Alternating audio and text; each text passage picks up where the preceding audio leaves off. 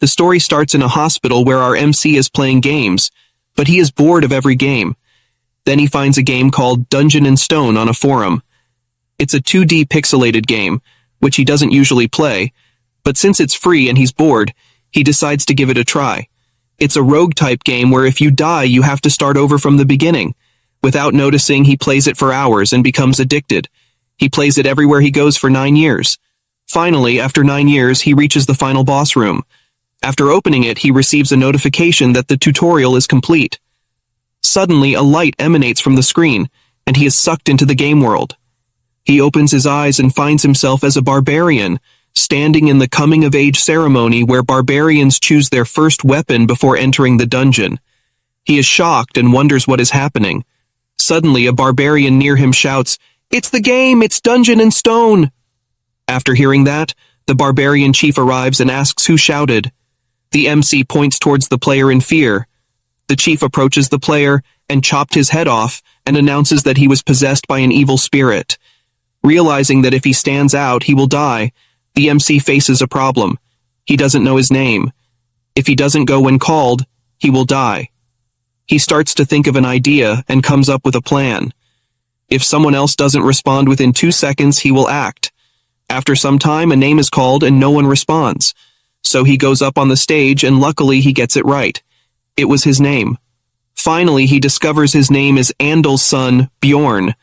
With his years of experience playing the game, he chooses a shield as his first weapon because it offers the most survivability.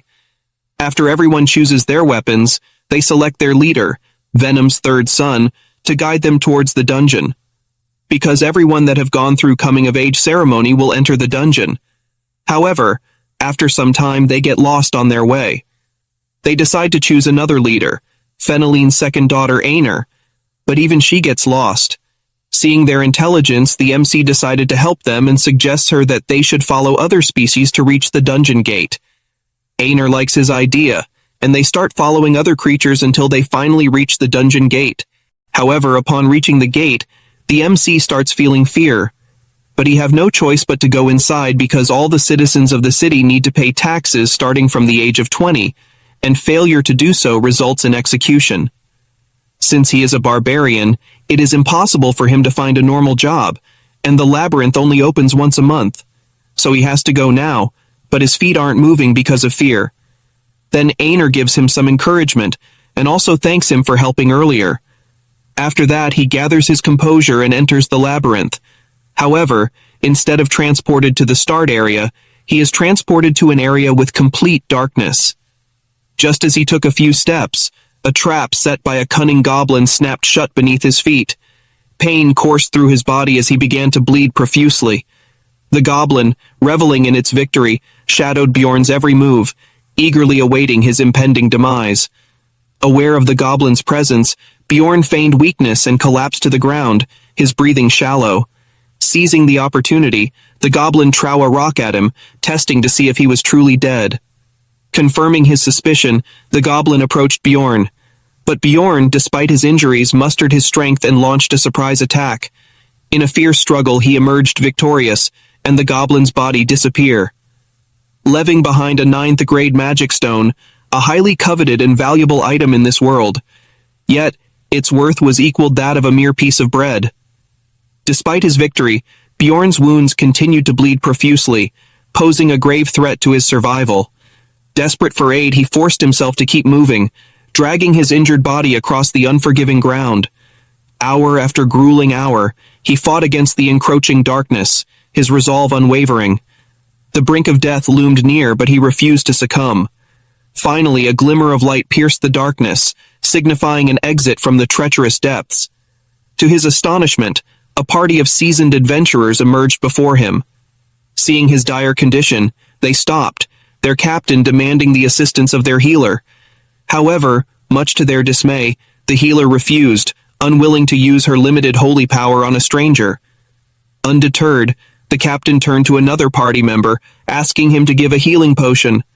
Reluctant due to its cost, the party member initially refused, but the captain, demonstrating his leadership, promised to repay the debt in due time. Relenting, the party member handed over the potion, and with careful precision, poured it onto Bjorn's injured leg. Unbeknownst to many, potions in this world inflicted a searing pain when used, making them impractical for use in the midst of battle. The healing process was arduous, but Bjorn endured the agony, his wounds slowly closing under the potion's influence. Grateful for their aid, the captain inquired how he had arrived before him. He wondered if there was a hidden shortcut he had missed. Bjorn, tell them what happened, after listening his explanation. The captain explained that such occurrences were exceptionally rare, happening only once or twice every 100 years. Bjorn couldn't help but reflect on his ill-fated luck. With their paths diverging, the party bid him farewell, and Bjorn resumed his exploration of the illuminated area. With a renewed sense of purpose, Bjorn ventured forth, his eyes scanning the surroundings for any signs of danger or opportunity. He knew that the light before him marked the beginning of a new chapter, brimming with challenges and untold treasures.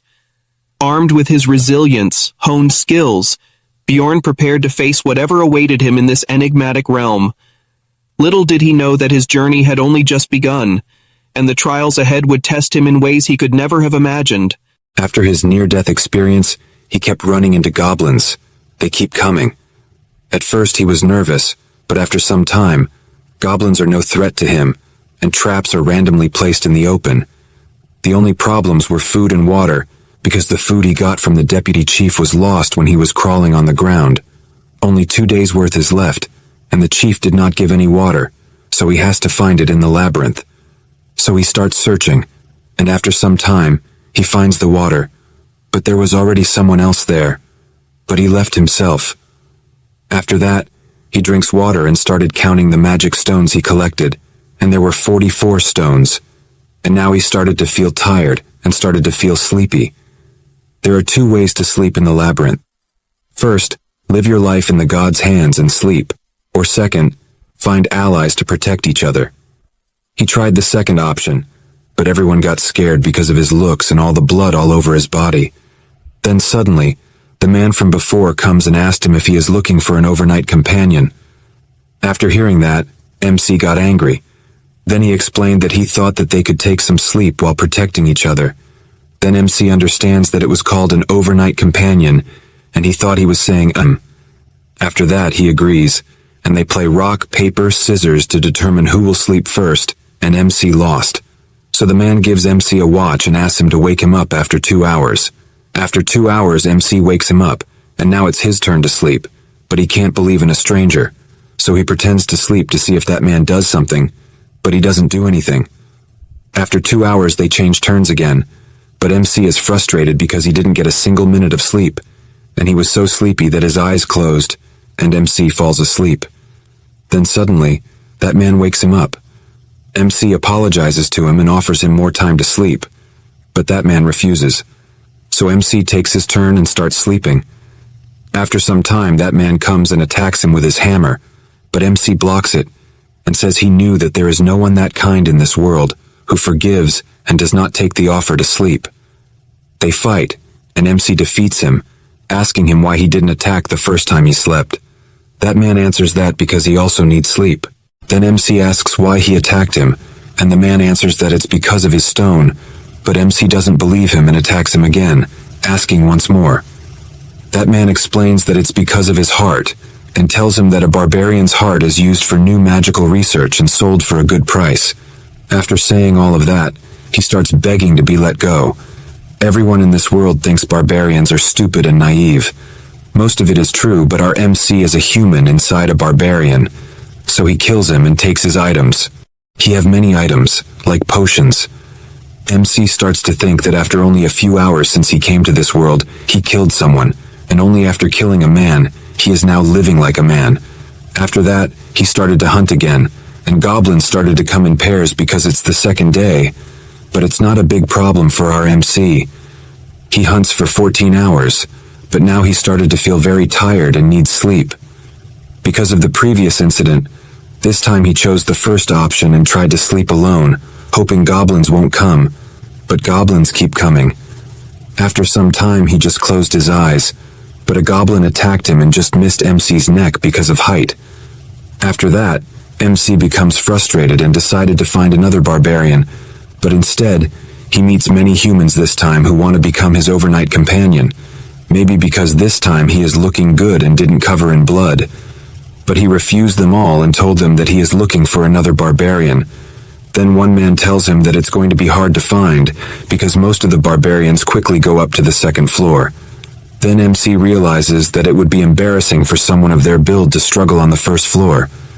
So he starts to look for any race other than human to become an overnight companion, because every race has a special trait other than human. After some time of searching, he finds an elf. She was injured and afraid. Then MC goes there, and she instantly starts to beg him to let her live. Then MC tries to comfort her, but she gets more scared and says that even if he is a barbarian, let her live just once because she has a younger brother to take care of. Then MC starts to think about what barbarians do. So to make her let her guard down against him a little, he gives her some healing herbs and some bandages he got from the men from before, and asks her to treat her wound first while he stands guard.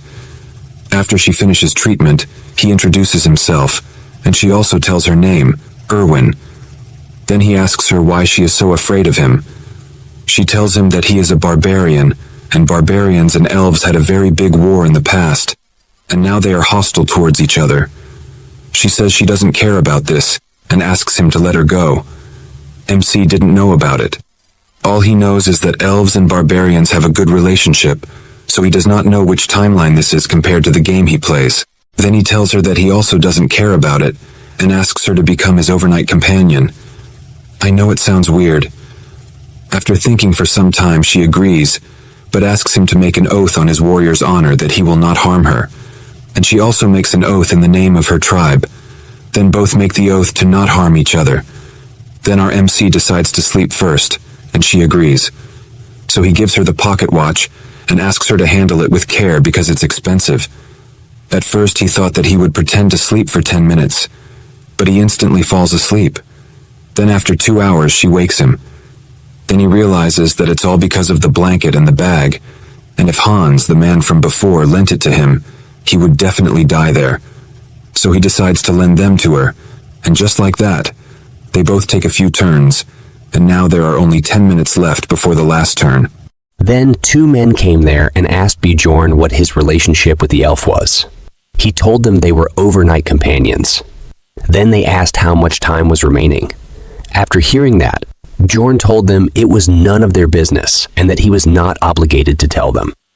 He scared them away, and they left. After that, Bjorn tried to wake up Erwin, but she pretended to sleep. Bjorn forcefully woke her and asked why she was pretending to sleep.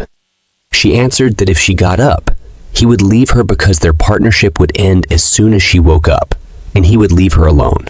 Then Bjorn asked her what happened with those 2. She answered that she didn't know them, but they were probably from the same group called the Crystal Union as the human who tried to hurt her. After hearing that it was a whole group, he first thought of parting ways, but this beautiful elf was only 20 years old, and that was reason enough for a man of culture to help someone. So he decided to help her and asked for her full story before deciding. She got really happy and told him that she had met them on the first day inside the labyrinth as overnight companions. And when she was sleeping, she felt a gaze behind her. Only later did she find out that he was a manager of a clan doing business on the first floor, and somehow she managed to escape. Since then, they had been chasing her. Then Bjorn asked how they were able to chase her in the labyrinth. She told him that they were probably using message stones, which allow communication when synchronized prior to usage. Their range is up to about 300 meters. It was a device that didn't exist in the game, so he was a little shocked. Then Bjorn asked her why the members of the Union continued to chase her, when it didn't seem like she had done anything wrong. She told him that while escaping, she swung her knife around and accidentally cracked one of the assailant's ears. Bjorn felt bad for that man, and she was laughing while telling him all this. Suddenly, she felt someone following them from behind, about 150 meters away. It was an ability of elves they are born with, so they decided to increase their speed, but the distance between them didn't increase. Bjorn started to think about the risks he was taking and the benefits. Well, I think we all know the benefits of helping beautiful elf. So he asked her what she was good at. She gave a great answer fitting for the situation. She said that she was good at laundry and cleaning but bad at cooking. I just want to ask what is going on in her head at a moment like this. Everyone, what do you think? But just don't go overboard with it. Then he asked what she was good at during battle, that she was good at archery, and could also use spirit magic, specifically flame element. Flame element is actually the rarest element in this world. Then he asked her if she had killed anyone before. She answered that she hadn't, but she could do it. Then Bjorn asked seriously if she would like to become his comrade until they got out of the labyrinth. He would take 90s, and she would get 10. He didn't even finish his speech, but she instantly agreed without any hesitation. So Bjorn decided to get rid of the pursuer because the distance between them was getting shorter and shorter. He decided to enter a dark area where they waited for the pursuer. After he arrived and started searching for them. Bjorn ordered her to shoot the arrow. She was a little nervous, but she shot the arrow and got a headshot. MC sure was smart. He didn't kill the man himself. Erwin was in a little shock, so he gave her some encouragement and started looting the men. There, he found the message stone Erwin had been talking about. After that, Bjorn checked the loot he got from the man he just killed. He had a pouch of magic crystals, 2 daggers, 1 potion bottle from his waist belt, and the clothes he was wearing, a leather top and bottom. Bjorn sure was a scavenger, and I like this kind of Bodgernan story. Then MC asked Erwin about how to use the message stone, and she told him that there was a button on the side. After Bjorn pressed it, a voice came from it, and there was someone giving everyone instructions and asking them to catch the elf and the barbarian with full instructions. He also placed a 10,000 gold bounty on their heads and asked everyone to gather at the Goblin District, which was where Bjorn and Erwin were currently. After hearing that, Erwin got scared, but MC asked her not to be scared, and they moved up to the 2nd floor. After hearing that, she asked if they were really going to the 2nd floor by themselves, as there was a huge difference between the 1st and 2nd floors. Bjorn said he knew it and told her that they would just stay near the entrance, and they were also a good match. She got flustered after hearing that, but she still hesitated to go to the 2nd floor. Then, suddenly, a voice came from the message stone, saying that whoever found the elf first could enjoy her first on top of the 10,000 gold. Then another man's voice came, saying that if she was too resistant, could he cut off one of her arms and legs. Then that man asked if they should just leave the important part, and he asked if they all knew what he meant, right? After hearing all of that, she immediately agreed to go up to the 2nd floor. This makes Bjorn's work easy and saves his time. He always likes to help people in need when it is beneficial to him, of course. When a chance like this comes, of course, he will take it. After that, Erwin asks Mick about the path to the 2nd floor.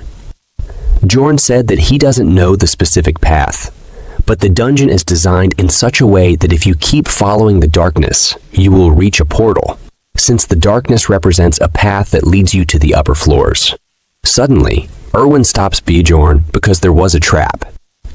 After seeing the trap, Bjorn remembers the dark past and that he just walked a few steps before stepping on one, but they only appeared now after so late.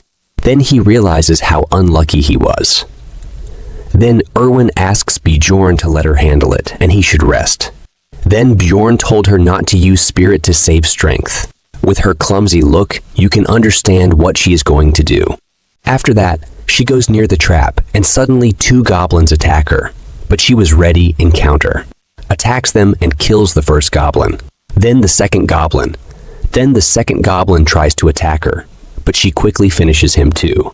After that, she gives both stones to Bjorn according to the agreement of 9-1, and she seems very happy about it, saying there's something her younger sibling has been asking for. And if they keep progressing like this, she can earn a little bit too, right? After hearing that, Mick feels like she is trying to insult him. I also feel the same. But she's got a point there.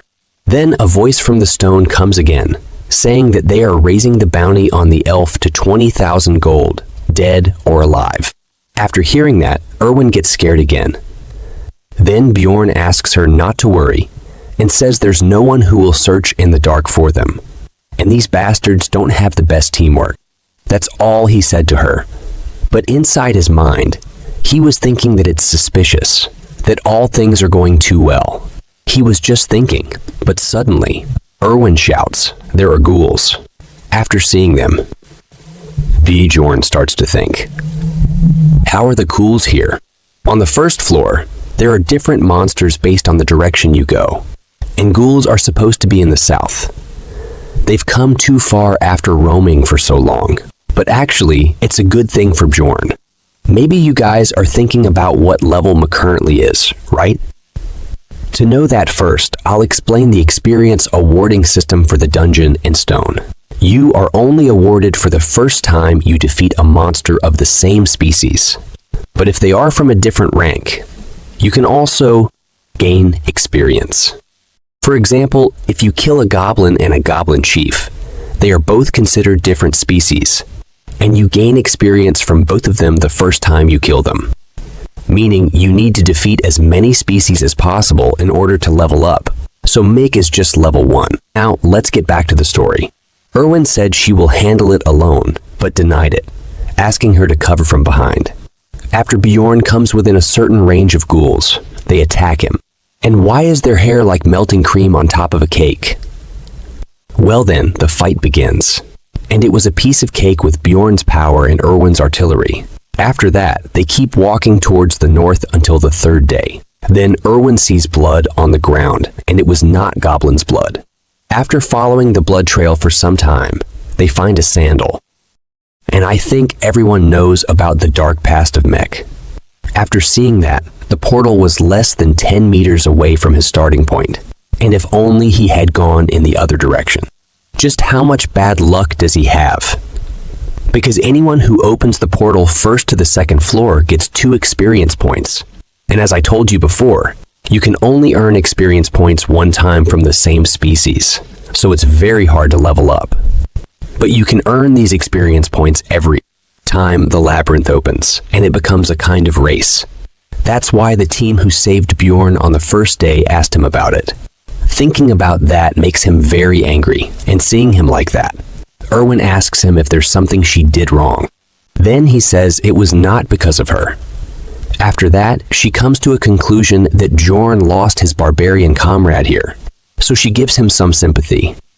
Bjorn gets confused, but he decides to ignore it, and they go up to the second floor, the Goblin Forest.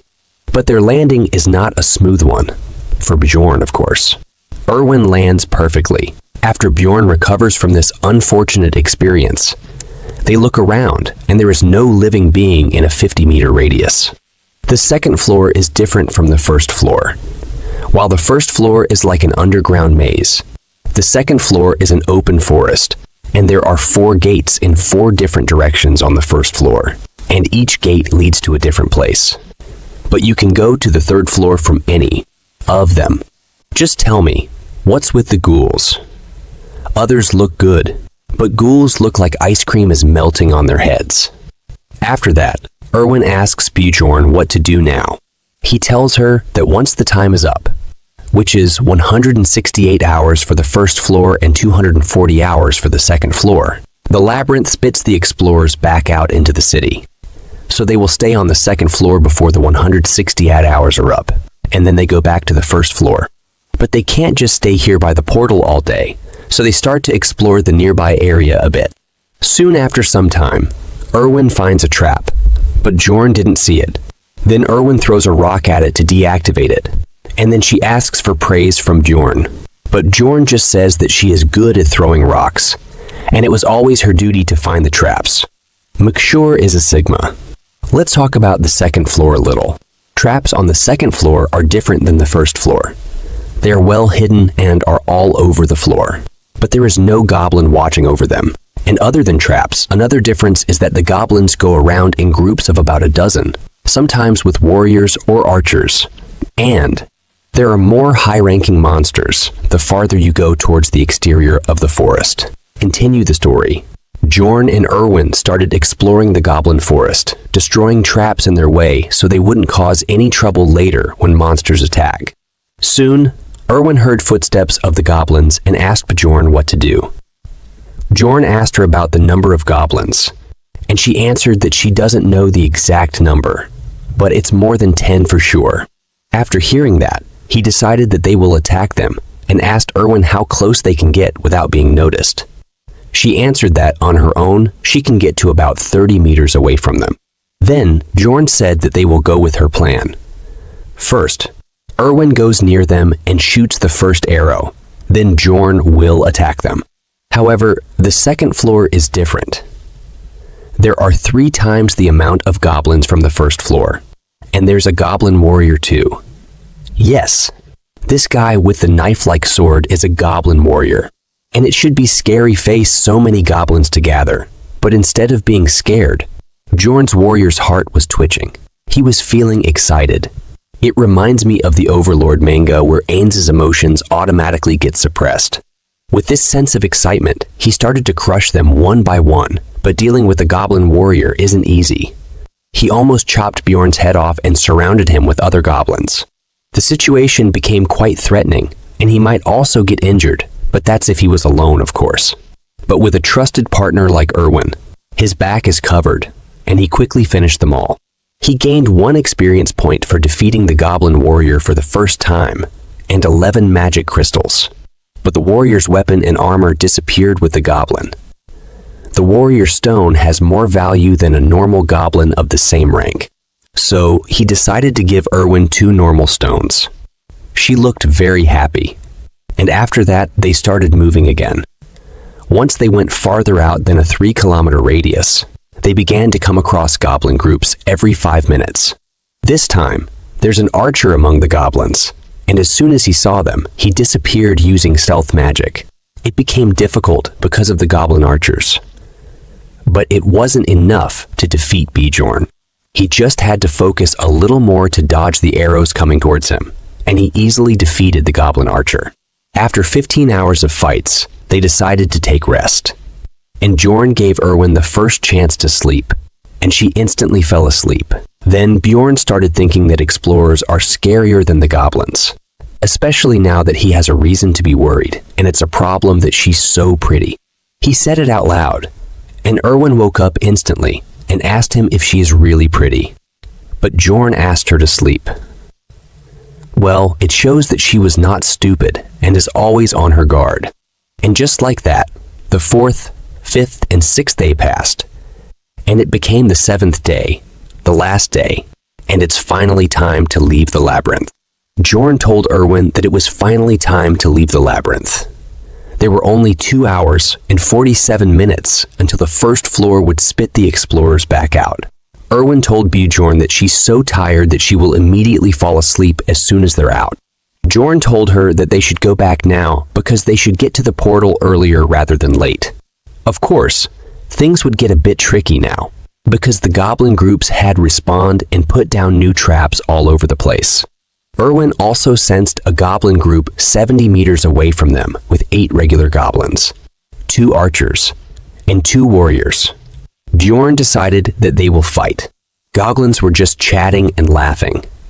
And just like before, Erwin shot from afar and popped one of them in the skull, leaving the other goblins stunned. Then Bjorn charged in with his fierce look, scaring the goblins, and he started his attack. He knew that Erwin would take care of the archers, so he focused on killing the warriors first. Bjorn had become a master at fighting goblins, swinging his hammer around and hitting them all to their death in each shot. Erwin also got used to it. She knew exactly when and who to shoot, and because of that, the time it took to kill all the goblins had shortened. He praised her and told her that she did a good job, and she loved having Bjorn's approval. But he told her to tell him when she kills the archers so that he doesn't have to worry about getting shot while fighting. She apologizes and tells him she wasn't sure if the last one was hit or not.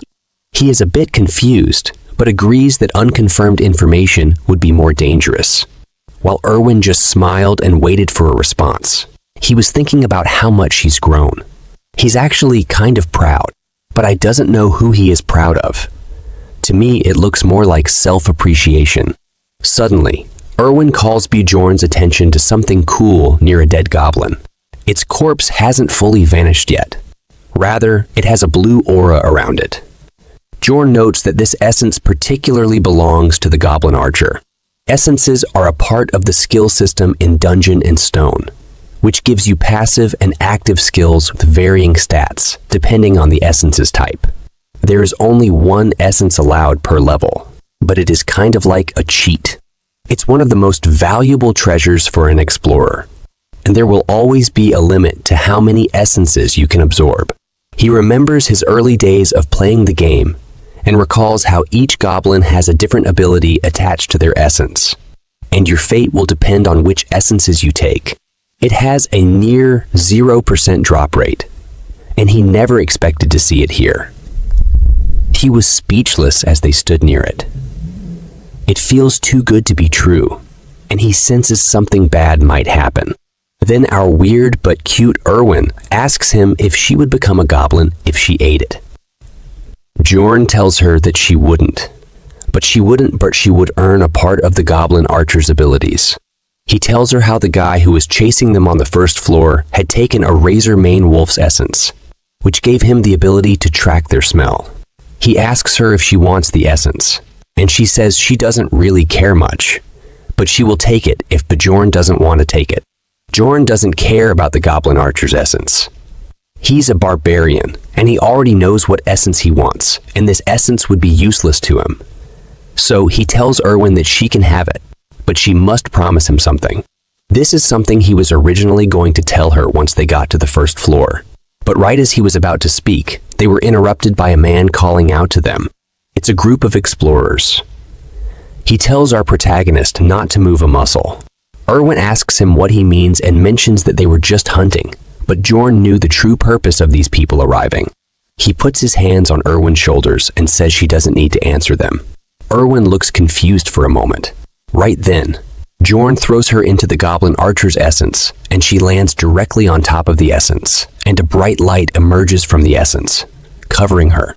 The man, who looks like he's from Naruto anime, starts screaming out of rage because Erwin ate the essence and is now fusing with it. He claims that the essence belonged to them. Erwin stands up and leans her back against Bjorn, thanking him for the essence. Bjorn knew that he would eventually run into people like these. People who wait until they see an opportunity to grab something from unsuspecting explorers. However, they couldn't do anything about it now that Erwin had absorbed it, and it was gone forever. Bjorn took a step forward and told them to come at them if they wanted a fight. He was confident, showing no fear as he looked towards them. He knew they were at a numerical disadvantage, so they needed to show confidence and boldness. That group started getting nervous, looking at the oversized barbarian with his hammer in his hand. He sure was intimidating. He told them he was ready for a fight if they wanted one, but if they were scared, they could back off. It looks like we're going to see some real fight very soon. But for now, we have to wait because that group decided to go from there. But before they left with a warning to Bjorn that they will come. After that, Bjorn and Erwin start running towards the portal, and Bjorn tells Erwin not to stop until she reaches the portal. She runs at the fastest speed she can while asking Bjorn if the four from earlier are gone, or whether they'd chase them. Bjorn remembers how they threatened him that he would get revenge for the essence, and even if they didn't follow them, they would probably end up in the same place, which confuses Erwin. Bjorn tells her that they were a party of 4, which is a good number for a second-floor raid. But they were loitering around the entrance, which means they were planning to go back to the first floor and leave the labyrinth, just like them. They were doing the same thing as them, and Erwin appreciates Bjorn's ability to think critically. Well, for others, he is a barbarian after all. As they run, Erwin senses a group of goblins 50 meters away from their location, and Bjorn says that they will avoid them. However, Erwin tells Bjorn that they can't run because the goblins are coming towards them. Bjorn is shocked to hear this, because the goblins hadn't found them once during the past few days. So how did they find them now? He wondered if this was a coincidence. so they decided to go in the opposite direction. As Bjorn made a quick turn, Erwin was agreeing with him, but suddenly an arrow comes flying towards her. Bjorn grabbed her by the shirt and pulled her backward, but the arrow wasn't from a goblin archer. She says she was going to dodge it herself, and Bjorn says that it's the guys from earlier who shot at them. He tells Erwin that they lured the goblins to their location, and they're waiting on the opposite side. They were planning to tire them out with goblins, and now they had no choice but to fight. He told Erwin to use her powers. She is confused as to what powers he means, and he tells her to use the essence's power that she had acquired by eating the goblin archer's essence. You see, every essence has its own special ability, and since Erwin had absorbed the goblin archer's essence, it would give her special powers. It would increase Erwin's stats in many ways, as you can see on the stat window. Alongside that, it adds a passive and active skill, which can be quite useful in situations like this. She had gotten a passive skill that made all her arrows poisonous, while also giving her an active skill that made her stealthy. Erwin tells him that she doesn't know how to use it, and he just looks at her and tells her that it's already working. Erwin begins to glow blue with the essence surging through her body. She can finally feel the powers of the goblin archer. Her active skill thief step was now in use. Bjorn looked at her and wondered whether the skills work just by willing them, or did they need to say something to trigger it. Meanwhile, Erwin is just enthralled by her new powers. He hands her his bag, telling her to keep it safe.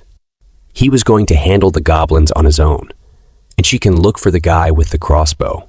Erwin is worried for Bjorn because it would be too dangerous on his own. However, he doesn't care at the moment. He tells her that there is no time to think. He tells her to stay hidden, and when he gives the signal, she must kill the guy with the crossbow. There would only be one shot.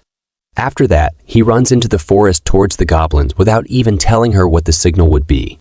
After some time, he stops, because goblins were surrounding him from the left while rushing into the goblins headfirst. Bjorn notices how those guys haven't shown themselves since they shot at them with a crossbow.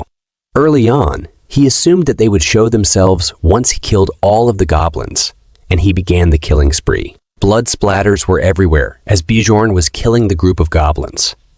There were a dozen of them. 2 of the goblins were swordsmen or warriors, but there were no arrows flying towards him. There were probably no archers, or so he thought. But an arrow comes flying his way, so he blocked it with his shield, and he now knows there were archers too. Then he felt something pierce his back. It was a goblin with a dagger who stabbed him from behind. He threw the goblin off and bashed its head in with his shield. He was fighting the goblins to the best of his abilities. But he also remembered the crossbow guy was there too, and he didn't have Erwin to help him this time. The injuries were piling up as they were cutting Bjorn up. It was looking like the attack on Titans.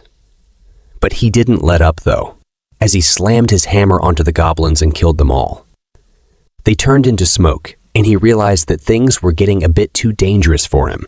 Suddenly, 2 arrows shot in his direction at once. He had to dodge them, but he realized that they were both different markings. One belonged to a goblin archer, and the other arrow was from the crossbow guy. It was impossible to block both arrows, and now he had to pick and choose which arrow would be more dangerous to get hit with. So he decided to block the crossbow bolt, and as he blocked it, the goblin arrow had pierced through his elbow because he simply couldn't have blocked shots from both sides. His arm was wounded and bleeding, not to mention the goblin arrows seemed to have been poisoned. His arm was turning purple, and he couldn't feel any movement within it. He only had his right arm, and he needed to choose between his weapons now. So he let go of the hammer, knowing it wouldn't be much help. He pulled the arrow out of his elbow and chose the shield. It was his original weapon. He knew that the real enemy was that group of scums. If it weren't for them, the goblins wouldn't have been much of a threat to him. He could easily kill goblins with the hammer, but the shield was necessary to protect himself from those crossbow bolts. Bjorn kept slamming into them with his shield. He was flinging them around like they were nothing, sending them flying far away with each hit. But it was not enough. Eventually, he had enough, and he got angry. As he gave the goblins an angry look, the remaining goblins began to run away. As they ran away, Bjorn had one slight moment of rest. He managed to hold on long enough, and he knew he didn't have to chase them down. The group started to emerge from the bushes. They were hiding in there for too long. Their leader smiled and looked smug. He respected Bjorn for getting rid of all of those goblins on his own. He found it impressive and quite unexpected as he walked out with his two other companions. The crossbow guy didn't come with them, but he noticed and asked him the whereabouts of Erwin. With anger, he just tells them to come and fight him. Then their leader says that it is truly impressive that he still has energy despite fighting all of those goblins. However, he was sure that Bjorn was severely injured by this point and gives him the option to tell him where Erwin is, and they would let him go. Bjorn smiles. He wondered if they thought he was stupid, but Bjorn, laughing, annoyed them, and they decided that they should fight him first and torture him later for the answers. He tells his crew not to let their guard down, even if Bjorn is injured. They were going to take this fight the same way as they would while hunting a giant monster. They decided to rush and attack Bjorn as he held his shield up, ready for their attack. But his situation was dire. His left arm wasn't moving, and he was going up against 3 explorers. He wondered whether Erwin found the crossbow archer yet, but he needed to send the signal now. But he knew that the signal had to be something unique, something that this world's people would recognize. He knew what he had to do. He smiled as he raised his poisoned arm up and showed them his middle finger. As he put his arm up, he looked very pleased with the signal. Well, it's a good one. What do you think will happen if Erwin got confused with it? As all of you know how clumsy she is. As Bjorn's middle finger was raised up high, his mind was racing and worried as he wondered if Erwin had recognized the signal yet, because she's far away. Of course, the red-hair man and his crew didn't know what this meant, and this confused them. While they were confused, Bjorn had no choice but to trust her. So he charged at his enemies with his shield. He rushed towards them, but their leader stopped him by slamming his sword against his shield. Feeling Bjorn's strength, he began to be undermined, so he called his samurai friend for help. While Bjorn was focused on him, the samurai came in swinging his sword, slashing at Bjorn's shield and pushed it out of the way. Bjorn could feel the power of the samurai warrior, but he knew that he couldn't back off. So he decided to be aggressive towards the samurai, but the samurai easily dodged his attacks. However, hitting them is not his original goal. He wants to distract them to make an opening for Erwin. In the midst of the fight, he couldn't help but worry about Erwin. He was worried that she might have been defeated by the crossbow guy, but as he fought, an arrow came flying from behind them. It surprised everyone because it was a crossbow arrow, and it was coming towards their leader. But it was blocked by the shield guy of their team. The shield guy told his squad to focus on Bjorn, and he would focus on blocking any of the arrows coming their way. Both of them rushed towards Bjorn. Bjorn stopped the attack of the red-haired guy with his shield, but he had no chance to fight against both at once. As the samurai guy ran towards him, ready for a killing blow, Bjorn knew what he had to sacrifice. So he protected his back with his left arm, though the poison had already made it useless for this fight. His arm had a huge cut on it now, but he exchanged it for the leader's head, slamming his shield into Redhair's face and sending him flying. So it wasn't a bad trade-off. The samurai guy tried attacking Bjorn, but he dodged it. Then an arrow came flying towards the samurai, and he was shocked. But the shield guy came and blocked it. But he didn't know that the archer they were up against had a fire spirit on her side. Before Bjorn could do anything, another arrow came flying and pierced through the unshielded guy's shoulder. After seeing that things were not looking good for them, Redhair decided to run off and go after Erwin. Bjorn wanted to go and stop him, but he knew he couldn't risk going after Redhair, so he decided to trust Erwin to deal with him herself. He locked his feet into the ground and attacked the samurai guy with full force, but the samurai dodged it at a last moment. However, The samurai was not Bjorn's target from the start. He was aiming for the shield guy. Now, it was just Bjorn, and the samurai left standing. They clashed again, but Bjorn could see that the samurai was trying to buy time for red hair to come back, so he decided to finish it in one shot, even if it was dangerous. He pretended to swing his shield, but instead he threw it towards the samurai's head, hitting him hard. But if he missed, it would become dangerous for him. Now, he grabbed the samurai guy by his collar, and Bjorn knew that he didn't have much strength left and was about to die if he messed things up. So he lifted him up and pulled him towards his face and literally bit his tongue out of his neck. The barbarian rage had taken over, and he was moving off of pure instinct for survival. Now, both of Bjorn's opponent's bodies were on the ground, and he was left standing alone. Erwin came running to him from behind, tears in her eyes because she was worried about Bjorn's safety. She also killed both of her opponents, and now they had both survived the game of survival one more time. This time, it got a bit too close for comfort though. As Erwin saw how wounded Bjorn was, she handed him a potion, telling him to drink it immediately. Bjorn was confused because he didn't know that people can drink it. She told him it's better to drink it than to pour it on your wounds, and since he was poisoned, it would clean up his insides too. Bjorn chugged the vial of healing potion and dropped it on the ground as he sat there healing. He could feel his insides boiling, his entire body burning in pain, and his veins were itchy and hot. That's the reason why people pour it on the wound instead of drinking it, even if it has more benefits. While Bjorn was healing, Erwin was next to him, encouraging him. Then he asked her how much time was left. Erwin checked their watch and told him that it was 11:20, which meant that they had 40 minutes until the first floor closed. They did not have any time to rest despite the fight. Then Bjorn asked her to strip, and she had a regular reaction for her standard akos. She was thinking that he was doing it so suddenly, so he must have a reason for it, and she started taking her top off. Or I was just thinking too much. She is the same Erwin we know.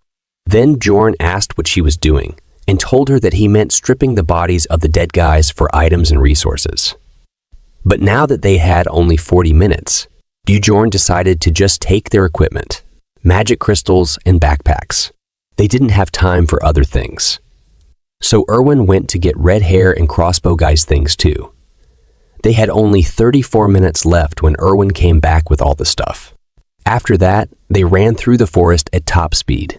There was only 1 minute left, but they got to the portal of the first floor, and then they jumped into the portal. They managed to come back to the first floor in time. Erwin rejoiced in their success. She had lots of fun. Meanwhile, Bjorn still wondered how she managed to land perfectly every time. She told Bjorn that he did a great job. Then he told her that she did a great job too. Then she leaned in close to Bjorn, asking him what he wanted to say earlier before.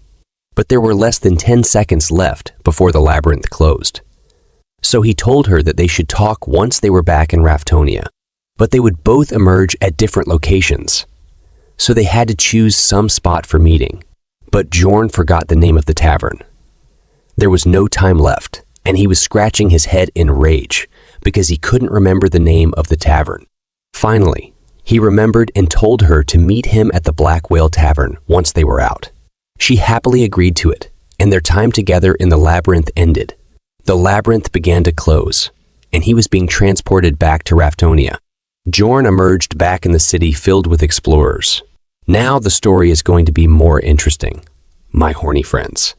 But for now, he was back in Raftonia amidst the hustle and bustle of people. It's a place filled with a tremendous amount of people because all the explorers are gathered in one place. But for now, he began to reset his clock because time in the labyrinth flows differently than in the city. No matter how many days you spent in the labyrinth, once you come back to the city, it's always noon on the next day, and you have to reset your clock so that it points to noon. I was curious about one thing. If no matter how many days you spent in the dungeon, you come out the next day and the higher the floor, the more days it takes to close, does it mean you age faster compared to the person outside? Or does the age of the person inside the dungeon not increase? Think the second option is more reasonable. What do you guys think? Let me know in the comment section. Let's get back to the story. In the crowd, he saw a tall barbarian calling out to him, and he wondered what this guy's name was. As the two men shook hands, Dorn remembered his name as Vanon's second son, Karak, but he was actually the third son. Well, Dorn always does that. Then another one came, and he was glad to see both safe. This guy's name was Serum, and the name reminded me of something. What about? After that, within a moment, a crowd of barbarians gathered around, surrounding Vanon's second son, Karak, talking about their experience in the labyrinth. He sure was a popular guy, but Jorn didn't seem to be happy about it. They were having a whole reunion, but I didn't see Aner anywhere. Maybe we'll see her in the future. For now, one of the barbarians challenged Karak to a duel, and Karak accepted it, which was a celebratory barbarian thing. So they all decided to head out to the bravery checkpoint, where they could get their magic crystals counted, as well as talk some more and share their experiences as they walked away. They asked Bjorn if he was coming with them. It didn't really seem like he wanted to, but he obliged anyways, because what else could he do? At the register table, a lady was counting all of the magic crystals. Some had 20,000, some had 30,000, and at the end, Vanon's third son, Karak, stood above them all with 40,000 magic crystals. Everybody was cheering for him, calling him the warrior of warriors. Then Bjorn walked up to the register and dropped a bunch of bags on the counter. The cashier lady began to calculate. She was so fast that Bjorn was left shocked. After the count was done, it turned out that Bjorn had 182,413 magic crystals. Hearing the numbers, Bjorn was also in shock. After hearing that, they gathered around him and started cheering for him. They also noticed his equipment and bag and started saying that they were jealous of him and that he was a true warrior. All of them were truly happy for him. He was being lifted up and thrown in the air by a crowd of barbarians. And he enjoyed that moment. But people started to complain about it. So the squad decided to hang outside of the checkpoint while some of them stayed inside the building to get their magic crystals counted. As they sat on the steps, Jorn decided that he should follow all the other barbarians because there might be something left to do that he doesn't know about, and he doesn't want to take the risk of getting exposed. So he would wait for them to return and stick with them. In the distance, he saw a group of elves hanging out. In that group, he saw Erwin. She was talking to her friends about how she learned to control spirits, and they applauded her. Jorn felt envious because she hung out with that sort of crowd. But he was surrounded by the savages instead. He noticed that she looked at him and waved stealthily from afar, trying to hide her connection with him. He quietly told her to meet tonight, and she agreed. Then the elf lady asked Erwin if she knew him. She denied it immediately. Meanwhile, the same happened to Bjorn. Karag asked him if he knew the elf, but Bjorn said no. Of course, barbarians are free, spirited and loud, and this guy straight up shouted that there's no way a #1 warrior like him would hang out with those cowardly earheads. This pissed off Erwin's friends, and the mood became tense all of a sudden, but she didn't escalate the situation. Jorn was annoyed, but thankfully, the rest of the barbarians came out of the building. So Bjorn got up, telling the other barbarians that they should leave now that everyone's here. On the way, he noticed a child calling out to his father. The child ran up to his father and hugged him. They told each other that they missed one another. This was also a feature in the Dungeon and Stone game. Anyways, there were moments of joy once you came out of the labyrinth. People would meet their families and friends. However, there were also moments where people would die, and the repercussions of that could be felt. A woman cries to her husband's companion, begging him to tell her where he is. But the companion can say nothing because her husband had died. Another moment happens where a woman is crying as a little girl innocently asks her mother where her brother is. These moments of agony and sadness couldn't be felt throughout the 2D game graphics, But now, seeing it in real life, his feelings were in chaos. After some time, the barbarians raised their mugs to drink the night away, pouring liquor down their throats like true barbarians. Bjorn thought these guys were going to do something important, and he was worried he might miss a necessary step of sorts. But they were just trying to get drunk. He was angry looking at them, wasting his time. So he slammed his hand on the table and told them that he had somewhere else to be. Karak was shocked upon hearing this. The whole crowd became angry when they heard this. It looked as if they would kill him because he is the protagonist of the night and he is leaving. But they let him go happily while still calling him the best warrior. As he walked through the streets of Raftonia, he could hear the laughter and joy in people's voices. This place was peaceful, and he felt comfortable walking around. He thought that there were no monsters or humans that would harm him. As he looked around at stores, he felt the relaxation of being in a place that had rules and laws. In this place, even if he fell down on the ground, nothing would happen to him. Unlike the labyrinth, someone might even help him. Then he walked into a hotel to properly take a rest, then started thinking that this other world might be more barbaric than the 21st century Earth, but it was still peaceful. Then he got a room for himself so he could change and shower. All those near-death encounters in the labyrinth had made him realize that living in Raftonia might not be that bad. After he came out of the shower, feeling refreshed, and now all he wanted was a comfortable bed to sleep. But thoughts of his home were rushing through his mind. He still wanted to go home, even if there is no one to greet him at home.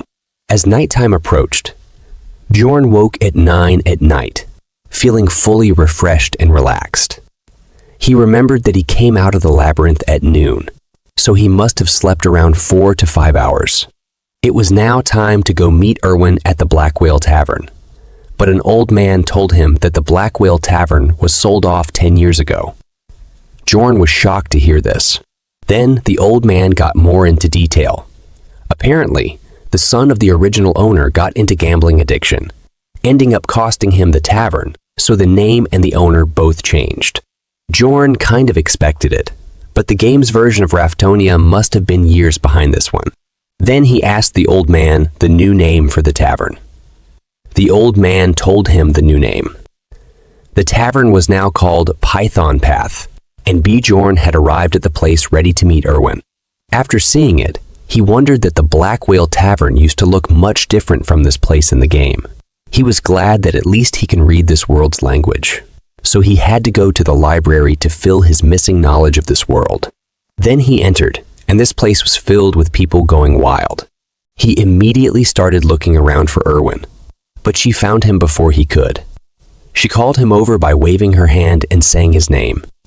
However, he noticed the elf lady from earlier was also there. The short-haired woman stared at him angrily, saying that he is the barbarian from earlier. He introduced himself as Jandal's son, Bjorn, and asked her who she was. She said she's the older sister of Erwin. Then Bjorn said that her name couldn't be older sister, so she just told him to call her Teresa. Then he remembered that Erwin's last name was Teresa, so this lady was trying to keep her real name hidden. He asked her reason why she was there. Then she stood up and slammed her hand on the table. She asked Bjorn why he called Erwin to such an inappropriate tavern like this last night, and then stood her up, making her stay the night out. And now he is asking what her purpose here is. She insults him, calling him a thick-skinned barbarian. Then Bjorn asks her what she means by it. Then she replied and said, "Are you trying to play dumb?" After hearing that, he got confused and asked Erwin how much time it has been since they got out from the labyrinth. She answers him that it had been 30 hours. Bjorn was feeling like an idiot right now. First, he thought it had been 4 to 5 hours. But nope, it had been a whole 30 hours. He realized the reason why he felt so refreshed after waking up. It was because he slept over a day. Seeing Erwin, he was feeling sorry, so he apologized and told them that he overslept. After hearing that, both of them were shocked, especially Erwin's sister, to see a barbarian apologizing. After that, in shock and embarrassment, She asks Bjorn why he would call Erwin. Bjorn could have given many long reasons, but he said he had no obligation to answer her. She can ask Erwin if she wants and piss her off again. She says he is just a beginner, and then Bjorn replies that she should throw away that kind of attitude unless she intends on taking care of Erwin all her life. Then she calls him a savage and slams a huge bag of 350,000 magic stones on the table. After seeing it, he feels like he is in K-dramas. Bjorn just stared at the stones, and this made Erwin's sister wonder why he wasn't taking it. She knew that he had a different reason for asking Erwin to meet. Does she think Bjorn is Johnny Bro or something who accepts any types of payments? Bjorn looked at Erwin and asked her if she agrees with her, but she doesn't know what to say. At least for a moment. However, Bjorn tells her that the deal for giving her the essences was that she'd help until he got the amount he wanted. After hearing that, Erwin was a little disappointed. Then Bjorn told her that they would also split the rewards 50-50. Erwin was overjoyed at first, but suddenly she realized something and asked for Bjorn's forgiveness because she wouldn't be able to go labyrinth exploring with him anymore.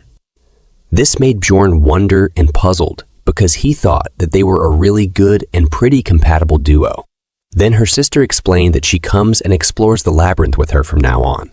She said that they were just following tradition and letting her go alone since it was her first time. However, she never intended on letting Erwin explore the labyrinth on her own. Bjorn now realized that she already had someone to accompany her through the labyrinth, and he was jealous of people with personal connections. Then she pushed the bag further towards him and said that if he understood, he should just take this pouch. But Bjorn stopped her and said that it was a result of splitting the essences in half.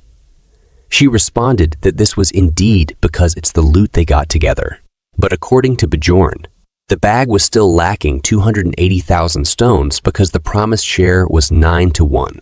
She smirked and slammed another bag with the remaining 280,000 stones on the table. He realized that this woman just tried to con him, and he kind of gets why the barbarians hated elves now. He immediately told her to get out if she is done here, so that he and Erwin can get on with the remaining private matters they needed to talk about. Of course, she wasn't going to move, but Erwin poked her on the elbow and told her that while she appreciated her coming here with her, she should go now. She wanted to thank Bjorn and say her goodbyes. This was one of those weird moments when you realize your younger sibling isn't a child anymore. However, she retaliated, pointing her finger at Bjorn and asking him to swear that he won't sleep with Erwin. If he agrees to swear, she will leave immediately. Erwin was embarrassed and shocked that she would say that out loud. Meanwhile, Bjorn wondered if that meant that all the other options were still on.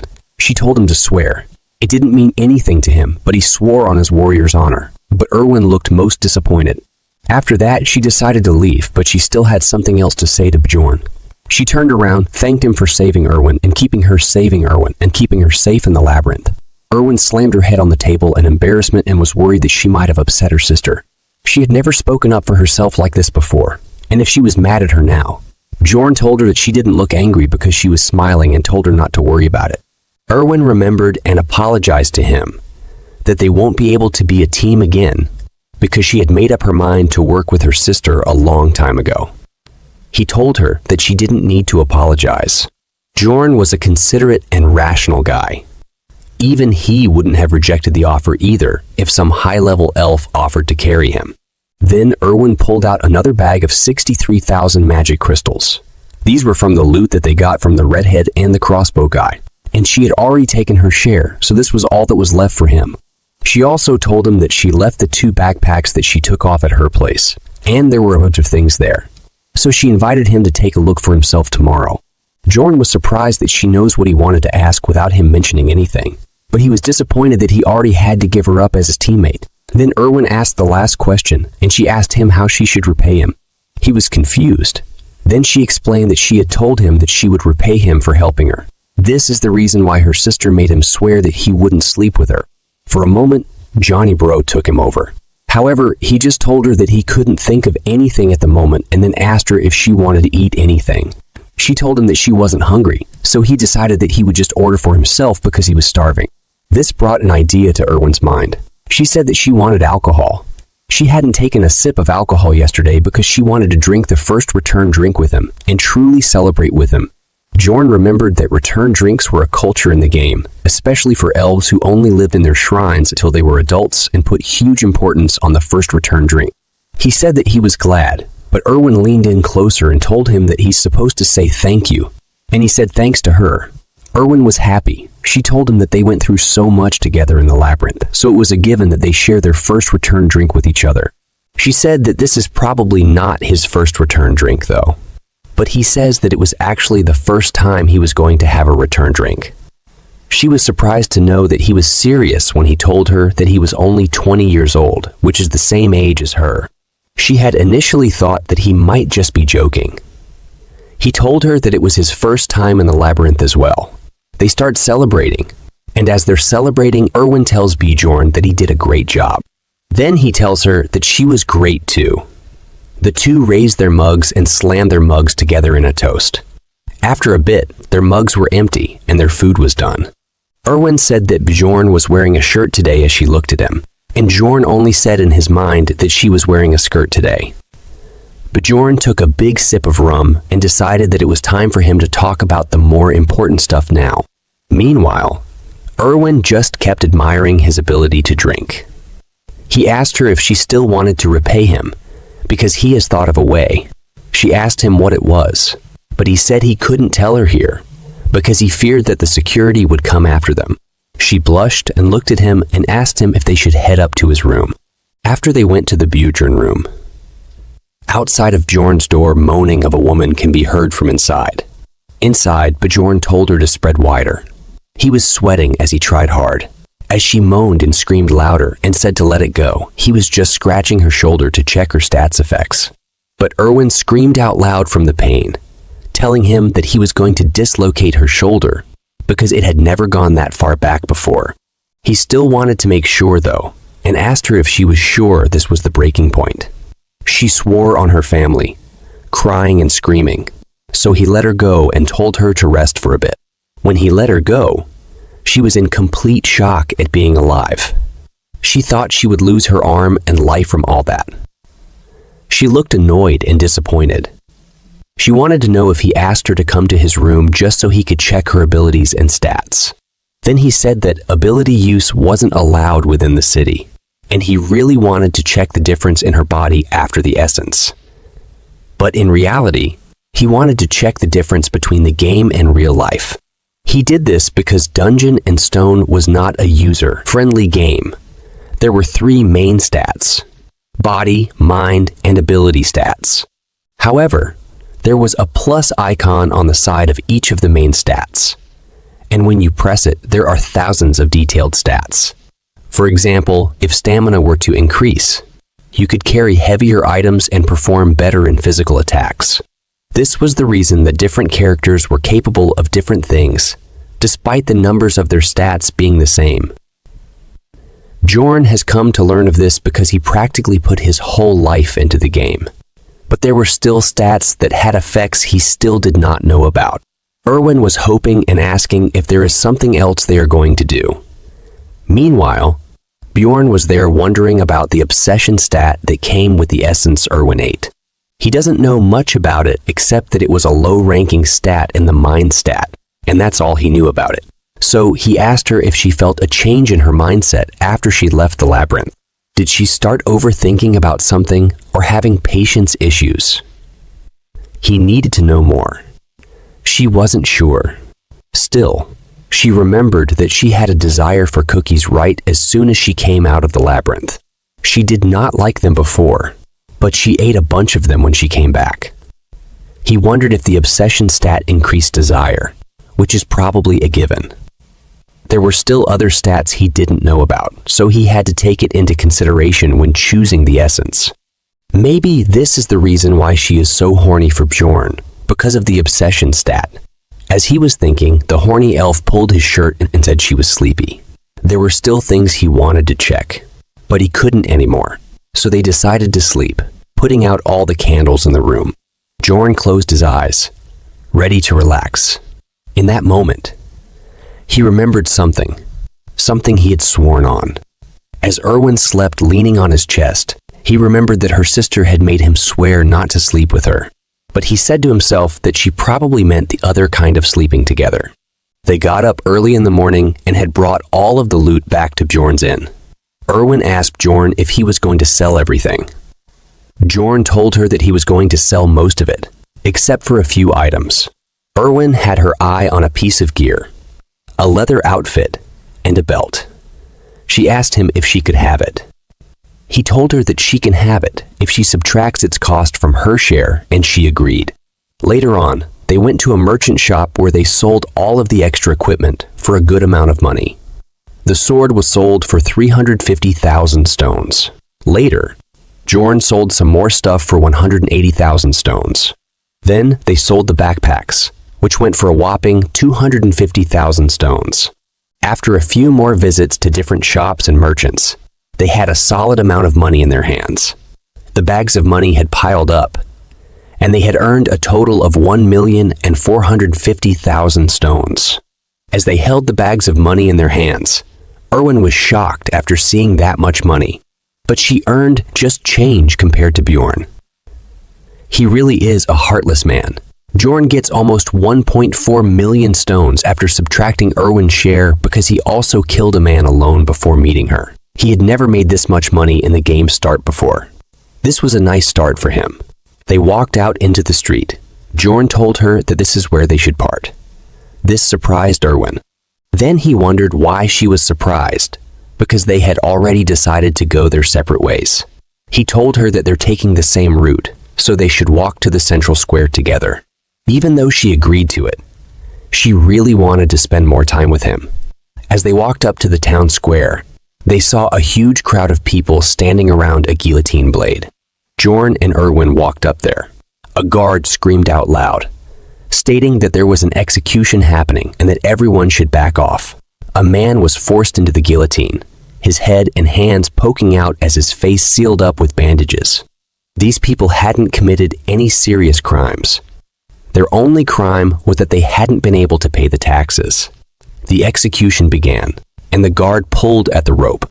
Rafdonia was the final remaining city of the other world that ended at the hands of a witch's curse. The only place to get resources in this limited space was the labyrinth. Therefore, those who couldn't pay taxes were executed to decrease the number of mouths to feed. As the blood hit the pavement from those who were executed, a bunch of people came running and holding pieces of bread. They dipped their bread in the blood and started eating it. Erwin was barely holding herself from throwing up, asking Bjorn why they were dipping bread into the blood. He told her that there's a legend that everyone who drinks the blood of the executed will gain great financial luck. Bjorn asked Erwin how much the taxes were for the first year. She told him that it's 700,000 stones for non-humans. He realized that it was a bit off from the game, but similar. He asked her what it is from the second year and afterwards. She told him that it was 800,000 stones, and they were exchanging fees too. This was the same number as the game. As they stood there, looking at them devour the bread with blood sauce, Bjorn started thinking about tax rise each year of work. And if he can't get back to his real life, and if he can't compete with the increasing taxes, his blood might be the one that people are dipping their bread into. And to avoid that, he has to save money. And for that, he needs to become an explorer that can at least reach the 6th floor. The scene switches to the library. As he walked in, he wondered why people were staring at him because he was a barbarian in the library. Then he saw Einar using a book in the library as a pillow and sleeping. Well, it's good that she's okay, because we didn't see her after he came out with the other barbarians. He walked up to her and poked her, wondering why she was there. She woke up, saliva drooling down her face as she looked at him. Bjorn looked at her and said that he was glad to see she was doing fine. She gave him a smile, telling him that she feels the same. He told her to lower her voice because they were in a library. She answered that she never expected to see her fellow barbarian here. Bjorn asked her what she was doing here. She told him that she was here because of what he said to her earlier. He told her that she should think before acting, and she wanted to gather more knowledge in order to think properly. Bjorn was surprised because she is different from the rest. She tells him that while she was in the labyrinth, she realized that the monsters weren't the only enemies they had to encounter. As she's speaking, Bjorn thinks about how if there was any regular barbarian in her place, they would be bragging about their experience. Instead, she said that this is why she decided to study, but she found reading to be very, very difficult for her. So she wanted to learn how to read and write properly, and she was thinking of going to their shrine so she could learn all that from the elders. He asked her if she was going right now, and she said that if she doesn't, she would forget about it. As she's walking, she remembers that she promised to repay him for his advice if they came back alive from the labyrinth. She told him that if he ever needed anything, all he had to do was ask her at the Angry Bull Tavern. He looked at her and said that he would definitely come to her if he needed. He was simultaneously hoping that she doesn't forget about this promise in a couple of days, because he was probably going to need her help very soon. Anyways, he needed to find a book, and he didn't know how to do that in a place this big. His eyes went straight towards a girl sitting at the front desk, which is the librarian. He walked up to her as she slept on the job. He tried speaking to her, and the girl woke up while raising her head. She looked at him and asked him what he needed. He tells her that he's looking for a book, one that is related to history, but she interrupts him and casts some spells, conjuring up a weird ball of light that starts floating towards Bjorn. He's confused about what magic she cast. Then the ball of light shimmers its way into his chest. Bjorn is unsure of what changed because he doesn't feel any different. The librarian tells him that now he can find any book that he's looking for in the library. She also tells him that he's allowed to borrow any book, but he has to put it back where he takes it from.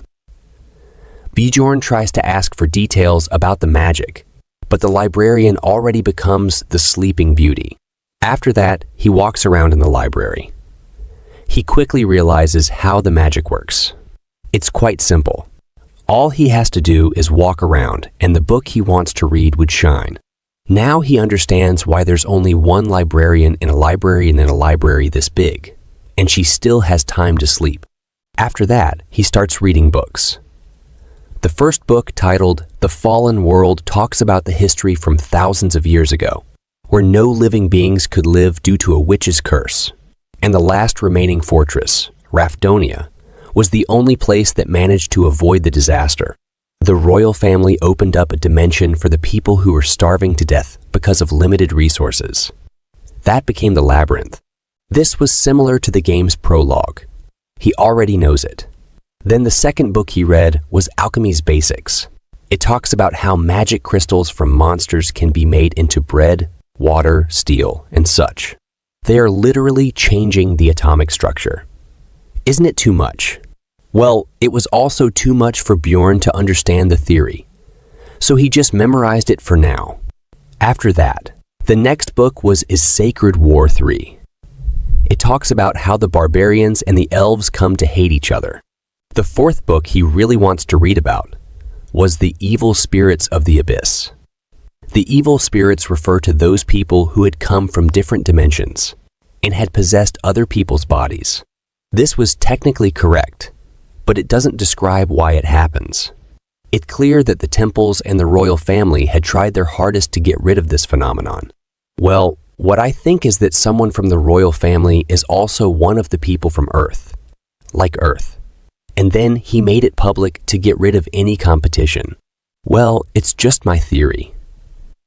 He learned one thing from it, and that is, as long as he didn't say any of the forbidden words, he would be pretty much okay. The fifth book, titled On the Death of the King, is about the first ever king, also called the Immortal King, Lavagen III. It talks about how he died over 150 years ago. Basically, he lived for thousands of years. Since he was the first king, and I think it's also related to evil spirits and my theory, the game's story started after his death. So that means Bjorn was 150 years after the game timeline. This is why his knowledge of the game world kept contradicting the reality in this world. Previously, I think I said it was a 10-year gap, but it was actually a 150-year gap. After that, he moved on to the book about the dimension's instability of observation records. While reading this book, Bjorn had a realization that this might be the book that the blondie who had saved him had read. This book mentions a theory that says entering a portal in the moment that it was closing could have something to do with that instability. Perhaps that is why that happened to him. That made him feel depressing because he had no one else to blame but himself for the torture he had to go through. It had gotten dark outside, so he decided to read the rest later. After that, he goes back to his room and thinks about how it had been 3 whole days since he had left the labyrinth. The labyrinth opens up on every first day of the month at exactly midnight. So he has 27 days left to prepare himself, and he has to find a new member for his party from tomorrow onwards. In early morning, Bjorn woken up by loud knocking noises on his room's door. It was Erwin who was knocking the door. He hurried to get out of bed, then he opened the door to see why she was standing outside. He asked her why she was banging on his door so early in the morning. He was just saying, but suddenly he felt an incredibly powerful gust of wind. It was Erwin's new contract. She was excited to show Bjorn that she had succeeded with the new Sprit contract. She told him that she had tried 10 times with the spirit stone that her sister gave her, and it worked out, and it's a wind spirit. It was perfect match with her fire spirit.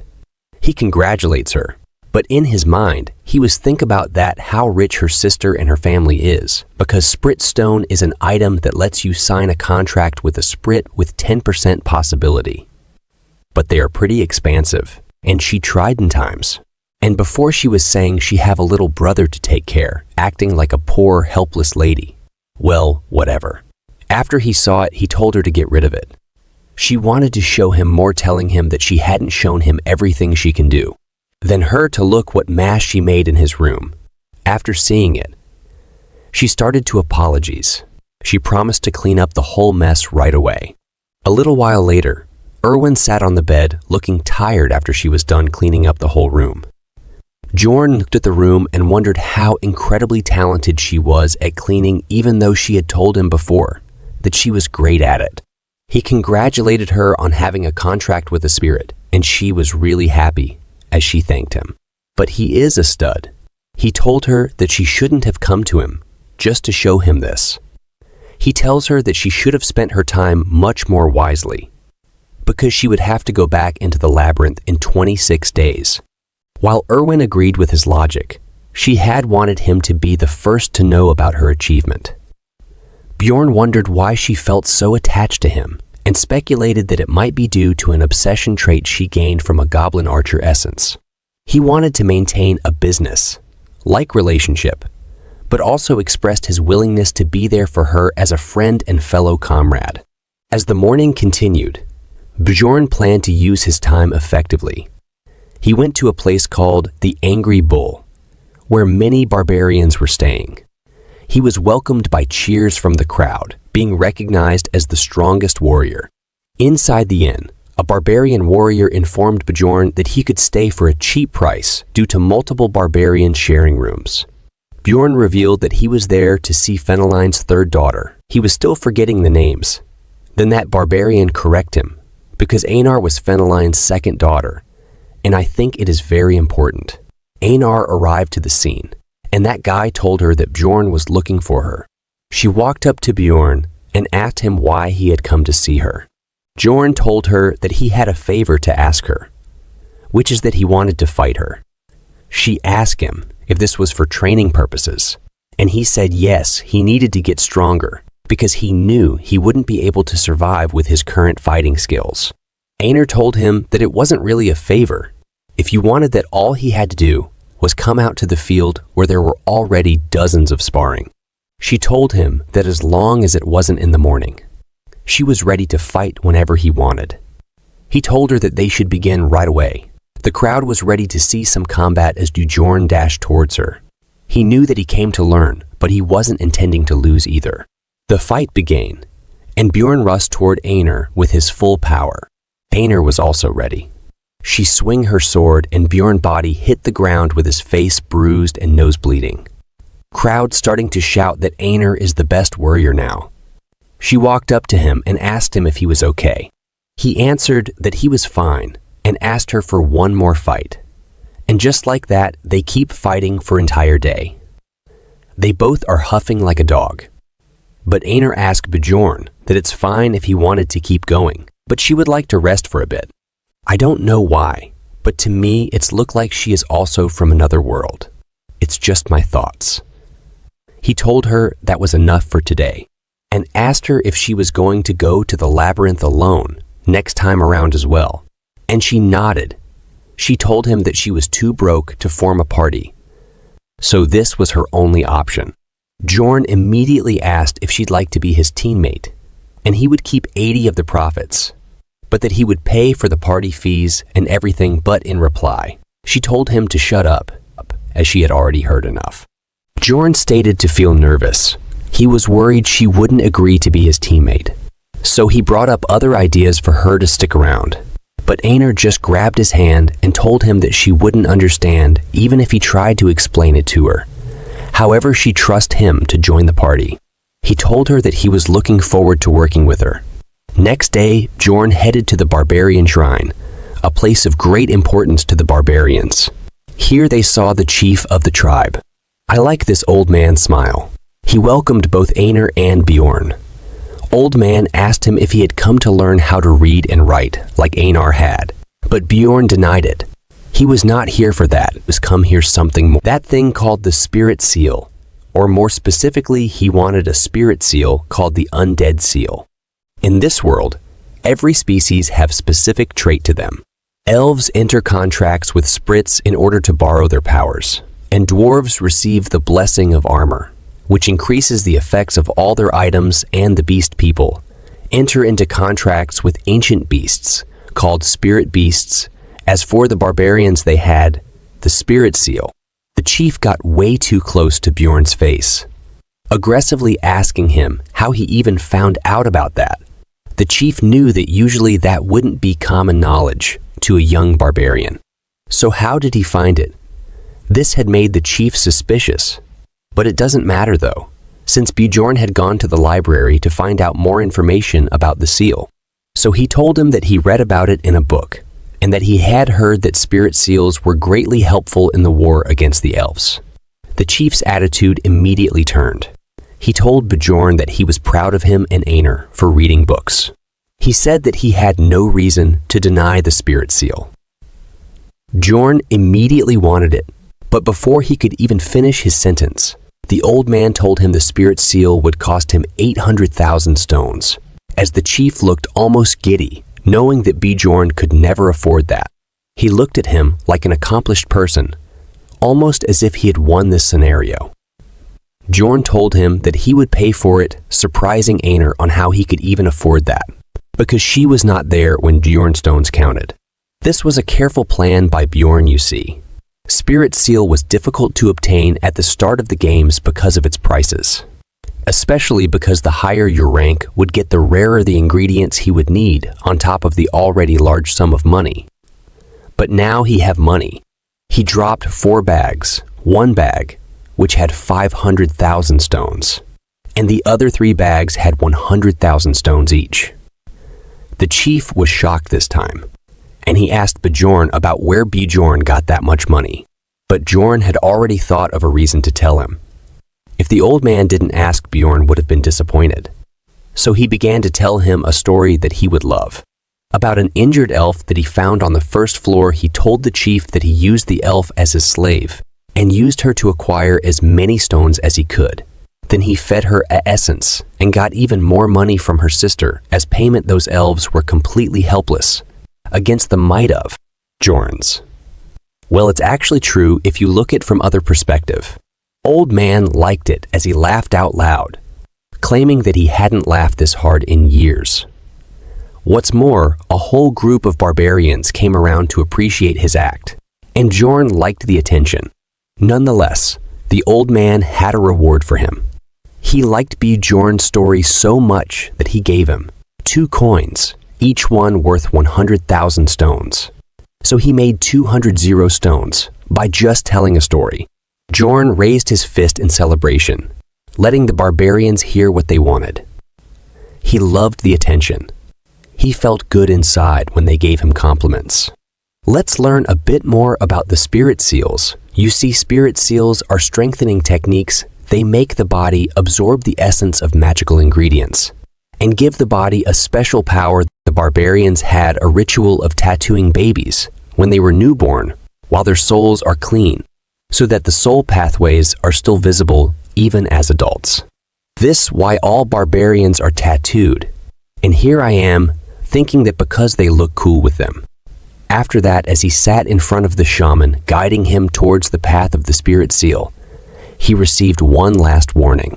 The shaman told him explicitly that there was no way out of this once he received this spirit seal. He cannot receive another kind of spirit seal if he chooses this path. Bjorn had accepted it. This undead seal is the essence of a tanker barbarian. So the shaman began the process by raising his needle at Bjorn's back. He knew that this was the right choice. He had played the game too long to not know this. Red rays of light began to pour out, entering the tattoos on Bjorn's back. He was starting to feel it. He felt it on his back, and then he felt it through his entire body. The pain was overwhelming. It hurt so bad that he wanted to scream.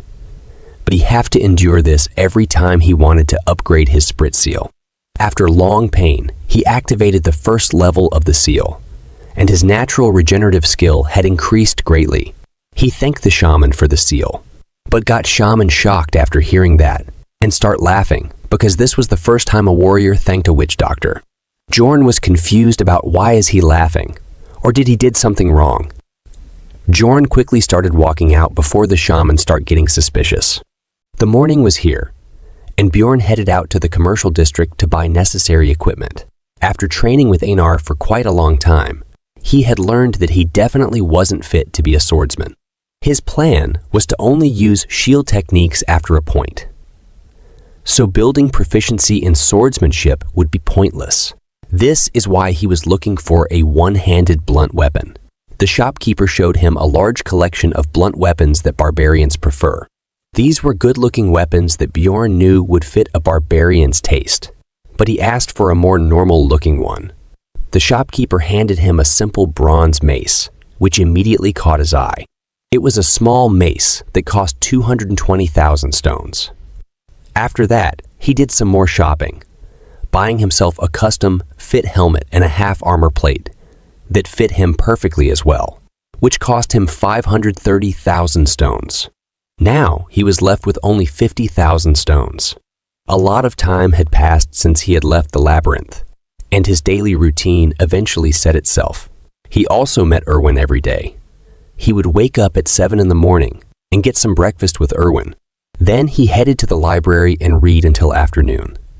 After that, he always ate lunch at new locations, just so he could gather information that wasn't readily available in the books of the library, listening to adventurers speak.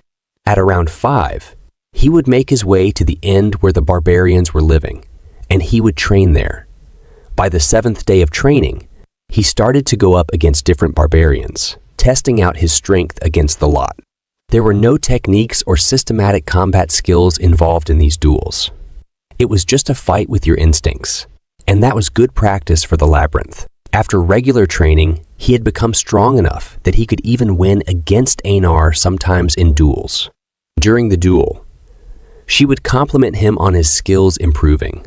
Although when he beat her, he would tell her that she had a pattern of fighting, but since it was habitual, Einar had a hard time changing her patterns. At night, he would get home and wash up, after which it was time for Erwin to come see him again. He walked out of the shower and saw her there. He asked her how she could make the 1-hour walk journey every single day, but she was usually just happy to see him and wanted to eat dinner with him. They would be together till 11 p.m., after which she bid him goodnight as it was time for her to leave. After that, she stood there for a second, looking back at him and telling him good luck for the labyrinth, because the day was almost there. They were going back in tomorrow. As he wished Erwin the same for her time in the labyrinth, Bjorn realized how quickly the time had passed. There were only 24 hours left before the labyrinth gates opened. I clear it to you if you are confused. Bjorn can't see these pop-up windows. The next day at 8:10, they went to the Explorer Guild to receive the Unity magic. They arrived inside the building and walked up to the counter. He asked to receive the Unity magic. The cashier lady looked at them and wanted to make sure that it was just the two of them.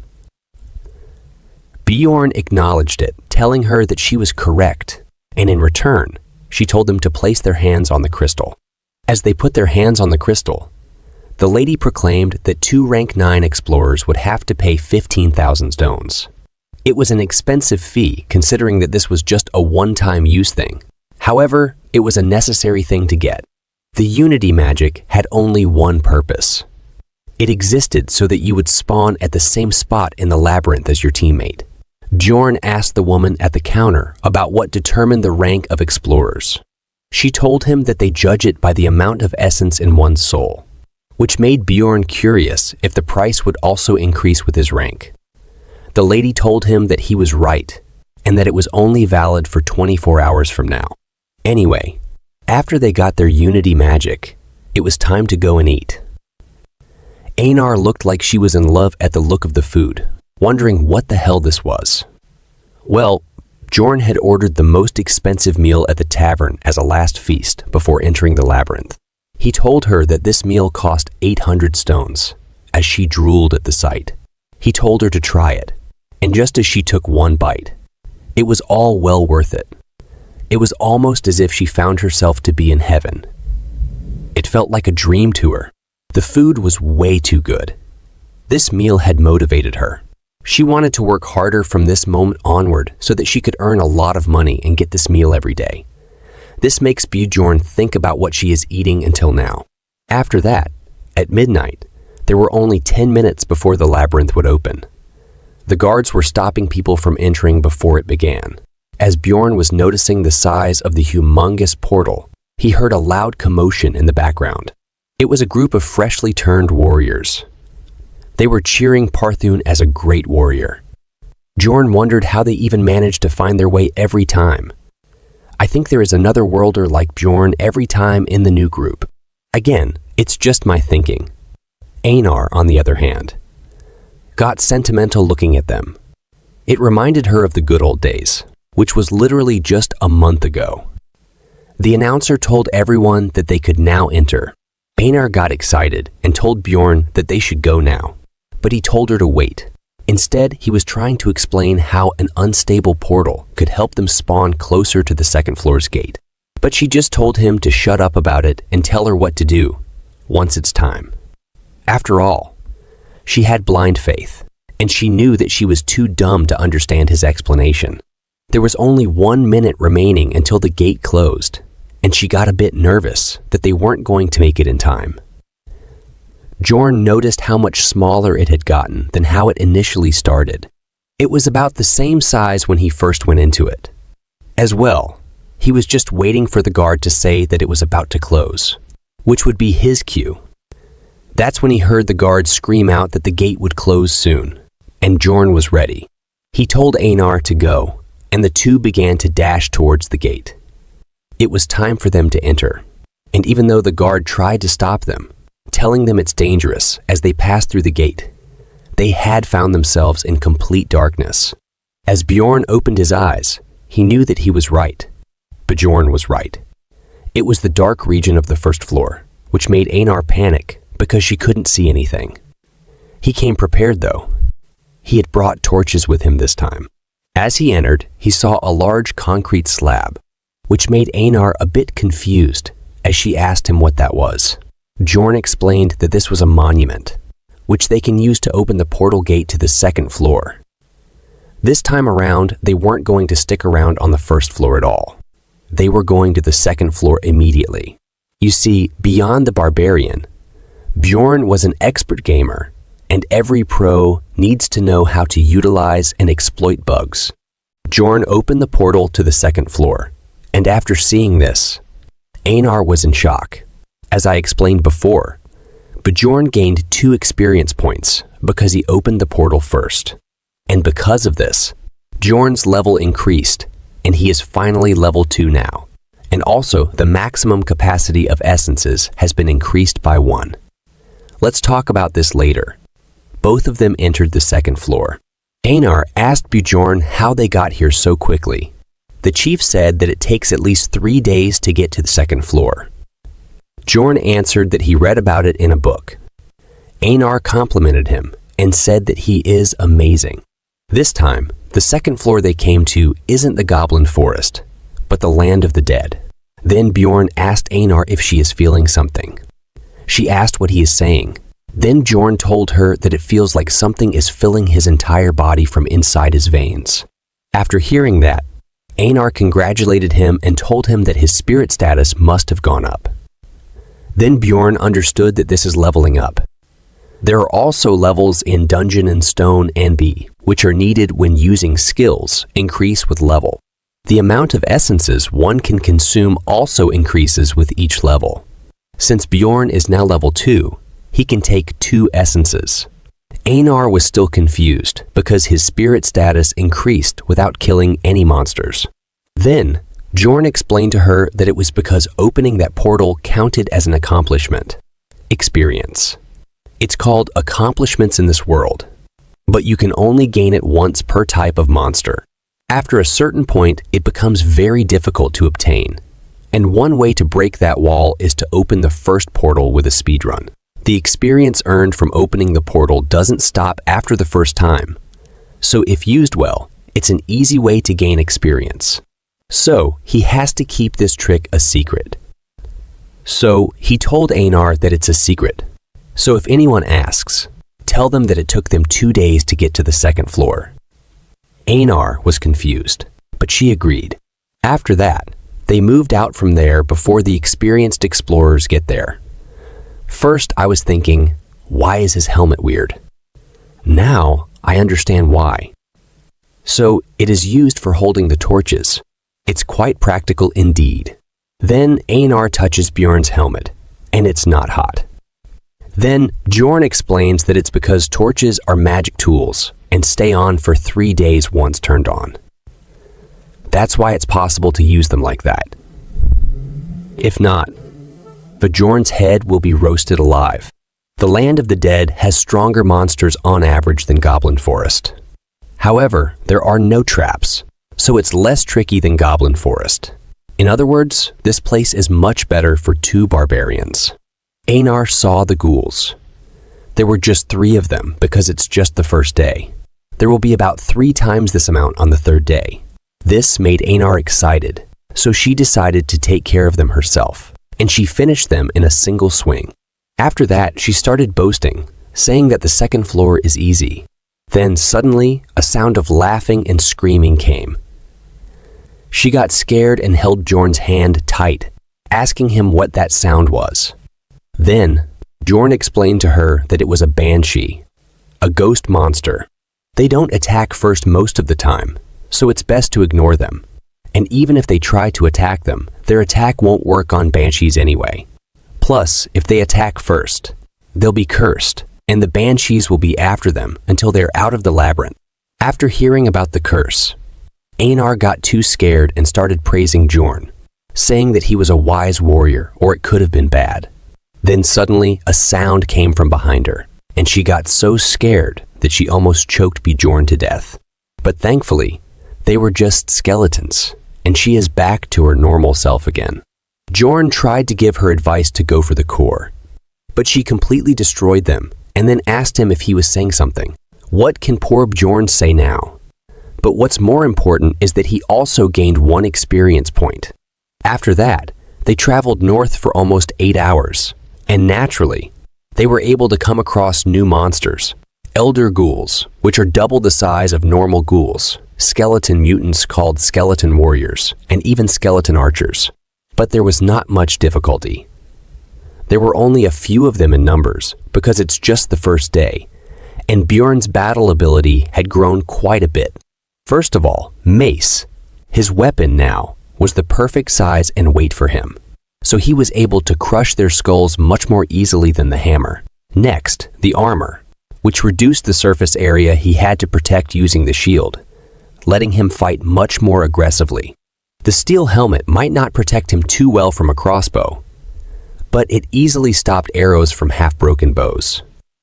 He might be good at destroying the enemies, but there is one more who's just as good or better.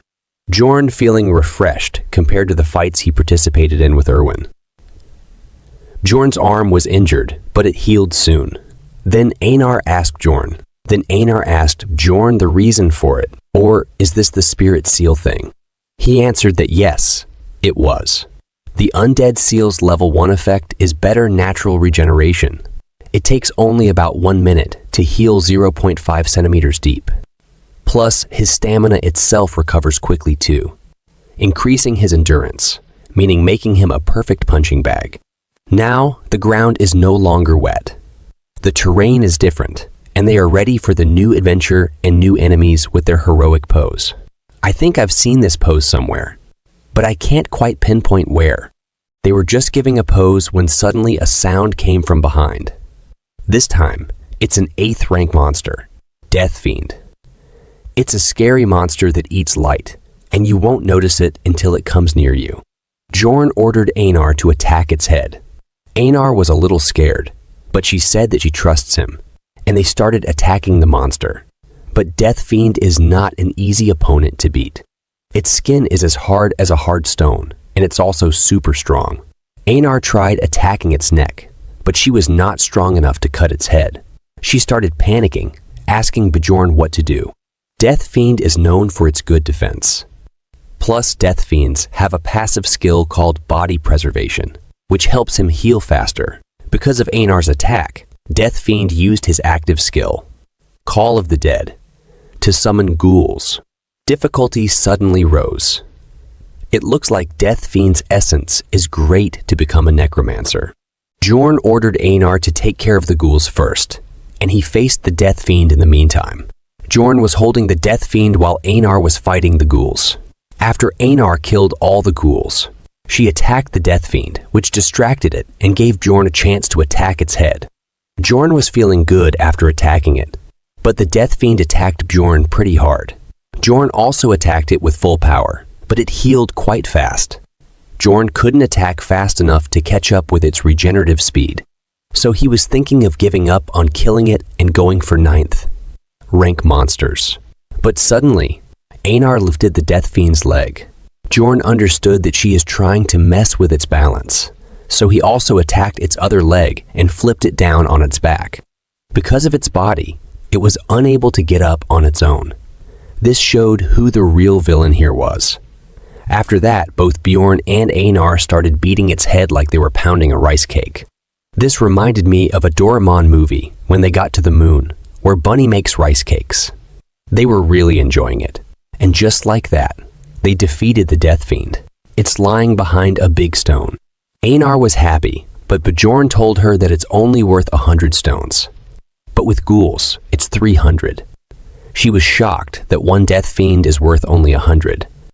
Then Einar asked Bjorn how much the bread they had at the inn was. Bjorn answered that the cream pie would about 300 stones. She was happy, and said that she can enjoy one of those each time she kills a Death Fiend. This motivated Einar, but I think she forgot that they are splitting 8. Bjorn gets 80, and Einar only 20. Well, whatever. Bjorn was also happy because she was so active, while Erwin was a bit passive. After that, they went around the area hunting Death Fiends. As soon as they came across one, they attacked its 2 legs to bring it down and started pounding its head until it died. They hunted about 70 Death Fiends like that all day.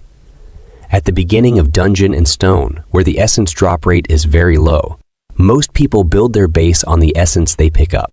That's why he aimed for a Death Fiend's essence, which would synergize with his undead seal and has a nice passive skill. But they haven't gotten any. On the second day, the Death Fiends now appear in pairs, but they had learned how to deal with them already, so it wasn't as difficult as he expected. They knocked one down and worked together to knock down the other one. Of course, if they can't kill the Death Fiends quickly, they might be surrounded by ghouls, putting them in danger. Death Fiends don't chase enemies out of their territory, so they just need to run like hell. Starting in the afternoon, the Death Fiends started appearing in groups of 3. So when the second day was coming to an end, they stopped hunting Death Fiends. They decided to take rest. So they found a cozy place to rest, but another team showed up. Bjorn tried to scare them off, but before he could do anything, Einar scared them and quickly ran from there. Then she ordered Bjorn to move somewhere else because they now know their location. They needed to find a different place to camp. It looks like they don't like humans at all. Maybe something similar to what happened to Erwin happened to her in the last labyrinth exploration. They were just searching for a good place to camp when suddenly the screams of people asking for help came. They were shocked because these were not the sounds someone makes when attacked by a monster. Instead, it sounded like a person killing another. They tried to run away from there, but a voice stopped them. There are 4 fresh corpses there, and no fighting signs, and one woman standing there. This means she is a plunderer. Plunderers. They are people who professionally hunt explorers. Instead of collecting monster magic crystals, they loot explorers' equipment for profit. Of course, plundering is outlawed in Rafdonia, and its punishment is death. But just like how Bjorn wasn't investigated for killing 6 explorers, although it was in self-defense. As long as no one mentions it, there is no way for people outside the labyrinth to know. For now, they are facing a strong plunderer, and she asked them if it is their first time seeing a plunderer. Both of them are stunned. Bjorn didn't speak out loud, but he was thinking that he never seen a plunderer that looked as professional as her. She is over 170 tall and thin, with red hair that comes down to the shoulders and an injured right ear. This ear didn't look like that of a human. I think she is not human, or at least not a complete human, maybe half-elf or something else. Again, it's just my thoughts. She also have a tattoo underneath her eye. These kinds of traits make her very recognizable, but considering he never heard about her, she must be very good at her job. In other words, she leaves no witnesses. Then Einar tells Bjorn that she thinks that she is very strong. Bjorn starts analyzing her strength by seeing the corpses. There are a total of 4 corpses there. The equipment seems pretty high rank, and there's a mage too. They must be explorers active, on at least the 5th floor. 3 of them don't have any external injuries and only threw up. The 3 must have been poisoned, and the last one must have had a tolerance. Then he asks her if she was teammates with them. She says that who knows. Maybe they thought so. After that, she started looting them. She put the looted items in a pocket plane bag, which are quite expensive. This makes Bjorn sure that he can't imagine how much stronger she is than them. She called them out, and both of them were stunned, thinking about what to do. Then Einar asks Bjorn if they're going to fight, but Bjorn told her to run as fast as she can. Then both of them start running while the plunderer watches them. They run with their full power without looking back. Bjorn looked for the signs to get to the 1st floor portal. While they are running, they meet a group of 4 human explorers. Einar was angry, but they have no choice. So Bjorn tried to get help from them by telling them about the plunderer. Then their leader asked Bjorn what is the guarantee that they are not the plunderers. So Bjorn swore on his warrior honor to verify it. They agreed, but on one condition, that they take all the rewards. Then their leader called them near, so they can use his gnome ability. It assimilates the user and others within a 3-meter range, with the environment. It's a very powerful ranged stealth ability. Its con is that you can't move. But this, you can entirely avoid fighting. Bjorn was just thinking that they got lucky. But that man started laughing, saying how lucky they are that 2 barbarians just walked into their trap on their own. That man used the stone golem's active seal suppression on them, so they can't move now. To get free from it, they need to take damage. Even just 1 point will be enough to be free from this. They started looting Bjorn and embarrassing Einar. Bjorn was angry after looting Bjorn. They decided to finish Bjorn in a single hit, but Bjorn didn't want to die like that. So he focused all his mind, and as soon as the blade hit his neck and he took damage, he bent backward. After that, he killed that man and threw that blade towards Einar. It stabbed Einar and freed her from suppression. After that, Bjorn fell on the ground, unable to do anything. but Einar alone was enough to slice them up. She also looked very pissed to me. Their leader ran away from there. Einar wanted to chase him, but Bjorn was dying there. He was bleeding like hell. Bjorn was trying to say potion to her, but she started crying, saying that she will avenge him.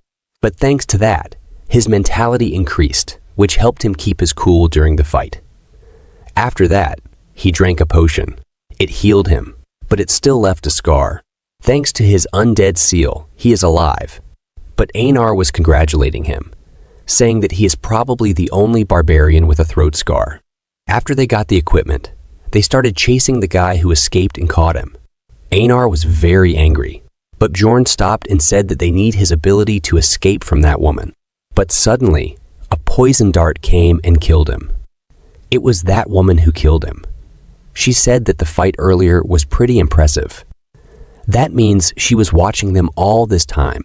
Bjorn was afraid, but now that they can't run anymore, so he told Einar that they will face her head on. So the fight with the tick girl began. Are there still my horny friends there? Looks like many of your dreams are breaking, or there's still some hope left. Let's wait and see. So the fight begins. Einar swings her sword to attack her, but the Plunderer dodged it. Then Bjorn attacked her after Einar, but she easily blocked his attack. Bjorn started thinking how much essences she has. So Bjorn decided to drop his weapon and grab her and ask Einar to attack. But suddenly he fell to his knees. His entire body was void of strength, because the Plunderer pierced through his armor and stabbed his spine with the dagger. Bjorn was confused about if she is an aura user, and if she is, then they have no chance of winning. Einar tried to attack her, but she was also injured by her. Then she asked them to give up, because poison is already spreading throughout their system, but she can let them live if they swear to not tell anyone what they saw. Bjorn was confused why she is doing it. She tells them that it was her idea from the start. She really doesn't want to kill barbarians because she was indebted to them. That's why she was just watching when they were attacked earlier. She wouldn't have had to kill them by herself if that group earlier had killed them. Einar on the ground told Bjorn not to trust her, saying that she is messing with them. Then Bjorn asked the Plunderer, what if he refuses? Then she said that she will kill them. That's the promise. Then Bjorn asked her who she has promised with. Then she got angry and told him that it's none of his business. Then Bjorn swore on his honor, which he sells like vegetables. After hearing that, she came close to Bjorn, saying that he was unique. Then poured the potion on Bjorn's wound. Then she asked Einar about what she'd do, and she refused, which shocked Bjorn, and the Plunderer accepted it and was ready to kill her. But Bjorn asked Einar to swear. Einar was not ready, but Bjorn asked her to trust him, and reminded her that she said that she would do whatever he says. She was unsatisfied with it, but she agreed to swear. Then Bjorn asked her what floor she was at. She looked back and told them that it's the 8th floor. Then she disappeared from there, but Bjorn promised to himself that it will be different next time they meet. After all that, it means they go back to the 1st floor to relax a bit. Bjorn now has experience to go through the portal, so he landed all right, but Einar was not good at it. Bjorn asked her if she is all right. She said that it hurts, but as a non-warrior, she doesn't even deserve to talk about her pain now. Her mind is completely broken from the shame of begging for her life. Bjorn tried to encourage her that the warrior that survives is the strongest, but she didn't buy it, saying that she won't understand if he talks too much. But still, she gets what he means, enduring this shame and desire. That means she is a strong warrior like Bjorn. But Bjorn doesn't feel any of those things because he is not a real barbarian. They have been awake for 20 hours now, and all the things they've gone through have made them mentally exhausted. But they can't sleep. Even Bjorn was not feeling as bad as Einar is, but still, he feels rather terrible. Bjorn remembers his past when he was saved by Blondie, when the priestess refused to heal him, and the swordsman threw a potion at him like he was sad to see it go. He took the potion like a dog back then. He was happy to be alive. But he can't forget that feeling. He made the best choice he could in the situations he was put in. In other words, he was only focused on the present. But what else can he do?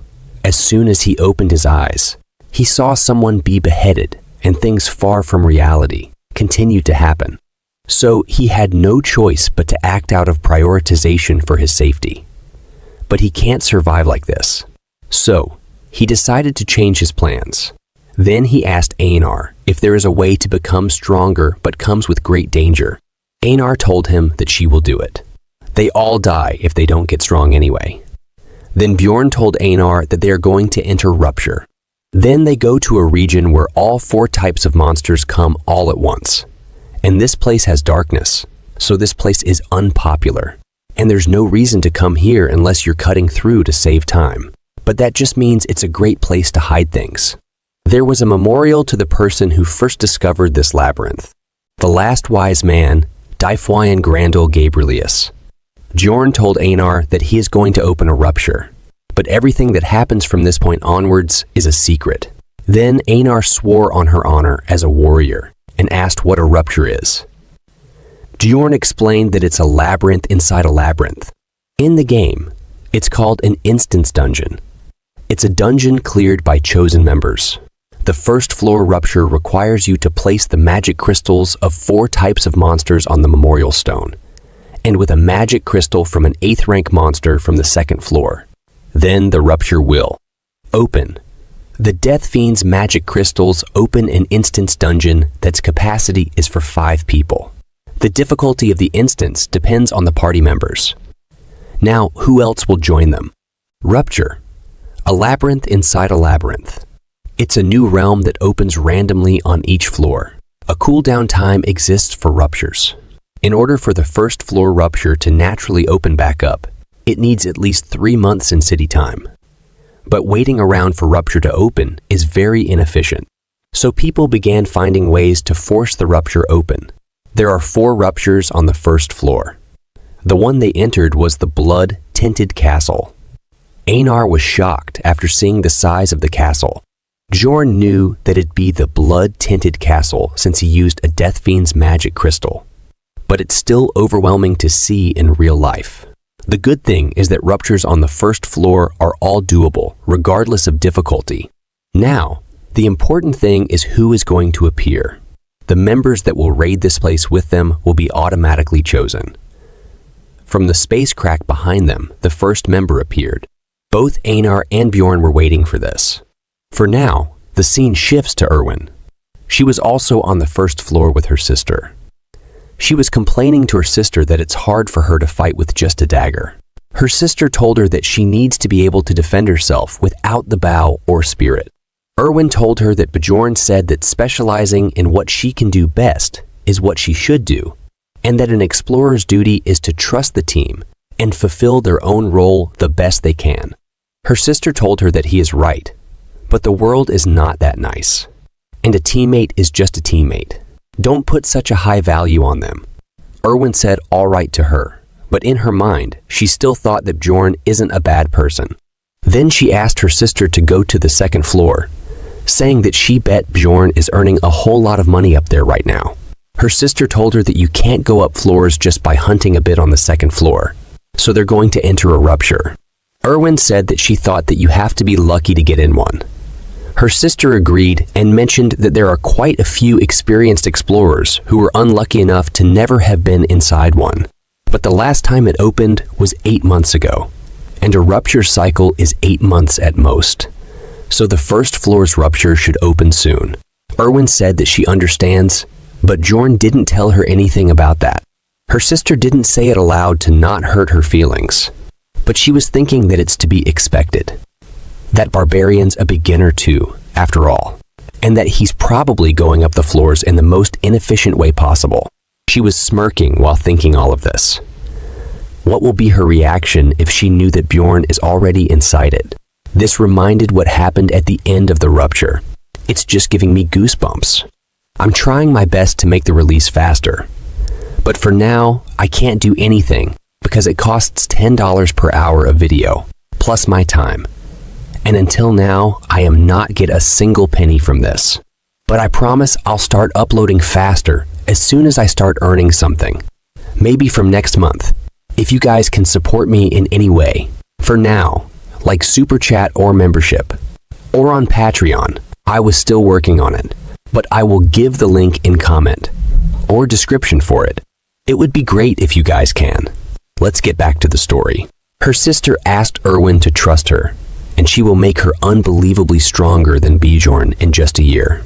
She was speaking, then suddenly the rupture opened in front of them. Both of them started running towards it. They almost entered it, but the rupture closed, and they were too late because someone else entered it, and the capacity is full. So the first party member is a dwarf. Then the second member entered, and it's a mage with a man to carry her luggage. Both Bjorn and Dwarf were surprised to see a mage on the first floor, but Einar was confused. So she asked Bjorn why a mage is that great, when the librarian also was a mage. Then Bjorn explained to her that the librarian was a 9th rank mage, and mages are an important resource to the city. So only those whose skills have been verified can enter. In other words, her being here means that she's skilled enough to have proved herself worthy. Does this mean we can see the librarian can become Bjorn's teammate in the future? It looks like many of your dreams might come true. The mage told Bjorn that he is quite knowledgeable for a barbarian. Then she introduced herself. She is a 6th rank mage, Alua Raven. If you guys don't know, the rank in this world is reversed, starting from rank 9 for both monsters and others. Some of you might think that the librarian is a legendary 9th rank mage from other stories' logic. She seems a bit condescending, but all the mages in the game were absolute scums, so she is basically a saint compared to them. Then she introduced the professional carrier that she hired. His name was Tarjan. Then the dwarf introduced himself.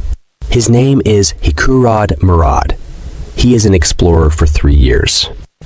Then Bjorn and Einar also introduced themselves as Jandal's son, Bjorn and Feneline's second daughter, Einar.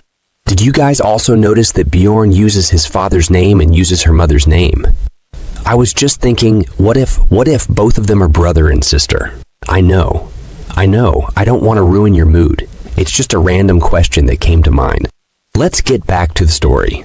Then Bjorn asked them how they got into the rupture on the first floor, since they don't seem to have a reason to be working on that floor. The mage said that she can't tell the details, but heard that a rupture is going to open this time. The dwarf said the same for him. They're not talking about the method, but this is ladder kicking. In simple terms, they are monopolizing low-level ruptures and preventing new explorers from getting in. Then they started discussing how to divide the loot. The mage suggested that the loot be divided among them, excluding Tarjan. The dwarf agreed and said that it's common knowledge to listen to a mage in the labyrinth. Since there's a mage in the team, Bjorn has to listen to her. The very person that convinced the royal family that evil spirits needed to be killed was a mage.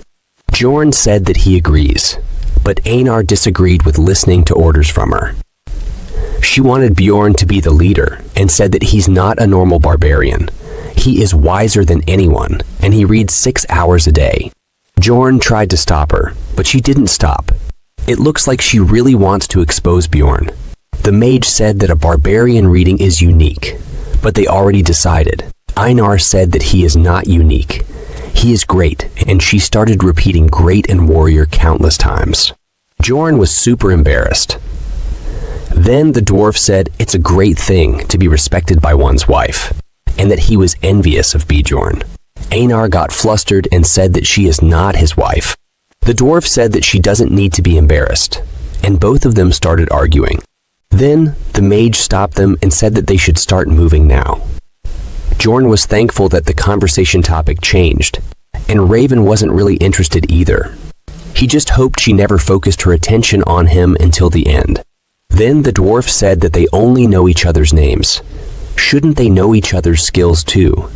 The mage said that it's not necessary. The blood-tinted castle's monsters are all 7th rank and under, so just Tarjan and she would be sufficient. They all looked a bit upset because of it. She also said that she would be taking the loot from the Guardian. This pissed the big guy off. The situation became tense between the mage and the dwarf. The guardian's loot is the Rupture's flower. For a mage who's financially stable, research is their priority. But the most important thing for an explorer is money. The mage said that she's going to give all the magic crystals that come from the Rupture, but the dwarf doesn't want to eat leftovers. Raven looked really taken aback. She must not have expected such a response. Then she said that she can let him take Number's item, but she will take the guardian's essence. The dwarf agreed and said that both of them will roll a dice for the Rupture stone. They are completely ignoring Bjorn and Einar. Bjorn doesn't like it. He can't go back without gaining anything. So Bjorn told them that he doesn't care about the essence or the Numbers item, but they take the Rupture stone. The mage said that he is really greedy. They do not need 2 barbarians in this party. The dwarf also said that the Rupture stone is too much. Then Bjorn gave up the Rupture stone and asked for 2 essences that aren't the guardians. Both the mage and dwarf thought for a second and agreed to Bjorn's condition. Well, considering their level, this place won't have any tempting essences they want. After that, the mage and dwarf acted all friendly again, like nothing happened. Bjorn was angry, but he realized again that he needs to become stronger. He has to climb the ladder, regardless of these ladder-kicking sons of... Then they entered the blood-tinted castle. The blood-tinted castle is divided into 4 areas. The drawbridge at the entrance to the castle, the urban warfare in the outer castle wall area, the underground prison in the inner castle wall area, and finally, the demon worshipping room within the castle lord's room. They met the gargoyle at the entrance. Gargoyles are 8th rank monsters. They stay still most of the time, like a normal statue. But as soon as they spot enemies, they immediately attack.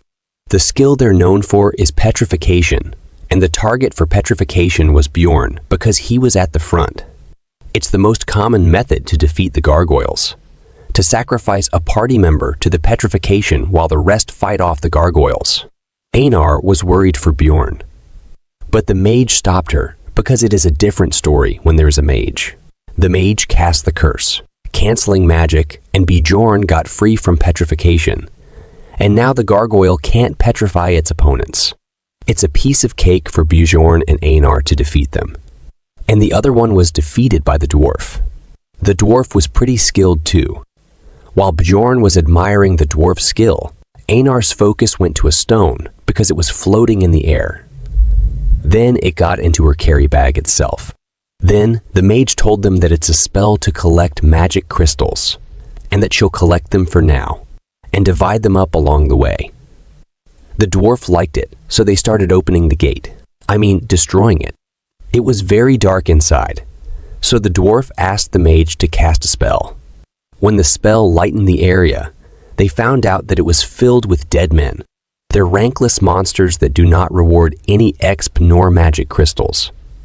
And their corpses do not vanish either unless it spits out an essence. So basically, they're a waste of time and strength for explorers. So, they finished them quickly without wasting much time. They aren't that strong either. They just look big. After they all defeated them, they dropped the dead man commander's blowhorn. Einar was little shocked to see blowhorn size. So, she asked how it was used. Dwarf says that she will find out soon and start laughing. After that, they come across a steel gate. So, dwarf hammer won't work this time. Mage asked them to leave it to her. Then she cast a powerful magic and destroyed the gate. Bjorn was very impressed by her power. After some time, they come across the first chapter, the drawbridge at the castle entrance. It was close up. So Mage asked Einar to blow horn. Einar was little confused, but she blew the horn. After that, the magic seal for the drawbridge activate and the bridge start coming down and also the red water beneath it. And there are countless dead man monsters in it. Mage asks Einar not to be afraid. Einar says that she is not afraid. This area goal is simple. You have to survive against endless dead man. It's quite a difficult, but that's if it was a normal 9th rank party. It's an easy area as long as you have a mage with wide range attacks. Mage called them near her so she can cast her magic. After that, she cast a powerful, large-range magic and defeated all of the dead men at once. Dwarf was overwhelmed by her. He praised her. She says that they're just dead men. Bjorn was also overwhelmed by her. He didn't expect her to be this strong. After some time, when the drawbridge come down, they entered inside the inner castle. Bjorn wasn't happy about how easily it finished. Now that they passed the drawbridge and entered the main castle residential area, normally, they have to face countless enemies here too. But the mage cast her magic again. She couldn't kill all of them at once, like earlier, but still she killed almost 90% of the mob. But the Death Fiend is still fine. Mage says that she leaves rest of the monster to them. Bjorn asked Einar to get ready, and she was very happy, like she finds her favorite toy. After that, they use their old favorite move. Both of them grab the Death Fiend leg and flip it on the ground, then use their old method. Dwarf was very shocked after seeing their method of hunting. After that, Mage cast another magic, and this time it's an injury worsening spell. A Death Fiend's advantage is their passive registration skill, body preservation.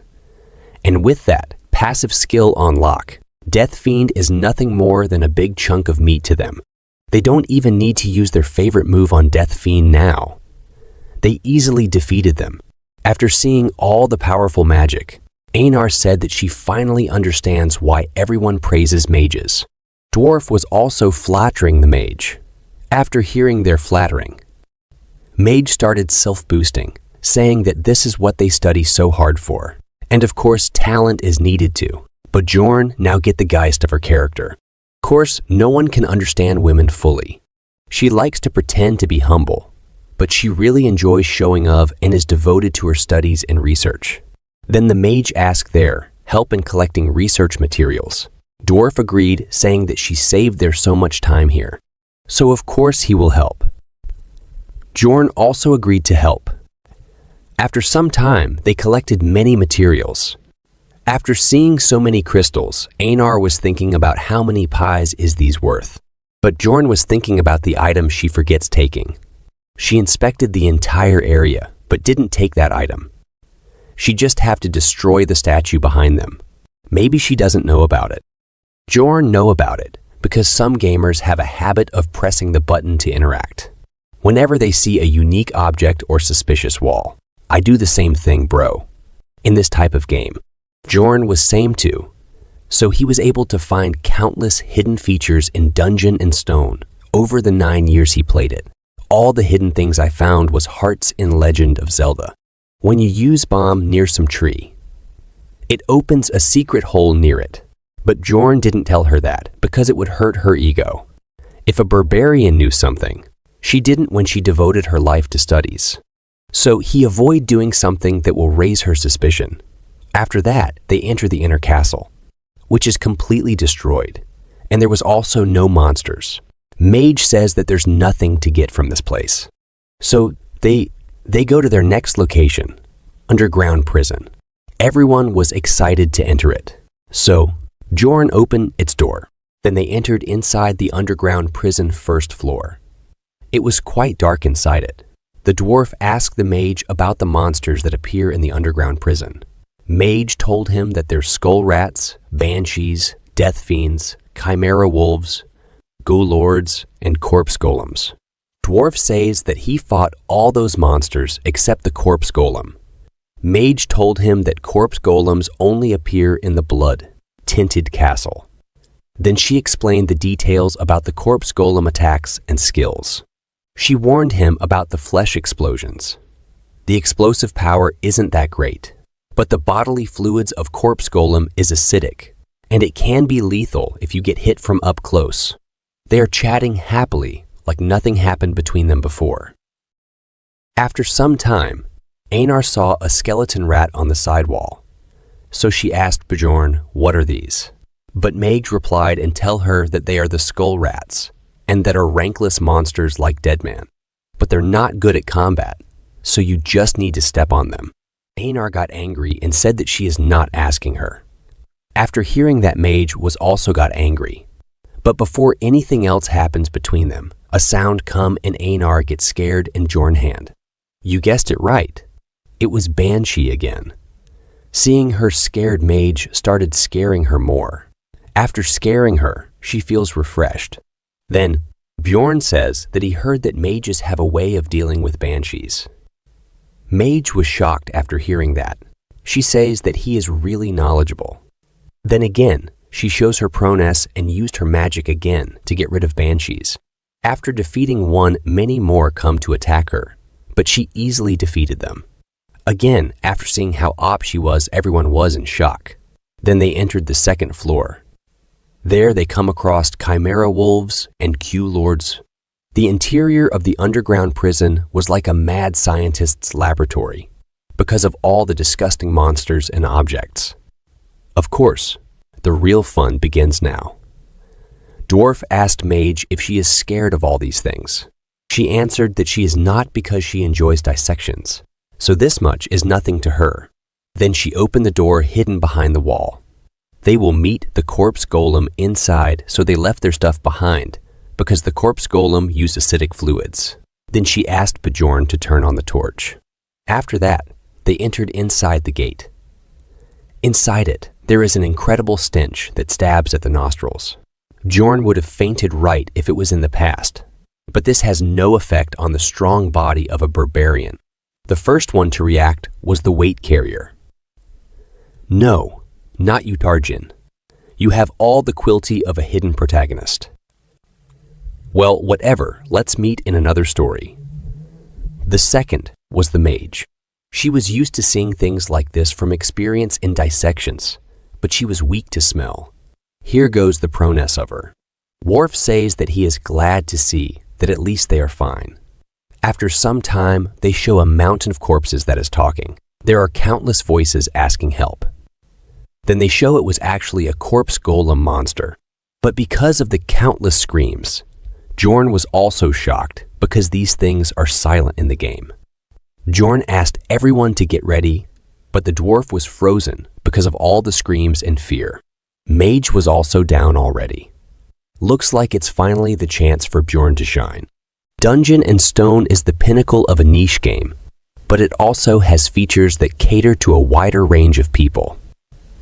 One of them is the lively and vivid illustration that looks like photography. These illustrations were used often as memes. Because of that, many people recognize the memes even if they did not know the game. But no matter how realistic the drawing is, it was nothing compared to seeing it in real life. The same applied to Bjorn too. He was also feeling scared and disgusted after seeing the corpse golem in real life, and Mage that was supposed to be skilled in dissections. The dwarf that must have come across countless kinds of monsters over his 3 years as an explorer.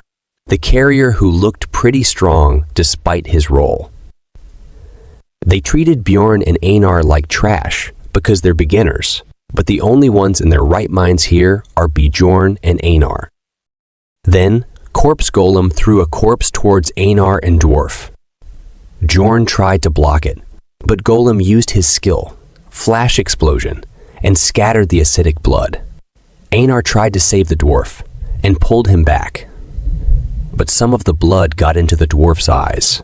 The dwarf was rendered powerless in the blink of an eye, and the mage who presented herself as someone so dependable. She was still barfing it up. Bjorn asked Einar to take the dwarf to the back and protect the mage.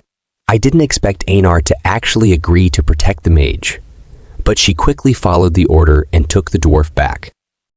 Corpse Golem's attack pattern is simple. They throw corpse bombs at those far away. As for the closer enemies, they pull them in for consumption. So you should not get too close to a corpse golem. If you get too close, the corpse golem will focus on the mage instead of you. And why am I telling you things like this in detail? It was because maybe one of you guys transferred to this world for some reason, so you guys won't curse me for not telling you important details.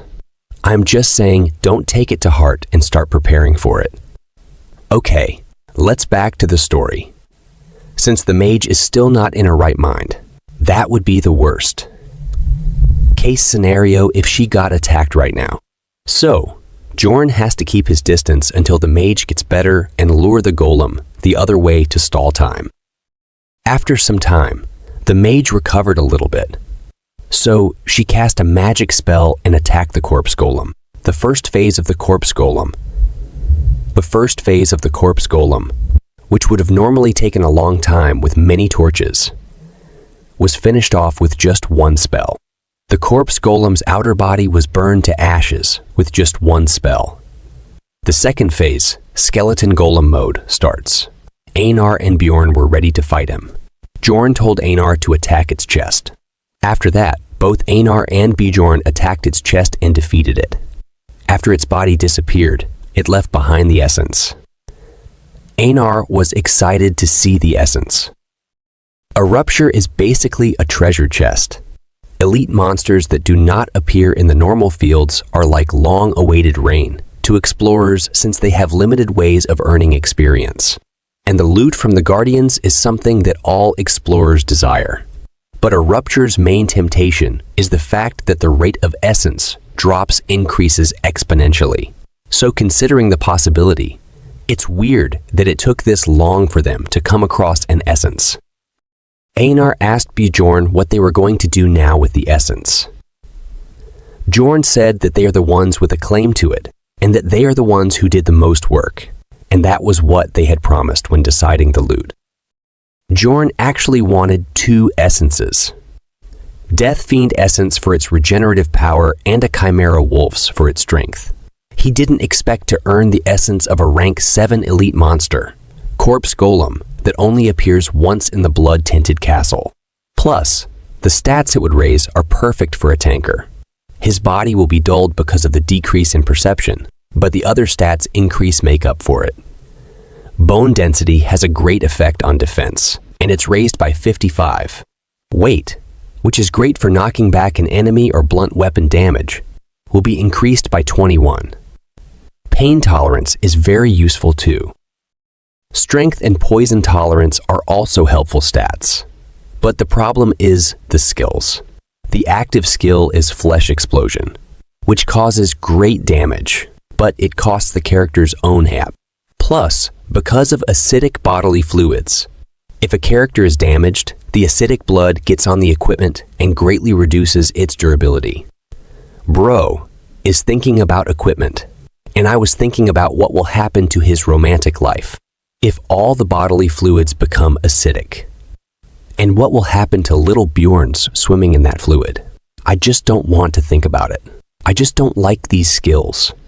But maybe you guys have another opinions. Let's back to the story. In other words, a corpse golem's essence is great, but it's away at potion and equipment cost. Bjorn was confused about what to do, so he decided to just leave it for now and heal the dwarf first. An essence should stay for half an hour. After the dwarf was healed, he apologized and said that he was embarrassed. Then, Bjorn said that he was glad that he knows that, and reminded him that he would be dead if it weren't for Einar. The dwarf said that he knows and he was embarrassed, but as soon as he saw that thing, his entire body was frozen up. They almost wiped out by a middle boss because of mentality issues, despite having enough force to defeat the boss. Then the mage apologized too.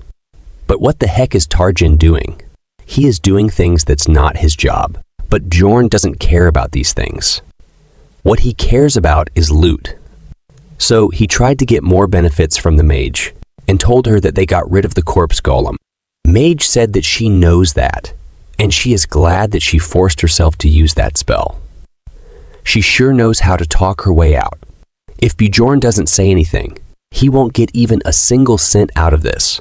Then Bjorn said that they saved their lives, and that's more than one person's responsibility.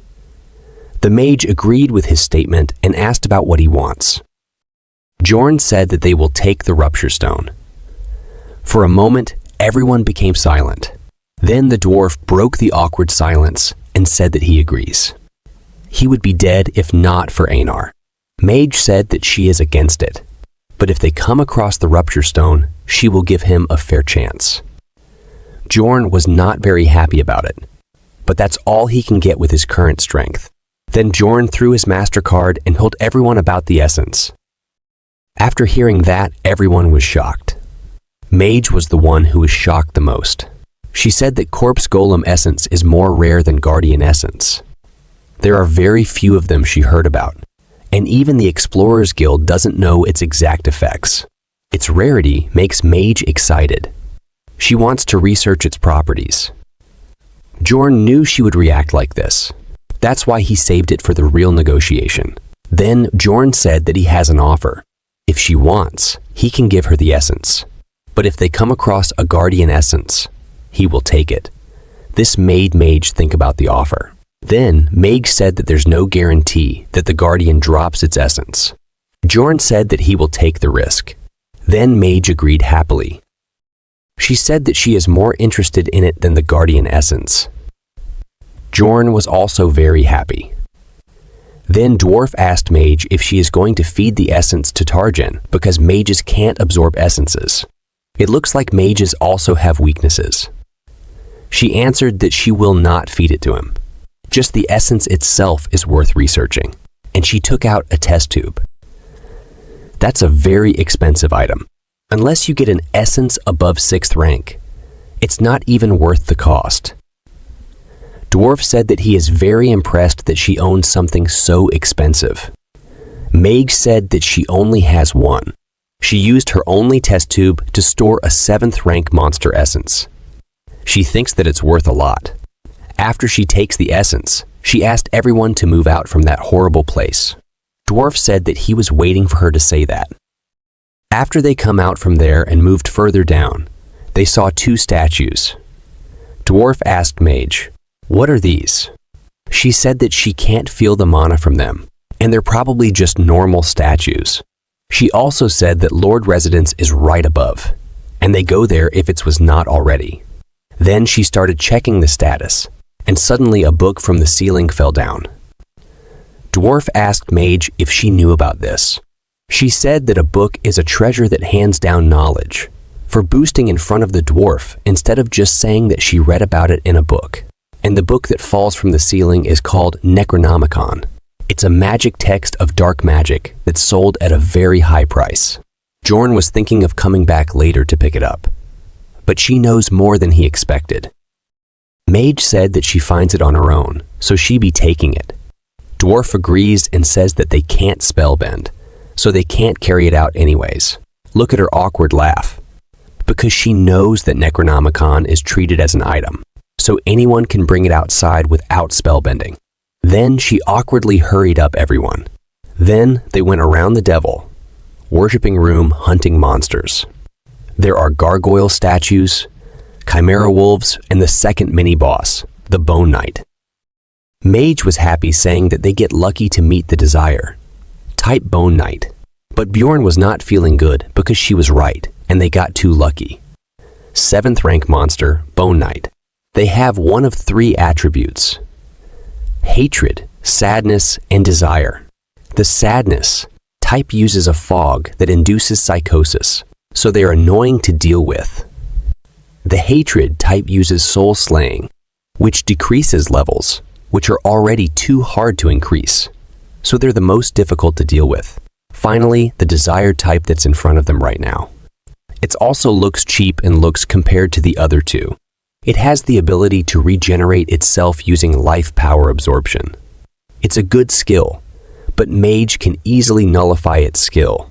Using her spell, she cast it on Death Fiend. Then Einar and Jorn easily defeated it. They are the easiest type to fight. On top of that, Bone Knight also dropped the essence. Everyone was a bit shocked because they got 2 mid-boss essences. Dwarf congratulates Bjorn and Einar. Then Bjorn asks Einar to take the essence. Bone Knight essence is good, so Bjorn also wants it. But from a player's point of view, Einar should take it, because life power absorption works well with swords. And someday Bjorn needs to abandon his weapon. Plus, when he entered the labyrinth together with Einar, he felt that Einar is dependable. Einar thanks Bjorn and promised that she will repay him in the future for this. Then she started absorbing the essence, but Bjorn didn't tell her one thing. Bjorn always does that. First, he gave Erwin a 9th rank monster essence. if not for him, her sister would have given her a higher and better essence. And now it's Einar. It's good that it's at least a 7th rank monster essence, but from the weakest one. I think he just wants them to be strong enough to help him now, but not strong enough that they become a threat to him. Again, this is all my theory. After Einar finished absorbing the essence, she said that she didn't feel any big changes. Then she saw Bjorn, and she was shocked. She asked Bjorn how he got bigger. Then she saw the other two, and she was more shocked because the dwarf is looking less like a dwarf now. Then she asked what they had done. Then Bjorn told her that she is the one who got smaller. She was shocked. The mage explained the basic effect of a bone knight's essence, higher bone density in return for shorter bones. She explained it in detail, but to put it like a game stat window, that's what it looks like.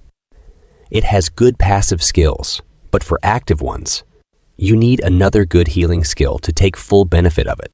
Mage explained that Einar only got shorter, but her strength didn't decrease. But Einar started screaming and crying, saying that now no one will see her as a warrior anymore. Everyone already looked down on her because she is a woman. Mage tried to calm her down by saying that she got very pretty, but it made matters worse because that means she doesn't look like a warrior anymore. Bjorn also tried to encourage her. The dwarf said that it's a cool essence, and he would have been invisible if he had taken the essence and started laughing on his own. I like this dwarf character. He always keeps laughing and making jokes all the time. On the other hand, the mage said that she would like to do a detailed check on her when they are back in the city. What can I say about her? Only Bjorn was truly trying to encourage her. Others are just saying whatever they want without thinking about her. Then Bjorn told Einar to test out her essence on the Death Fiend. Einar was not very excited about it, but she still has to do her duty, even if she doesn't look like a warrior anymore. That's what she said, not me. But to be honest, she looked good before than now. Then she goes near the Death Fiend and casually swings her sword. But this casual swing cuts down the Death Fiend in half. This surprises even the mage.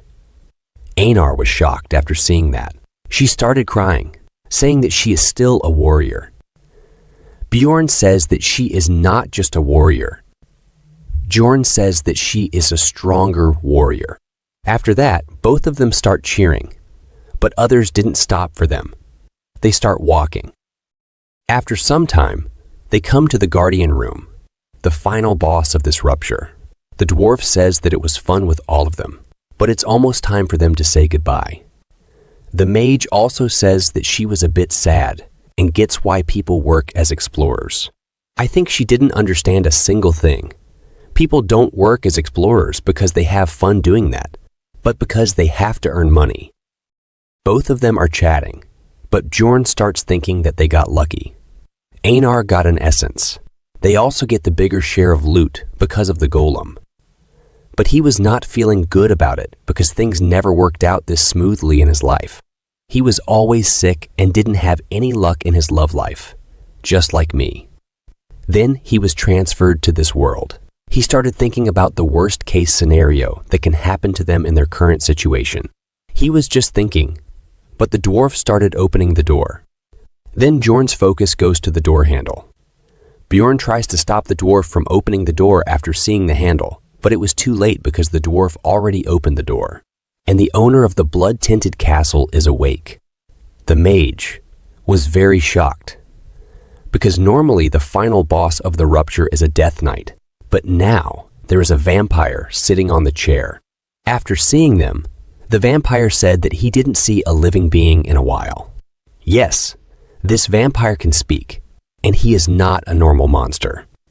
Vampires only comes out in levels higher than the 6th floor, and even then, very rarely. It's not even a normal vampire mutant. It has intelligence and also has a name. Vampire Duke Cambermere. Let's talk a little about monsters' power or ranking systems. First, mutant variety. Just a fancy term used for a monster with the same base stats, but with a different class like the goblin archer and swordsman. Then there is advanced variety. Monsters whose ranks are higher than the floor's average. An example would be the Death Fiend. Bjorn saw it in the land of death, not in the Rupture, because the average rank of the Rupture is high. Then there is rare variety. Monsters you can only meet in specific Ruptures like this, Golem or Mimics, which are hard to come across in normal maps. I think Mimic Essence will be great. I'm looking forward to it if Bjorn gets one. Lastly, there is the advanced variety named Monsters, with each individual possessing their own memories and name. After seeing the vampire, Bjorn told them to run as fast as they can. They run as fast as they can, but they're facing Vampire Duke Cambermere, a boss monster of the 5th rank that acts on his own. He's skilled in both combat and dark magic. The mage was very confused and said that an advanced mutant variety guardian never appeared before in this Rupture. Even Bjorn, who has played the game thousands of hours, has never met the Vampire Duke. He only learned about its existence after watching a stream. Mage asks Bjorn about how he knows about the vampire because he told them to close the door before they even opened it all the way. Does her curiosity not stop even in urgent situations? Bjorn told her to run instead of talking, but she answered that she is not running. This pissed Bjorn, but he simply replied that he just had a feeling. In reality, he noticed that it because of the door handle's color. Bjorn tried hundreds of times to try and get the Vampire Duke by copying the player from the stream, but it never worked. He ended up re-watching the recording dozens of times before he noticed a small change. The only thing different in the recording was the handle color. Dwarf said that they can't get out without defeating the vampire, so why are they running away?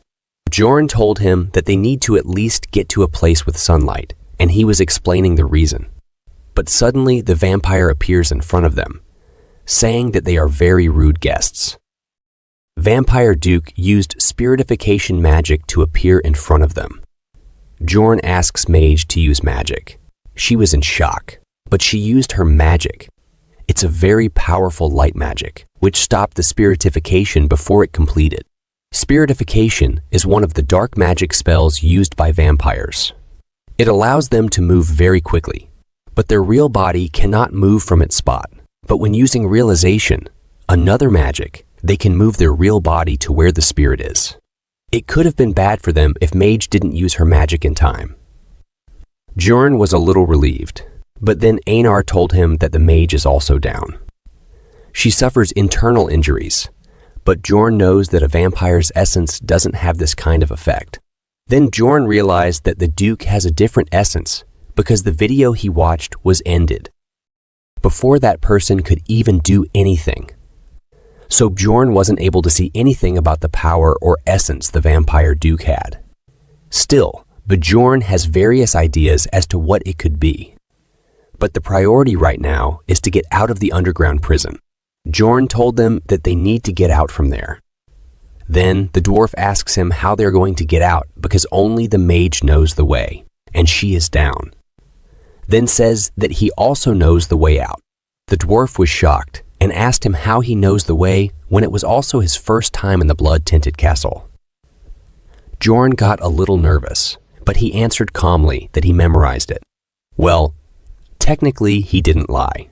He memorized the layout because he goes to this place hundreds of times when he played the game. After running some time, they finally saw the exit, but the vampire also just behind them. They run with all they have towards the exit. Even the exit from the underground prison looks like the gate of heaven to them right now. The vampire is just behind them, and just like horror movies, they just barely get out when the vampire almost caught them. Thankfully, the sun was up, and because you all know the vampire and sun have spicy relationship, the vampire won't come out for the time being. They were huffing like dogs because of all the crazy things that happened to them.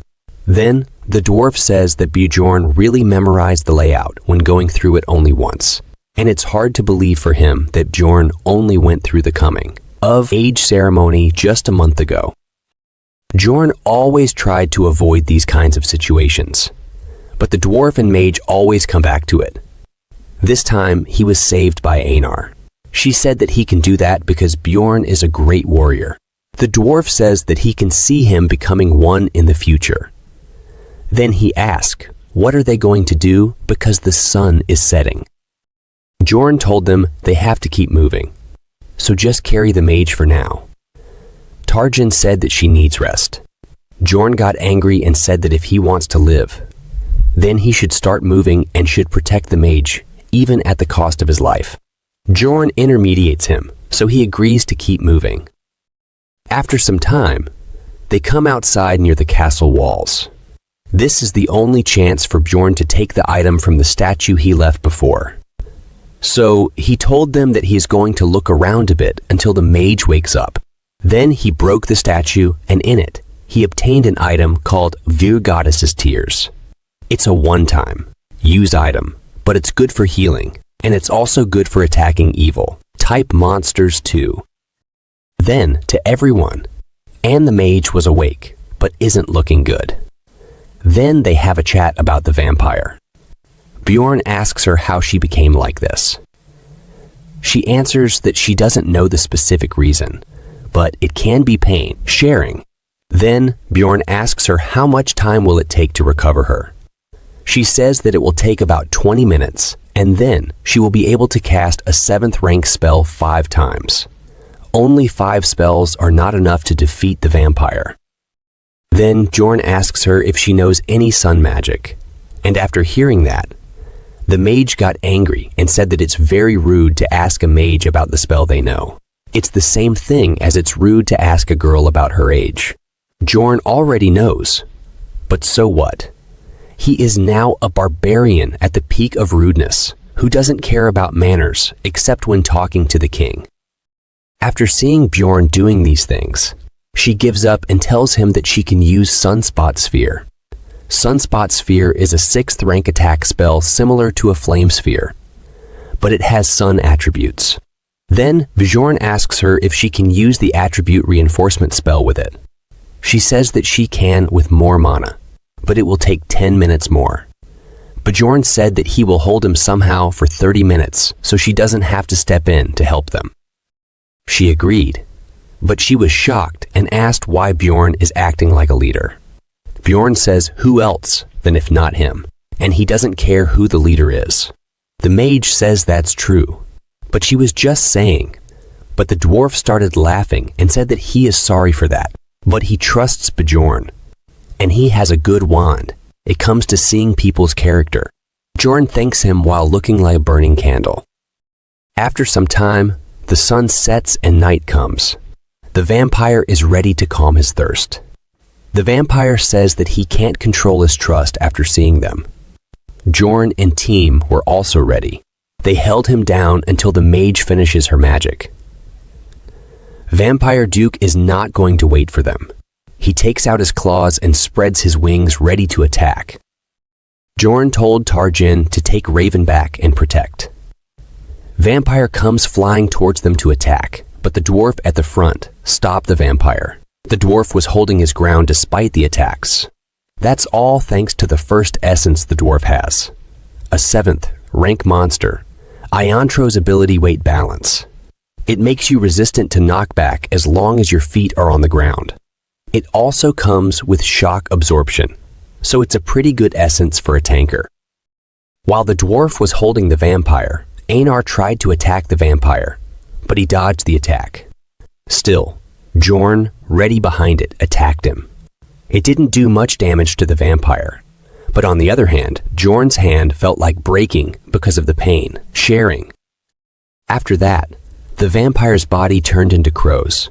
This reminds me of Itachi. Crows started attacking them. The dwarf stood in front to stop them.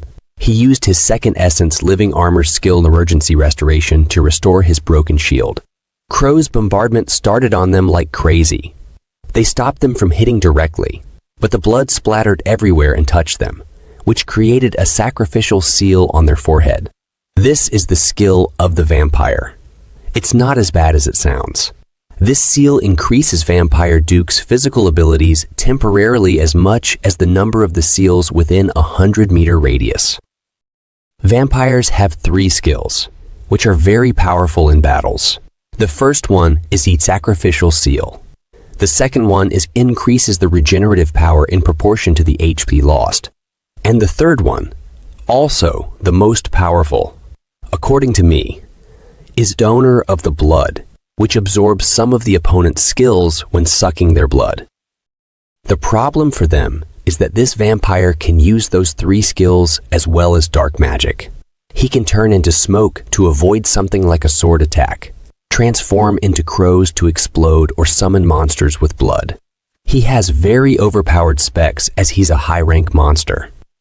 Dwarf was the first one to go down because he was at the front. Then the vampire starts attacking Bjorn. Then he asks Mage about how much more time will it take for the magic to be ready. She answers that it will take 5 more minutes. 5 minutes is too much time for Bjorn to hold. Now that the dwarf, who had been doing the most in the battle, is down, and Einar and Bjorn are already exhausted. Then Bjorn decided to take the risk and ask Einar to take the dwarf at the back. Einar was not ready, but Bjorn convinced her to fall back. Now what Bjorn is going to do isn't fighting. Instead, he is going to become a living punching bag for the vampire. He throws away his weapon and starts taking the attack's head on. The vampire stabs him, and he drinks the potion. He started using his own body to stop the vampire. This shocks everyone. Bjorn was planning to endure all of it by just using the potion. The pain potion itself is unimaginable, and the pain gets worse the worse your injuries are. Still, if something like the potion exists in the real world, it would be treated as a holy grail. He suffered so many injuries and drank so many potions that the smoke started coming out from his body. Bjorn still blocked an attack at his current state. It's a miracle itself that Bjorn did not pass out, but he still manages to block all the attacks that are aimed at his vital points. Mage says that this reminds her of something she read before, and that is that the real value of a barbarian lies not in their physical capabilities, but in their mentality. And she understands what that means now. Tarjan said that it's getting. They should get out from there. Mage asks him if he is out of his mind and where else they can go in their situation. There is only one way to get out of the rupture. It's to defeat the Guardian. Tarjan sure is hiding something. We never saw him fighting. Mage started thinking about what is she doing. Even the barbarian who has only recently gone through his coming. Eve ceremony is doing the best he can by making rational judgments. But she, the mage, was just sitting at back without thinking anything. Mage told Tarjan to help Dwarf, so Einar can help Bjorn. Mage started running her brain cells and came up with a plan that I personally don't like. She cast a bunch of magics like aim, assist, and target automatic aim. Then she threw the golem essence towards Bjorn. This gives Bjorn lots of stats boost, as I told you before, but I don't like the skills personally. But Bjorn looks like he is going to eat vampire. Now that Bjorn has absorbed the essence of the golem, the vampire's nails can't pierce Bjorn's bones anymore. He's annoyed, contemplating how he has to change his progress plan. He never wanted to take this essence. However, in the short term, things look optimistic. The meat shield that had been taking a beating from the vampire is now able to move, raising the possibility of surviving this situation. Though he can't endure the continuous beating. If this persists, he'll still die. Suddenly, a potion bottle flies towards his back, breaking and triggering an advanced heal that mends his injuries. It's all thanks to someone who started using their expansive potions on Bjorn. Thinking that if he keeps healing like this, he might be able to hold the vampire down. Bjorn jumps directly towards the vampire and hugs him tightly, entering what he calls immortal barbarian mode. Regardless of his flesh and muscles being torn, any damage heals in seconds thanks to the essence and the potions. The acidic blood of Bjorn gets in the vampire's eyes, hurting him. This infuriates the vampire, and he attacks Bjorn with full power, throwing him away. Einar comes running to help Bjorn. She swings her sword at the vampire, but he turns into smoke and escapes. As he flees, Bjorn jumps to punch the vampire's face, but the vampire dodges it at the last moment. Then, the vampire punches Bjorn in the guts with full power, causing immense pain. Einar tries to save Bjorn again, but the vampire dodges her attack, throws her away, and resumes attacking Bjorn. It seems the vampire has developed a personal grudge against Bjorn. Then Mage told Bjorn that the sunspot sphere magic is ready. Bjorn was taking the beating like a dead body, but after hearing the mage's words, he gathered his strength and grabbed the vampire once again. His face turned red as he gathered all his strength and threw the vampire on the ground. Then he asked the dwarf to attack him. The dwarf used lightning and expulsion skills to gather thunder in his hammer and formed an electric ball. It looked like Thor's soul had entered his body as he swung his hammer and threw the electric ball towards the vampire. After the vampire got hit, he fell into an unconscious state. Then, Bjorn took out the item he was hiding in his shoes. He had been saving the goddess's tears for this moment, even after going through all the dangerous situations. Bjorn then stuffed the bottle into the vampire's mouth and gave him an uppercut while cursing him. This broke the bottle in the vampire's mouth. After the bottle broke, the vampire became the target of the blessing. The blessing heals normal targets, but seals all kinds of defensive skills or tolerance for an evil, natured creature. Due to the great shock, the vampire became paralyzed. The mage asked Bjorn to get out of the way because she had cast the magic spell. She didn't have the strength left to hold the spell for long, so she threw the magic towards the vampire. It was already too late for Bjorn to move away. The spell landed and caused a huge explosion. Bjorn was also caught in the sunspot sphere's explosion, and he fell into an unconscious state. The vampire used pain, sharing, and because of this, everyone fell into an unconscious state. Sometime later, Bjorn woke up first because he fell into the state first. He was confused because everything was quiet. He tried to find if the vampire was dead, attempting to get a grasp of the situation, but his body was not moving due to the earlier attack. Then he saw the vampire.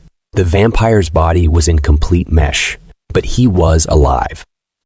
Thanks to the active skill Immortal and the passive skill Source of Darkness, the vampire's injuries were healing at a very fast rate. The passive skill, in particular, makes the user immortal as long as their heart is okay. Vampire injuries are all healing at a very fast rate thanks to his active skill. It's just an active skill in name, working like a passive skill. Bjorn doesn't completely understand the situation, but he knows that everyone else was unconscious, and the vampire is recovering at a very fast pace. So there is only one thing for him to do. He has to kill the vampire before he wakes up. Bjorn walks near the vampire. The vampire was still standing up even after that attack. His whole body is tatters, except his heart and his face. I think he protected his heart and face from the sunspot sphere using his arms, like how a boxer does. Looks like he cares more about his face than life. Bjorn knocked him down on the ground and climbed on his chest. Then Bjorn raised both hands up high and started bashing them on the vampire's chest with his full power. This didn't work much. So Bjorn placed both hands on the vampire's chest and used the flesh explosion skill. This hurts Bjorn more than the vampire, but to go out alive from there, he has no choice but to use it. He used it continuously, reaching his limit. Soon, Bjorn's health reached below 1%, but he kept doing it. He was at the doorstep of death, knocking on the door with his full power. So what result do you expect? Bjorn's health reached 0. After Bjorn HP reached 0%, a countdown started, consuming 3 points of mentality. So this is what we call surviving by pure willpower. But Bjorn only has 46 points in mentality, and they are depleting very fast. Bjorn knows that he will end up dead at this rate. But he cannot stop. He ends up dying even if he stopped. Soon after using this brutal skill so many times, Bjorn doesn't have hands anymore, but the vampire is still alive, even if he is looking overcooked. Then, Bjorn lies down on the vampire to use his body. Hey, don't overthink. Bjorn is using his body for flesh explosion. As Bjorn blows up with his entire body, a big explosion happens, and the vampire is finally defeated. The vampire gives 5 experience points because he is a rank 5 monster. And don't forget, the ranks are in reverse order. He also got 4 bonus experience points. 1 point bonus because the vampire is a high-ranking mutant variety, and 3 are for guardian defeat bonus. Bjorn leveled up after absorbing all of this experience. But in this game, it isn't that nice. Your health isn't healed back to full just because you level up. Bjorn's spirit power was also increased by 10. But the thing Bjorn was aiming for from the start was the Rupture Guardian's essence, which has a 33% drop rate. I was also waiting for this. The essence of the vampire was absorbed by Bjorn, and thanks to the overpowered skills, Source of Darkness, and immortal effects Bjorn got from the essence, Bjorn's health increased above 1%, and the countdown stopped. Thanks to this near-death experience, he achieved a new accomplishment, which increased Bjorn's mentality stat by 10 permanently. The mentality stat is now over 100, and other stats also increased significantly. Bjorn wakes up after a long sleep in the laps of Einar. Bjorn asks Einar about others. She told Bjorn that they all left 3 days ago. She asks Bjorn if he is okay, because he was passed out for 3 days. Bjorn was very shocked after hearing that, because this is the 7th and the last day of the labyrinth now. He checks his body, and everything is fine. There is no external injury. Then his focus goes down to important stuff. He screams and asks Einar about his pants because he was butt naked. Einar tells that they were already in shreds, and they were bothering her, so she just tore them up. She was talking about Bjorn's clothes, not something else. But I just was wondering why they are bothering her. Bjorn was very embarrassed because of it. Then she told Bjorn not to be embarrassed because she saw what a great warrior he is. It looks like little Bjorn was also a warrior. Bjorn was very embarrassed, so he changed the topic and asked about things that happened when he was passed out. She tells him that the numbers item was taken away by the dwarf, and the mage took the Rupture stone. Bjorn was alive because he absorbed the guardian essence, and the other 2 took the remaining 2 items the guardian dropped. Einar said that they agreed to roll the dice for the Rupture stone, but the mage was being so stubborn and refused to roll the dice. She said that she already in the loss. The dwarf said that she didn't care, but Einar couldn't accept it. Then the mage said that Bjorn took the best loot he could have gotten, so he won't be able to argue against her taking the Rupture stone. Sounds like she's the only one who knows that he absorbed the vampire's essence. Plus, she gave him the golem's essence as well as all the potions she had with her, meaning she did lose things in this Rupture. So he was not mad at all about the distribution of the loot. Einar was angry. She said that the mage also took all the items going around on her own, and then she left without even waiting for Bjorn to wake up. She was a disloyal and greedy mage. Einar was so angry that Bjorn has to take Einar's side, even if he doesn't mind it. So he told Einar that she is very dependable to make her happy. Then Einar asks if they should leave, but Bjorn says that there's something they have to do before leaving. There is something that's still here even if the mage took everything. He will make sure to take that thing. But before that, he needs something to wear. After they take that thing, they return to the first floor and then back to Raftonia. We don't know what that thing is yet. After that, Bjorn goes to the Explorer Guild branch for the stones counting. This time, there are only 230, 1,520 stones. It feels like a pretty small amount compared to the hardship he had to endure. But it's fine because he absorbed 2 essences. Then he moves his hand forward to take the stones. But the receptionist lady takes them back. She said that it's too much for a 9th rank explorer and asked what is in the backpack of Bjorn. Bjorn was confused about why she asked this question because they never asked this kind of question before. Then suddenly, guards come and surround Bjorn and tell him not to move and tell him that they will talk more in custody. Erwin had also just come out of the labyrinth. She was completely exhausted because she was hunting on the 3rd floor with her sister. She experienced the strength of the 7th rank monsters that she had never experienced before. Although it was just her sister that was fighting, the 6th rank monster they coincidentally came across, it felt like a proper adventure to her. Unlike the first one, where she was so busy trying to survive, she was excited to surprise Bjorn.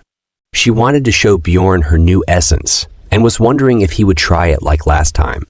Even if that hurts, she was still excited to see him. Then she entered the guild building in a line. When her chance came, she gave her stone for counting. She earned 184,100 stones. The cashier lady got suspicious and asked her how she earned that much, despite being a 9th rank explorer. Erwin told her that she was with her sister. Then the cashier lady asked her the name of her sister. Erwin told the full name of her sister, which is Daria Wittember de Turcia. The cashier lady checked her register and found that her sister is a certified explorer, so she let Erwin leave easily. Then she went back home to take a shower. She was very excited to meet Bjorn, got ready quickly, and looked beautiful in her new dress. She couldn't stop her happiness. She wanted to meet Bjorn and buy him dinner with the money she had earned. She wanted to exchange experiences with Bjorn.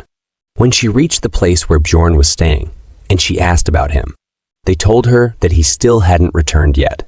There is only one meaning if someone enters the labyrinth and doesn't return when it's closed. Erwin didn't want to think about it. She refused to believe it.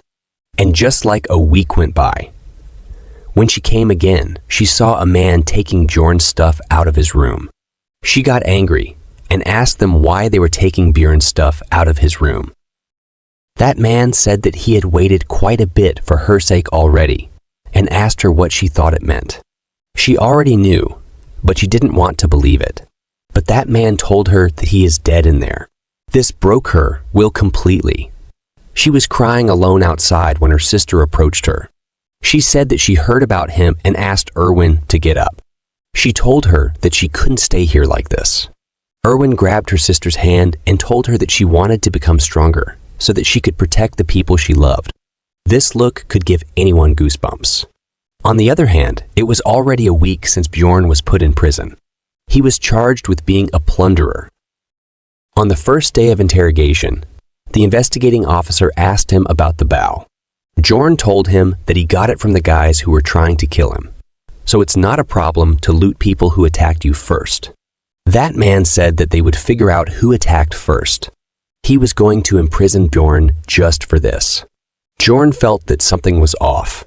It was an unwritten rule that they wouldn't question anyone without evidence, no matter what the explorers brought back. The man told him that the rules of the guild changed a few days ago. They decided to thoroughly investigate, starting with 9th rank explorers in order to minimize plundering.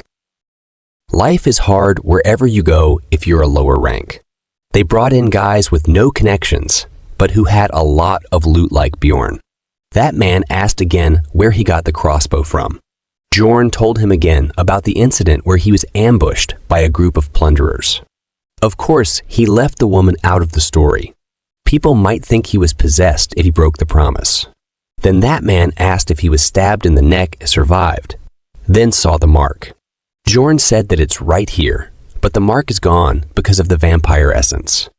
After that, he ended up talking about the rupture, despite not wanting to. But instead of believing him, he started laughing, saying that he was bad at lying, maybe because he was a barbarian. He says, why would a vampire be in the 1st floor rupture? Bjorn got angry and asked him to call a mage so he could verify his statements using memory magic. That man said that they couldn't call a mage for a mere 9th rank explorer. Only 7th rank and up can request verification. Then Bjorn said that he would pay for it. He said that they would take all the money anyways when he dies. So why would they waste the money on something so pointless? And he would think about it if he finds a guild-affiliated mage. This is how his first day went. Then, 2 days later, a 9th rank guild-affiliated mage came and tried mental magic, but due to Bjorn's high mentality stat, the mentality magic failed. After failing, The mage said that they would have to call a mage from the magic tower. But that man refused, saying that he couldn't call such important people for such a trivial matter. Bjorn even mentioned Raven and the dwarf, but he refused to listen to Bjorn. If you've forgotten, Raven is the mage he met in the Rupture. He asked Bjorn to give up and confess. He kept pushing Bjorn to confess until the 7th day of interrogation. On the 7th day of interrogation, he came very happily and said that he finally got solid evidence while showing the communication stone Bjorn got from the Crystal Union guy when he met with Erwin. He said that it looked like this was not the first time Bjorn was plundering people. He looked up the number on the message stone and found out it belonged to a dead explorer. He also got statements from the Crystal Union about what he had done. Then he told Bjorn that he would be executed in 3 hours. Bjorn was already past the point where it can be resolved by words alone. But even if he were to break out of this place, he would just be marked as an escapee plunderer. Then there's only one way to get out of here alive. He has to prove that he is innocent, but he can't do that with words alone. So, he decided to get out of the prison first. He grabbed the prison bars and used flesh explosion. The power of the explosion was terrifying. It melted the bars like nothing. After the smoke settles down, Bjorn comes out of the prison. The guard outside was terrified and shocked by the explosion of this magnitude. He tried to warn others, but Bjorn kicked his face and knocked him out. Bjorn's hand was healing quickly after the flesh explosion. This essence at least came in handy this time, so I will hate it less, but it still hurts, for sure. After Bjorn's hand healed completely, he takes the keys from the guard. The other prisoners started calling for Bjorn. They started asking for help from him, asking him to free them. Bjorn knows that some of them are real criminals who have committed many crimes, but an innocent barbarian who was blamed for no reason doesn't give a damn about that. So he started opening others' gates. After Bjorn opened everyone's gates and they came out, they started celebrating the barbarian of freedom. They are in the underground prison of the Explorer Guild branch. The guards are standing guard at the gate of the underground prison when a sound comes from behind. When the guard tried to look behind, the door blasted off, and a wave of prisoners rush out with all kinds of weird weapons they find. They started attacking people as soon as they came out. The workers offer rewards to explorers who take down escapees. Then both groups start fighting. The fight is intense, but it was helpful for Bjorn. He took this chance to go up to the 2nd floor, because he knew that the prisoners would be caught soon enough. Unlike the explorers, the prisoners don't have weapons, except for some clubs they stole. Bjorn just wants them to stall for at least 5 minutes. He was running with all his power, but what he wants isn't just to escape. When he reached up, there's a group of guards guarding the way up. They say that they can't let him up because the branch manager was upstairs. Then, Bjorn extended his hand outward of stairs railing and used flesh explosion. The explosion exploded Bjorn's hand and scattered his blood all over. After the blood touched countless prisoners and explorers. The blood is acidic, which hurts them like hell. But that's not the main use of it. If you guys remember, it's used for sacrificial seal used by the vampire.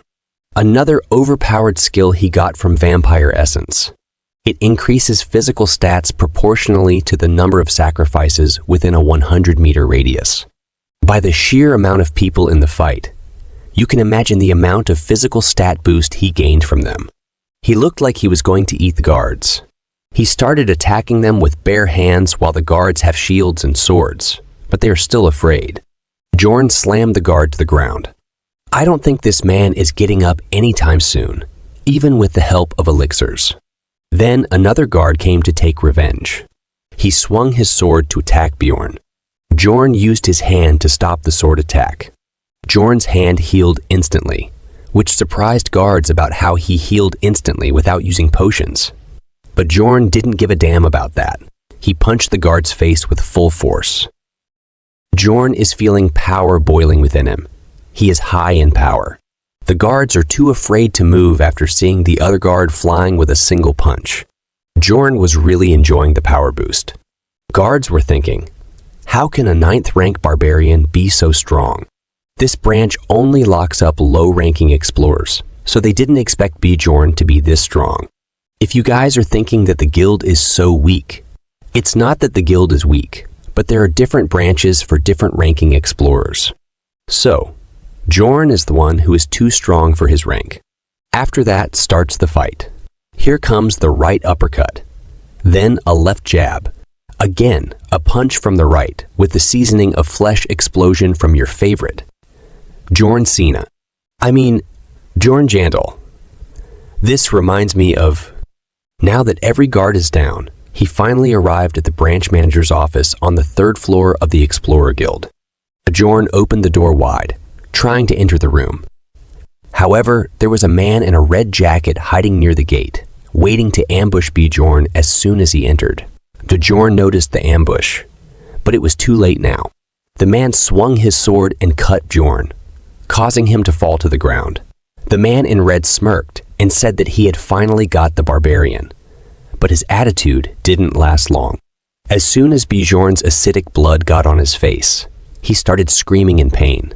He was too weak, yet he was acting like that. This whole acidic blood thing reminds me of a manga called Dungeon Seeker, but I advise you to read this manga only if you have a strong mind, because it's quite dark. The good thing is that it's completed. Back to the story. Bjorn looked very proud about this. Then a scream came.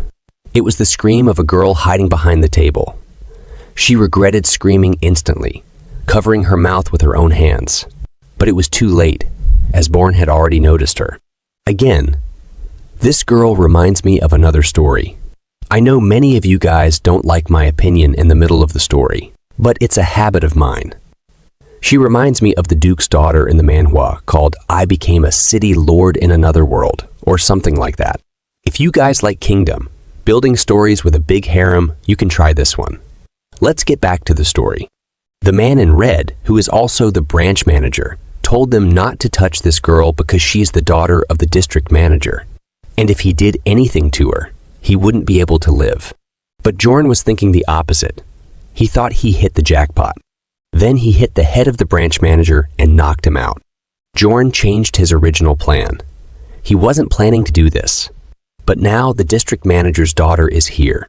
Things will either end up really easy for him, or they'll end up going terribly. Then the daughter of the district manager started talking, saying that Bjorn already knew she would be here, and he planned all of this a long time ago. Then Bjorn grabbed her and shut her mouth up with his hand. Bjorn told the guards to bring the inspector in charge of him, the Crystal Union's leader, and also a mage from the Magic Tower. He warned them that if they failed, he would kill the daughter of the district manager. The guards were confused about what to do, but in the end, they decided to leave the branch manager behind and go to do the things Bjorn told them to do. Poor branch manager. Bjorn was holding the lady very tightly. Then he took a long breath and shouted with all his power. His head looked like it was about to burst from his own scream. He started telling them about himself and the things the guild had done to him. He told them that the guild was framing him, and even swore that he was innocent. He was doing all of this to make a big scene like this, so they wouldn't be able to just cover it up. Bjorn's demand reached the Magic Tower. An old man claiming to be from the branch manager informed them that a psycho was causing havoc. The person he was talking to was Raven.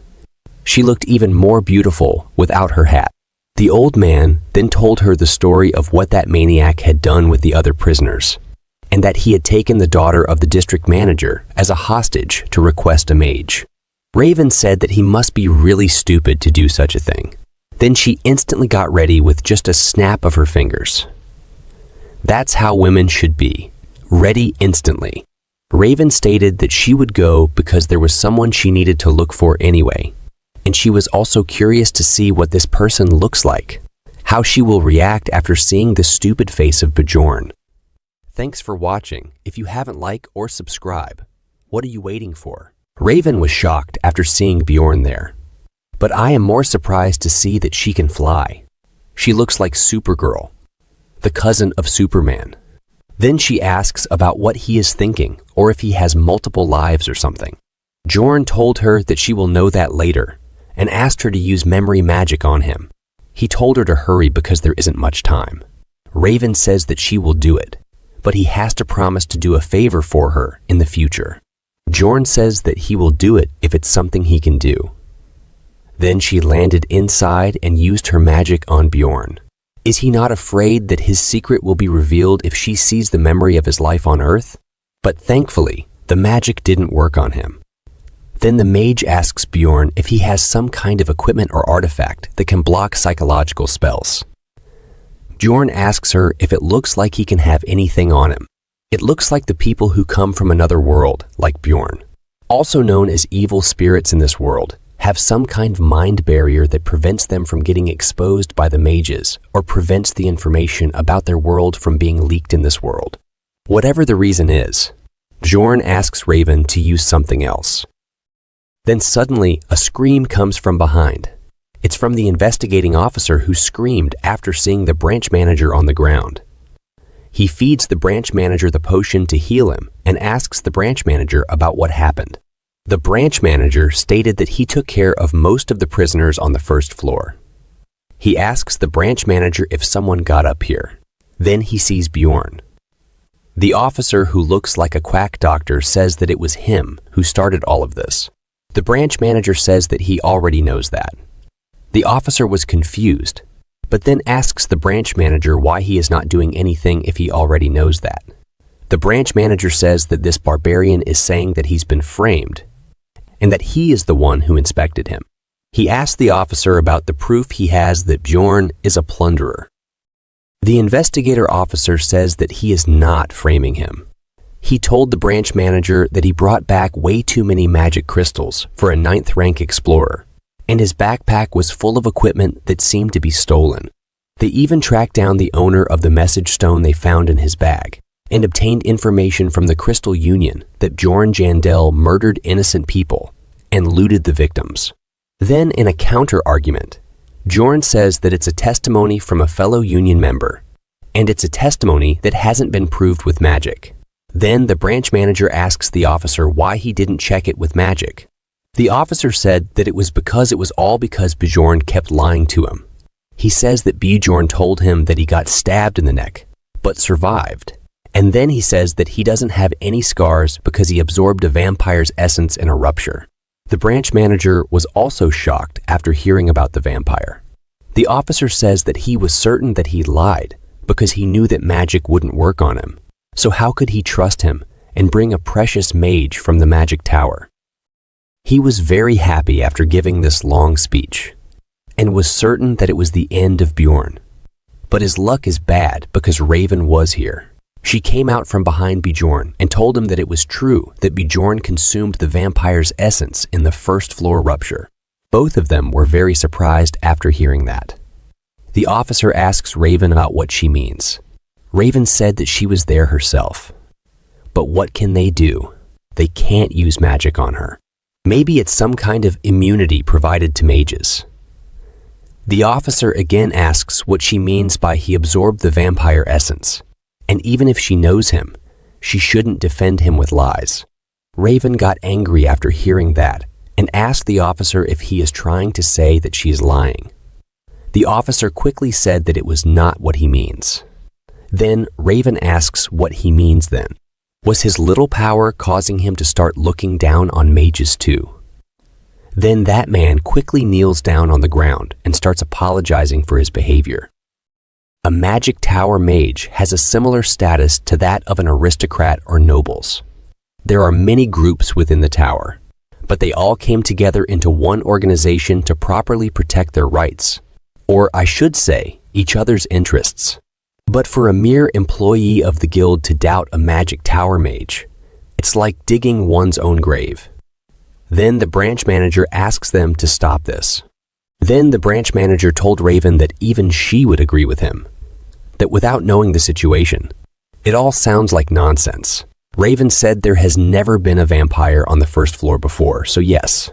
The branch manager got happy and said thanks. But Raven will not let this end easily. She said that it's a reason for a normal person, but that's not something an Explorer Guild's branch manager should be saying. After hearing that, The branch manager got nervous. He understands that she will not let this slide easily. Raven says that even now, after so many years since the first appearance, there are still mysteries they don't know the answers to. They can never predict what might happen in there, but he was telling her that something can't happen, so he can be so sure. The branch manager's face was looking like he was getting scolded by his mother. After seeing how ruthless, even to the branch manager, he understands that she is really a mage through and through. Then a man comes there and said to Bjorn that he was the barbarian who started all of this. Bjorn asks him who he is. That man introduces himself. His name is Niall Urbans. He said that he created quite a mess. Bjorn was confused about who he is. Then suddenly, a new waifu. I mean, the daughter of the district manager, shouts father. I think I don't need to tell you now that this man is the district manager. The Explorer Guild manages clans, casts team spells, and sells various kinds of information for the sake of the explorer's convenience. At least on paper, like every organization, who knows what is really happening? The management system of the guild is simple. Every one of its hundreds of branches has its own branch manager with 13 district managers above them. And above them all is the guild master. So, the 13 district managers are basically second in command. But there are things even they do not dare to do. They throw the Crystal Union guy on the ground. After seeing the Crystal Union's guy called Hearts Young, who gave his witness statement against Bjorn, the investigation officer got more after seeing him. Then, Bjorn takes him under his remand and asks him questions about his false witness statement about the message stone against him. He tried to refuse that. But Raven used her magic on him and confirmed that he was lying. The branch manager and officer were shocked after hearing that. Now both of them and the Crystal Union won't be able to do anything to get out of this since the Magic Tower's mage has proved it. Then the district manager told Bjorn that he was innocent. Then Bjorn releases his daughter and asks him about what is going to happen with the Crystal Union guy. The district manager says that this was all caused by this person's false statement, so they will investigate this further and then decide what to do with him. Then Bjorn says that he prefers it if they look into the clan he's in too. The district manager said that Crystal has been quite the troublemakers anyway, so he will do that. He also told the inspector that he is fired. The inspector tried to defend himself by saying that he did everything according to the rules of the guild. But the district manager refused to listen and asked if he is trying to bequeath his lack of skills to the guild. Then he told him that there will be a thorough reinvestigation of every case that he handled, and if they find anything wrong, he will be punished accordingly. Now I am feeling bad for him. They're just trying to push all the blame on a low-ranking employee. He also understands that and didn't say anything after that. Then the guards take both of them out of there. Then the district manager says that they will compensate Bjorn for any inconvenience he goes through. He said that he'll make Bjorn a 7th rank explorer first, and they will replace all of his current equipment with new gear. He thinks he can fool Bjorn with just that. But Bjorn got angry and said that he can become a 7th rank explorer with a 5th rank essence anyway. So they are not doing any charity here. I don't know about Bjorn, but they almost fooled me. For a second, I think that it's amazing that they are even giving any compensation. The district manager said that he only has 2 months of experience. Then Bjorn almost got on his face and told him to bring any 7th rank explorer, and he will show who is stronger. Bjorn goes into full barbarian rage mode and told him to come at him.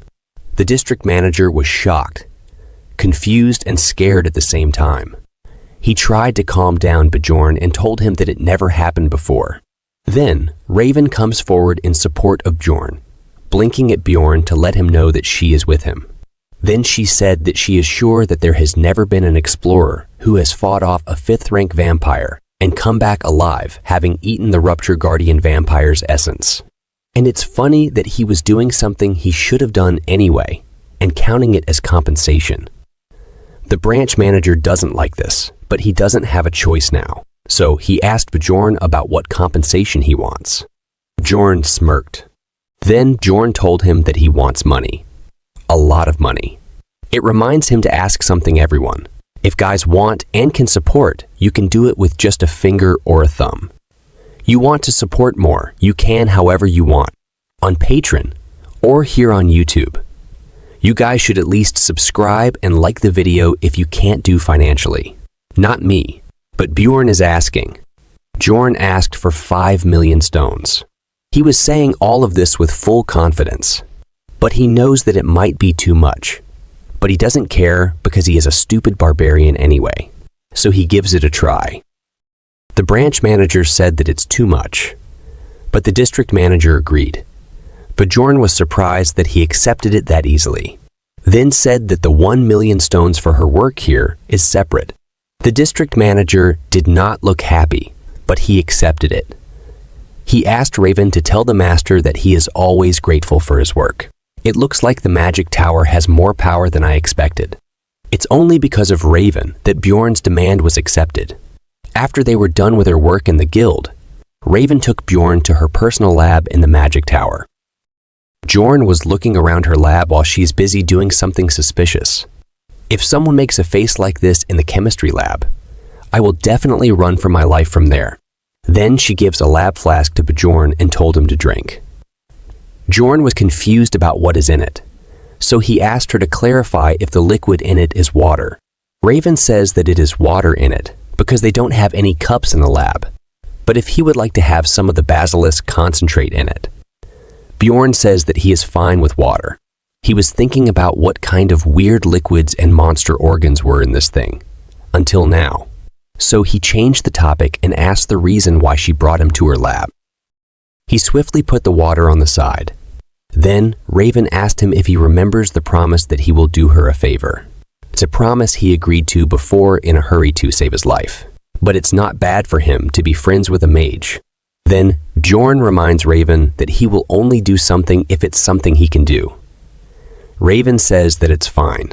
What she wanted to do is study the essence Bjorn consumed. She told Bjorn that it was also beneficial for him because there might be some features they didn't know about, since no one's taken it before. Her eyes change. They're full of a passion for knowledge. She is so excited to study the essence of the vampire that never appeared as a guardian in the Rupture before. Mages like the graduate students. Bjorn asks her if it's the reason behind the thing she said when signing the agreement papers. They signed a contract in the guild, and she asked the district manager not to record that Bjorn took the vampire's essence in exchange to agree on a condition.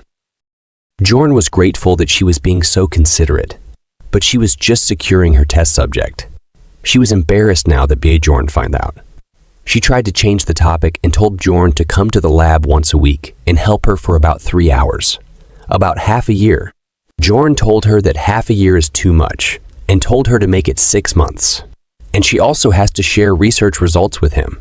Raven told Bjorn that he survived thanks to her and also got 5 million stones, so he should be more grateful towards her. Bjorn is grateful, but that's a separate issue, and in order for this relationship to work out long term, he needs to show her what kind of person he is. He stands up and told her that she should be the one giving money to him. Raven was confused about why she should be the one giving money, just like you all. Bjorn told her that she has to pay because she fed him the essence of a golem that he doesn't want. Raven pushed Bjorn away, or at least she tried to push him, then asked Bjorn about how that is an issue. She said that she gave him an essence for free. Bjorn told her that she forcefully fed him that essence so that she could live. So how is that not a problem? She says that it also saved his life. Bjorn says that he doesn't care, and he doesn't want it, and asks her to pay 10 million stones, because he heard that's how much you need to erase an essence at the temple. So you can actually erase an essence. That's great news. So basically, all rich and powerful people like the royal family should have the best essence. But if it's me, I should add a merging or devouring system in the game, where if you get a similar essence of higher rank, the higher rank essence should devour the lower rank. Like if you get the essence of Death Fiend and Vampire, the Death Fiend's healing ability will become useless because of the great healing ability of Vampire. In that case, the Vampire essence should devour the Death Fiend's essence. You guys can give your suggestions if you want something similar in my story. I'm going to start writing my story. If any of you know any good platforms, please comment down the name. Let's get back to the story. Raven asks him why would he get rid of such a precious thing. She called him a psychotic barbarian. Bjorn says that it's because he doesn't want it, and she has seriously harmed him. She said she heard that it's super rare and precious for explorers. So she should be the one getting paid instead. Bjorn said that it's a biased opinion of a mage since you guys can't take essences, so she should be asking other explorers. She said that he was saying all that because he thinks she doesn't know any explorers. He should just wait and see. She walks towards a magic ball and taps it. She calls someone called Patsaran. She introduces herself and says that he met her mentor last time. It looks like Mr. Patsaran is a high-ranking explorer. She asks him about what he would do if someone forcefully feeds him an essence that he doesn't want. That man said that he will get very mad. Raven is surprised. Then she asks, what if it was really, really rare? A really rare 7th rank essence that you could only earn in the Rupture. That man said that he would still be mad. An essence that he wasn't planning to take would only harm him. Raven was shocked and nervous, while Bjorn was sitting on the chair like a mastermind who closed all the doors of its enemy. That man is explaining to Raven that mages don't understand. But you can't make it to the upper floors by just taking whatever essence you come across. Bjorn was looking very proud, while Raven was embarrassed because of it. Then she asks about how should she compensate someone for it. If something like this happens, that man says that he will ask for money. He told her that a minimum of 15 million stones would be good. Raven was very shocked after hearing the amount. That man said that erasing an essence takes a lot of money. The fee only gets higher the more you erase too. To him, it looks like they worship money, not God. Then she asks everyone's favorite question. She asks, what if money is not an option? Wait. This is not FUB, and Bjorn is joining, bro. That man said that he is not sure. But if something like this happened to him, and the person responsible was in front of him, he would snap their neck in half. Bjorn was thinking that this man lacks imagination. I think Bjorn's imagination is running wild, because he was also sitting at a good place with a great look. Raven was in shock and fear. She was thinking about what she should do. She doesn't have that much money. This guy must be a pretty skilled explorer if he's acquainted with a magic tower mage. Someone like that would definitely know the importance of balance between essences.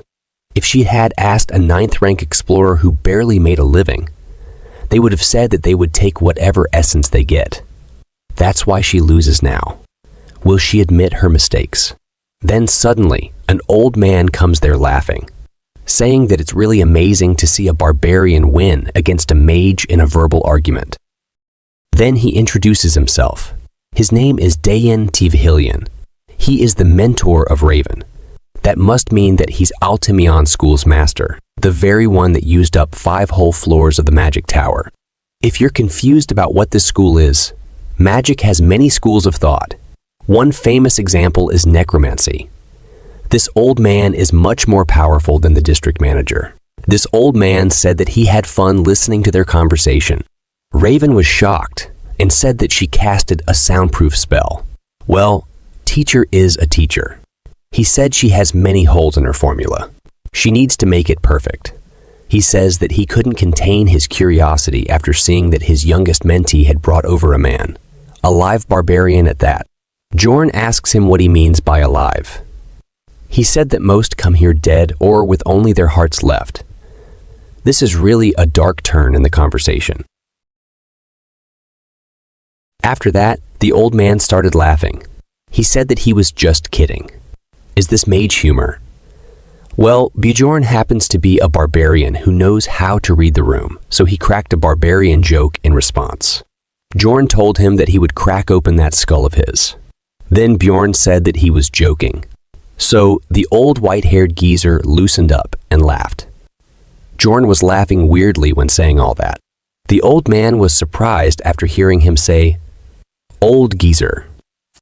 Raven was shocked and afraid. She asked him if he lost his mind, if he had any to begin with. Bjorn was thinking if he had crossed the line now, and if he did, how he was going to resolve it. But the old man started laughing again. He said that he is different from those sensitive little worms who can't take jokes. "He looks really mad to me." Bjorn said that he would take back the old geezer thing because he took his jokes so well. Bjorn asked the old man if he is from barbarian blood. Bjorn is really taking this too far. Telling a mage that he is a barbarian is really too much. But the old man took it calmly and said that he sure has a bold side to him. Then the old man changed the topic before he started beating Bjorn. He put his hand in his pocket and asked Bjorn if he would be satisfied with something else instead of 10 million stones. He takes out a ring. This ring is a numbered item, and its number is 9,425, and the name of the ring is Forest Spirit Ring. You might have already guessed it, but the lower the number, the better the item. The number of this ring is a bit high, but it's still a numbered item. A numbered item is something you can only obtain from guardians of ruptures, with each one of them being rare and possessing their own exclusive abilities. If you're thinking about where the numbered item is, from the rupture Bjorn entered, if you forget about it, it was taken by the dwarf after Bjorn was unconscious. They already decided about that at the start. The thing is that this old man was giving away the forest spirit ring this easily. Bjorn asked the old man about what's good about this. The old man says that it's something he definitely needs. It has the power to seal one of the essence's abilities that the user has consumed. So it can seal Bjorn's acid blood ability. You know what it means. It means that little Bjorns are safe now, and he won't become a eunuch now. Actually, Bjorn already knows its uses, but it seems that even the master of the Altimian school doesn't know about the ability that the forest spirit ring has. He only knows that it suppresses one ability of the essence. That's why he is giving the ring to Bjorn so easily. Bjorn accepts it and leaves the magic tower. Raven reminded Bjorn that he has to come back twice a week to help her with the research of the essences he absorbed. Bjorn says okay and quickly got out of there. Raven was worried if Bjorn really remembered it. Raven said sorry to her mentor because he had to give the item because of her. Her mentor, the old man, told her that it's fine because it was a useless numbered item that wasn't being sold, and that ring's value is only 1.5 million on the market. He said that the stupid barbarian will be so angry once he realizes how much that ring was worth. The old man thinks that he was very smart. But what will happen when he finds out the real worth of that ring? Then he realizes who is really the stupid one here. In this world, mages are the smartest of everyone. But Raven doesn't seem to know how to obtain the goddess tears. That's why, even if they're mages, they're basically noobs in front of Bjorn. After that, Bjorn goes back to the hotel he was staying at. The man from the hotel said that he thought that he was dead, so he emptied Bjorn's room. Then Bjorn asked him about his stuff. The hotel guy said that he threw them out. Bjorn got angry and said that he paid for an extra week before he leaves. The hotel guy got scared and said that he will pay him back. Bjorn was very angry. He wants to beat him, but he can't do that in the city. Then Bjorn realized that he starts having such violent thoughts so naturally. Even when he saw a head go flying, his mind was fine. Even when he murdered for the first time, he found it so easy to do. Even if it was something he had to do for self-defense. Even when he escaped the prison, he only hesitated a bit. He didn't hesitate much when he committed any of these actions. Even the argument that he had with the old man in the magic tower is something that the old him, the 29-year-old office worker Lee Hanzu, would never done. He only thought that these were just changes that happened because of the given environment. But he comes to realize that it's like the instincts in his barbarian body that just jump out during battle. His personality, too, has changed to become more violent and simple. He is becoming more like a barbarian. But this is better for him if he wants to survive. Bjorn asked the hotel guy for 30,000 stones, and he will let it slide. The hotel guy said that he didn't even get half of this after selling his stuff. At this moment, he knew that he is. Bjorn asked him what he means by sold. Didn't he just say that he threw them? What do you think happened after that? Bjorn literally moved to a 5-star hotel. Now he has a king-size bed with a personal bathtub, and the city square is also much closer than before. He was thinking about the Einar now. What about Erwin? He didn't even think about her, and she was. Well, you know what happened. The next day, he goes to the Angry Bull Inn to meet Einar. After seeing Bjorn, Einar starts crying. She is looking like a kid now. I still miss the muscle Einar. If any of you are confused about why she is like this, it was all because of the essence she absorbed in the rupture and became small, like a normal human. She hugs Bjorn and asks him where he was all this time. She said that she knew that he would even come back from hell, but still. Bjorn said he had some issues. Then Einar said she remembers something. She asks him if he heard about the news. Bjorn was confused about what news. Then suddenly, other barbarians came there with excitement. The barbarian guy with cuts on his face asked Einar if she is talking about the barbarian of freedom. They were very excited when talking about the barbarian of freedom. They told Bjorn that the entire city is in an uproar because of him. After hearing that, Bjorn understands that they are talking about him. If you guys forgot, the prisoners Bjorn freed from prison call him the barbarian of freedom. Bjorn was worried about exposing his identity. He was afraid that if he got too much limelight, he would get into endless troubles. So he asked them the name of the barbarian of freedom. The barbarian with the scar on his face and others are dumbfounded after hearing that. Scar Guy scratched his head and said that it's strange. But his name is the only thing people are not talking about, so he also doesn't know about it. It seems like the guild took action and at least kept Bjorn's identity anonymous. Everyone said that they don't know the name, but they are very proud of him. They are proud that such a person is one of them. He is a great barbarian who beat up hundreds of people on his own, cleared himself of a false accusation, and led everyone out of jail to freedom. All barbarians start shouting, "Great barbarian! The best warrior! The best barbarian!" Bjorn didn't expect that it would become such big news. He was just hoping that nothing bad comes out of this. After that, Bjorn and Einar go to Commonleby. Commonleby refers to districts 2 to 5 that form a circle around the first district, Karnan. It's where the middle class of Rafdonia resides, and many people call it the free market.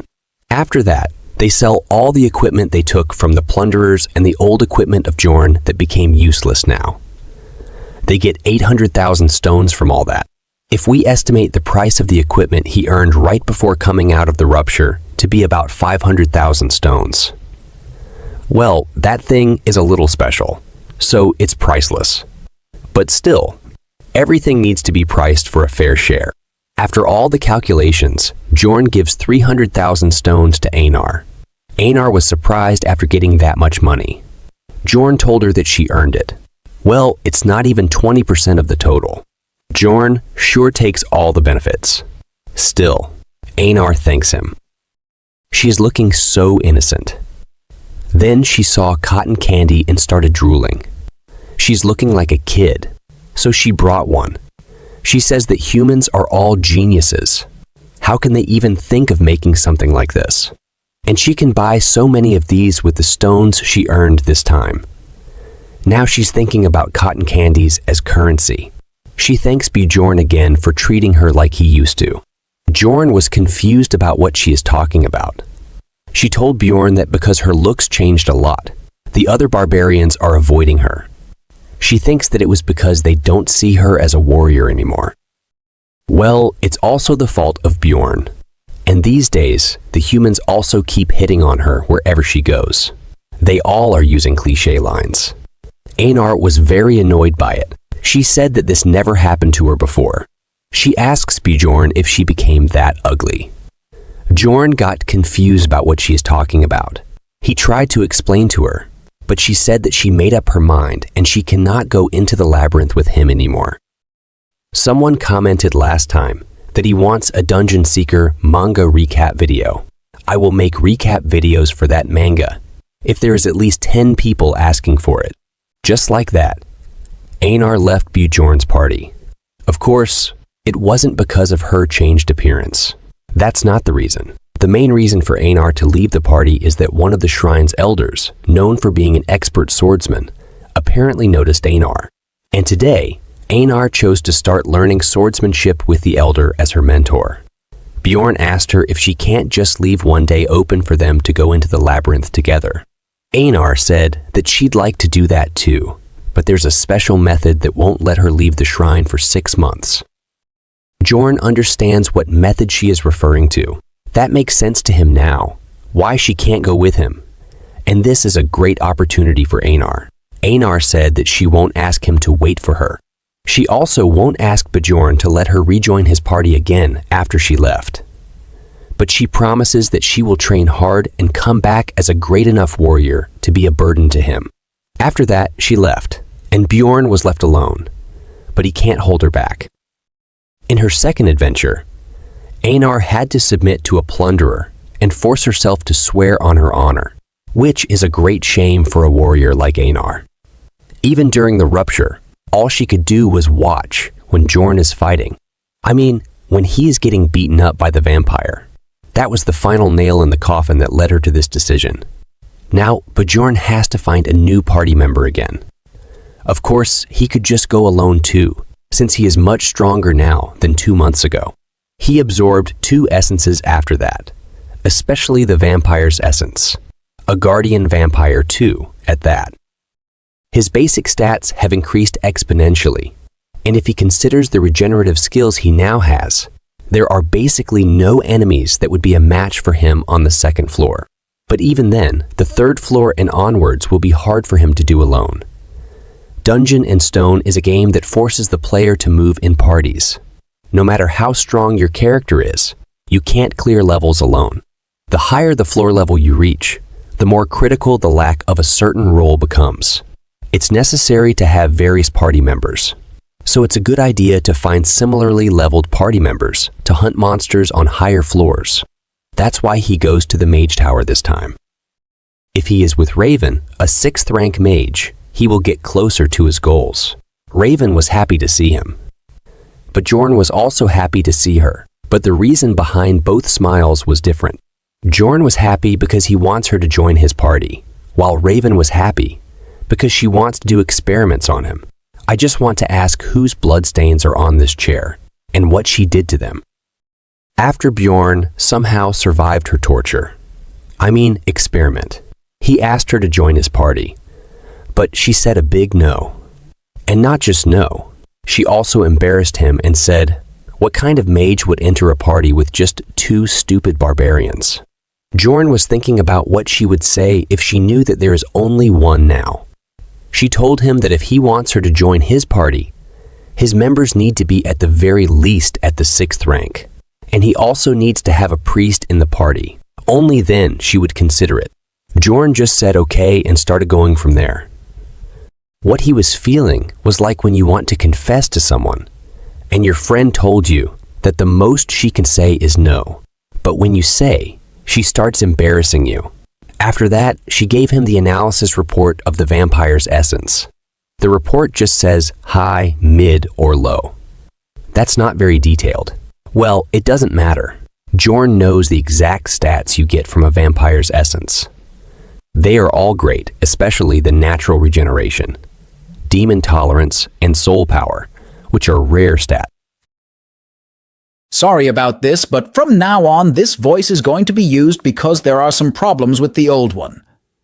I hope you guys can understand this. Let's start. A Guardian's Essence comes with a default passive skill, which you won't get from a normal vampire essence, as well as all the possible active skills. Now, I just want to see Bjorn sucking others' blood. Now that Bjorn has the undead or immortal seal he got from the barbarian Saman, as well as the guardian's essence, he is basically set on regeneration skills. He played this game for a decade now, but this is the fastest he has ever been able to grow. Now Bjorn's work is done for today, so he starts going from there. Then Raven stopped him and asked him about the stuff he shoved in that vampire's mouth. She said that she sensed divine power. She means the goddess's tears, but Bjorn can't tell her that. So he puts his finger in his nose to look stupid and says that she must have imagined it because it was rather chaotic. She says that she saw that with her own 2 eyes. Bjorn says that he is hungry. He has to go. Then Bjorn activated Barbarian Run mode and ran away from there. Raven just left screaming. She got very angry when he ran away. She understands that he is hiding something from her, and she decided that she will find out. She goes to the library and finds a book there. This is an ancient book or text with an unknown author. It contains precious information about the Ruptures. She was really lucky to come across it when she was younger. This is just my theory, but what if this book was written by Bjorn when he used to play the game? She starts searching the blood-tinted castle in the book. She finds the blood-tinted castle page, but there is some text she can't read because of the stain. But she finds about the goddess tears along with a golden mask. Then she took another book with information about the goddess tears. In the book, the goddess tears are mentioned as a consumable relic with an unknown source. It spreads a very strong blessing around it when broken. 150 years ago, during the dimensional break, Cardinal Androne used all 3 in order to save the Pope, and that was the last time they were ever seen. Raven was very surprised after reading the book. She thought about how could a barbarian that just reached adult age know the hidden location of the goddess tears, and how he was able to use it. She got suspicious about Bjorn. The golden mask is an item you can obtain if you fulfill several conditions after defeating the boss of the blood-tinted castle. It lets you change the user's face however you want for a month. It has 5 uses total. Well, Bjorn might have survived the extinction because he will only die if his heart is damaged. Then that means even if his head is chopped, he might grow it back. I just want to see how. Then he can hide his face with the mask. But I think it was also taken by them. When he was just playing the game, he wasn't really interested in customizing his character, so he just sold it for 500,000 stones. This is the value he considered when distributing the loot with Einar. Now that this is reality, and he was imprisoned before too for something he didn't do, so if he ever has to turn back on the city, he will keep it for now. In some bar, Erwin's sister was eating while others are talking about the Crystal Union that has broken up. Everyone was in shock that a perfectly fine clan ended up in ashes overnight. Crystal Union is an explorer clan that grew explosively in the last 10 years. They created a wide-range communication system through the use of many message stones and provided the first-floor explorers with all kinds of conveniences. Then other explorers started criticizing them. They said that they are just pretending to be explorers. They are just scumbags. Actually, they were good in the beginning. A lot of ordinary citizens who had a hard time paying their taxes were saved by them. But as they grew bigger, they changed. They discriminated against outsiders and committed crimes against beginners habitually. What happened to Erwin was the proof.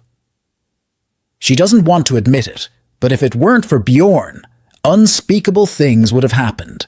She was thinking that she should do something about them, but now she won't even need to anymore. Then a guy asked another about the reason they are broken up.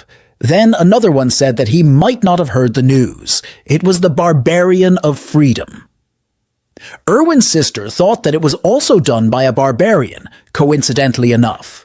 Then they talk about the whole incident, and people are saying that the new law to find plunderers isn't going to be enforced either because the incident became too big. And what's more surprising for them is that the barbarian is just a 9th rank explorer who barely went through his coming-of-age ceremony. After hearing that, Erwin's sister stops. She thinks that it would be too big of a coincidence. Now she is thinking if Bjorn is really dead, and if the Barbarian of Freedom really is Bjorn, that would explain why he didn't come back for a week. She sure is smart. Then she goes home where Erwin is. Erwin now has one more fire spirit. She is looking stronger than before, but not happy at all. She is looking completely broken from inside. Her sister was confused if she should tell about Bjorn or not. Her sister and Bjorn sure are cruel. Bjorn didn't even think about her since he came out. Instead, he is busy looking for new party members.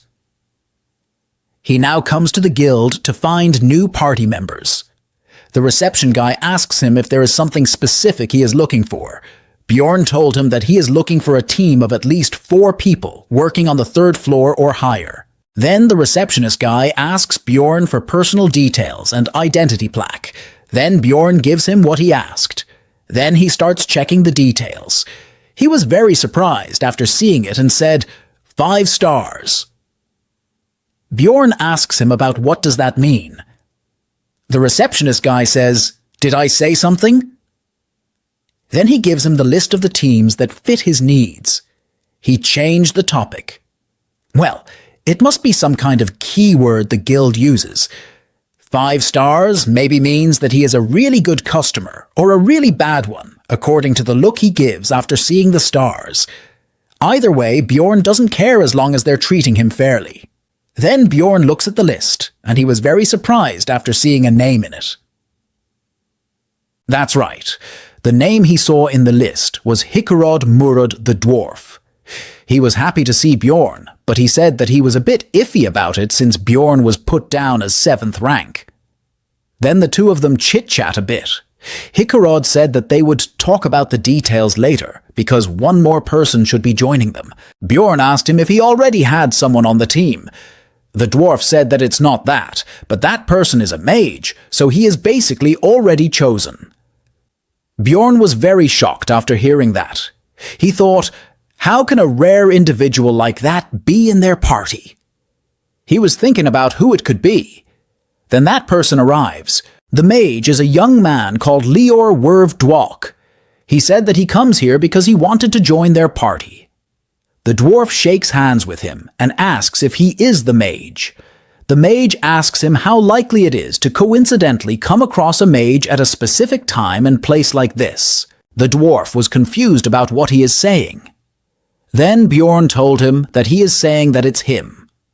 The dwarf introduces himself as Hikarod Murad, a 6th rank explorer. Then the mage also introduced himself as an 8th rank mage of Rafdonia's royal family. Now I want to talk about the Dungeon Seeker manga recap. That manga has some 18+ scenes, so I will upload it on another channel because I don't want to affect this channel. The link is in the comment section. I hope you guys will enjoy that one too. Dwarf was very shocked after hearing the name of Rafdonia's royal family. Then, Bjorn told him that it means he doesn't work for the guild or magic tower. The dwarf barely knows anything.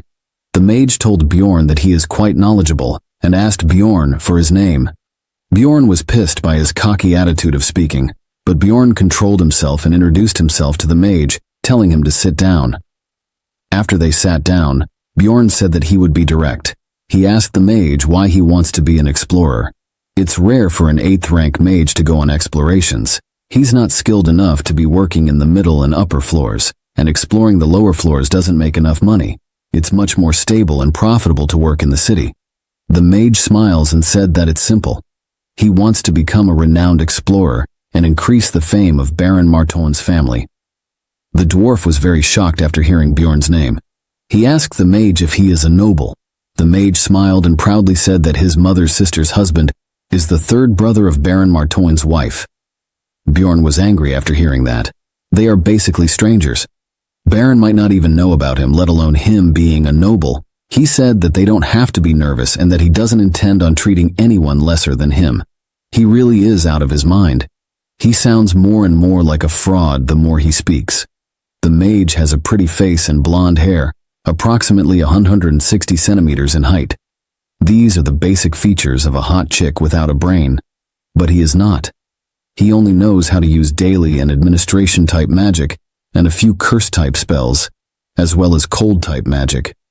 He is an inexperienced 8th-rank mage who is full of lies and arrogance. This is the image Bjorn has of the mage after the meeting. Bjorn was a bit doubtful, but better people will sign up to be in their party if they have a mage, so they decided to take in Dwalki the mage. After that, they received a lot better people, as Bjorn had expected, and Hikarad and Bjorn met 3 to 4 times a week to look over documents. Well, Bjorn was the one doing most of the work. Bjorn selected the candidates to be their party members. The dwarf says he's going to reject them too, so he is relieved that Bjorn finally chose someone, and like that, they completed their team. Bjorn even upgraded his equipment, and now he is showing them off in front of the librarian. Yes, I was also confused about why he is showing off in front of her. She asks about what it is. Bjorn says that he will tell her if she wants to know that bad. He told her that it's armor and a shield made from latinium. The name is like the mixture of lithium and aluminum, but the defense is good. He also shows his new expandable backpack. He said that it's not much though, and he just got it. You can tell by Bjorn's face how much he is enjoying showing off. But the librarian puts a full stop on Bjorn's excitement. She told him to take off his armor because there are complaints. She didn't give Bjorn the reaction he wanted. Well, that's what you get when you forget about the only person that can give you the desirable reaction. After that, he got out from the library, and when he was walking on the streets, he saw someone sleeping. It's a barbarian that is sleeping in the alley. But the weird thing about him is not that he is sleeping on the side of the road, but that he doesn't have any weapon. Because every barbarian walks around with a weapon like it's their lifeline, no matter how hungry, poor, or cold they are. Bjorn wakes him up, and he got scared after seeing Bjorn. Bjorn told him not to be scared and asked about his weapons. He said that he doesn't have any money, so he sold it. He's speaking to Bjorn in a formal tone, and he sold his weapon. Bjorn is sure that this barbarian is an evil spirit like Bjorn. Then Bjorn introduces himself. Then that barbarian also introduces himself as Leon's son, Tarikan. Then Bjorn takes him to a restaurant for food. He was very happy after eating. He said that he will never forget what Bjorn did for him. He said that he went through his coming-of-age ceremony a month earlier than Bjorn. He said that he got lost and couldn't enter the labyrinth, but maybe he ran off because he was too afraid to fight monsters. Escaping from an excited crowd of barbarians is a piece of cake. But the problem comes after that. Maybe he even tried to find work in the city, but no one would take a barbarian. That's the biggest negative about being a barbarian. This makes Bjorn think if the evil spirit really the one that opened the boss room, called the Gate of Abyss, because someone that skilled should know about how barbarians are treated in this world, but he didn't go into the labyrinth. Then Bjorn asks him about what he did after the first month. He said that he didn't go into the labyrinth then either. Bjorn got angry and asks him if he is crazy to not go even a second time. He said that he can't fight monsters without a weapon. After hearing that, Bjorn thinks that this is why he should have gone the first time. Bjorn was confused if he really played the game or not. Then he continued his story. He told that soon after that, he also kicked out because he ran out of money. So he had to fight the cold, hunger, and sickness, and then he tried to go to where the barbarians were staying, but for some reason, they excluded him. Now Bjorn thinks about how he survived for that long when he's been acting like that. If he had run away that day because he was scared, he would have met the same fate as this guy. Then this guy asks Bjorn about how he feels about his story, and if it makes Bjorn want to help him. He said that it's hard to believe, but he knows the labyrinth very well and can be helpful for Bjorn. Bjorn told him that he is not going into the labyrinth with him. Tarikan was surprised and disappointed. Bjorn told him that he will help him in another way. Bjorn gives him 150,000 stones and told him to buy a weapon with it and go into the labyrinth. He was very happy receiving money. He thanks Bjorn and said that he will pay him back one day. Bjorn told him to go now because he was tired. Tarikan stands up and says that he will come back next time. Bjorn told him not to come, whether he loses his money, wastes it, gets rich from the labyrinth, or even if he gets the money to pay him back. Once he leaves, he shouldn't ever come find Bjorn again. Bjorn asks him if he understands. He says okay and goes from there. Bjorn also comes back to his room, but is still thinking about what he did today. Maybe it was because he helped by someone in the past. A logical person would have told him that he was being stupid, and an emotional person would have been mad that that's all he did to help. Neither of them would be wrong. It might sound like hypocrisy to some, but that was the best he could do. Now he can just hope that Tarikhan survives. Soon the day of labyrinth opening arrives, and Bjorn enters the labyrinth with his new party. The mage is enjoying the scenery because it's the first time he entered the labyrinth. Let me introduce the new party of Bjorn. Let's start with the mage. He is Leor Wervdwalki, an 8th rank human mage age 25. The second one is Bron Rotmiller, a 7th rank human explorer age 34, with 8 years of exploration experience, probably the most normal member of the party. Next is Hikurad Murad, the dwarf, a 6th rank explorer, tanker, and also the team leader. Yes, Bjorn is not the team leader. No one will listen to the orders of a barbarian. And, of course, our 7th rank explorer, barbarian tanker, Bjorn Jandel. And lastly, the most important new member according to our horny community, Misha Karlstein, a 7th rank beast human explorer, age 25, with 5 years of exploration experience. She has a strange habit of saying "nya" at the end of everything. She says it's because of the way she's born, but Bjorn didn't see someone like her. The author might have thought that it sounds cool, but in reality, it's destroying the image of the story. I was also disappointed by her character. I was expecting a strong-minded lady here. That matches Bjorn's mindset. Well, I might start liking her in the future. She said to go and start chopping some monsters' heads. The dwarf says that he can't disobey the princess's orders. She got flustered and said that she told him not to say that.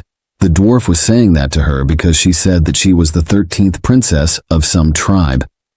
Brown Rotmiller told them to start moving. Thus began their first exploration as a team. With Rotmiller's guidance, they arrived at the 2nd floor portal within 10 hours. But someone else already opened the portal, meaning they won't get any experience from opening it. This is a pretty good record, but Rotmiller was disappointed. He uses a guide skill that lets you know the direction of the portal. Bjorn didn't expect much from him since he's not a guide, but this is pretty good.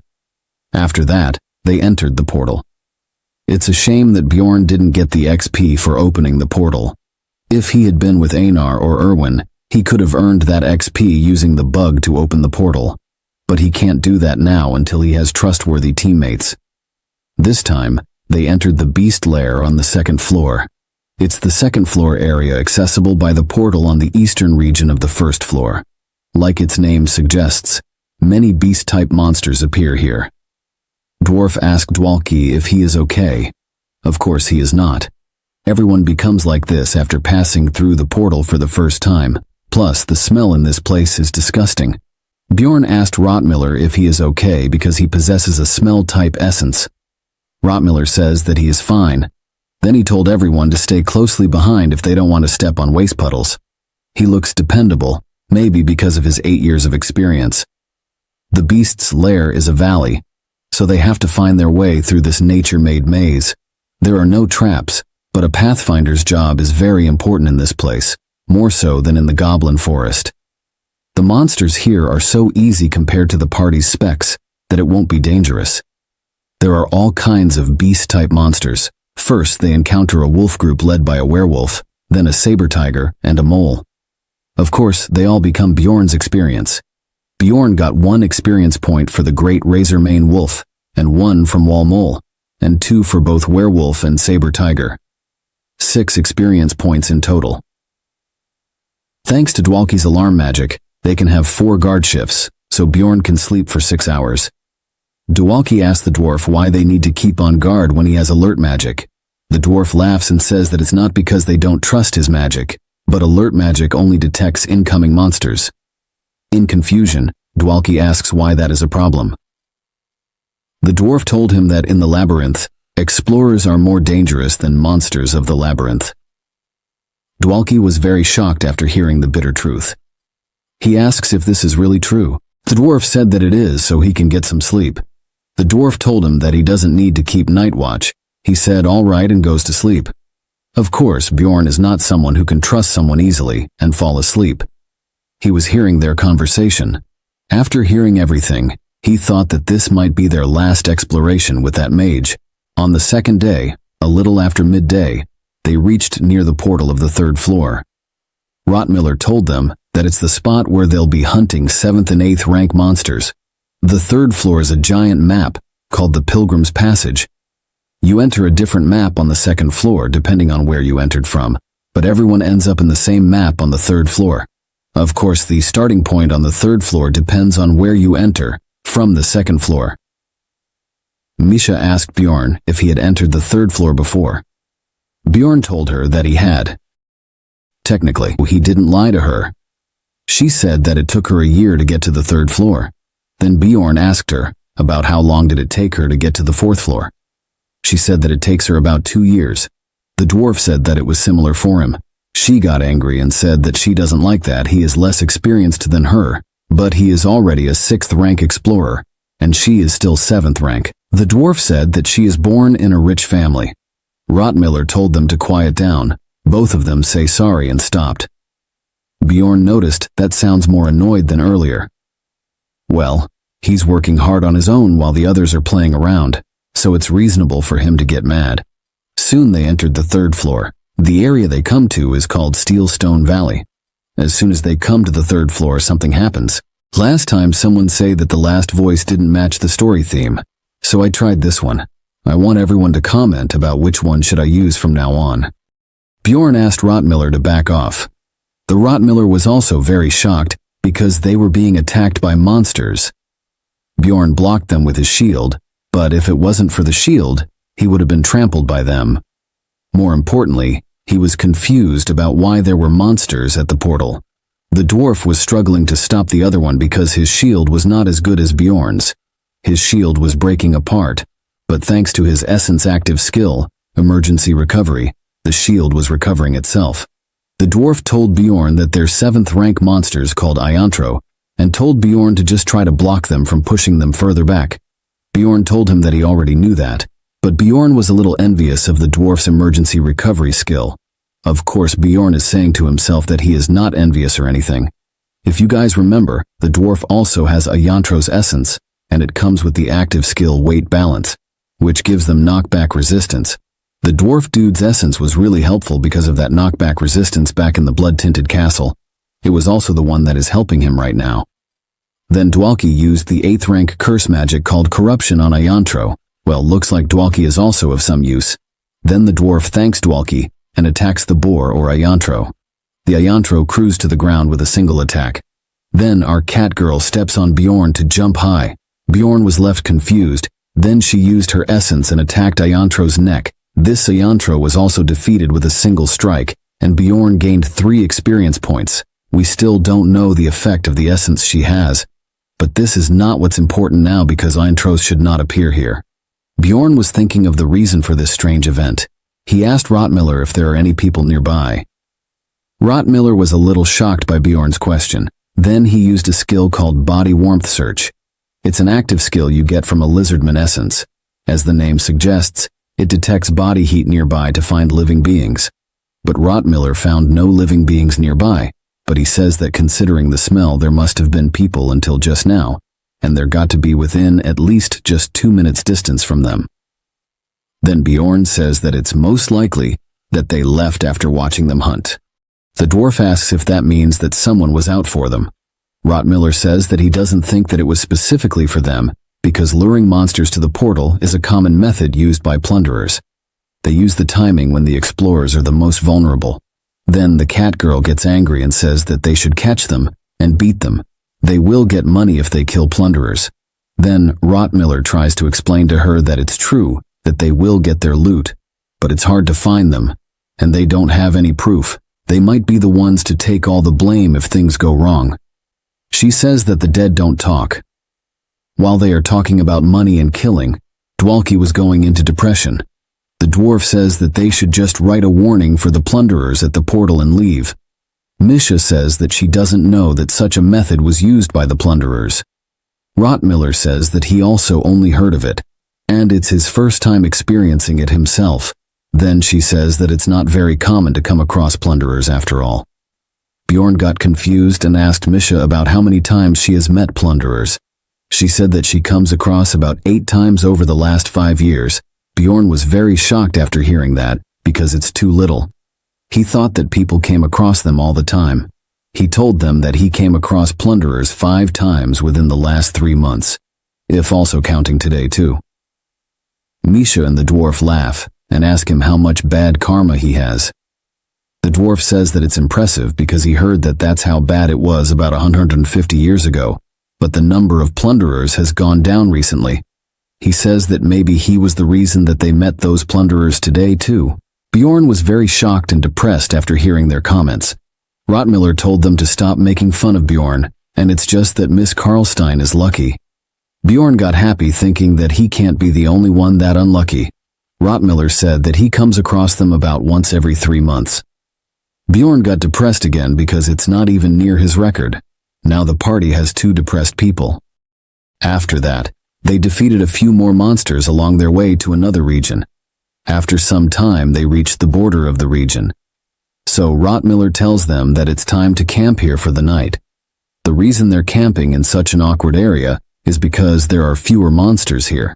Then the dwarf asks Dwalki if he is alright because he's usually pretty talkative, but now he looks like he chewed on shit. He told them that the fantasy he has about exploration has been destroyed.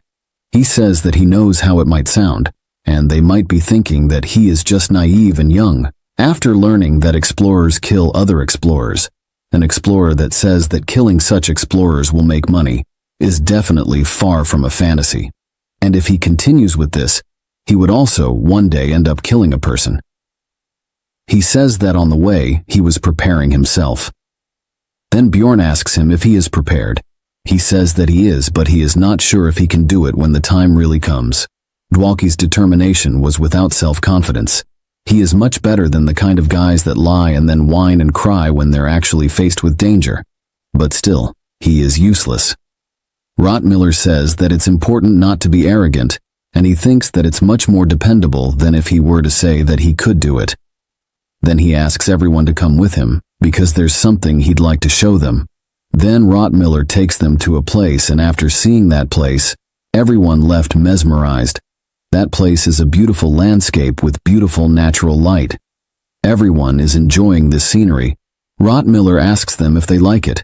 He tells them that they can only see this view around this time of the day, and no one knows why this only happens on the 3rd floor. But the reason is insignificant when you look at this view. He asks Dwalki if he has a bit of courage to keep exploring now. Soon the light disappears, and a familiar darkness embraces the labyrinth. Everyone, other than Bjorn, who was on night watch duty, went to sleep. However, Dwalki is too excited to sleep. Bjorn could only hear the consistent breathing from Dwalki after a long while. If I calculate the amount of experience Bjorn earned until now, it's a little over 50. He needs 150 XP to reach level 4, so he has a long way to go. He is level 3 now, so he can eat 3 essences. So far, he has eaten 2. So he still has room for 1 more, so he is in no rush to level up. But he would like to consume a good essence. I am excited to see what kind of essence he get this time. After walking for some time, they reach the boundary of the orc's habitat. Everyone, I don't want to, but I have to ask for support because the views are dying down. So I want your support. I hope you guys also try other series on the channel. I will continue the series you guys will like. And please also tell me if there are any series you guys would like a recap of. All links are in the comment section. For everyone who wants to support financially, you guys can join Patreon or join the channel. Channel or Patreon members can also enjoy 1 or 2 extra chapters before anyone else from now on. The orc habitat has the highest number of monsters out of all the regions on the 3rd floor. Its special feature is that only monsters that are 8th rank or above appear. It's ranked 2nd in difficulty, but if they're not going to the 4th floor immediately, this is the best hunting spot. The dwarf told them that for now they will work together here, and then they will decide the next steps of the plan depending on how well they perform. Soon, a group of orcs approached them. The dwarf tells everyone to do as they have practiced. The orcs also have a leader and an orc witch doctor. The fight starts, and the first one to attack is Dwalki. Dwalki uses ice spear magic and takes down one orc with a headshot. Dwalki and Rotmiller focus on range dealing, while the dwarf and Bjorn act as tanks, stopping the orcs. Misha takes care of the closest enemies first. The orc witch doctor used berserk on orcs, which increased their physical attack tolerance threefold for 10 seconds. The orc now looked like the gym bros. After that, the orcs that stopped by Bjorn and the dwarf managed to get through the shields. The orc is directly headed toward the mage, the weakest member of the party. Of course, they already planned for this situation, and that plan is Rotmiller. He is in the back to protect Dwalki. He managed to stop the orc. After that, the 10-second berserk time is up, and Misha comes to attack the orc. She kills the remaining orcs. Now only the orc witch doctor is left, but a mage without someone protecting them is nothing. After wiping out the orc group, they relaxed a bit. But Bjorn was busy calculating the time it takes for them to defeat the orc group. It takes them about 8 minutes in total. It's actually a long time. Well, it makes sense, since they have 2 shields and 1 pathfinder. So their attack is definitely lacking, but even so they are just slowing. Safety is still great. This pretty okay, and Bjorn likes it. Dwalki is enjoying his first orc, and others are also encouraging him. After that, they keep fighting and made their way to the center of the orcs' habitat, fighting the orcs on the way. As they got closer to the center, the numbers of orcs in each group increased. Once, they even came across a great orc warrior, a 7th rank monster. Of course, they were able to defeat it easily. But bad things always tend to happen when things are going smoothly. Someone attacked near them with a strong explosion spell. They are very shocked by it. Then a mage comes there and tells them that this orc habitat is the Jarwi clan's territory, and they should go elsewhere. He isn't just simply asking them, he is giving them an order. Let's talk about the clans a bit. It might be useful in the future. Dungeon and Stone is a single-player game, but surprisingly enough, there are ways to restrict content. At first, it appears as a way to block transportation between maps, but if you form a clan later on, you can also restrict hunting locations as a player. You know what that means. It means we might see Bjorn forming a clan.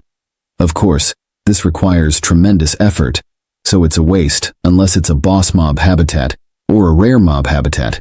So it's also suspicious for them to restrict an area on the 3rd floor.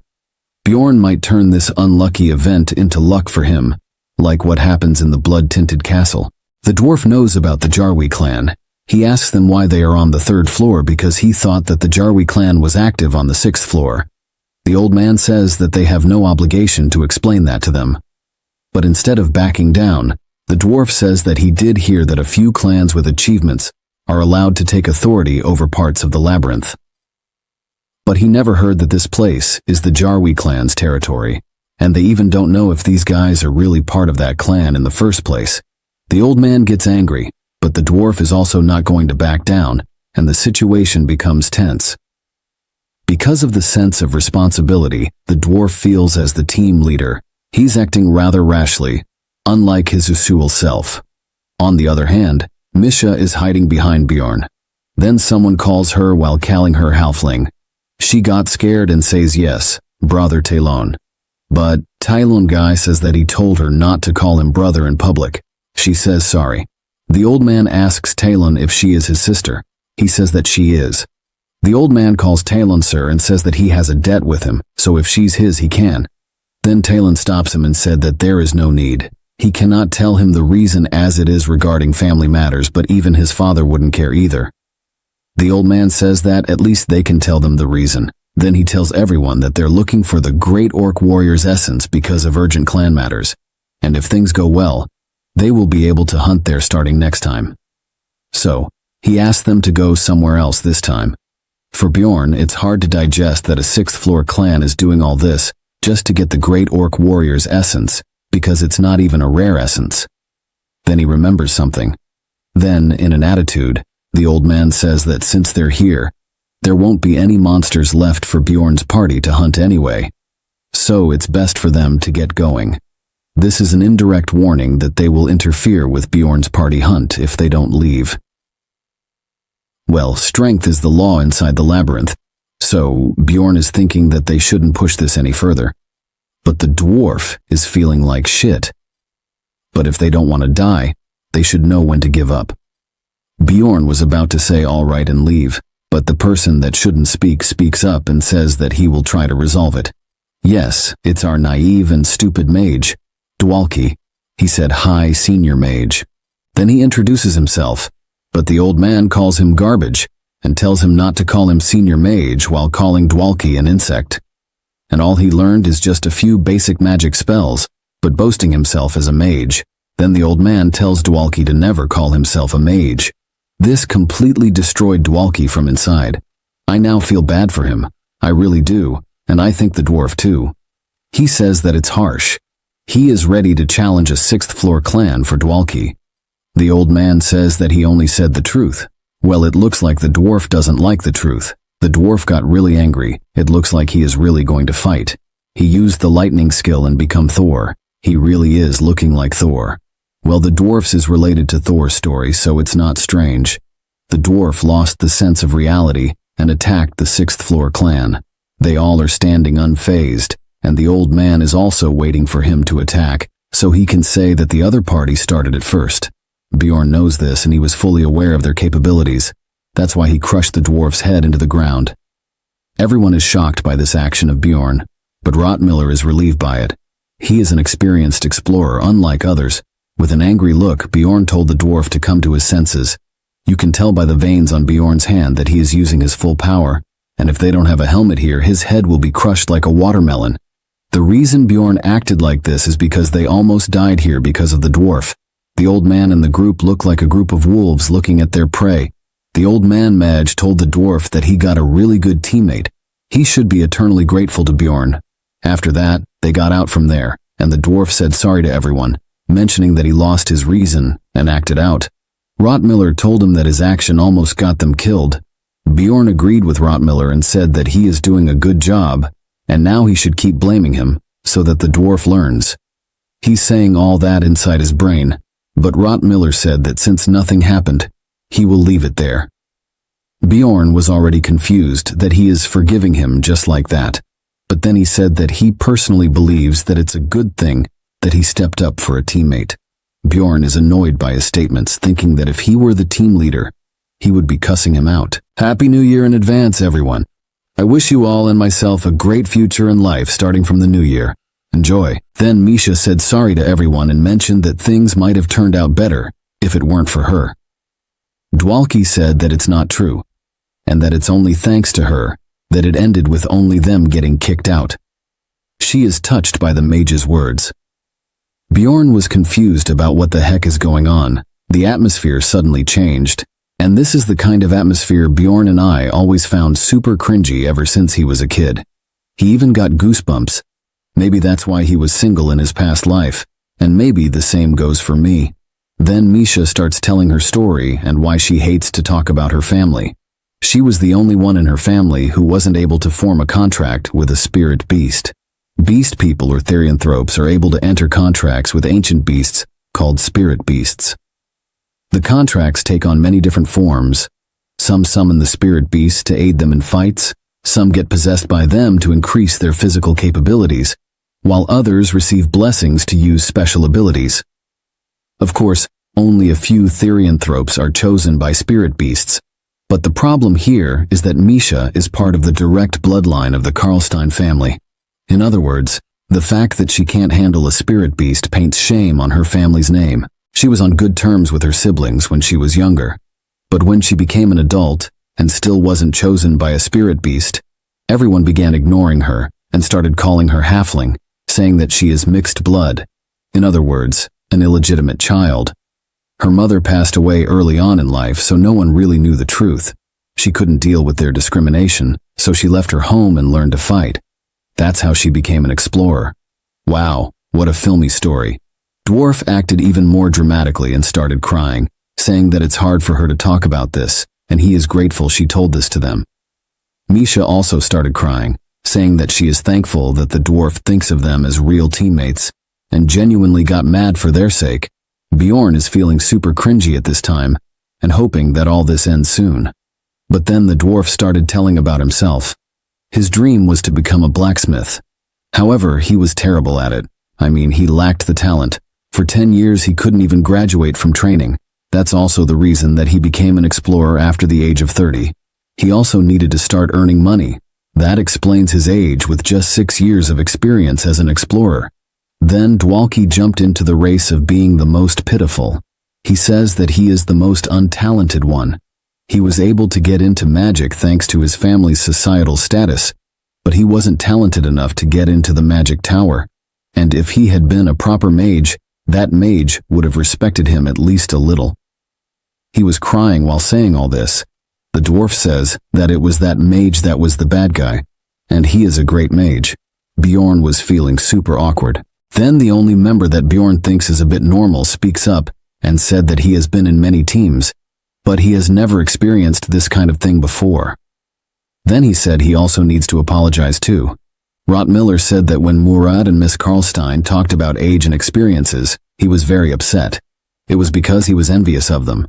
He thought that both of them had no right to complain since both of them were lucky enough to be born as non-human species. Then the dwarf asks if there are any advantages to being a human explorer. Misha says that humans can use aura and can become spirit mages, ordinary mages, or saints.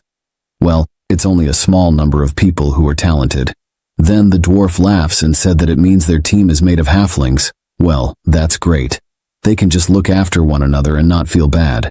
All of them get excited and say that they will do their best in the future. But now Bjorn is in trouble, because they're all confessing their troubles and comforting each other. Now the remaining one is Bjorn. Now all of them are staring at him with expectation. Now Bjorn is afraid that he will be left out if he doesn't say anything. He was confused about what to say. He is not used to these kinds of groups. He was very nervous. From all this pressure and nervousness, he shouts with his full power that he doesn't have a mom. He shouts so hard that his voice echoes. Even his veins are about to burst. Everyone was shocked and didn't give much of a reaction. This makes Bjorn think that it's not enough. Then he shouts again and said that his mother passed away after giving him birth. When he was young, his father also went to the labyrinth and never came back. Now he can't even meet them after becoming an adult. He was telling all this like he's telling about his good deeds and greatness.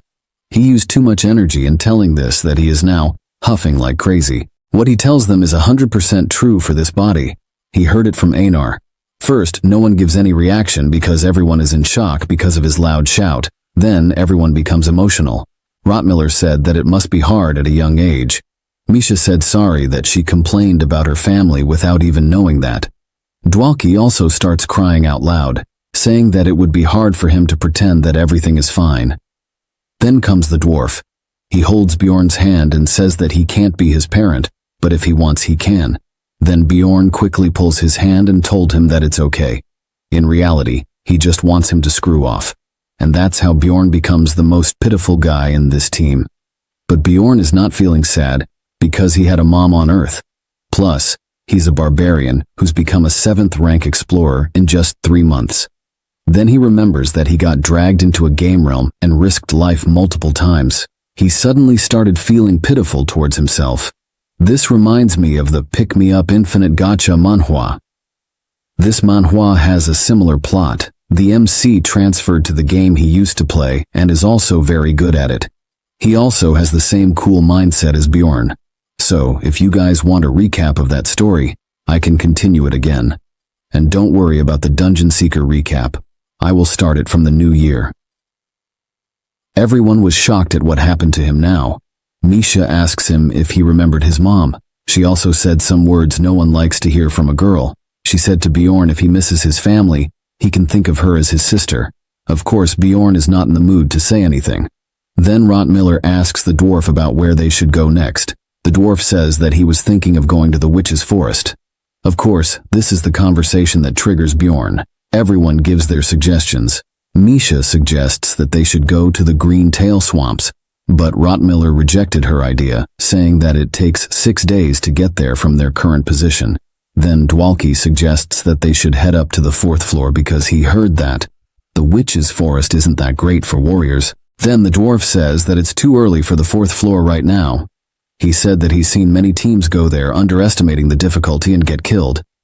And it won't be too late for them to move on to the 4th floor after working together a bit more.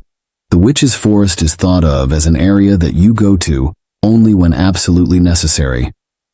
It's not a great place for hunting. The reason the dwarf is adamant anyway is because the 4th floor is just that dangerous. On the 4th floor, there are 7th and 8th rank monsters just like on the 3rd floor, but there are also sometimes 6th rank monsters. It's a rare enough chance that you have to walk around all day for 4 days to come across one. But that just means that they would come across one no matter what once they are there.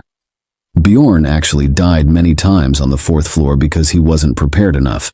So he can understand the dwarf's worries, but he told the dwarf that they should go to the 4th floor. Bjorn said that he thinks advancing to the 4th floor would be fine for them. Then he started explaining the reason. He told everyone that Haikurad and he are pretty sturdy tankers. Even if we do come across a 6th rank monster, they can create an opening for them to escape. He didn't tell others, but considering that he now has the vampire's essence, he should be able to tank fine against 6th rank monsters, although their damage is a bit lacking. But they still have a mage, and the other 2 are also veterans. It might be a bit slow, but they should be able to manage on the 4th floor. Misha and Dwaki start talking slowly. Misha said that Bjorn is right, but she is a bit anxious since he's a barbarian.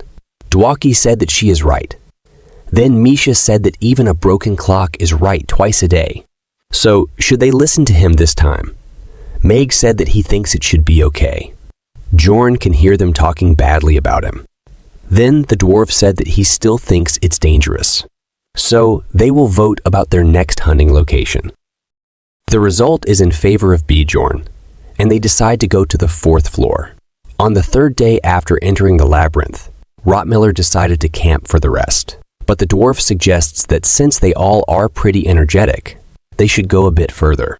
But Rottmiller refused by saying that it will take another 3 hours to find a better place than this one. So the dwarf agrees with him, and they decide to camp there. Looks like Misha and Dwaki have become friends, and Bjorn is busy looking at the time they camped. It's the same time they camped on the 1st and 2nd day. Rottmiller must have thought of the camping spot ahead of time, by taking into account the distance and their speed. It doesn't seem like much, but that's pretty impressive in a labyrinth where there is no night and day. So Bjorn asks Rottmiller about the plan for the next day. He told him that they would arrive at the witch's forest before noon tomorrow. He also told them that they should rest now, because once they enter the witch's forest, it's going to be very tiring. If you are confused about why they are talking about the witch's forest when they are going to the 4th floor, it's because the witch's forest is on the way to the 4th floor. Soon after they fall asleep, Rottmiller wakes Bjorn up. Bjorn was confused if it's already his turn. Rottmiller told him that it's not that. Then Bjorn stands up and asks him if it's a monster. But it's worse than that. Rottmiller told him that it's both. He means both monsters and explorers. Then they hear explorers screaming for help. Bjorn asks Rottmiller if this group of explorers is chased by the monsters. Rottmiller says that it's not what's important right now. He asks Bjorn if he remembers coming across the antihero a couple of days ago by the portal. Bjorn seems to understand what he is saying. Rottmiller told him that the smells he is tracking right now are the exact same as he smelled back then. The dwarf asks him if he means that they're the plunderers from before. Rottmiller says that he's right. He doesn't know who they are, but they're targeting them specifically, and he thinks that they would try to infiltrate them by pretending to be in distress and need help. Misha asks what should they do because they are already close. Bjorn gears up and tells them to do nothing if they are not confident in their acting. Bjorn goes at the front to confront them. He stopped them and told them that he will crush their skulls if they come even one step closer. A guy with a spear from that group asks Bjorn to help them. He says that they will reward them if they help them. Bjorn asks them to put down their weapons. The guy with the spear said that there are monsters right behind them. Then Bjorn looks around to see monsters. The orcs that followed them are just watching. They are just inspecting the surroundings because there are more people now. Well, it just makes things easier for Bjorn at least. With an angry look, Bjorn told them that it's their choice. Either they put their weapons down or get out from there. They get scared and decided to put down their weapons. They ask for their help. Bjorn told Rottmiller to gather all their weapons to one side. Orcs see this and left. Those orcs sure are smart. Then a girl from that group comes forward and thanks them. She introduces herself as Elisa. She looks beautiful, but the dwarf is looking somewhere else. Then the dwarf introduces himself. He is completely fell for her looks. Then the other members of that group introduce themselves. One is called Tayson, while the other one is called Hans Argut. Well, Bjorn doesn't have a good history with someone who is named Hans. That man says that it's a common name. Then he asks Bjorn if he knows another Hans. Bjorn says yes. Well, it's another matter that he's already. Then the Elisa chick starts crying, saying that she doesn't know what will happen to them if they don't meet them, and God Letless must have protected them. Rottmiller was confused after hearing that. So he asks her if she perhaps a priestess. She says yes, and told him that she serves the goddess of light who watches over exploration and relationships. But Bjorn was sure that they are plunderers, and she is just pretending to be a priestess. Then the guy called Hans comes to her and asks her if she can heal his injury. Bjorn was shocked, seeing that she is actually healing his injury using a divine spell. Everyone on Bjorn's team was shocked and confused. Seeing this, they can't believe she is really a priestess. Now even Rottmiller was confused. He can't believe that he made a mistake with his sense of smell. It's understandable how he feels. Considering the world of Dungeon and Stone, a priestess is a very holy being, and humans are mostly very devout believers. She asks them about if this is good enough proof. Then she asks if they can get their weapons back now, but Bjorn refused. Hearing this, he was very confused and asked why. Then Bjorn says that he understands that she is a priestess. But so what? This whole god and believer thing is only applied to humans. Barbarians are a different species that worships their ancestors. So he is not going to act all good and humble, just because she is a priestess. He asks her to give them rewards for saving their life first. Then she says that she did hear that such a custom exists. Then she asks him about how much would be good enough. Bjorn says that 2 million stones would be enough. They should think of it as their life's worth. She says that there is no way that they would have so much money on them. So they will give it to him once they are out of here. Bjorn says that he doesn't believe what anyone says if they're not one of his kind. And if she doesn't have money, then she should pay with her body. Sorry, that was in my mind. What Bjorn asks her is to pay it off in valuable objects, like the armors her colleagues are wearing. Both of them were shocked at first, but they quickly start removing them, saying that they aren't worth their lives. Then Bjorn takes all the equipment they have. Then they ask Bjorn if they can take a rest now. Bjorn says sure, and told her to come. She says that if anyone is hurt, then she can heal them. But it looks like Bjorn was not in the mood to let them take rest. He raises his mace and crushed her head, following the rule of killing the healer first. He used his full power to get the job done. Everyone was very shocked by this. They almost shit in their pants. But Bjorn was all bloody and was looking like a psycho. Bjorn says that it was a mistake because he was afraid that they might be plunderers. So he couldn't help but do this. The remaining two are very scared, but they are not looking scared from Bjorn. But instead, they are cursing him, that because of him, they're going to die. Bjorn gets confused by their expression and was thinking about where they are looking at. But then suddenly, one of them starts sprouting blood from his mouth. Then a black, hazy mist surrounds him. The dwarf was confused and asks Dwaki if he did something. Dwaki said that he didn't do anything. Then a voice comes from behind. When Bjorn looked behind, he saw something that might haunt him for a lifetime. This is almost like a horror movie. where beauty is the real beast. She asks Bjorn, how did he know that they are enemies? Bjorn was also in shock, so what can he say? Then she says that it's already too late. So it doesn't matter. She was rearranging her joints back, that Bjorn cracked. Now Bjorn was just thinking about why his life never works out. All the others are frozen, like with the golem incident.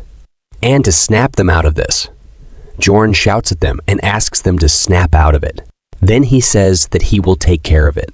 Then he again smashed her head like a watermelon. The dwarf was more shocked, seeing Bjorn smashing her head. He asks Bjorn, why is he doing this? And is just damaging a corpse. It looks like the dwarf got crazy by her look. Bjorn says that he has no choice because he got scared. And the best defense is offense.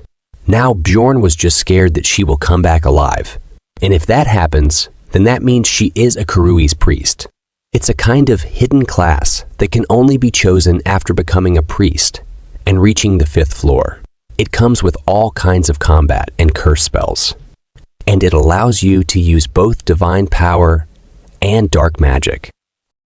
It comes with some penalties, however. Kurui is an evil god of this world. So the moment that your class is revealed, you are hanged. Well, not literally hanged. They chop heads in this world.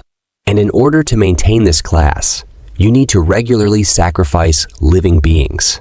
And that's probably why she's a plunderer. The safest way to acquire sacrifices is definitely within the labyrinth. Then she sucked dry the hands guy to heal herself. Then in anger, she says that she lost 2 of her precious subordinates because of him. Bjorn says that she is blaming others in a situation like this. And it seems like her parents didn't raise her properly. Bjorn was chatting with casually, like nothing happened. She was also confused. Then Bjorn says that Hans and Tayson died because of her. And that's why she should have just died when he cracked her head open. Bjorn was looking genuinely angry. She was very confused about what he is talking about.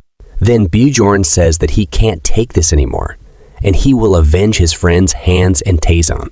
Now, everyone was confused about what he is doing. Of course, he was thinking of taking all of their equipment and valuables. So he is already very excited about it. Elisa can't take his nonsense anymore and use Death's Calling and resurrect both Hans and Tayson as undead. This skill is the default skill of the Kurui's priest. It's supposed to just summon undead monsters. But if you use the corpses of your subordinates, they'll be much stronger than undead monsters. Then she ordered her so-called subordinates to attack Bjorn and party. The dwarf and Bjorn stopped them, and Misha attacked them with a poison attribute, and Dwaki used his ice spear magic to attack. They can now work together without communicating. But they are still stupid because the undead are usually resistant to poison and ice. So both of the dealer's attacks aren't doing much. So, Bjorn asks Rottmiller to do the work. Rottmiller prepared fire bombs or Molotovs, whatever they are called, and threw them towards the undead. Bjorn pushed him away and got away from him. The bottle hit him, and he caught the fire immediately. After all, fire is the best against the undead. Elisa says that it's useless and used the skill fire of the dead. This skill is absorbing all the fire in the region. The one attack that they have that could have worked against the undead isn't an option anymore. They don't have someone who can use divine power. So, Bjorn told everyone to attack the priestess, and he and the dwarf will block these two. Thankfully, Bjorn took away their armor and weapons ahead of time, so he can stall for as much time as they need. Then others started running towards Elisa, but she can't let them approach her that easily. She uses the skill Shadow Guardian and summons a shadow-like being. Then she ordered them to bring their heads. Bjorn's team tried to attack them, but their attack passes through them like they are attacking smoke. Then our beautiful Elisa cursed Misha to make her vulnerable from the attacks of her 2 Shadow Guardians. But thankfully, the dwarf came in time to protect her. He says that Bjorn sent him to help them. Then Misha asks him if that means that Bjorn is fighting alone. Of course, this is Bjorn, and even if his whole body got torn apart, he can still heal. So he can use his body to stop the other one. But Elisa is not so happy with it. She told Tayson and Hans to protect her, but Bjorn told him that they are kind of busy at a time. He is grabbing both of them down with ease. She got more angry with Bjorn and said that she will not forget this shame. Then she levitates in the air and used spiritification. Bjorn was worried that she is running away. But before escaping, she told Bjorn that he will never get back alive from here. They left staring in the sky while she escaped with a bunch of resentment towards them. But before Bjorn thought of doing anything, a bunch of curses activated on him, with a tracking spell. She really wants Bjorn dead. She cast more than 15 curses on Bjorn. That crazy-ass priestess left Bjorn with all kinds of curses to make sure that he dies. Well, Bjorn still has hope because Dwaki said that he knows how to use curse magic. So he asks Dwaki to get rid of the curses on him. He even said, "Please, let's play a guess game. What do you think what is going to happen?" Dwaki was confused about what he is saying. Bjorn asks him that he could use curse magic. Dwaki says that he can use curse magic, not that he can eliminate them. Now he is acting all good and cute. But Bjorn is screwed now. And if the curses are not cured, then his physical stats may be permanently lowered. Now they are running for saving their life. Bjorn is in the worst condition among them. The dwarf asks Bjorn if he is okay. Bjorn told him that he can make it so he doesn't have to worry about him. But actually, he is feeling like he is going to die, because he has been running with these big curses for over 5 hours. If it weren't for the vampire essence's mana resistance and darkness defense or resistance stats, he would have collapsed from exhaustion ages ago. Of course, others were cursed too. But unlike Bjorn, they only got 2 or 3 of them, and she unleashed over 15 curses on Bjorn. And one of them is a crappy energy decrease skill that lowers your stamina recovery. Stamina gets consumed with every move. But since it's not the same as life force, even having a naturally high regenerative power doesn't help. Now he should try to find a good stamina recovery essence to match his regeneration. In the game, the character stopped moving once his stamina dropped below 10%. So Bjorn assumes that since he is still moving, then he may have 30% stamina left. Well, that might not be the case, and he is just running with his willpower unlike the game characters. Rottmiller asks him to hang in there a little more, and they will reach their destination soon. And soon they reach their destination. The place they come to is the Witch's Forest. And to know the reason why they come here, let's rewind our watches and go back 5 hours. After Elisa left them with gifts. After that, they talk about what to do. Bjorn told them that Kurui's priest skills are at least at the level of the 5th floor. And in a head-to-head against a formidable foe like her, they have to be prepared to be annihilated. And if they attack before snatching away their weapons, some of them would have died in a heartbeat. Then Misha, with a happy face, said that reliable barbarians are the best. And she says that Rottmiller was mistaken after she saw her using divine powers. But then Bjorn just went bang and bashed her skull in. She is very excited saying all this. And Bjorn was also enjoying it. Then he asks Rottmiller if there is a way to track that woman down. Rottmiller says that he can't find a single crumb. Bjorn says that since her identity is exposed, then she will surely come find them before they leave the labyrinth. Then Dwaki laughs and says that in that case, can't they handle her the way he did just now? And he also thinks that he's done a good enough job. After hearing that from him, Bjorn got angry and asks him what will happen if they are ambushed from behind while fighting with monsters. I think Bjorn is barely controlling himself from cracking his head too. Then, Bjorn suggests them that they should go into the Witch's Forest right now. Witch's Forest, as a forest that surrounds the portal that connects to the 4th floor. 7th and 8th rank monsters often appear here. And a lot of monsters have spirit bodies immune to physical attacks. So it's not the best fit for their party with 2 warriors in it. But right now, this is their best bet. Because as soon as they entered a special area, all status effects except field effects will become disabled. This means their curses will be lifted here. Misha got very excited after she is free from the curses. Rottmiller was also very surprised that curses are lifted. Then he asks Bjorn about how he knows about it. Bjorn just says that he studied about it in the library. Rottmiller didn't say much about it. Misha says that he should stop lying. A barbarian reading a book. Then Dwaki starts laughing, saying that he never heard of anything like that. They are insulting Bjorn. The last time someone said that they never heard something like this, it cost them more than 5 million. In any case, the curse cast by Karui's priest is gone now, but the field effect has been applied, and they start hearing voices insulting them. But this doesn't exactly have enough impact to call it a mental attack, at least on Bjorn. But that's not the case for others though. Misha asks Bjorn about how can he hear all this abuse and still be fine. She is almost crying like a baby. Bjorn simply said that it's bearable. At least the 3 who said that they've been to the witch's forest before are in relatively good shape. But our useless little Dwaki, he is vomiting non-stop. He is too weak-hearted. Because of these hallucinations and directional dyslexia effects, it's like they are seeing the world through a convex mirror. Bjorn asks Dwaki if he can use magic in that condition. Dwaki told him that he can use magic just fine. Then the dwarf suggests them that they should take a break first to adjust before going further. And since Bjorn also didn't get sleep last night, so he will watch for them. As soon as he told them to sleep, Bjorn falls to the ground. He is too exhausted after going through all this. Then the dwarf comes near him and said that he wants to talk something about Lady Elisa.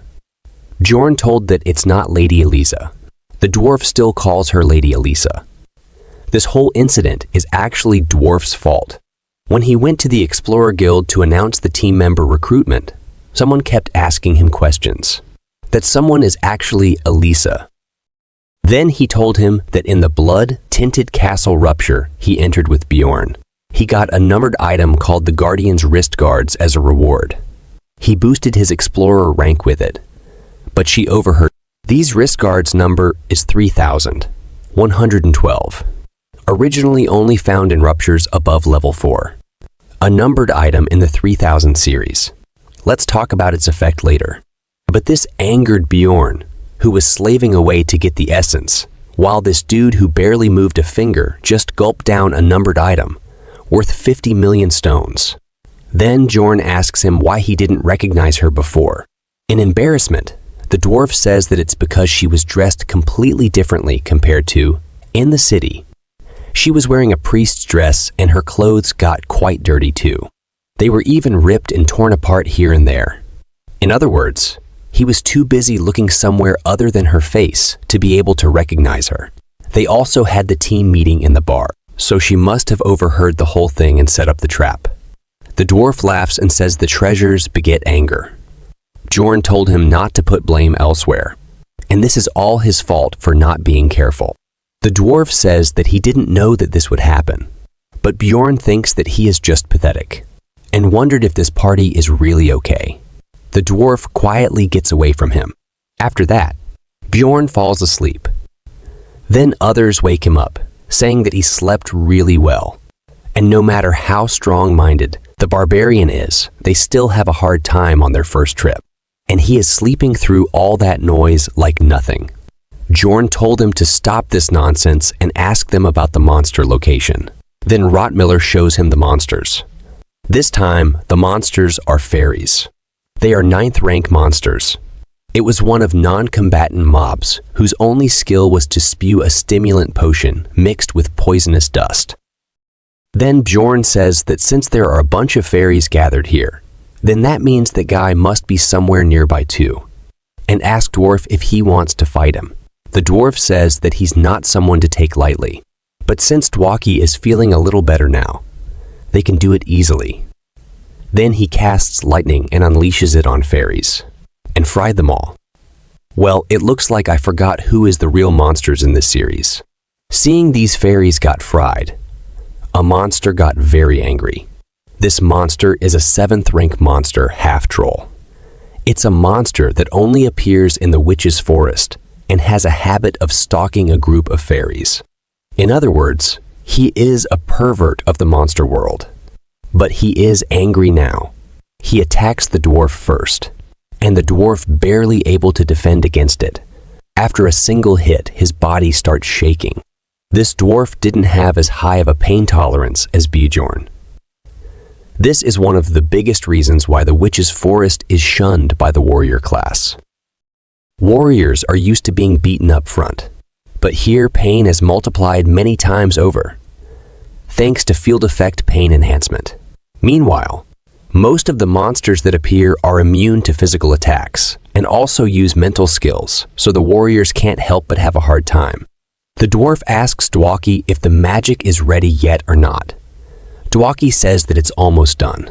Then Dwaki has cast an 8th rank attack aid magic called Freeze Intensify. This will intensify the next freezing spell drastically.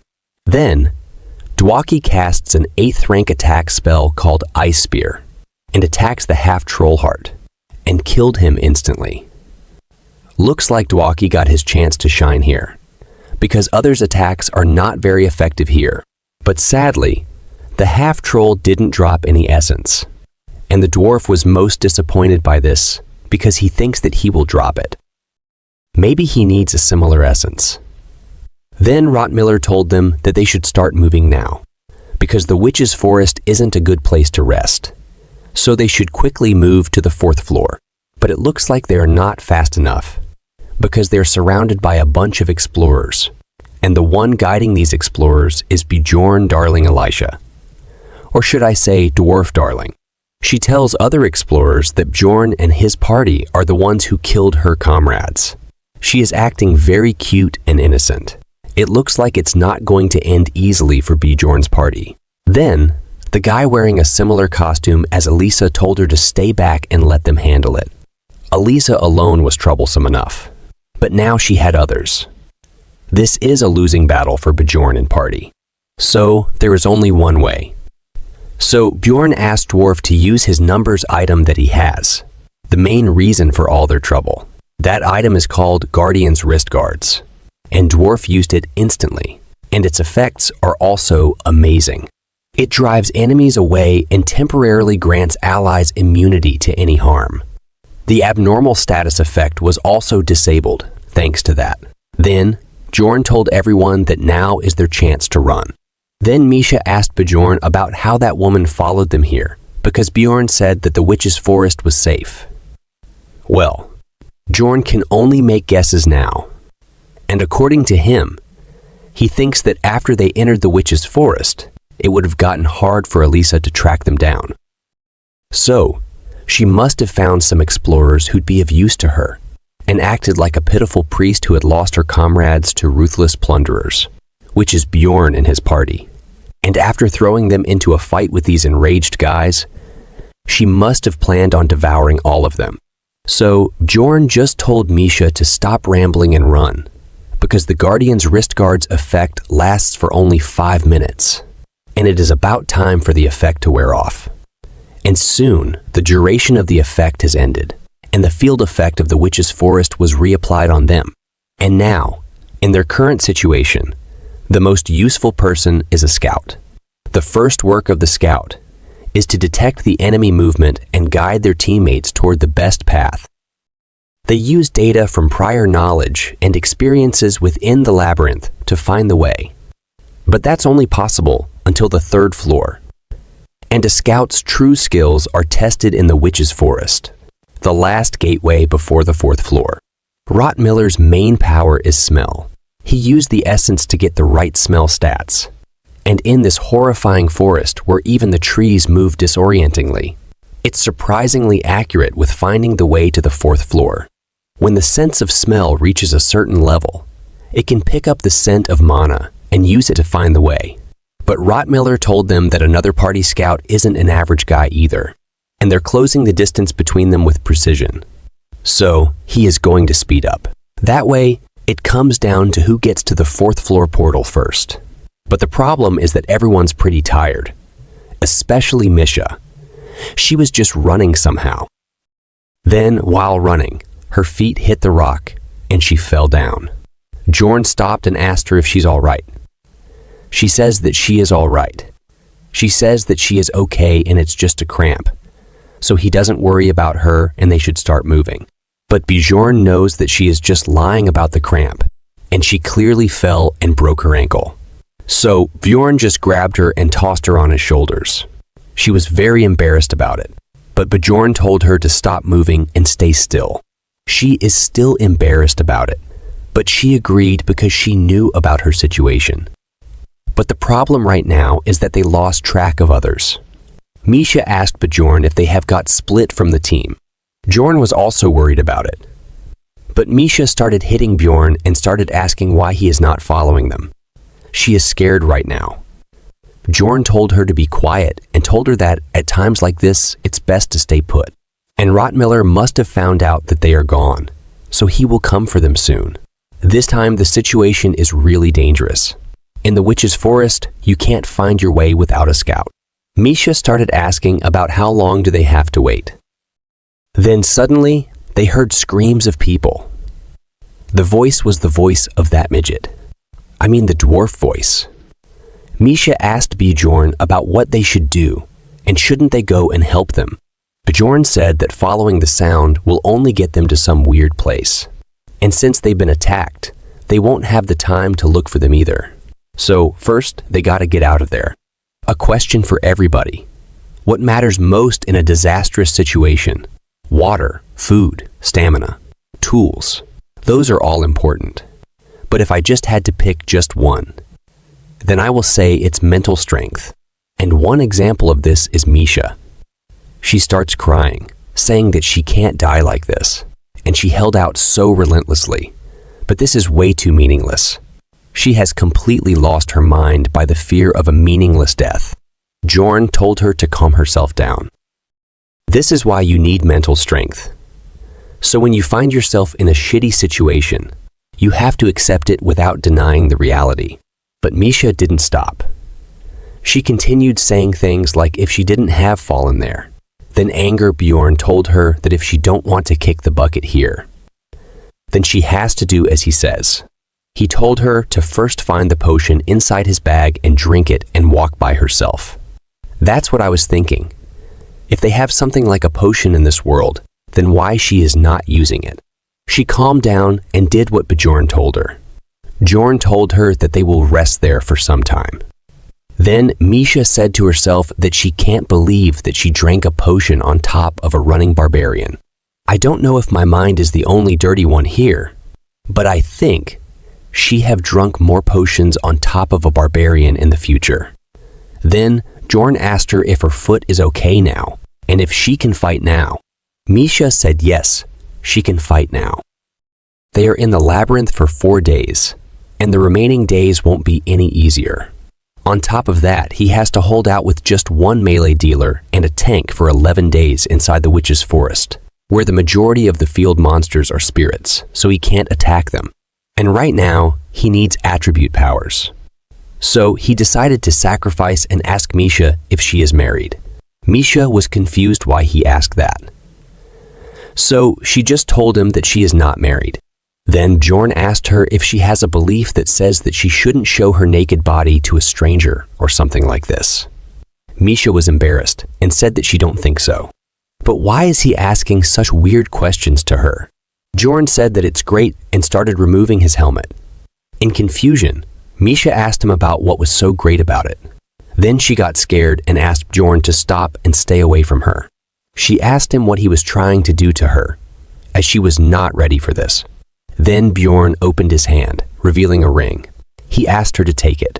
Bjorn grabbed Misha's hand and directly fit the ring on her finger, saying that he had been saving this ring until he found someone worth giving it to. Misha was confused and asked him why he was giving it to her. Then Bjorn asked Misha to swear on her guardian god that in exchange for the ring, she would stay by his side. Misha was too embarrassed and shocked. Then she asked Bjorn if he had gone crazy or something. Then Bjorn threw another line towards her, telling her that the moment she accepted this ring, he, with his honor as a warrior at stake, would stand by her side and support her, hoping that she would do the same. Well, what can a single man like I say in a situation like this? But I like these lines, and maybe if I get the chance, I will use them. Misha asked him if he was serious about this, and though it was sudden, it was also the first time she received such a proposal, so it's not that she was not happy. Bjorn said that he was glad to hear that. Then Misha apologized to Bjorn and told him that she never once thought of him that way. She said that she was not saying that she didn't like him, it's just that he was. Bjorn got confused about what she was trying to say. Then, with embarrassment, she blurted out that she liked skinny guys. Bjorn got scared by that and asked about what she was suddenly talking about. She said that what she meant was that she didn't find him attractive as a man. Poor Bjorn. He got rejected even without making any confession. Yes, you guessed it right. All of this is a misunderstanding created by Bjorn's way of talking. Bjorn clarified to her that it's a misunderstanding, and that's not what he meant. What he really meant was for her to take the pledge to be comrades in exchange for the ring. Misha calmed down after hearing that and started laughing in embarrassment, saying that he almost got her there. Bjorn told her that she could end the agreement at any time by getting him the same ring, or by making him a profit of 15 million stones, and asked Misha if she understood. Misha got angry and said as if, and asked him about what the hell the ring was for it to be worth 15 million stones. Bjorn grabbed her hand, saying that 15 million stones is a bargain. This ring can fulfill a long-held desire of hers. Bjorn couldn't have made this choice if he hadn't been playing Dungeons in Stone for nearly a decade. Misha was confused about what he meant by that. Bjorn was actually going to awaken Misha. If you guys still remember, this ring is the No. 9,425 Frost Spirit Ring. It's a numbered item that Bjorn got from Raven Master, who is the master of the Altimian school. If you guys still don't remember, she is the blonde mage. Altimian school is the magic school, like a branch of magic. Let's talk a little about this ring. At first glance, it's easy to dismiss this item as worthless. But when this item is destroyed, an unusual effect occurs. It may seem like a practically pointless option that doesn't even deal damage. But after several attempts, Bjorn found out that if it's being worn by a therianthrope who has yet to make a contract with a spirit beast, an event occurs, and the character meets a magical beast called Scadia that is sealed within the ring. Misha also met it, and it offered a contract to Misha. Of course, this is Misha's long-desired wish, so she happily lifted her hand, touched Scadia, and agreed to the contract. After that, a strong, cold wind enveloped Misha and entered her body, and the contract ended successfully. Then she slowly landed and said that she couldn't believe that she made a contract so easily. Then she asked Bjorn about what on earth was this ring. Then she got confused and said if something like this existed, then why didn't her father tell her about it? She is feeling very disappointed about it. She might be thinking that her father didn't tell her intentionally about it. But then Bjorn said that it might be because he probably wouldn't have known about it either. She was about to say that her father didn't know about it. Then Bjorn said that it's because a mage researched it for a long time and only recently discovered it. Then she asked about how he knew about it, and how did he get his hands on this ring. Then Bjorn told her that she should get dressed first before asking all that. Then she looked down and got embarrassed. Then she asked since when she was like that. Then Bjorn told her that he got them all laid out for her, so she should put them on first, and he also put the Plunderer's gear beside them as well, so she should wear those too. Then she looked at Bjorn and said that he was also wearing something new. Bjorn is wearing the new boots with the spikes. Then she asked Bjorn about why she was naked. Bjorn said that it's because he took her clothes off because he heard that all the equipment you are wearing gets destroyed during this ritual. Then, in embarrassment, Misha asked Bjorn why he asked her about the marriage then. In confusion, Bjorn said that it's because if she had a spouse, then he probably would feel offended by this. Then Misha shouted and said that he thought all that, yet he didn't think to tell her beforehand. Bjorn said that he was in a hurry. Then he said that it's enough. And rather than that, didn't she have something to say to him? Misha said, "You," Bjorn said. "What?" And told her to say it. Then she blushed and said thank you to Bjorn. Bjorn asked her if that's it. Misha said, "Thank you very much." Bjorn told her to not try to brush past it. Then Misha asked him if she really had to say it out loud. Then she smiled and called Bjorn and said that once in the past, she tried to die, and it was her father who found her and saved her life. Then Bjorn told her that she should be thankful to him then. Misha said that she is not so sure because it isn't that beautiful of a story. Because when she woke up, the first thing her father said to her was that if she wanted to die so badly, then she should go die inside the labyrinth, and how much more shame she must bring to the family name before she is satisfied. After hearing that, Bjorn thought that this family is even crazier than he expected. So she came to the labyrinth, but she didn't come to die like her father told her to. She simply wanted to run away from that house. She also thought that if she became a great explorer even without a spirit beast and got acknowledged, then her father would forgive her. She still doesn't know if this will make her father acknowledge her, but now she feels that that's probably a good thing. Then she bows down and sincerely thanks Bjorn for it, and says that she will not forget this favor until the day she dies and have this imprinted deep within her heart. Then he asks her if she swears to the guardian gods. Then Misha happily puts her hand on her chest and says that she swears to the guardian gods. Now let's talk about the powers that you got after the contract with a spirit beast. The first type of power you can get is summoning. As its name suggests, it summons the beast. The second one is strengthening. Same here, you can understand by the name itself. The next one is powers. Well, the powers depend on the type of beast that you sign the contract with. Therianthropes who sign contracts with spirit beasts usually gain one of these three types of abilities. And in Misha's case, her body is permanently imbued with Scadia, the ice magical beast, so it was the strengthening type. And she tested her new powers on the monsters called wraiths and killed them with one punch. Well, they are just 9th rank monsters. But the main thing is that they can finally have a way of making the attribute attacks that they wanted so badly in the Witch's Forest. And both of them are very happy about it. And from now on, they will be able to take out the spirit monsters like wraiths. With the attribute attack, Misha could fight on her own. But just as there are levels to a barbarian spirit seal, Therianthrope's spirit beasts also advance in stages. And Misha is still on stage 1, so she can't imbue her weapon with her attribute. She was a fighter before too, so fighting right away shouldn't be a problem for her. But the Witch's Forest is not an easy place to fight all alone. Then Misha said there are more coming. Then Bjorn told her that they should get away from there. So both of them start running. The real survival begins right now. Around 11 hours have passed since they're separated. During that time, they fought the monsters that had fewer numbers and avoided the ones that had more, and caught countless monsters. They got quite a lot of experience points from killing all kinds of monsters. It's a good thing for them that they haven't encountered a 7th rank monster yet. And despite Bjorn's fears, there's no sign of Elisha coming for them. But the frost spirit ring that disappeared while awakening Misha.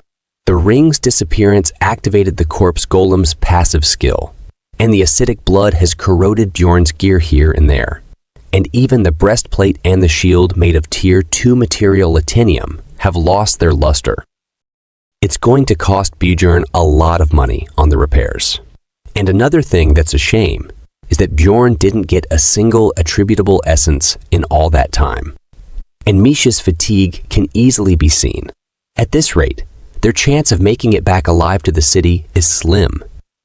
Now it has been 12 hours since they entered the Witch's Forest. And because of that, the Witch's Forest field effects have been strengthened. The field debuff will cause abnormal stat effects. So, Bjorn told Misha to tie the rope around her waist, so if they end up falling and end up separate, they can pull themselves up with the rope and meet up. He asked Misha if she knew about the abnormal stat effects from staying in the witch's forest for too long.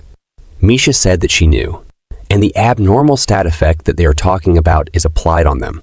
It's called the witch's eye, and from now on, they can't afford to stop for a single second. The field debuff witch's eye is the real reason why the witch's forest is only recognized as a passing area. The effect of it is simple. If you stay in one place for a certain amount of time, a 7th grade monster Carnivoro will appear, and the certain amount of time decreases as the level of the debuff increases. 70 hours have passed since Bjorn and his party entered the witch's forest, and because of that, the level of the witch's eye was escalated to level 5. Now it's their day 3 in the witch's forest, and it's been over 60 hours since they are separated from the dwarf group, and they still unable to find their way out. And since the witch's eye activated, they have not stopped walking for a single moment, because the appearance time of Carnivoro at level 5 witch's eye is about 10 minutes. So even if they stopped for 10 minutes, they have to face a rank 7 monster at their current condition, and it will take them over 15 minutes to deal with one. So stopping means certain death by the swarming creatures. But at least they connected each other with ropes, so if someone falls behind or gets separated, they can find each other. Misha was completely exhausted. She is asking Bjorn to slow down a bit. Bjorn agrees. What else can he do? Because Misha's condition has worsened drastically since the morning, and it's not due to an illness or severe injury. It's just that she's reached her limit of the exhaustion, and she is just pulled by the rope at this point. It's not that she is that weak. It's just that it's harder for her to deal damage alone and suffer hallucinations in the midst of it all. So Bjorn decided to carry her on his back. He told Misha to hop on. Misha was shocked and confused. Bjorn say that she might feel a bit better if she closed her eyes for a while. She say that he is also exhausted. Then Bjorn grabbed her and lifted her.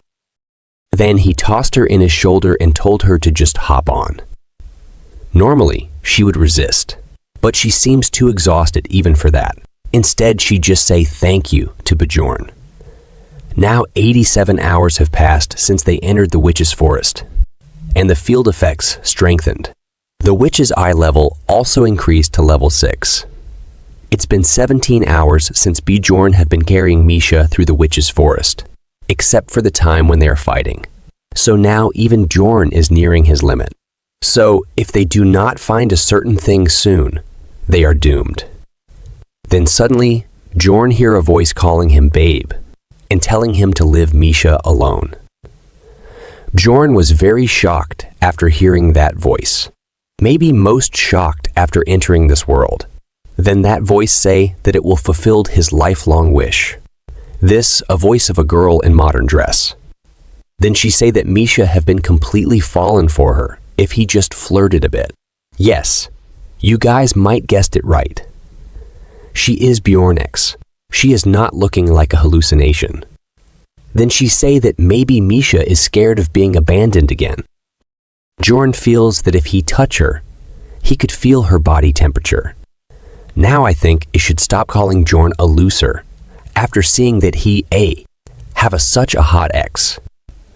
Bjorn was thinking that she is even acting the same. Then she say that this is his problem, that he always try to know everything, and he never tried to tell anything about himself. Bjorn was thinking that she is the same. She also did not say thing about herself.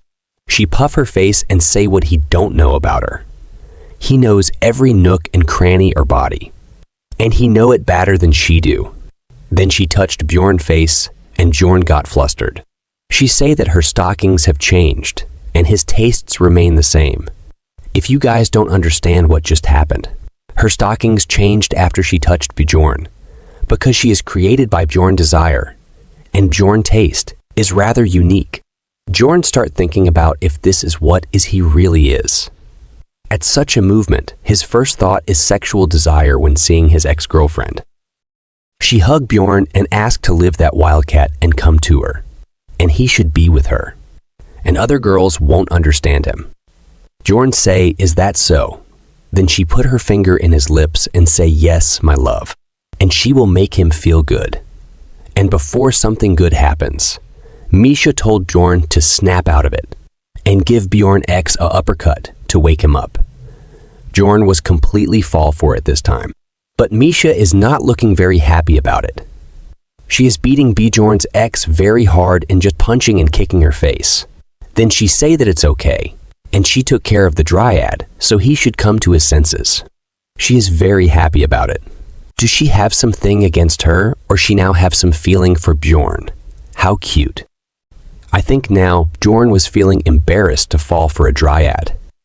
Then the dryad state abnormality ambush is released, and her true form are shown, which is of a tree girl. Well, I think druids are famous enough if you have read few mangas or watched anime before. In this world, Dryad is a rare 8th grade monster in the witch's forest that uses the enchantment skill. They gained 2x per defeating it. Bjorn give himself some face by saying that it wasn't because of a field effect, but because of a skill. Then he say thank you to Misha and say that he would be in big trouble without her. Misha is very proud and say that it's nothing. Then she saw a team of explorers. They are the first explorers they met since getting lost. They ask Bjorn if they lost their way. Witch's Forest is not the main hunting ground, so there are very few people, and it's not easy to meet other explorers here. It's already the 8th day on the 3rd floor, so teams heading upwards would have passed by long ago. They ask Bjorn if both of them are separated from their team. Bjorn says yes, but Bjorn is not the one to easily trust people. Even in a dire situation, Misha got exited and asked Bjorn if they are saved now. Bjorn told her to stay calm. The lady from that group say that they are not bad peoples, so they don't have to be so wary of them, and she have children like him in the city, so he don't have to worry, and ask Bjorn to come with them. But Bjorn refused, because if she have children, then it's even more dangerous. Having children to feed means a more definite motive to earn money. Misha asked Bjorn about why is he doing that, and they might help them. Bjorn told her to be keep quit. Bjorn think a lot about what to do after meeting other explorers. He pondered this a lot, but the conclusion was always to first seek help. And if they promise some reward and ask them to lead them out of the forest, then it should be a reasonable deal for them too. But to make a deal, they first need to know who they are. Then Bjorn take a defensive position and introduces himself. Then a man with orange hair from the other group say that he is quite a cautious man. Then he introduces himself too. He is called Hans Stove, and he is the scout of their team. Bjorn was very shocked after hearing his name. Bjorn has quite a record with the guys named Hans. That man laughs and say that it's a common name. I think it's a common name for plunderers. Bjorn also do not look happy and was thinking about why there are so many hands in this world. He deducted 1 point for having a bad name. Their team have 2 warriors, 2 archers, and 1 scout. And because of this, Bjorn feels that it's dangerous. Then Bjorn asks Misha if she trusts his judgment. She say of course she do. It might be a needle's worry of Bjorn, but they seem suspicious. So Bjorn told them that they have to go. They get confused and ask if they don't need their help. Bjorn needs help right now, but his instincts are screaming danger right now. So Bjorn told them that they can take care of themselves and don't need others' help. Then he told Misha to start moving. Then suddenly a arrow come towards Bjorn, but Bjorn blocked it with his shield. Bjorn already knew it, that it not going to be easy. Then the other archer from their group asked the lady about why she did that. She asked him if he is just an idiot, or he didn't see his equipment. It is made from latinium. She asked how much she could sell it for, but that archers say that they're fellow explorers. Then the orange hair guy told him to back off if he can't do this. Then he say if he recognized the backpack that Bjorn is carrying. He told him that it's an expandable backpack, and it's so expensive that they wouldn't be able to buy it even if they worked their asses off for an entire year. It's looked like they already start claiming the things on Bjorn as their own, as if they already got them. That man say that he still can't do it. Then the archer lady told him to back off. One off there, warriors say that he is in it, and he is not rich enough to be nice to others. Misha asked Bjorn about why they are not running. Bjorn was analyzing the situation they are in right now. It's 5 versus 2, and they're also very exhausted right now.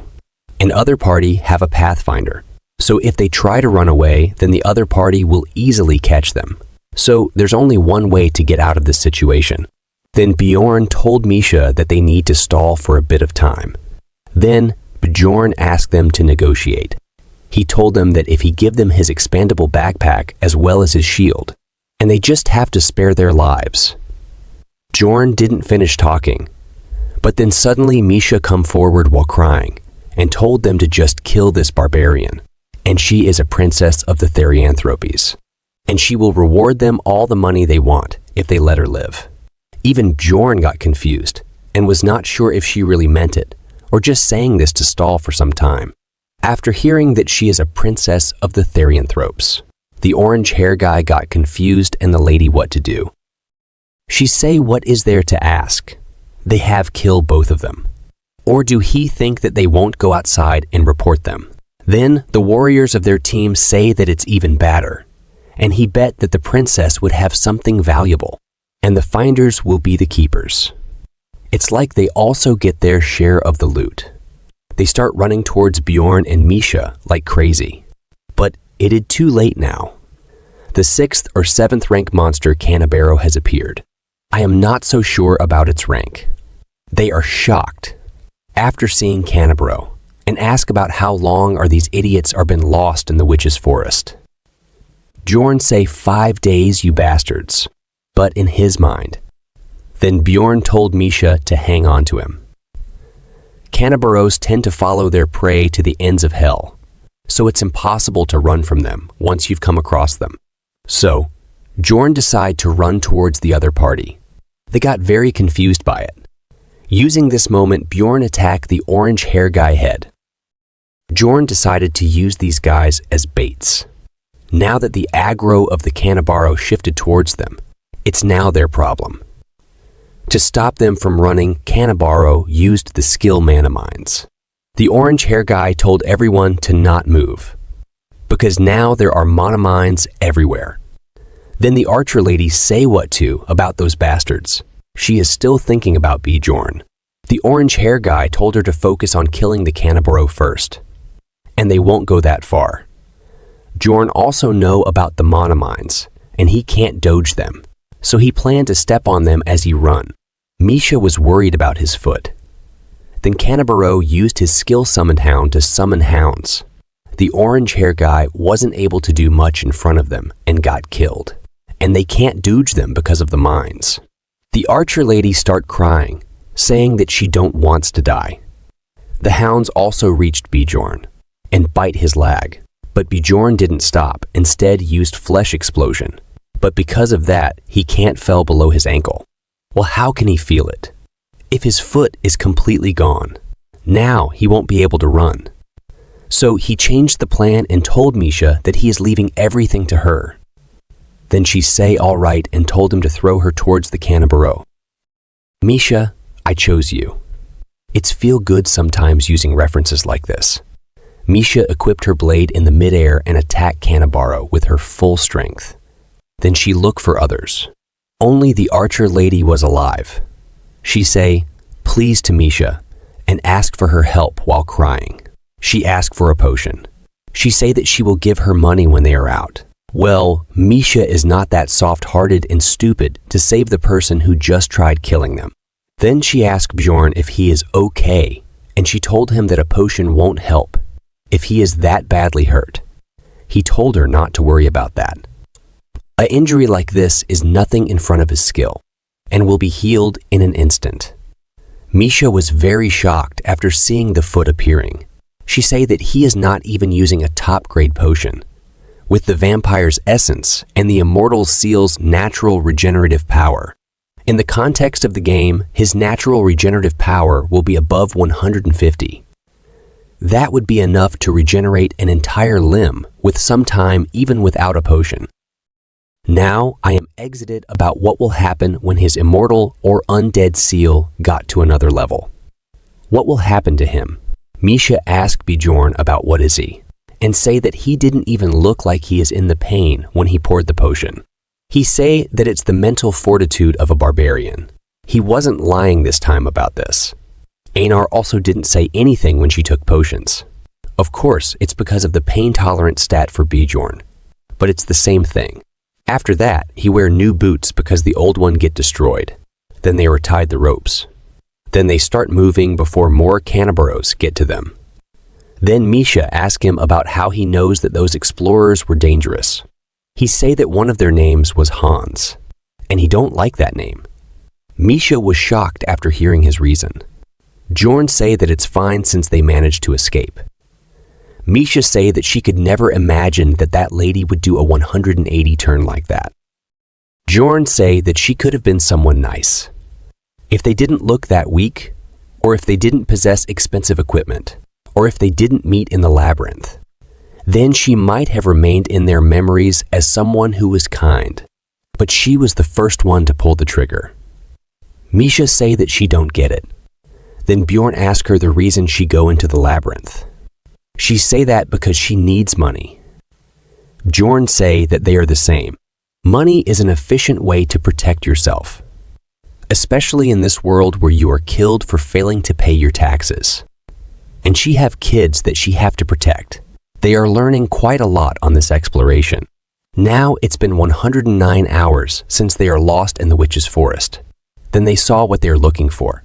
In excitement, Misha asked Bjorn if this is it. Bjorn say yes and finally take a breath of relief. Misha almost cried because she was so happy to finally have some rest. This is the only place where they can rest within the witch's forest, the witch's hut.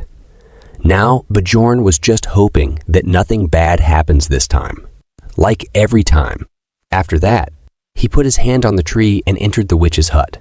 The witch's hut is a randomly generated safe zone within the witch's forest, and it stays at that location for 8 hours. The field effects get temporarily undone here, as it is a safe zone where monsters don't exit here. It's hard to find, but it's the only resting area within the witch's forest. Even if this is called Witch's Hut, the resting facility is not less than a private farmhouse. It took them a long time to find the first witch's hut, but thanks to Misha's sharp eyes, they were able to find the next hut fairly quickly.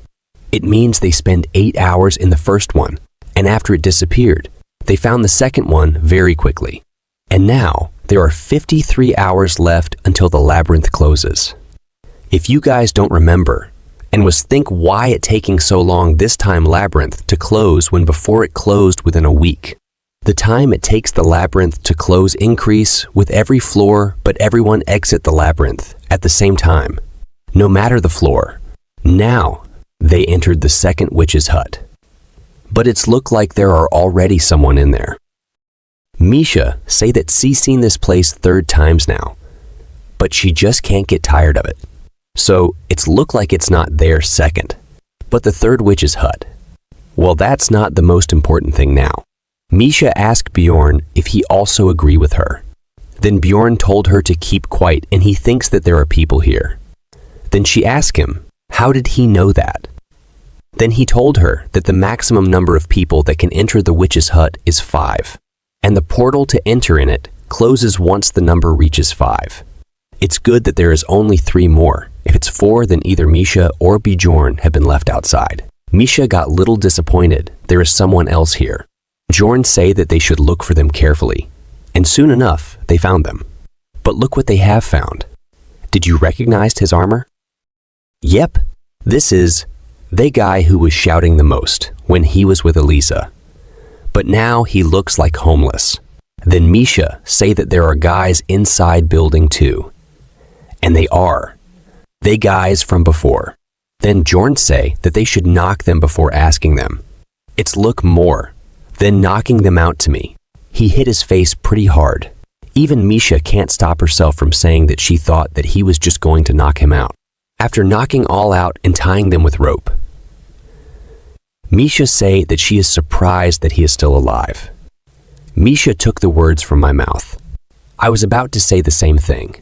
Then Misha say that she think that he may die soon. They don't even need to tie him up. Then Bjorn opened the potion bottle and poured on them. They start screaming and crying from the pain that they feel from the potion healing. They're knocked out again for some time because the pain is too much. After they wake up this time, they are in good condition and recognized Bjorn.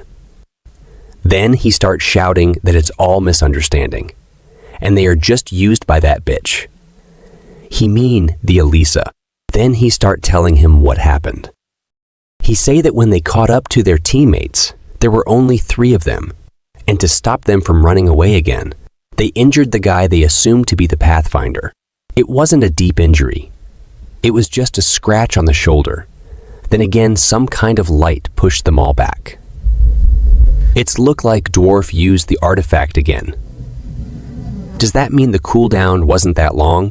When they woke up again, their Pathfinder had been killed by an ace spear through the head. Looks like Dwaki is quite useful now. Seems like the dwarf group managed to run away then. So that scream they heard earlier was Rot Miller's when he got hurt.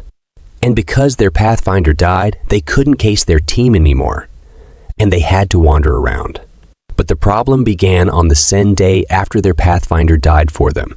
Elisha take down there, tank called Hans first with her beauty. Yep, the same name. It's looked like author have something parasol with a guy named Hans. They realized only after they saw him get his life force sucked out of him, that she was the priest of Karu. Then he say that this all happened because she deceived them, and he swear to the goddess that they weren't trying to plunder or anything. Bjorn told him to shut up. Then he say that yes, didn't apologize yet. Then he start apologizing and saying that this all happened because they fell for her tricks. And he will also compensate him for all the damages, and ask Bjorn to show mercy on them. Misha told Bjorn that she will do as he say. Bjorn start thinking about what to do. He already killed several people after coming to this world, but that was all when his life depended on it, and the people he killed were absolute asshats beyond saving. But these guys are different. Bjorn did have a hard time because of them, but no one died in the end. This different from the past situations. So it's hard to decide if it's right to kill these people. Now it's a battle between his modern self and the barbarian self. The barbarian mind told him that why does right and wrong matter? It's easier to kill them, and why cause possible problems for the future? But his modern self told him that he should not kill someone just because they make a mistake. Then the barbarians say that it only applies to the world they used to live in. Then Bjorn asked Misha about what she thinks. She say that she can't trust these guys, and whether it was a mistake or not, they tried to kill them once. And she learned that that's not something you can ever forgive. Bjorn's mind become clear, like a all fog is clearing away. And there is a saying that goes like this, which is same as when in Rome do as Romans do. Otherwise, you might end up dead. So that's what Bjorn decided to do. He decided that this might be a mistake this time, but they might end up repeating it. So he got rid of them. Well, he got achievement for killing 10 people, which increased his mentality stat permanently by 1. Bjorn knew from the day he opened his eyes here that Bjorn Jandel is the name that he have to live with from then on. And not just in name only, but he have to live like a barbarian. That's the only way to survive in this place. Misha asked him if he is okay because his hand is shaking. He told her that he is fine and she should take their equipment. Then Bjorn start throwing them in the fireplace. Misha asked him what is he doing. Bjorn say that he is doing what he needs to do. Because of it, the time of the witch's hut increased by 8 hours. Bjorn confirmed it that it's like the game too, so there are 2 more left. so they will be able to rest at least 24 hours here. But Misha was worried after seeing him doing this. She asked him if he is really okay. Then Bjorn asked her what is she doing and why she is not resting. But she was looking a little scared. Then Bjorn told her that he will rest on the bed first. Now, Bjorn was thinking that this not ironic anymore, and the more he accepts the barbarian way of life, the more he can live like a human. Then he start dreaming about his past life. Sweet moments he lived. Looks like some moments of his life is enough to make people jealous of him. Then suddenly, he woke up and realized that it all was a dream. Misha was also sleeping like a cat near him. Then he realized that he is currently living in a monstrous strong body fighting real monsters. Then he looked at the fireplace, and by seeing the bones he realized that he sleep for nearly 8 hours. Then he looked at Misha and thought that the chair might be uncomfortable. It's looked like she is dreaming about eating good food. Then Bjorn asked her to wake up. She say 5 more minutes. Bjorn got angry by it and woke up, who knows how. Now 24 hours have left before the labyrinth closes and 1 hour before the witch's hut. Now they are eating and getting ready to survive the last day. And now if they just survive 1 more day, they will be out of this shitty forest and go back to the city. Misha say that she is gonna take bath as soon as she is back and ask Bjorn what he is gonna do. Bjorn say that he don't know. Then the witch's hut closed and they moved to the forest. But the forest has completely changed and become ominous than before. Misha asked Bjorn what has happened. But Bjorn is no condition to say anything because he knew what they have done. Because he sacrificed 3 people and 4 are sacrificed by someone else. And because of that, a special condition has met. And because of that, the overload of the 3rd floor, the Lord of the Chaos Ryakis, begun to roam the floor. The Floor Lord is a monster that acts as the field boss. In the game, they were called Floor Masters, and each floor had its own Floor Master. Misha was too scared to believe it. She told Bjorn to stop joking because she heard that the 3rd floor doesn't have a Floor Lord. Bjorn told her that it's not that there isn't one. It's just that the way to summon it was kept secret from the public. Because if some crazy bastard decided to summon it, then it wouldn't end with just a few deaths. Because the 3rd floor's Floor Master is the Lord of Chaos, Ryakis. All the monsters on the floor start hiding in the chaos because this monster not only affects the entire 3rd floor, but it also goes around massacring whatever it sees until it dies. The portal is also temporarily disabled, blocking transportation between floors. So running isn't an option either now. So if you are on the 3rd floor when he is summoned, then you should be prepared to die. Misha's mind was in complete chaos. She asked Bjorn why it appeared now. Bjorn told her that it's probably because of them. He told her that when they burnt those corpses in the witch's hut, that might have satisfied the summoning condition, because it's one of the summoning conditions. Bjorn thought that since it's been more than 10 years since this monster was summoned here, so burning 3 bodies wouldn't be a problem. But someone had already burnt 4 corpses before them. Misha started shouting at Bjorn, asking him what he had done, and because of him, all of them are going to die. Bjorn told Misha not to tell anyone about this, because if people find out that they are the ones who summoned the boss, then their end won't be anywhere nice. Misha started crying, saying that she's going to die because of a damn barbarian. What a switch. Up from the last time she told Bjorn that she would treat him as her savior. But since the status abnormalities have been undone, they can at least leave this damn forest now. Misha almost considered herself done for. She can't stop crying because of this damn barbarian. He told her that they will head to the orc habitat, because that's where they meet the Jajarwi clan. And according to the dwarf, they are a big clan that is active on the floors above the 6th, and they possess hundreds of members. It's obvious that they are going to die if they come across Ryakis, so if they want to increase their chance of survival, they need to stick with the Jajarwi clan. Of course, not everyone in their clan will be on the 3rd floor, but at least 10 teams are down here in order to maintain control. They reach the orc habitat, but there are already tons of people there.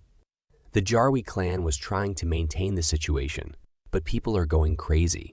Some are saying that they might be the ones who summoned the floor master. Some are asking to see their high-ranking mage so he can use a dimensional portal spell. Some are afraid that because they are large, they might be kicked out. It's complete chaos here. Then their priest cast a spell to calm them down. Then their leader told everyone to calm down and that they are safe now because their priest has just activated the proclamation.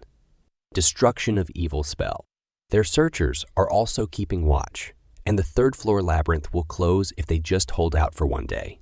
And until then, the Djarwi clan, as outlined in their contract with the royal family, will do their best to make sure to return with as many people as possible. Then he said that if anyone does not follow the rules or creates conflicts, then they will have no choice but to kick that person out. So they should keep that in mind. He talked more than necessary, but it was a good speech. The guys who were panicking before calmed down too, and they will be able to rest a bit better thanks to the proclamation. Destruction of evil. It's one of a priest's essential skills. It allows for humans to enter and exit freely, but monsters can never enter the area. So they won't be kicked out for now, but they can't let their guard down, but soon they will have to face that problem. Then he asked Misha if she is confident in her ears. Misha got excited and said that she doesn't know that, but she does get compliments on them sometimes. Jorn got confused about what she is talking about. Then he explained to her that he meant if her hearing is good. She got embarrassed and said that yes, she has good hearing. What is wrong with the girls in this world? She and Erwin were the same. I miss her. When is she going to appear again? Well, let's forget about that for now. Bjorn asked Misha to listen to the conversations nearby and tell him if there's any useful information. They all are just talking about who did such a thing of summoning the floor lord, and they are lucky that a sixth floor clan was on the third floor. They've never seen such a wide-range proclamation.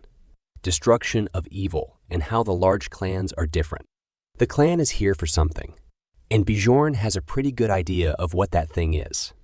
But Misha fell asleep on Bjorn's arm while listening to the boring conversation. But as soon as Bjorn noticed, he moved his hand and Misha fell to the ground. He can't even let such a cute thing sleep properly. Misha asked him what the problem is. Bjorn just said soon. Misha got confused and asked him what it is. Then Bjorn told her to look around and told her that there are way too many people, and there must be at least 500 people already. Then Misha asked what will happen to them. Bjorn said that there are at most 50 people from the Djarwi clan, so they just have to wait and watch how they control this big crowd. Soon enough, the leader of the Djarwi clan that is on the third floor came forward and reminded everyone that thanks to the proclamation, destruction of evil spell, this is the only safe zone on the third floor. However, their priest would like them all to express their respect towards God. And to do that, they just have to give 1 million stones per person, and they must pay it here, right now. He said that the priest says that they can substitute it with magic crystals or other items. He sure is clever, because no explorer goes around with 1 million stones in their pockets. So they are going to take away their equipment to try and maintain order. He said that 1 million stones are respect towards God, and also the fee for protection, and they might lose some equipment and some potions, but they will have them as their protector, so they don't have to worry. But of course, everyone will be worried, because even if the proclamation, destruction of evil, is an op skill, it's nothing compared to the floor master. But even if they won't be able to kill the third floor master, but Bjorn and others have to follow the rules. He told Misha to take out the things they need least. Thankfully, Bjorn and Misha won't need to give up any of their equipment thanks to their looting. Bjorn gave the equipment to Misha to exchange them for the protection fee, so he won't arise any suspicion. Well, it won't cause a problem in this chaos, so they are safe for now. But there are some people who started leaving because they don't want to pay the protection fee. After some time, Misha came back. But Bjorn is a little angry and jealous by the fact that Jarwi clan earned hundreds of millions just like that. It's like they're duplicating money. Now they have fewer people here, and they also earned money. 2 birds with 1 stone. But in the end, they also have to pray that the floor lord won't come here. But since the 3rd floor is pretty large, and they were just assuming that it would be likely to not come across the floor lord, but if it comes, then that would be the end for all of them. But Misha wasn't thinking much. She is just enjoying her food. Probably the people that left and the ones who stayed are trying to be optimistic, hoping that they won't come across the floor lord. But Bjorn prefers to prepare for the worst case scenario. Normally, the worst case scenario doesn't happen. But you can't guarantee that. Especially that's how it's always been with Bjorn. Now, there's only 5 hours left before the labyrinth closes. But it looks like their luck isn't really that great today. Bjorn can feel the reign of despair, the Lord of Chaos. Ryaki's passive aura skill. This skill deals small damage over a very large area of effect, and also reduces the opponent's mana resistance greatly. Wherever the raindrops fall, all field effects disappear. In other words, it's an overpowered skill. And since they are affected by this skill, then that means that Ryaki's is here. Everyone fell into a state of chaos. They are in despair. Some are angry towards the Djarwi clan for taking their equipment by saying that they will protect them and are asking them to keep their promise. This guy is too big. The trees are looking like grass in front of him. Jarwi clan leader prepared himself for huge losses and ordered everyone to take out all the things they have prepared. They started using their consumables. First, they used an advanced concentration support scroll and an energy regeneration support scroll. Then, they used a numbered item called Sunlord's Flag and imbued the weapon with Ursium's Light. I don't know the effects, but maybe it's very effective against dark or chaos attributes. They used all kinds of doping, type magic scrolls, consumables, numbered items, as well as equipment buffers. Within a minute, they used hundreds of millions of stones worth of items, so it's not wrong for them to take 1 million protection fees. Their leader told them that there are enough items, so they don't have to use them sparingly. They can earn the items back, but if they are dead, they are gone. Bjorn was also excited by seeing them fighting against someone like Ryaki's, and he is happy that he is not the only one who prepared for the worst. This is his first time that this fact made him happy. These people have risked their lives countless times to get to this point. That couldn't have been through with just pure luck. They started their fight with Ryaki's to stop him. Everyone was terrified and wanted to believe that it's just a bad dream, and they will wake up soon. But this guy is also shooting random beams from his mouth like Godzilla and cursing the warriors under his feet. The curiosity that I had for a long time about how they will fight this monster was resolved very simply. Close-range dealers, as well as tanks, will avoid fighting head-on, and they only barely block the lighter attacks. The warriors go right back to fighting as soon as they're healed, even if they're a wreck. Of course, I don't mean to speak for everyone. Not everyone is that lucky and cold-hearted to continue fighting at a moment like this. Of course, there is their leader to keep them motivated to fight. The current situation is that one warrior was instantly killed by being crushed. 3 long-range dealers died to Ryaki's breath attack. So in total, 4 people are already dead. And because of that, people start panicking, starting to talk poorly about the Djarwi clan. These people don't know what they're talking about. These people are doing the best they can. The warriors are maintaining their positions on the front line, and the mages are holding Ryaki's back. Of course, Ryaki's wouldn't be floor master if he were stopped just like that. He starts bringing forth his inherent power. Seeing this, Djarwi clan leader told everyone to stop attacking it, and they can't afford to make him feel threatened. They should destroy the energy orb first. Bjorn was worried about this, but thankfully, they seem to know about the dark sphere. Bjorn is certain now that they've shown that they know about the second phase of Ryaki's by controlling their attacks to prevent it from happening. But others don't know a thing. They are just confused about why they are not attacking. Jarwi clan knows how to defeat Ryakis, and at this rate, they might be able to survive until the labyrinth closes. Just 1.5 hours are left until the labyrinth shuts down. 11 people have died, which is about 20 of their total forces. It's not such a big problem that it guarantees horrible results. But the real problem is these explorers. They're starting to panic each time Ryakis goes into a rage, and the explorers who paid the protection fees die off. Well, it's their own fault for just spacing out and watching as the battle is happening on television, and not right in front of their eyes. Misha says that it's not looking too good, and shouldn't they be doing something too? Jorn asks her to wait, and he is still thinking. People start saying that they can't wait anymore, and they should also join the battle, because too many people have already died, and they need to protect themselves. Some say that Jarwi clan took all their equipment. So how can they fight? After hearing that, everyone's focus goes to the equipment. Bjorn told Misha that they need to get out of there right away. Misha got shocked by this. Everyone rushed to take their equipment, but guards stopped them. Everyone says that they can't even keep their promise, and they're still thinking of taking the protection fees.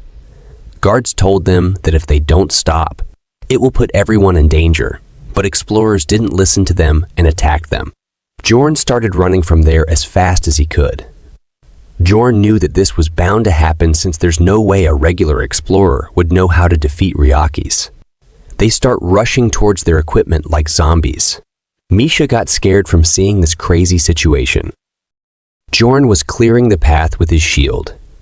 Even if there are no other monsters now, the spirits of chaos summoned by Ryakis are weak mobs, but there are too many in numbers. So, Jorn told Misha to run, and they don't have time to fight them, because they need to get as far away from here as possible. They just need to run a little more, and they will be away from the center of the forest, just the point right in front of them. But as always, Bjorn's luck is not good at times like this, and the Lord of Chaos, Ryakis, succeeded in absorbing his inherent power, and the field effect, Crevice of Evil, will be activated in an area within a 5-kilometer radius. It's Ryakis' ultimate move, Crevice of Evil. By seeing the darkness surrounding them, Bjorn got very scared. Misha was confused and asked him what is happening to them. Bjorn was sure now that this is Crevice of Evil. Crevice of Evil is an ultimate that Ryakis activates when he has absorbed all 10 of his spheres. The time limit is 45 minutes in game time, and if you can't escape the affected area within that time, then you will die no matter how strong you are. It's a kind of sure kill skill. And if there is one special feature, it's that regardless of location, you'll be pulled to the center of the floor no matter where you are. That's why Bjorn was trying to get away from the effective range of 5 kilometers. Now, everyone was transferred back to the center. There are about 200 explorers left. Amongst those are 20 from the Jarwi clan. There are 50 of them at first. Only 11 died within the first 3 hours, but a lot more died within the last couple of minutes after the other explorers went out of control. So it's obvious what happened while they were gone. The other explorers start asking them what happened, but this time they told everyone to shut their mouths. He is angry and says, "Do you know how many people died because of them? They will attack right away if they come any closer to them." But they didn't listen and asked how it's their fault, and if they hadn't taken their equipment in the first place, then it wouldn't have happened. Some are crying like crazy, saying that they will pay more just to let them enter. The Jarwi clan guy says that they should be thankful that they are not killing them right now, and it will be very easy to kill them. After hearing that, everyone became a little quieter. Then a man lifted his hand and said that he knows a little bit about it. He doesn't know the details, but he read in an ancient text that if they don't get out of here within the given time period, then they will all die. Then someone asked him, what is the time limit? He said that all he heard is that if they can go in any direction for 5 kilometers, they will be free. And of course, there will be monsters, a lot stronger than the chaos spirits before. but if they work together, they will be able to get out. Bjorn was surprised that he's right. Maybe he is an evil spirit too. I mean, the player like Bjorn. The problem is that Ryaki's clones and the spirits of chaos will come after them like crazy. As soon as they try to get out of here, everyone starts saying that they will die anyway if they stay here, so they should give it a try. Misha asks Bjorn what they are gonna do, because people are leaving. More than half the people left. Of course, Bjorn is not going to gamble on such a low possibility. He will gamble on something with a higher chance of succeeding, and that is with the Djari clan. But he was stopped by Misha's half-brother. Then he recognized them and asked Misha what she is doing here. Of course, Misha was hiding behind Bjorn's back, but Bjorn said, "Long time, no see." Misha's brother said, "What long time, no see?" And he didn't remember them being that close though. Then Bjorn asked him if they got the orc hero's essence. "In the flow," Misha's brother said.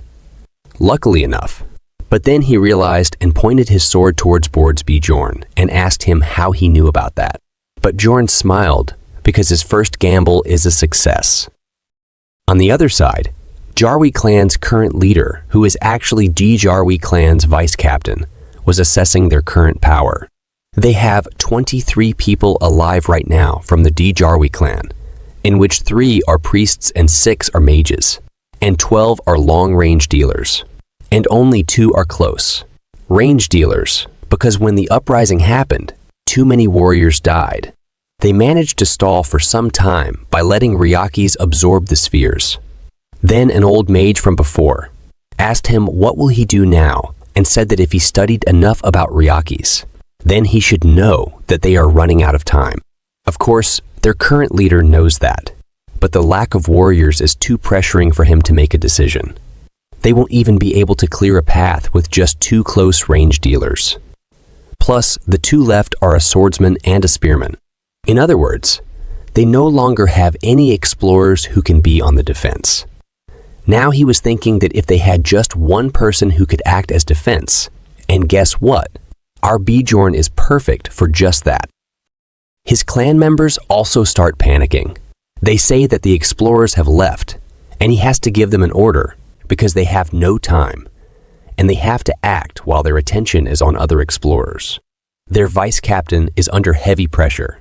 Then Bjorn shouts, saying that he will open the path. Djari clan's vice captain heard it. He asked, "Who is that?" On the other side, Bjorn was verbally fighting with Misha's brother.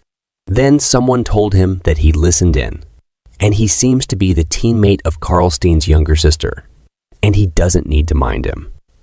He said that he will be the judge of that. Just answer his question.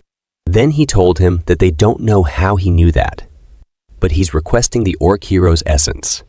He told them that he will open up the path if he gets that. Then their vice captain used his skill survival instinct.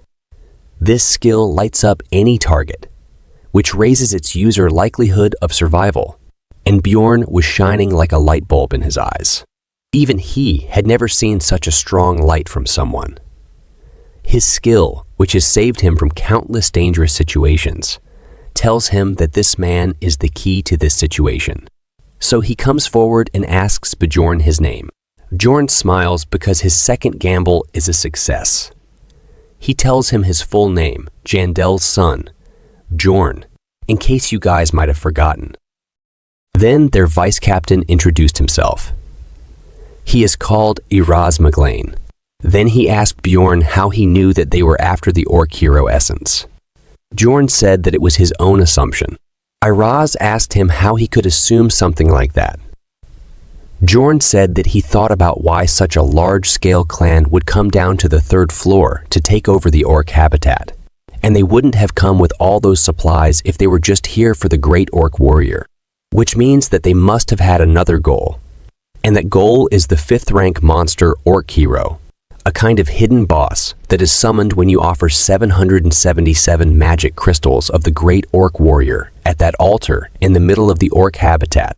And the reason they had so many supplies was probably to prepare for the rare chance that an orc lord would appear.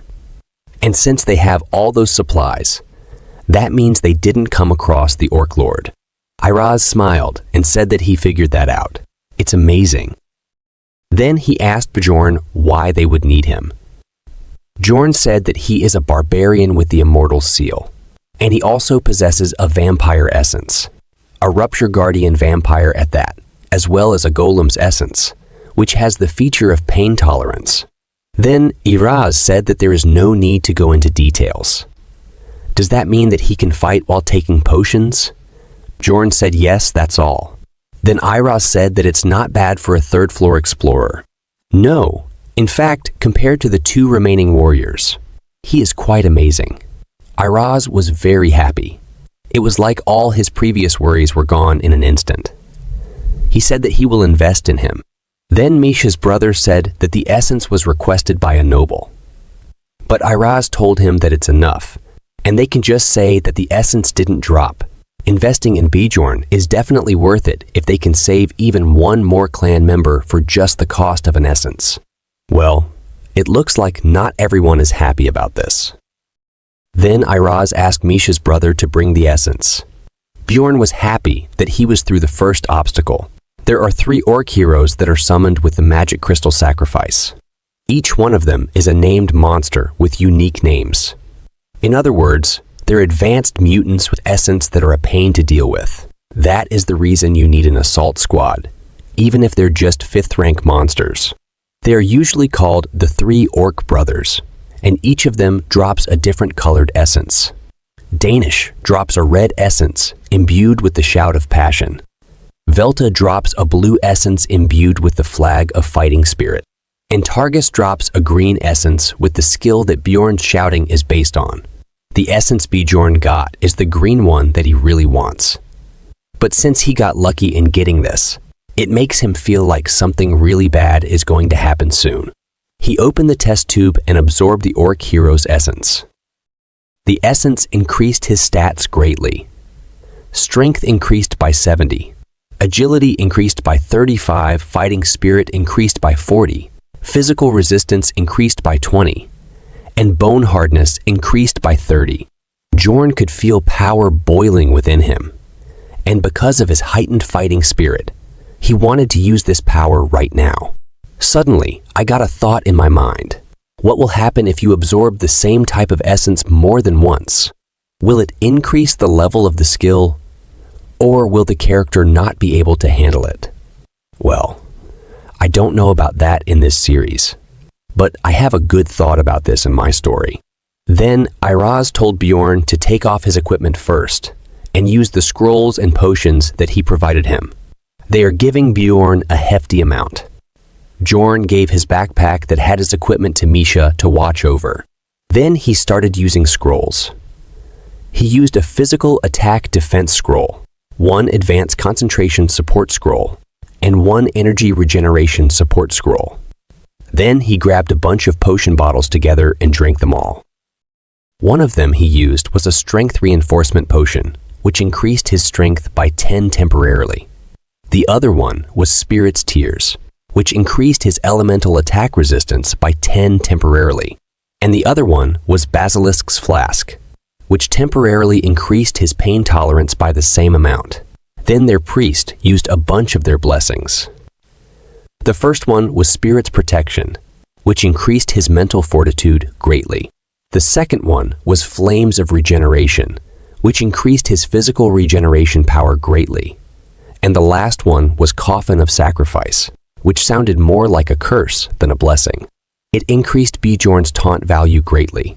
So now all monsters will be attracted to Bjorn. Now it's time for Bjorn's vampire skill, Owner of Blood, which he is going to use for the first time. Iraz told Misha's brother that no matter what skill Bjorn will absorb, his will be the most helpful. I don't understand what class Iraz is. He clearly doesn't look like a mage or archer. And of course, he is definitely not a priest either. He didn't count himself when he was counting the remaining warriors either. Now, he also didn't let Bjorn absorb his skill, so we can get some idea.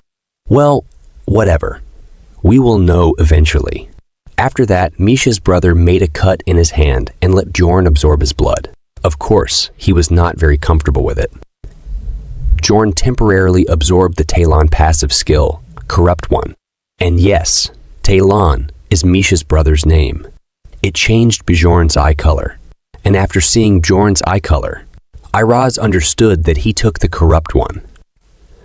Bjorn looked dangerous with his glowing red eyes and dripping blood from his mouth. Corrupt One is a passive skill that decreases your essence max stats by 1, but in return, it increases the effectiveness of all the active skills by 1.5 times. Oh, Bjorn's eye color changed back. After that, Iraz told him that it's time to get going. After that, Bjorn imagined the skill he earned through the Orc Hero's essence and used it. The skill is called Gigantification, and as its name implies, Bjorn started growing giant. Others were shocked, even though they already knew about it.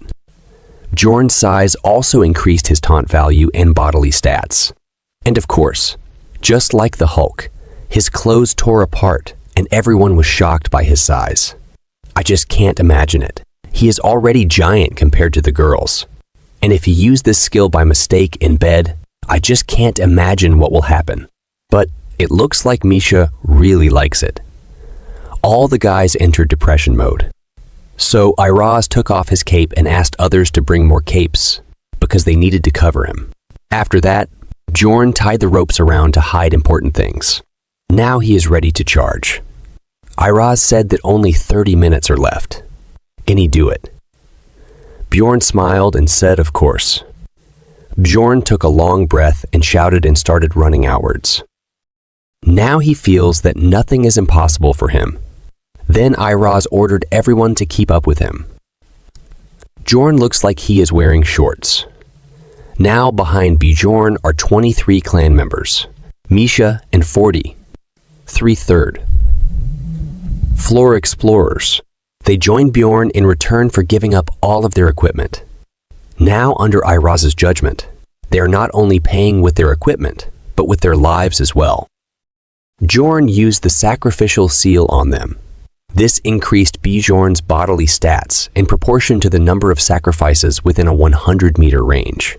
Of course, sacrifice is just for name. It doesn't affect the people marked with the seal.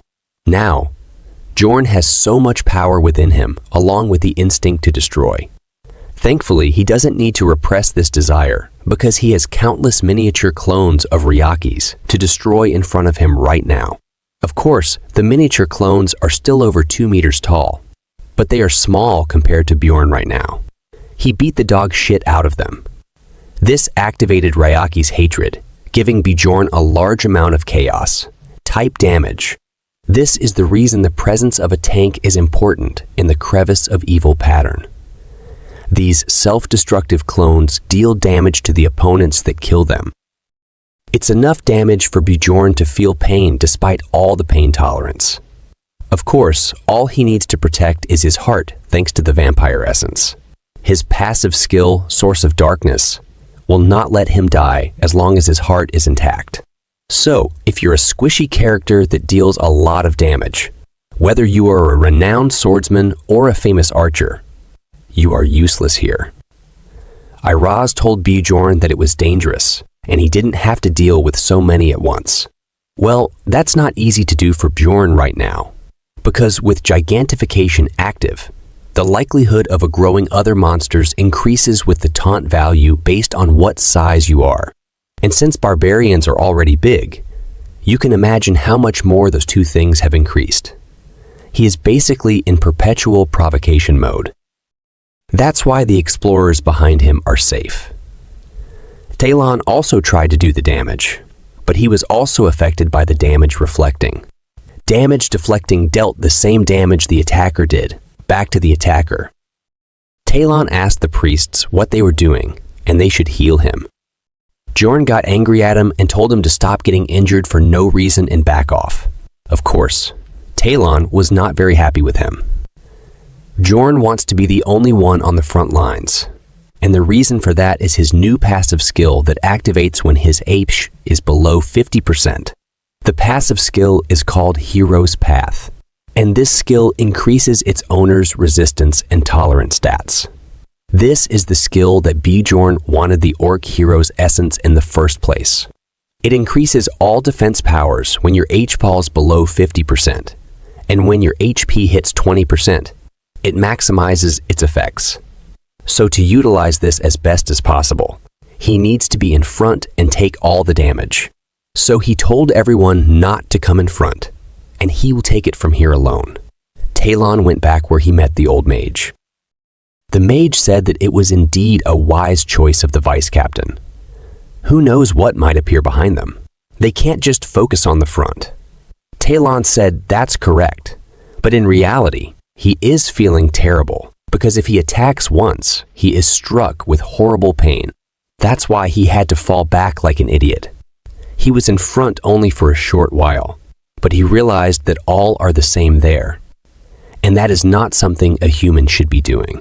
He can't understand who Bjorn is. He just thought that he was just some stupid third-floor explorer who hangs around his halfling sister, and that he was nothing but a regular barbarian warrior who couldn't speak up when they told them to get out of the orc habitat, even despite the fact that he has pain tolerance and is a tank, unlike him. He can't understand how it is that he doesn't hesitate in this situation. They say that it was true that there is no one on par with a barbarian's courage. People started saying that it would be great to have someone like him in the clan. And their vice captain sure has a good eye. And they never expected him to perform so amazingly. They started asking his name and said that he had to be famous. He looked like someone who didn't know death, and they couldn't even imagine what would have happened if it weren't for him. Then they asked Misha who he was. She said that she didn't know. Then the old mage said that if Vulcan, who was called the hero of the barbarians, were to come back, then he thought that that's what he would look like, and there was no need to be curious about that barbarian's name, because everyone would know his name soon. Then they reached the end of the skill range. They could see the end in front of them. They sped up. They were almost there. And when Bjorn just stepped outside the zone, his soul power ended, and the skill gigantification ended. But thankfully, he escaped the range of the crevice of evil. People started crying. They were very happy. They were happy that they survived. But the people that didn't make it out in time were not that lucky, and the entire orc habitat was vaporized in just a blink of an eye. That was close for Bjorn this time. Iraz came to Bjorn and said that it was close, but they still needed to keep their guard up. He was right, because after escaping the crevice of evil, the first phase's insta, Kill Ultimate, one of the survivors would be chosen as the prey. It's a 1 in 15 chance for Bjorn or Misha to be chosen, so it won't be them. Or that's what he was thinking. But Misha said that she couldn't move her body. She couldn't move because she was chosen as the prey and had fallen into a state of paralysis. Bjorn couldn't believe his luck. Out of all people, she had to be the one chosen. Misha was confused about what happened to her. She asked Bjorn what was wrong with her and what this was. Then she saw other people and the look in their eyes. Even her brother looked away from her, because all of them knew about the prey. The prey is a kind of debuff, and the person who is hit with this debuff will be incapable of moving and will become the sole target of Ryakis. In other words, Ryakis will chase the prey down until the prey is dead. Iraz came and said how shocking it was to think that it would be his companion who became the prey. He said that they would protect her and asked Bjorn if he had any desire to join their clan. But Bjorn refused and said that he didn't intend on working for anyone right now. Iraz said that it was a shame, and he wouldn't have had a choice if it was him who had been chosen to be the prey. Then he said that it was the end of their deal now, and he hoped to see him again in the city. Bjorn said if he made it back alive, that is. Iraz said that he was sure that he would, because he had a feeling that he would make it back alive. Then he asked the mages and the priests to cast a buff on him, and said that he hoped that this would help him even if by a little bit in his journey. The buffs they cast were Wind's Blessing, which greatly increased Bjorn's movement speed. The other blessing was Sail, which would help him regenerate his soul power quicker. Bjorn felt that they were nice enough, because they were probably almost out of resources too. Bjorn was looking like he had just transcended the realm. Bjorn tied Misha on his back. She wasn't looking good. Then he said his thanks to Iraz. Iraz said, of course, to make sure that he survived because they would come after them if he ended up dead. Well, it was true. Bjorn smiled and said that it was time, and they should get going. Now only 15 minutes were left until the labyrinth closed. But it looked like these 15 minutes were going to be the hardest 15 minutes of his life. The Lord of Chaos, Ryagis, had awakened again. Bjorn started running, and Misha was tied behind him. She could feel the heat from Bjorn's skin as he ran, and she couldn't see behind. But she could hear the roaring that was getting closer. She was afraid that, at this rate, both of them would die. She said Bjorn's full name. Bjorn got confused and asked her what it was. She asked him to stop. She knew that the monsters were after her, not Bjorn, and she was sure that it was the reason everyone looked at her like that. And on top of that, even her family chose to ignore her, because her existence alone was a threat. She was feeling guilty for dragging Bjorn into this. Bjorn asked her what she meant. She said that he had done enough, and at this rate, he would end up dead too. She said that they were not even that close, and if it weren't for him, she would have died much earlier anyway. And then she said that her lifelong wish had already been fulfilled. She was talking about the spirit beast that Bjorn helped her to form a contract with. Bjorn said how funny. And she didn't want to die at all, so why was she saying that? Misha said that she meant it. Bjorn said that she was just afraid of being abandoned. Misha got shocked. Then she shouted and said why he didn't get it. She just didn't want to be a burden anymore. Bjorn asked her if that feeling was more important than her life. Then he told her to stop testing him by saying things in a roundabout manner. And if she wanted to live, then she just had to ask him to help her. Then at least they would have a chance. Misha was very surprised. She thought that it was what you'd expect to hear from a barbarian, but now she thought that she got what he meant. And from the witch's forest and onward, Bjorn had shown her what they needed to do in order to survive. She thought that she must have seemed like some whiny baby. Giving up and saying all those miserable things to someone who's trying to save her wasn't what she needed to be doing right now. Now, Misha's mind was clear, and she was happy. She completely leaned on Bjorn's back and said that if he saved her, then she would follow him around forever, helping him. Bjorn said that he thought that she had already said that before. Misha said that's true. Then she would give him all her rewards from this exploration once they were back. Well, she was happy, but sad at the same time. Bjorn smiled and said that's better. Bjorn really only knew the language of money. Soon Wind's blessing time ran out, and all the other buffs ran out too. And the rain started. That meant that Ryakis was right behind them. Also, there were a lot more spirits of chaos now too. They started getting in Bjorn's way. He wanted to use his skill a bit later, but now he had no other choice. He used the gigantification skill again. All his stats would increase while using the gigantification skill. But what was most important at the moment was that he could go farther with one step. And with the remaining soul power, he would be able to maintain gigantification for around 2 minutes. He asked Misha to set the time and tell him. Misha said exactly 196 seconds were left. Bjorn said she might be bored right now, so she should start counting the time. She said okay and started counting. And Bjorn started fighting the spirits of chaos. Of course, their effect was similar to Ryaki's miniature clone, but the damage was nothing compared to the damage Ryaki's clone caused after being destroyed. Bjorn was kicking them like footballs. But it was the end of his playtime because Ryaki's was here, and 90 seconds were still left. The spirits of chaos that were after them have decreased in number, thanks to the breath attack. It's easier to run now, but that also means they are now within range for him to attack. Ryaki's tried to crush them under his feet, but Bjorn dodged the attack. The mace in his hand looked like a chopstick. The Lord of Chaos, Ryakis, is in front of them now. Misha told Bjorn that it's fine now, and he can leave her. Bjorn told her to stop whining, and that he has no intention of leaving her here to die. Misha said that she is not worth saving, and he should save himself, but Bjorn reminded her that he had made a promise. Besides, what about his frost ring money if he left her here? Misha asked if he was going to die here just because of some promise. Bjorn asked who said they were going to die. He was going to make it out of here alive. As he said this, Ryakis attacked and Bjorn's hand was gone. Misha screamed after seeing his hand gone, but Bjorn just asked her for the time. She told Bjorn to leave her. Otherwise, he would also die. In anger, Bjorn said, "Misha Karlstein, tell me the time."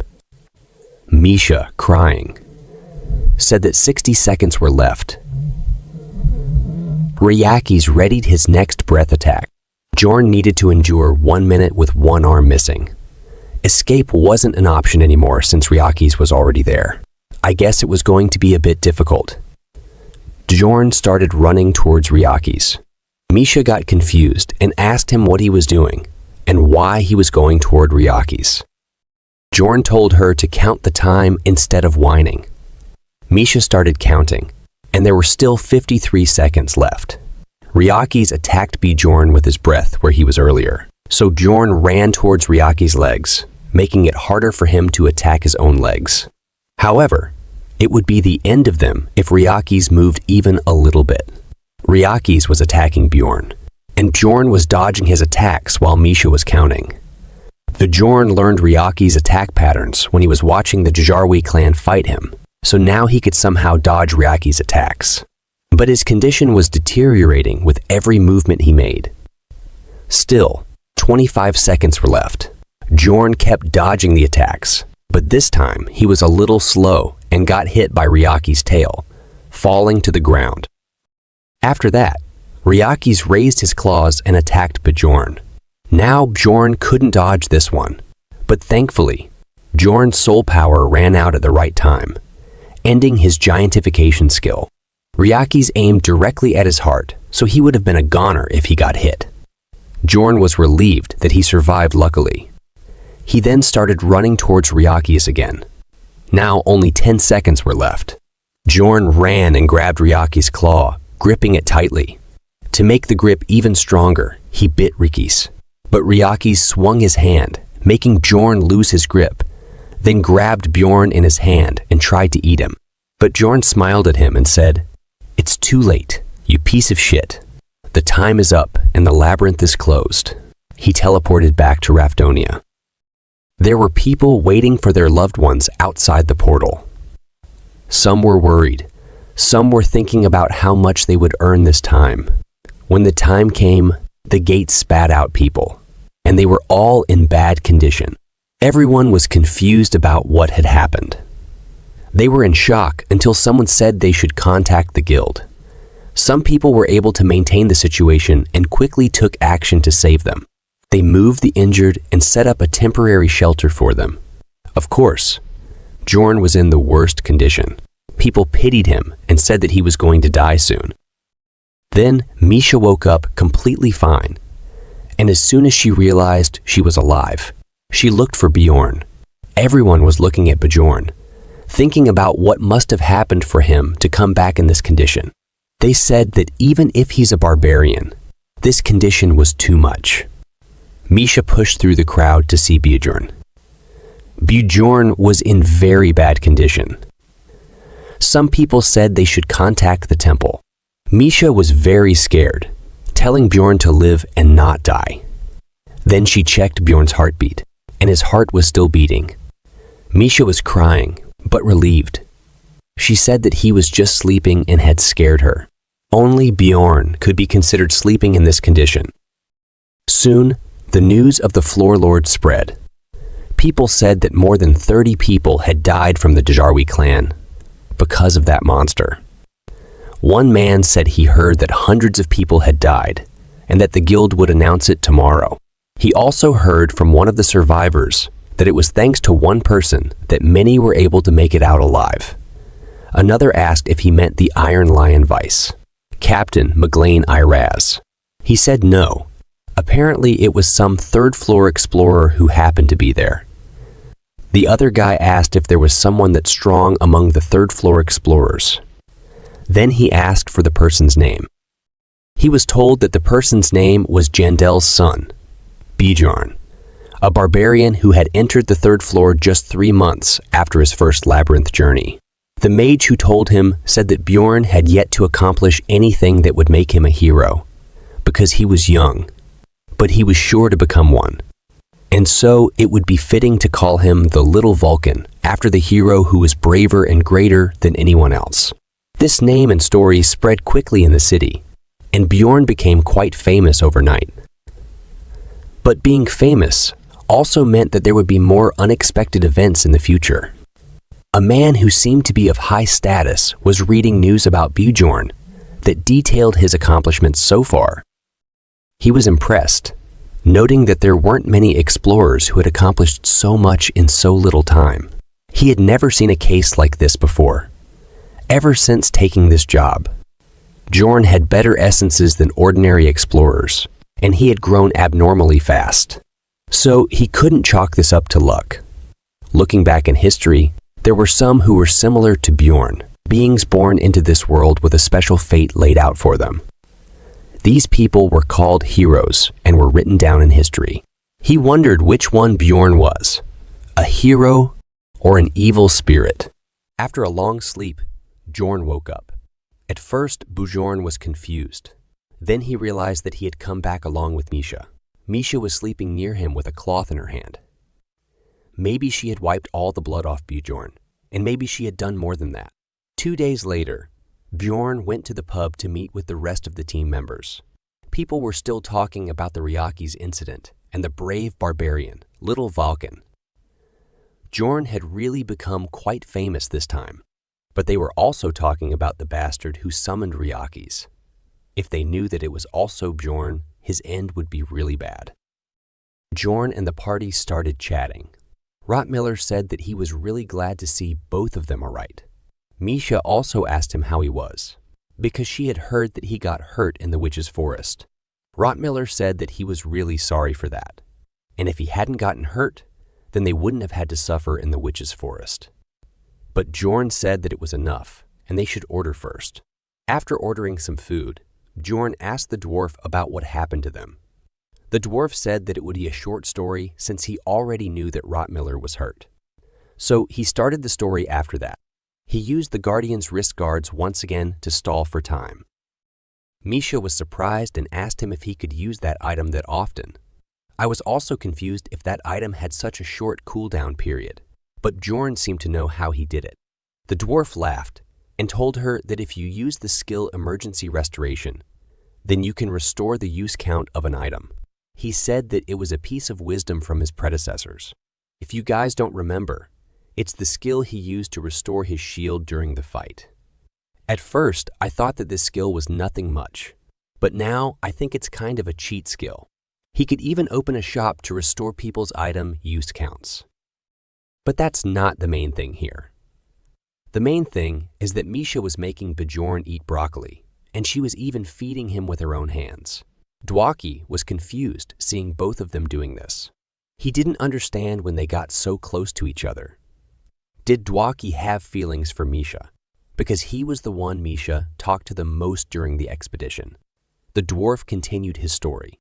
He told them that they ran far enough to treat Rottmiller and then tried to find Bjorn and Misha, but they were too far away for Rottmiller to detect them. So they continued to go around looking for them. But then they came across that woman again on the third day. Misha got excited and asked what happened after that. The dwarf said that it was a given. They ran away and took a portal to the 4th floor. They were successful in being the only ones to get up there. This triggered Bjorn, and he understood how that happened. They had taken advantage of the entry restriction. Let me explain it clearly. The color of the portal leading to the 4th floor, which is also known as Sky Tower, changes regularly. If you manage to enter the portal right before the color changes, then it blocks off the people after you. In simple terms, people enter separate spaces according to the color of the portal. So if you enter a color and then the color changes, the people after you can't enter the same space as you. The fourth floor is a 100-floor tower in itself. Once the trial on a floor is cleared, it is not regenerated. That's why the color changes and teams enter different spaces. So all of them cleared their floor trials. Since the floor monsters don't respawn after clearing it, it becomes a safe zone. The dwarf said that it was pretty torturous to just do nothing on the first floor of the tower for 10 days. Bjorn got angry, thinking that they were the ones who actually went through torture. Then he said that luckily, they got an essence on the first trial. Bjorn was shocked. Then the dwarf said that it was an essence of mimic, a 7th rank monster. Rottmiller said that he was the one who took it. Bjorn was more shocked now. He couldn't understand what the fuck was going on in this game. The 7th rank monster, Mimic, is a rare monster, making its essence so much more valuable. It's not a combat type essence, but it gives you an active skill called Treasure Room, which allows you to open your own personal pocket plane. The main point is that when you open the Treasure Room for the first time, all kinds of items are randomly distributed throughout. Bjorn asked what they got. The dwarf said that it contained 2 million stones worth of mana stones, 3 highest grade potions, a numbered item in the 8,000 series, and another in the 9,000 series. Now Bjorn was angry and said what the fuck. The dwarf said there was no need to curse. Bjorn bent the spoon while controlling his anger and said sorry, that he was just very shocked. Bjorn was thinking why this damn dwarf was so lucky. Then Rottmiller said that even though they were numbered items, he didn't need them and was going to sell them and divide the money from the sale. But the money would be more than 10 million stones. It's still so much, even if they split it up. Bjorn said his congratulations to the 3 of them. Then Misha asked him why he was breaking the utensils. Bjorn said that it was just that he couldn't control his strength because of the orc hero essence. Misha said that he had always been able to control it just fine. Bjorn said that it's not like she had seen all of him.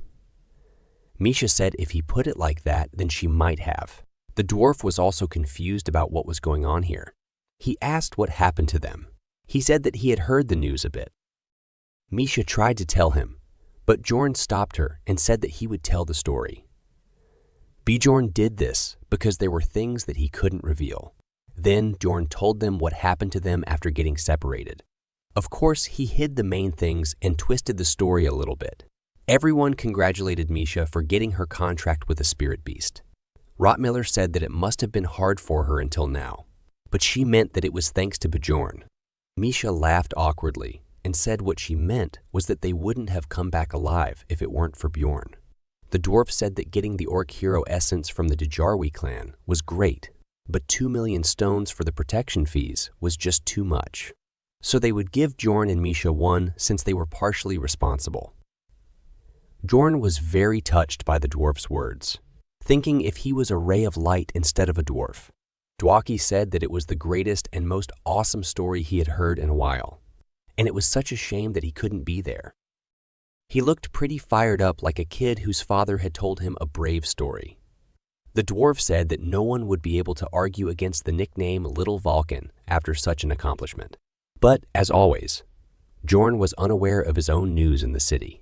He asked the dwarf what he meant by Little Vulcan. The dwarf said, did he not hear it? He told him that this was what people were calling him. Then he told him that he got his nickname from being compared to the barbarian hero of the past ages, Vulcan. So people gave him the nickname Little Vulcan. Of course, Bjorn was not very happy about getting a nickname this soon. In the game, it was good to raise your fame stat, but this is reality. He would receive unwanted attention if he suddenly became famous. The dwarf said congratulations to him for getting a nickname on top of a 5th rank essence, and he was sure that he would make it big. Bjorn just said thanks to him. Then Misha made a cute face and said that there was still something important to discuss. She was talking about how they were going to split the money. They also got the reward money for reporting Kurui Priest. They got 3 million for reporting Elijah. This is what Team Misha and Bjorn got after the discussion. The team profit share was 2.44 million. They got 1.2 million from reporting Elisha, plus 1 million as assistance from the dwarf party he talked about earlier. They got 3.11 million from the equipment disposal they got from Plunderers, plus 800,000 monostones they obtained after separating. So in total, they got 8.55 million stones. Now, if you subtract the money they used for equipment repairs and priest healing fees for Bjorn, they were in profit of 7.65 million. Of course, they were not getting the share from what the dwarf party got on their own, like what they got from the mimic essence. This is the reason Bjorn was that angry.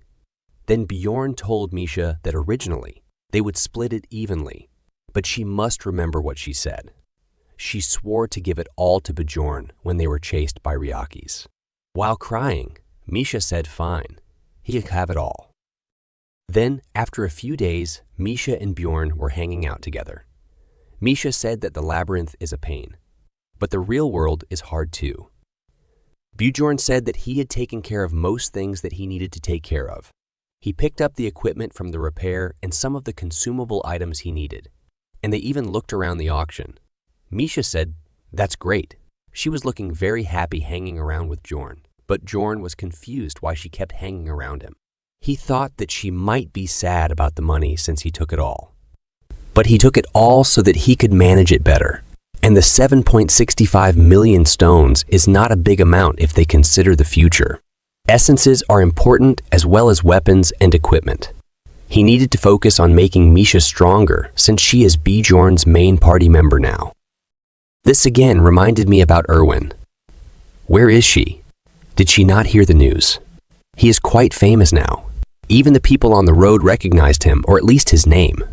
Bjorn said that he was going to go back now, and asked Misha what she was going to do. She said that she was going to stop by her family. Bjorn was a little confused. Misha said that she might be there until tomorrow or the day after. Bjorn was confused about why she looked scared to tell him that. Of course, he was a bit worried. But it's her business, not his. He just said good luck to her. In a scared tone, she said that she guessed she felt better now.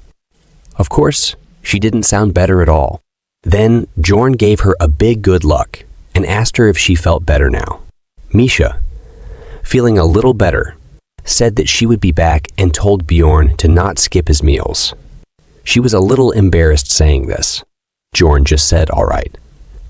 Then she said that he needs to eat more vegetables too. Bjorn thought that she said that she would treat him like her savior, but she is treating him more like her son, just like his ex-girlfriend. After that, Bjorn entered the wagon and frightened everyone. His first assignment was to level up Misha. Of course, he could move to a higher level team now, since he had better specs, but he wouldn't be able to take Misha with him. So he would stay in this team for now, and Misha could level up the contract with her spirit beast, and get an essence too. They also needed to change her main weapon. When he was going through the road, he saw an execution again. Then he said that he knew the first few days had been too quiet. As always, there were some crazy people. This time, people were here to see an evil spirit. But they were disappointed, saying that their blood is red too. Hearing the evil spirit's name, Bjorn came to look. And look what we got here. Lion's son. Tariqan, the person he gave money to buy a weapon. But it looks like he didn't buy a weapon with the money Bjorn gave him. Instead, he pretended to be a human to get a job in the city. Tariqan then showed Bjorn and tried to call his name. But thankfully, his mouth was covered. Then he got executed. Bjorn just looked away. Then he remembered that that could be him, and he decided to give up on helping others out of pity. Then a man came and asked him if he was Jandel's son, Bjorn. Bjorn told him to screw off. That man said not to be so harsh, and that he was in a similar position as him. Then he said Yusa, Thailand, Europe, and asked him where he came from. Bjorn predicted that this kind of thing would happen one day. but he didn't expect it to happen this early on. This man says that he is from the USA. Bjorn only knows one answer to this kind of situation, and that is the Einar method. He makes an angry face, and just like Einar says, he tells the man to stop saying things that he can't understand and be straightforward. The man gets a little scared and says that he almost fooled him there. He has been here for only 3 months, but he is already really good at acting. Bjorn asks what he means by acting and tells him to be straightforward. The man again says that he doesn't have to be so harsh. Then he asks Bjorn if he's here for that Guam too. Bjorn says what? Because this bastard misspelled the word game. The man says that it is really great to earn a title in just 3 months. It took him more than 3 years to really settle down. And he is human too. But now all Bjorn can hear is that he is trying to scam him. If Bjorn falls for this scam, it will cost him his life. The man says that he doesn't have to tell him where he is from if he doesn't want to. They are all outsiders here, after all. Then he again says that they have a Guam association kind of thing that they formed. Did he want to join? Then, Bjorn says that he wants to ask him something. Then he asks the man if he is an evil spirit. The man gets a little confused at first. Then he says that he gets it. He kept being indirect, so it must be hard to believe. Then he says that yes, he is an evil spirit. Then Bjorn shouts and says that the vice chief always said that he needs to kill every evil spirit he sees. The man is in shock. He asks what he means by kill. After that, Bjorn starts punching him. That's right. A barbarian never holds back when faced with injustice. After that, both of them are taken by the security. A guard there recognizes Bjorn the Little Vulcan. He is also the guard's captain. He thanks Bjorn and says that his brother came back from the labyrinth thanks to him. Bjorn asks him if his brother is in the Jarwi clan. The guard says that his brother was just one of the people who had paid the protection fees. Bjorn is little surprised because only about 10 of those guys probably lived. Then Bjorn says that he is hungry. And how long does he need to stay here? He is already feeling icky that he didn't get to kill that evil spirit. Bjorn beat him almost to death before the guards caught him. The guard's captain tells him that they are still investigating this, so he has to wait just a bit more. And if what he said is true, then they will let him leave. Then a guard comes running and tells his captain that the bloody mess, the suspect, had a token of an evil spirit hunter. The captain is shocked, and Bjorn is confused about what this evil spirit hunter thing is. Then they move to the room where the man is being treated. A man there has a red armband. I forgot what this thing is called, but it reminds me of the attack on Titan anime. That man tells them that he is not an evil spirit. Bjorn says that he said he is an evil spirit with his own mouth. But now he's not. Do they think he will be fooled by that? The man tells Bjorn that they go through this with everyone who's accomplished a lot within a short amount of time. It's all just part of the system. Bjorn tells him to stop and says that he won't understand it if he explains it like that. Then the guard's captain tells Bjorn that they thought that he is an evil spirit. Bjorn says, "What? Me?" Then Bjorn starts acting angry and says that he will crush their skulls. The man is barely saving his life. He says that it's all just customary. Bjorn tells him to explain easier. Or is he trying to mock him? The blonde man from before doesn't make a single sound in fear that he will get beaten up again if he does. They say that it's hard to explain. Bjorn makes an angry sound again. Then they say that this won't happen again. After giving them a nightmare and making sure that they won't dare to do this again easily, he got out from there. But he is still a little shocked because he didn't expect them to know so much about them. He understands that the bastards here aren't all idiots. Thankfully, this time Bjorn was able to catch on because of the pronunciation of game, like how Japanese people say Makuta Naruto. Now, it makes sense to him how Tarikan was executed, in a strange city with no one to depend on. If a person suddenly approaches you relating to your experiences, So it is easy to get fooled. Not only in the another, but in the real world too. Well, I guess that it went smoothly for Bjorn at least. Then Bjorn enters his room, and as soon as he enters, he steps on an envelope. He notices it and picks it up. There is a red pill inside it. Then Bjorn opens the letter in it too. The letter content is like this. This letter is randomly sent to those they presume to be a player. If you can read this, then do not reveal to anyone that you're a player. And please don't translate this letter even if you are caught by an evil spirit hunter. Anyway, what they want to say is that they have a community where every player's anonymity is 100% guaranteed. And once you take the pill they have put in the envelope, you can enter the community. You should throw away the pill if you do not wish to join. And they wish for your survival. In the end, they also write some good words for the Rafdonia's king, maybe to prove that they are real. At Rafdonia's royal family's direct affiliate, the secret security agency, the man from before reports to his senior about Bjorn. Their leader says that his order was to simply follow him. Then the man from before says that his subordinate thought that it would be easy to catch him since he's only been in this world for 3 months. Then his leader asks him the results. He activates a crystal ball and says that he thinks that he should see that for himself. The video is from the start when that man approaches Bjorn and gets beaten up. Their leader says that in this situation, an evil spirit would normally choose to run away, but he attacked him without any hesitation. So, he confirms that Bjorn Jandal is not an evil spirit. Then that man thought if Bjorn is really fated to be a hero. And if this is true, then this is good, because this city is always in need of more heroes. Next morning, Bjorn went to the magic tower.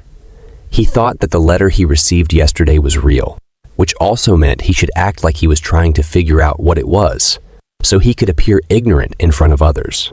He showed the letter to Raven, who told him he must have made himself known to others. Bjorn was confused by what she meant. Then she told him that everyone gets one when they become a bit famous, so he didn't need to worry too much about it. She added that if he had come to her right away, she could have checked the writing, but now it was probably gone. Bjorn checked the letter again and saw it was now just a plain piece of paper. Raven asked Bjorn if he was curious about what the evil spirits would have written in it. Bjorn acted confused and asked, "Evil spirits." Raven said she forgot to tell him that the letter was from an evil spirit. Bjorn acted surprised and said he didn't know it was a letter and praised Raven. He was acting too stupid. Who would fall for that?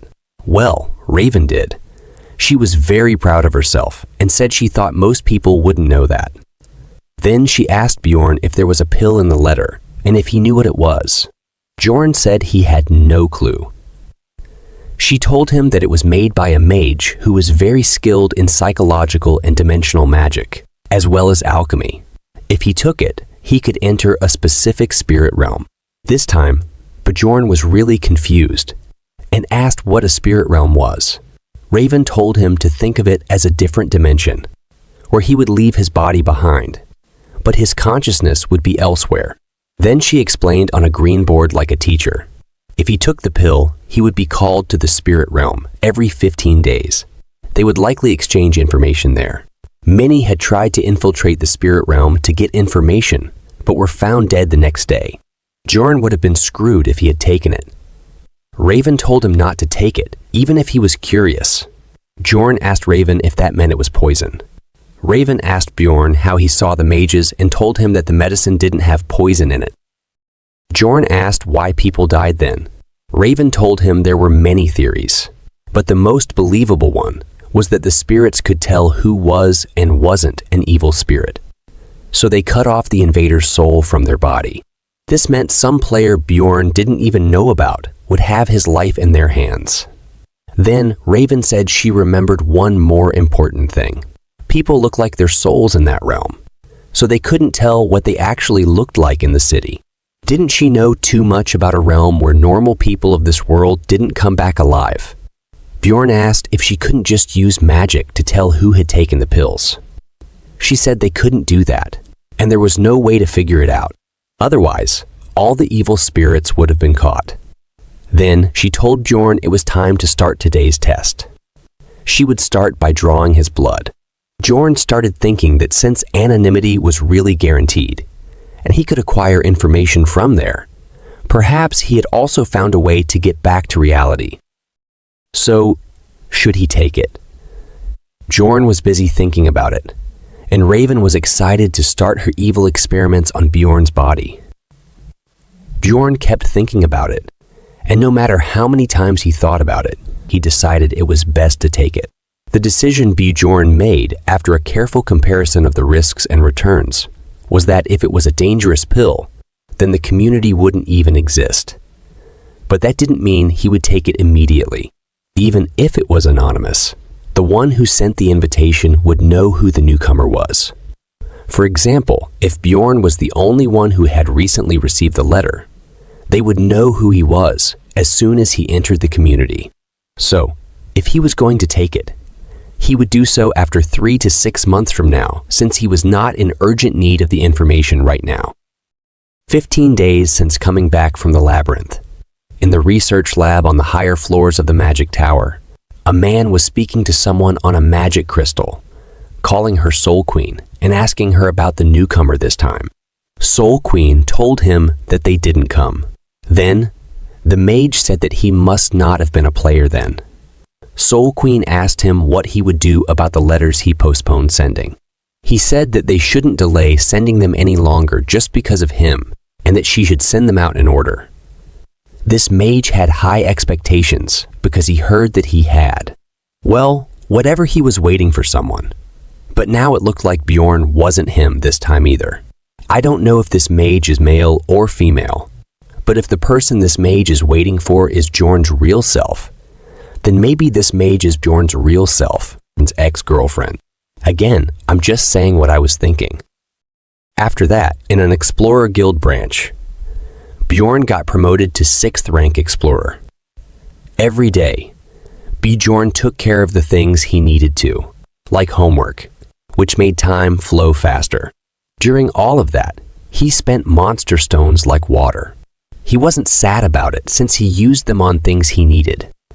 He got a new heavy mace that cost him 400,000 stones and enchantment of acidity resistance on his shield and armor for 510,000 stones. He also got something absolutely necessary for the protection of his privacy when he was a giant. Family jewel protection pants for a whopping 900,000 stones. They had enchantments for automatic recovery, shape-shifting, and resistance to acidity. Misha said it must be hard for him to find one that fits him. Bjorn asked her about her new twin blades. They were 70% the size of a standard longsword and named Leisha's twin blades, costing 550,000 stones. She also got the blood of a beast for leveling up her spirit beast, which cost 200,000 stones. Thanks to that, she could now imbue her weapon attacks with her ice element. He was very proud of it and asked Bjorn what he thought of it.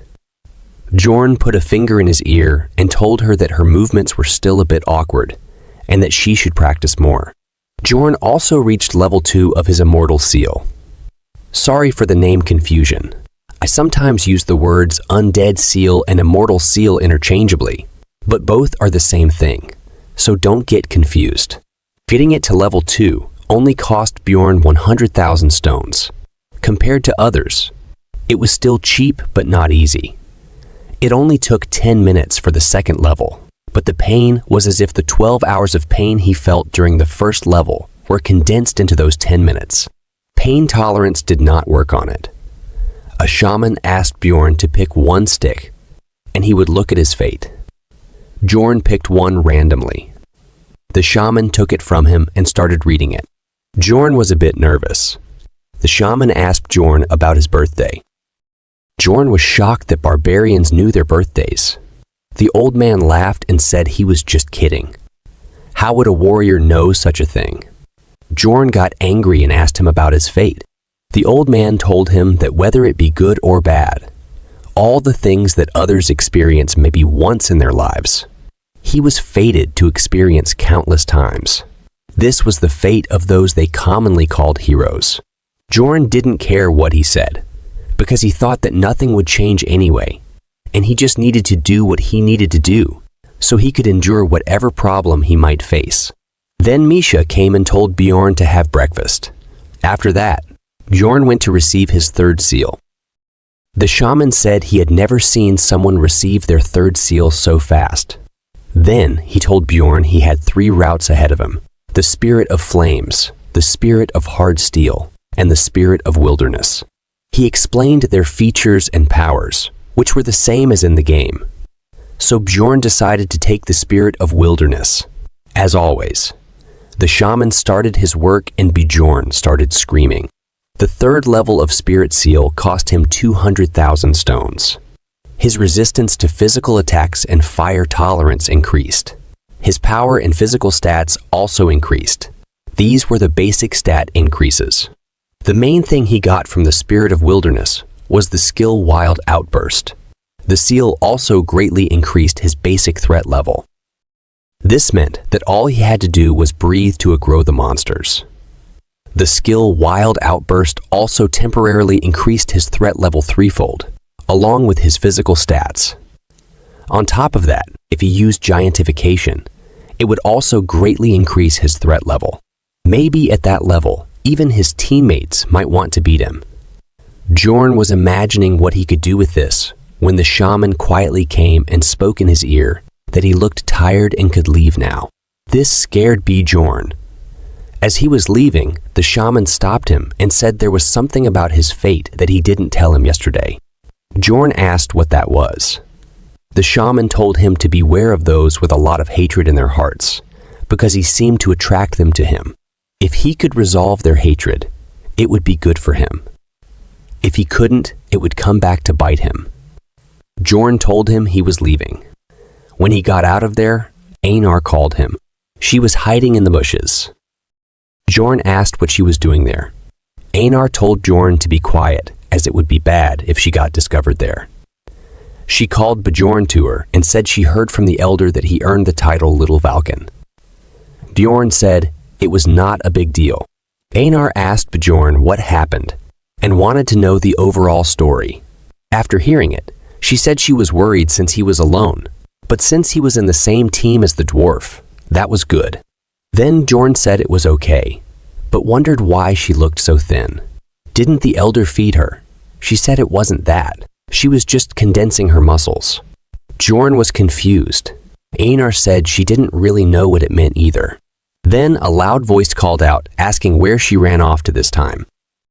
She said she had to go and thanked Bjorn for the story, asking him to visit her again. Bjorn asked if it would be all right. She said it was okay. She just had to train twice as much and could give up on sleep. Bjorn thought that was even more worrying.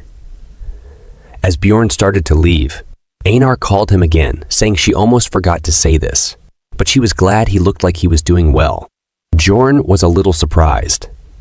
Einar told him that back then, he was full of determination to survive, and that wasn't bad either. But he looked more relaxed now. Maybe it was because his new friends were trustworthy. She said she would come back as a more trustworthy warrior, leaving Bjorn in confusion and shock that he had gotten relaxed without noticing it. Then he went to the library. As usual, the librarian cast a spell on him so he could find the books he was looking for. She mentioned to Bjorn that he had become quite famous. Bjorn was surprised that she initiated the conversation. He thought she might have something to say to him, but he decided to ignore her. He turned and simply said that he somehow became famous, then told her that he was leaving.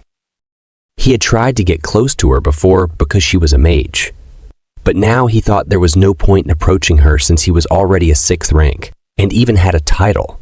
He also already had a mage in his party, although the mage wasn't from the magic tower. He figured that since she was working as a librarian here, she was probably in a similar situation as Dwaki. He told himself that this was just rationalization. For him, whose utmost priority was survival, being considerate of others' feelings was not something he could afford. He also told himself that he didn't have the capacity to take care of others. That's why he doubted everyone he met and analyzed their actions. He assessed the value of each person and what benefits they could bring him. He killed those who were a threat and wondered if he could use others or if they might stab him in the back. Yes, he had always been cold, acting only for his own sake, but it made sense to him why Einar had said what she said. He turned around again and started moving. He wanted to do things that were unnecessary now. It seemed he had gotten used to life here, and this was a problem. So what was the solution? He didn't know. But the current him was a barbarian, so he decided to live like a barbarian and do whatever he wanted without much thought. He went to the librarian and told her to stop looking at him like that and to just say what she wanted to say. The librarian was surprised. She asked Bjorn how he knew she had something to say. Bjorn told her that her eyes gave it away. It seemed Bjorn had a talent for flirting without even knowing it. The next day, at lunch at the Cafe Promise of Flowing Waters, Bjorn found the place too much, too sweet for him. He had been wondering what kind of place it was after hearing its name, but it turned out to be just a normal dessert cafe. The door was so small that he struggled to enter, and people were surprised to see a barbarian there. They wondered if the owner of the place was in debt or something. After he finally managed to enter the cafe, a girl waved her hand and called him over. Bjorn asked her if she was the client. She said yes, and introduced herself as Shavan Emur, the 7th-rank deputy director of the Levigaean Administrative Agency, and the librarian's friend. She was in her early 30s. Bjorn thought she would be younger since the librarian had called her a friend. Maybe things weren't as simple as they seemed. She asked Bjorn what he wanted to order, mentioning that she hadn't ordered anything yet because she didn't know what he might like. Bjorn told her that he liked beer and meat. Shavan was confused about what to say. Bjorn reassured her that it was okay if they didn't have any but mentioned that he didn't like sweet things. This was a little revenge for calling him to a place like this. He asked her what she wanted. She asked him if Lagna hadn't told him. This was the first time he had heard the librarian's name. Shavan said it made sense that he didn't know her name, then told him her full name, Lagna Lataniel Pefrak. Bjorn asked if she was a noble. Shavan said she wasn't, but she didn't elaborate. It seemed there was some story behind her name, but Bjorn didn't care about that. He asked Shavan again what she wanted. She told him it was patrolling the sewers. She explained that criminals and tax evaders sometimes hid out there, and although, Bjorn asked what although meant, as she kept leaving her sentences unfinished. She said that the people who used to do the patrolling were killed in the 3rd floor incident, so she needed a substitute, and Lagna had recommended Bjorn. Bjorn said he understood what was going on, but wondered why she chose him. There should be better candidates. He started to wonder if she was also one of those evil spirit hunters. She explained that it was because he was popular right now, and that she was curious and wanted to meet him in person. Then she mentioned that she was going to get some cookies from the cafe later, and asked if she could tell her coworkers that he was the one who gave them to her. Bjorn just said, sure. She looked like a crazy fangirl, very excited about it. Then she controlled herself and asked Bjorn what he would do. She told Bjorn that the reward was only 200,000 stones, but it shouldn't be too bad. She added that it was a bit awkward to say it herself, but Bjorn asked what but meant. She always left her sentences unfinished. She said that she was kind of picky about the people they employed, so if he got to work with them, it would stamp him as a certified individual in the eyes of other guilds and agencies, making him more trustworthy. She said that he might get quests from other people since he was so famous anyway. Bjorn said that wasn't really the case. This was the first quest he had gotten, despite earning a title. No one really expected a barbarian to be good at any job after all. Then Bjorn agreed to do it. After that, Bjorn left the dessert cafe. Shavan was left alone, thinking that it had been a while since she had met someone so interesting. She was curious about him since Lagna never talked about other people. She thought Bjorn was so talking to him calms her mind. Since Bjorn also doesn't know anything about Lagna's background, She thinks he's not a bad person. Now, she tells herself that it's time for Lagna to make some other friends. 2 days later, at the sewer entrance, Bjorn arrives with his whole team. However, Misha and Dworki are already feeling terrible.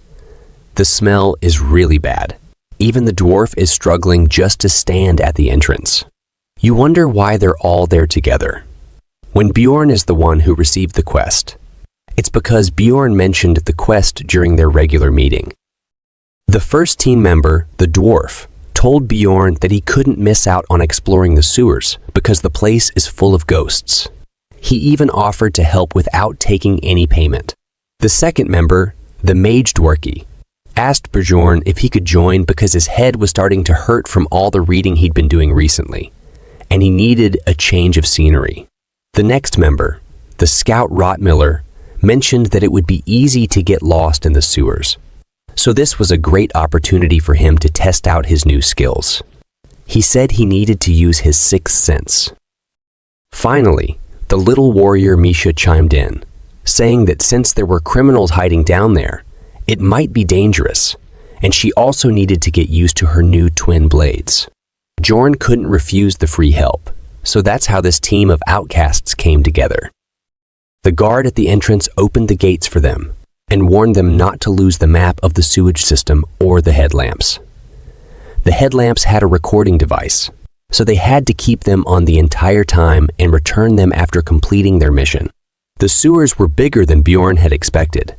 The dwarf commented that this was why people hid in there. Since it was still dark despite the headlamps, Bjorn asked Dworki for some light. Dworki lit up the place, and after that, the dwarf started telling stories. The dwarf asked the others if they had heard the rumors of a terrifying monster that lived down there. He talked about it as if he were telling a ghost story. Misha went to Dworki and asked if he thought the monster really existed. Dworki blushed a little and said he had heard that all the waste from the magic tower went down there. And if the waste included some kind of potion or chemical reagent that reacted with something, it could create a monster unlike any they'd seen before. So the monster could indeed exist.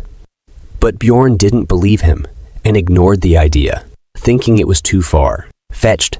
The people in charge had said there hadn't been a problem down there for 2 years, so there was no way such a thing could exist. But Rotmiller seemed a little confused and stopped. Bjorn asked him why he had stopped. Rotmiller said that while the smell down there was terrible, he had a feeling that there was something else present with them. Upon hearing that, everyone became more alert.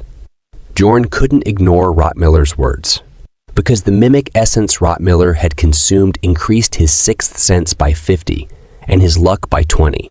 If Rotmiller said he felt something was there, then he was probably right.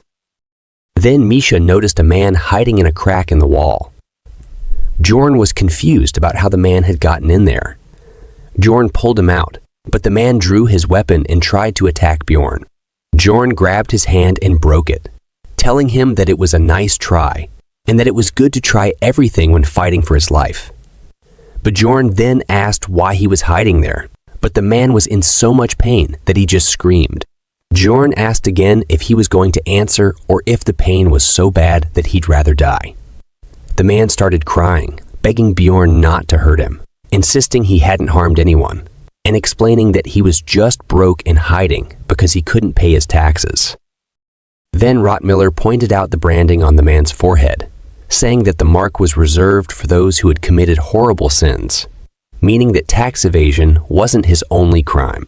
The dwarf said that this reminded him of the good old days when he worked as a blacksmith, where many men with this kind of tattoo were regular customers.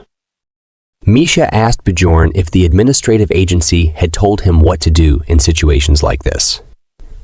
Bjorn said that they would receive an extra 5,000 stones if they captured the man alive, but they also mentioned that it didn't matter if they killed him, as long as it was recorded on video. Dworki asked what if he was just a normal civilian. Bjorn replied that the agency had also said that a normal civilian wouldn't be down there. The dwarf laughed, saying that he wouldn't expect any less from the administrative agency. Misha noted that the man was going to be executed even if they captured him alive. The criminal begged them to negotiate, offering information in exchange for his freedom. Bjorn and Misha, looking angry, told him not to try and trick them. The man, scared, insisted that he wasn't trying to deceive them. He said that if they captured a certain crazy woman, they would get much more money. Bjorn asked who he was talking about. The man said that she had stolen his hiding spot a few days ago, and that he was sure she used some kind of dark magic. He mentioned that she had a bunch of corpses with her, but they weren't like the usual undead found in labyrinths. He cried as he explained, saying that if they handed her over to the temple, they'd get much more money than they would for him. Bjorn's expression changed.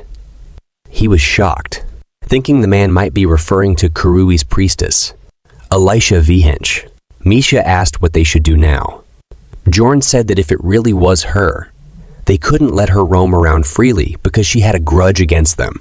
He wanted to confirm if she was truly down there and asked the others what they thought. The trio agreed in unison, saying they should capture her and bring justice, and get some money, as Misha pointed out. Rottmiller disagreed, saying they didn't need to put themselves in danger, but he would follow along since the majority agreed with Bjorn's plan. Bjorn then declared it decided.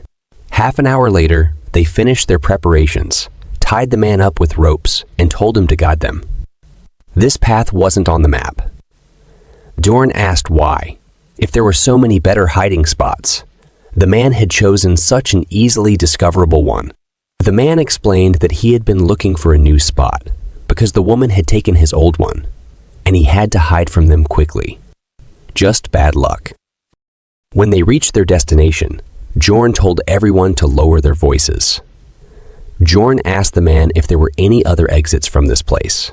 The man said this was the only way in and out. Bjorn smiled, thinking this time he would be able to show her what true justice was. He told the man to move ahead of them. The man asked Bjorn to let him go if it turned out to be the woman they were looking for. Bjorn told him not to worry about that. Then they saw a bunch of corpses in front of them. The man got scared, but Bjorn told him to keep moving. When the man took one more step forward, a trap spell activated. Bjorn told everyone to step back. Bjorn and the man remained at the front. The trap spell, called the Call of an Evil God, caused hundreds of revenants to charge at them. It didn't just decrease their health, it reduced their maximum health with each attack. If their maximum health reached 0, they would die immediately. This meant that if Bjorn's maximum health reached 0, even his skill, Immortal, wouldn't save him.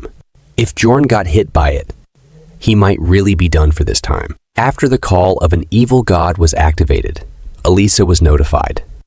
She wondered if the people from the temple were coming to capture her.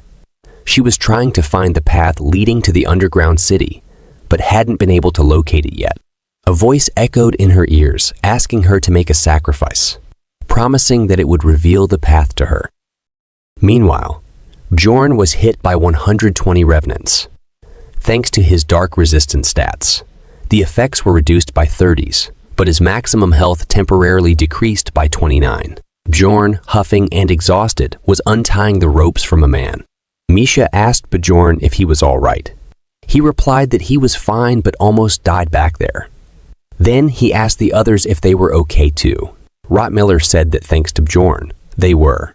Unfortunately, the man in front of Bjorn had died. Bjorn was glad that he had sent the man ahead of them. Otherwise, things could have turned out badly for him, a reality Bjorn could easily imagine. Bjorn suggested they should keep moving, but the dwarf stopped him to search the man's belongings. He found the man's identity plaque, revealing that his name was Hans Marcone. Bjorn's destiny seemed tied to people named Hans. The dwarf was pleased and mentioned they could turn this into the administrative agency as proof. However, Bjorn had a bad feeling about the situation. They then reached Hans Marcone's hiding spot, despite the place being nicely decorated, suggesting he was a good homemaker contrary to his rough appearance. The person they were looking for wasn't there. As they began searching the area, Dwaki detected something unusual. He told the others that he sensed a faint trace of mana from a spot on the ground and suspected something was hidden below. Bjorn, saying "I see," began removing his armor.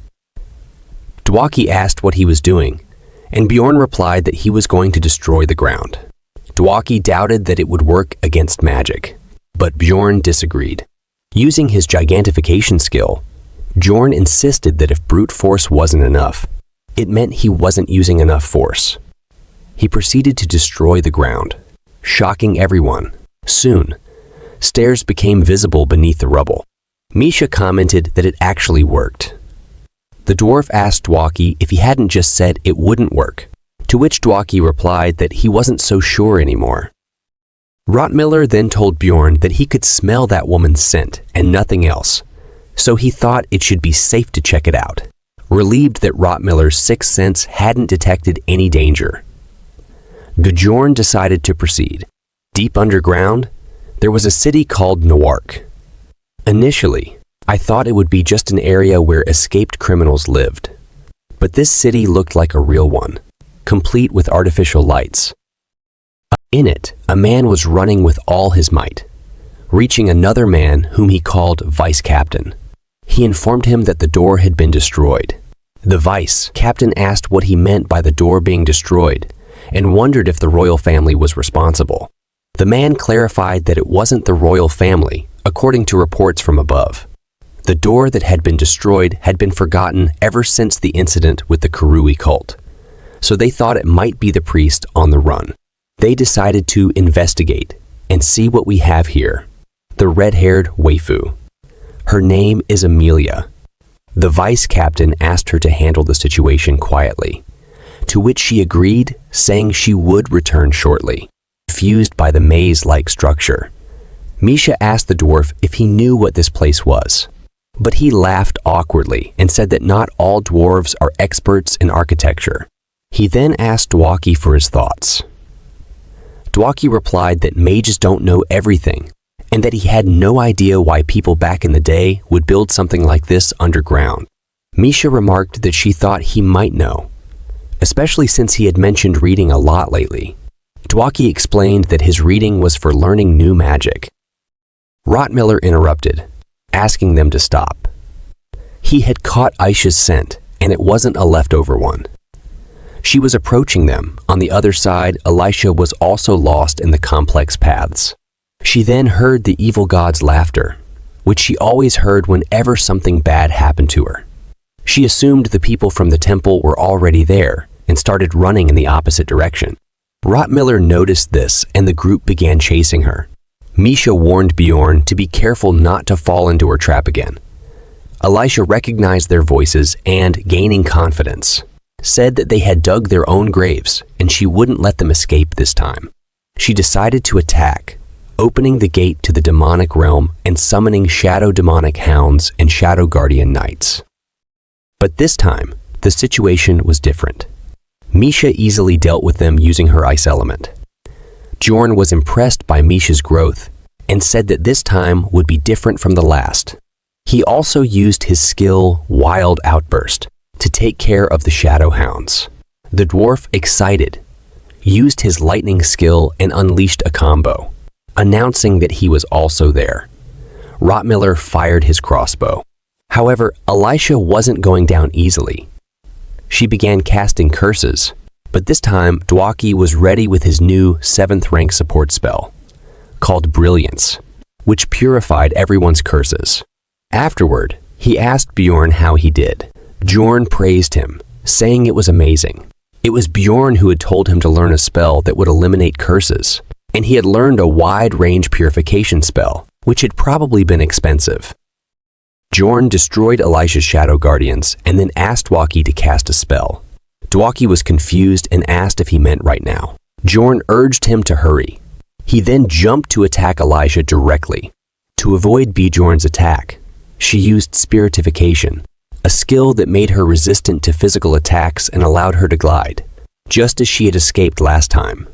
She told Bjorn that she wouldn't forget this. But this time, Bjorn was determined not to let her escape. That's why he had asked Dwaki to cast the materialization spell in advance. With the aim, assist spell, Dwaki used the materialization spell on Elisha, canceling the effects of her spiritification. This time, Bjorn wasn't going to let her go. He grabbed her and slammed her onto the ground, perhaps a bit too hard, and started beating her before she could do anything. The others were shocked. Dwaki asked Bjorn if they should capture her alive for the reward. Bjorn stopped after that and tied her to his back. He also asked Dwaki to use paralysis poison on her, not wanting to take any risks. He didn't think she could move in this condition, and the way she was tied up was a bit casual. After that, Bjorn asked Rottmiller to take the lead, but when he didn't hear anything from behind, he looked back and saw the others lying on the ground unconscious. Then he, too, got poisoned. Fortunately, thanks to his high bodily stats, the poison's effect was reduced by half. And with that, he had his reunion with the red-haired waifu. She was impressed that Bjorn was still moving despite the poison. Bjorn was shocked after seeing her. Then she looked down and saw Misha. She smiled and asked Bjorn if he wasn't running away because of his friends. Bjorn said that he didn't know why she would ask that. He thought that she was here to silence him, to make sure he didn't talk. He believed she let him go last time because he was just a beginner. But now he had become famous enough to earn a title, and she probably thought it was a great opportunity since he came into the sewers. Bjorn was scared and said that he kept the promise. So why was she following him here to kill him? She gave him an angry look and asked what he meant by following him. He was the one who opened the door first and invaded this place. Then she asked him how he found out about this place. Bjorn was also confused by what she meant by or invade. Bjorn told her that he didn't understand what she meant and asked her to explain it more simply. He asked where this place was. She asked how he got there without knowing and how he opened the door. Bjorn said if she meant the magical thing on the floor down here, he just broke it by hitting it with his mace. She put a hand on her head and said that he broke it. Bjorn asked if that was a problem. She said no, but asked him why he did it. Bjorn pointed his mace towards Elisa and said it was because she ran down here. Amelia recognized her as the wanted priestess of Karui. Bjorn said that since she knew about her, that was good, and it should clear things up. Amelia said it did. Bjorn hurriedly said that it was good then, and they should get going now. He added that she didn't need to give him a potion. He would figure things out on his own. But Amelia stopped him and told him that she couldn't let him go since he found out about this place. Bjorn asked what if he swore not to tell anyone about it. Amelia said it was different from back then.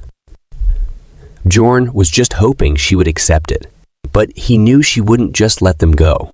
Then Bjorn started removing his armor. Amelia asked what he was doing.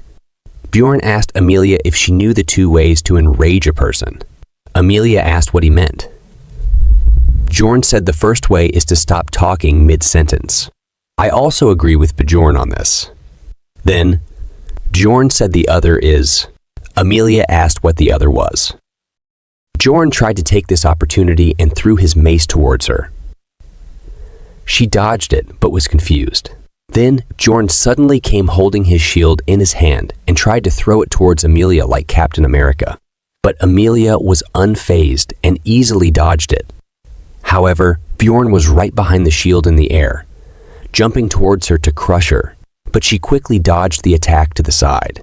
Bjorn predicted that she would only back away just enough to dodge it. That's why he extended his hand towards her, and then used the gigantification skill. Because this was unexpected, he easily grabbed Amelia's shoulder. Bjorn said that she was finally in his grip, then punched her face with his massive hands. He tried to punch her again, but Amelia pulled her knife and used aura on it.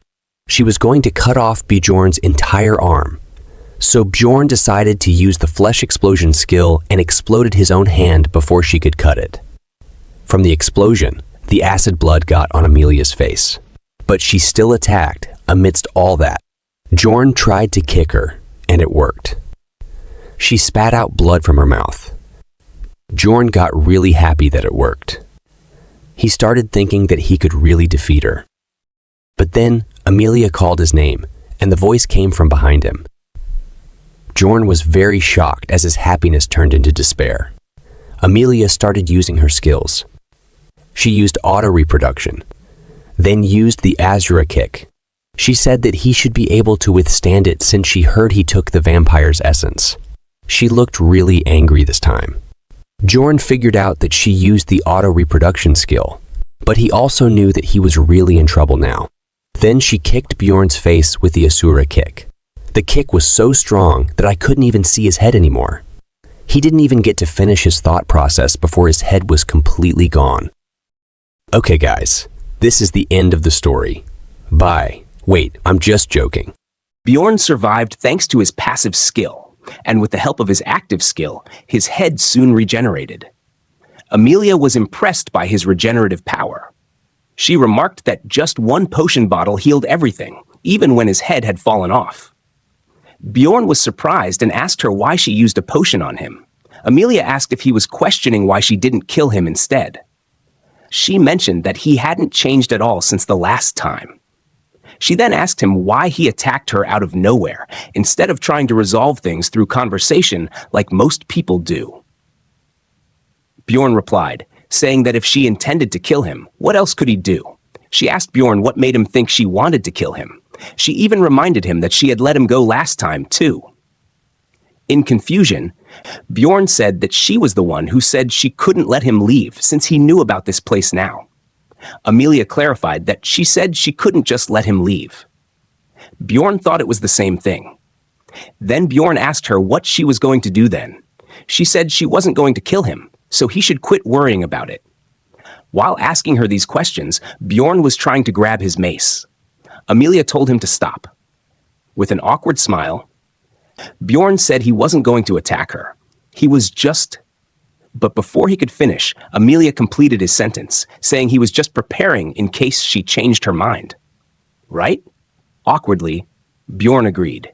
Then he made a silly face and said that the best way to defend yourself is by attacking. Suddenly, Amelia coughed up blood. Bjorn asked if she hadn't taken a potion. She replied that she couldn't.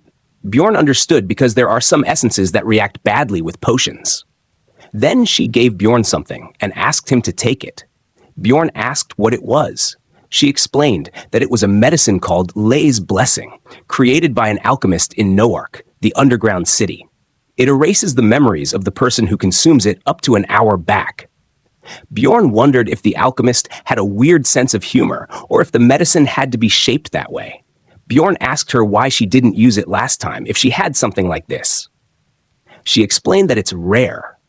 Then Bjorn said that if she killed 5 people, she could get tens of millions of stones. So why was she doing this instead of killing them? It seemed like Bjorn was eager to get himself and others killed. Amelia got angry and asked him what kind of person he thought she was. Bjorn didn't say anything aloud, but he thought she was insane. She grabbed Bjorn's hand and forced him to take the medicine, telling him that if he wanted to live, he had to eat it. Bjorn swallowed it, thinking it was better than dying. He then asked her if memory loss was all it did. She said she hadn't heard of any side effects, so he didn't need to worry. He could just fall asleep? Or did he have another choice? What choice did Bjorn have now? Then she asked Bjorn what the other one was. Confused, Bjorn asked what she was talking about. She reminded him of the thing he mentioned about the 2 ways to make a person mad.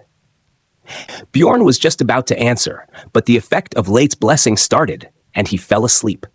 After some time, he woke up, but the medicine's effect didn't work on him, and he remembered everything that had happened. The next morning, at the administrative agency, Bjorn and his party received their reward for capturing Hans Markham after they confirmed his identity plaque. Hans was a criminal wanted for robbery and murder. Bjorn received a total of 180,000 stones for his quest, including a bonus. Then Bjorn asked if he had to pay for the broken equipment, but she told him that she would resolve that with the higher-ups because what he went through was a special case. Actually, what happened after that incident was this. They woke up in the sewers with their equipment, but the headlamp and the recording device inside were broken. Except for Bjorn, the others didn't remember a thing. Their last memory was when they were heading to Hans's number 5 safe spot. Yes, Hans number 5, because they had encountered so many Hans that they had to keep track of them to know which Hans they were talking about. The others didn't know what had happened to them, while Bjorn was confused about how his memories remained intact. Misha and Dworki were surprised to see Alicia. Dworki was puzzled about why they had no memories of this and why she was dead. Misha speculated that maybe it was the monster mentioned earlier. Then Rottmiller came up with a theory. He suggested that it might have been Elisha's doing. The others were confused, so he explained his theory. He told them that they had managed to capture the woman, but when they tried to take her to the city, she woke up and did something to them. The injuries on her were proof that she had been beaten by Bjorn's mace. Dworki added that after carefully examining her, he could also see traces of his own mana on her. Since Rottmiller's theory was believable, everyone accepted it. Dworki speculated that an evil god might have the power to erase memories. As always, the dwarves laughed and said that whatever had happened, the main thing was that they were alive and she was dead. After that, when they made it out of the sewers, they were greeted by the librarian and her friend Shavin. The librarian was in her mage uniform, fully ready to fight. Bjorn asked Shavin why she was there. She said that since they were late, they had come looking for her. Bjorn commented that they were just an office worker from the administrative agency and a librarian, and he even looked serious while saying this. Shavin got angry and asked why he looked like that, adding that Lagna was actually a very skilled mage. Lagna said that she had just been dragged there and that Bjorn should thank Shavin. But Bjorn's focus was on her equipment. He didn't know how skilled she was, but from her gear alone, he could tell she was loaded with money. To tease her, Shavin asked Lagna what she meant by dragged when she was the one who was super worried. Lagna got flustered and denied ever being worried, but Shavin kept teasing her. On the other hand, Misha became a little curious and asked Bjorn who they were. So, Bjorn told her about them. You could tell from Misha's face that she didn't like the librarian. Well, the reason was obvious, at least to us. Bjorn thought she didn't like her because she was obviously rich. Anyway, after that, a paladin with a giant greatsword on his back approached them. He came to confirm and take Alicia's body. He said they would not forget what Bjorn and his party had done for them. After that, their bounty was confirmed. Back at the present time, Shavin's colleagues were talking about Bjorn, especially about little Bjorn. They joked that they heard it got so big after he used his skill that he had to cover it with capes. They were really enjoying the conversation, wondering if anyone could even handle that. Bjorn, however, was angry upon hearing their remarks. He felt like an animal in a zoo. Seeing his frustration, Shavin got angry and told her colleagues that she would report them for sexual harassment. Embarrassed, they quickly apologized and ran away. Bjorn smiled, thinking that it wasn't so bad and he could forgive Shavin now for making him come to a dessert cafe. Then Bjorn stood up, saying that his teammates were waiting for him. Before he left, Shavin mentioned that Lagna was preparing something for him. Bjorn was a little surprised, but said he would stop by when he had the time. After that, he went to meet the others in the bar. When he arrived, everyone was already drunk. They were enjoying themselves, making jokes, and celebrating. Upon seeing Bjorn, the dwarf happily exclaimed, "Here comes our bag of fortune! And not just that! He's the goddess of fortune herself!" Of course, Bjorn wasn't too thrilled to hear this. Noticing Bjorn's irritated expression, Rottmiller, who was still sober, told the dwarf to tone it down. The reason they were so excited was simple. The reward they received for taking down Elisha was 10 million stones, an astronomical amount. Even after dividing it, they each received 2 million stones. Of course, Bjorn was the one who had suffered the most. His hand exploded, and his head had even flown off. But since the others didn't remember what had happened, they felt as if they had won the lottery for free. Bjorn was still feeling annoyed about this. Then Misha said she wanted to talk to him about something and asked Bjorn to bring his ear closer. Just as she quietly told him that her father had asked her to bring him home, a man approached them, recognizing Bjorn. This man was Hans Horge. Yes, another Hans. Actually, this Hans was number 2.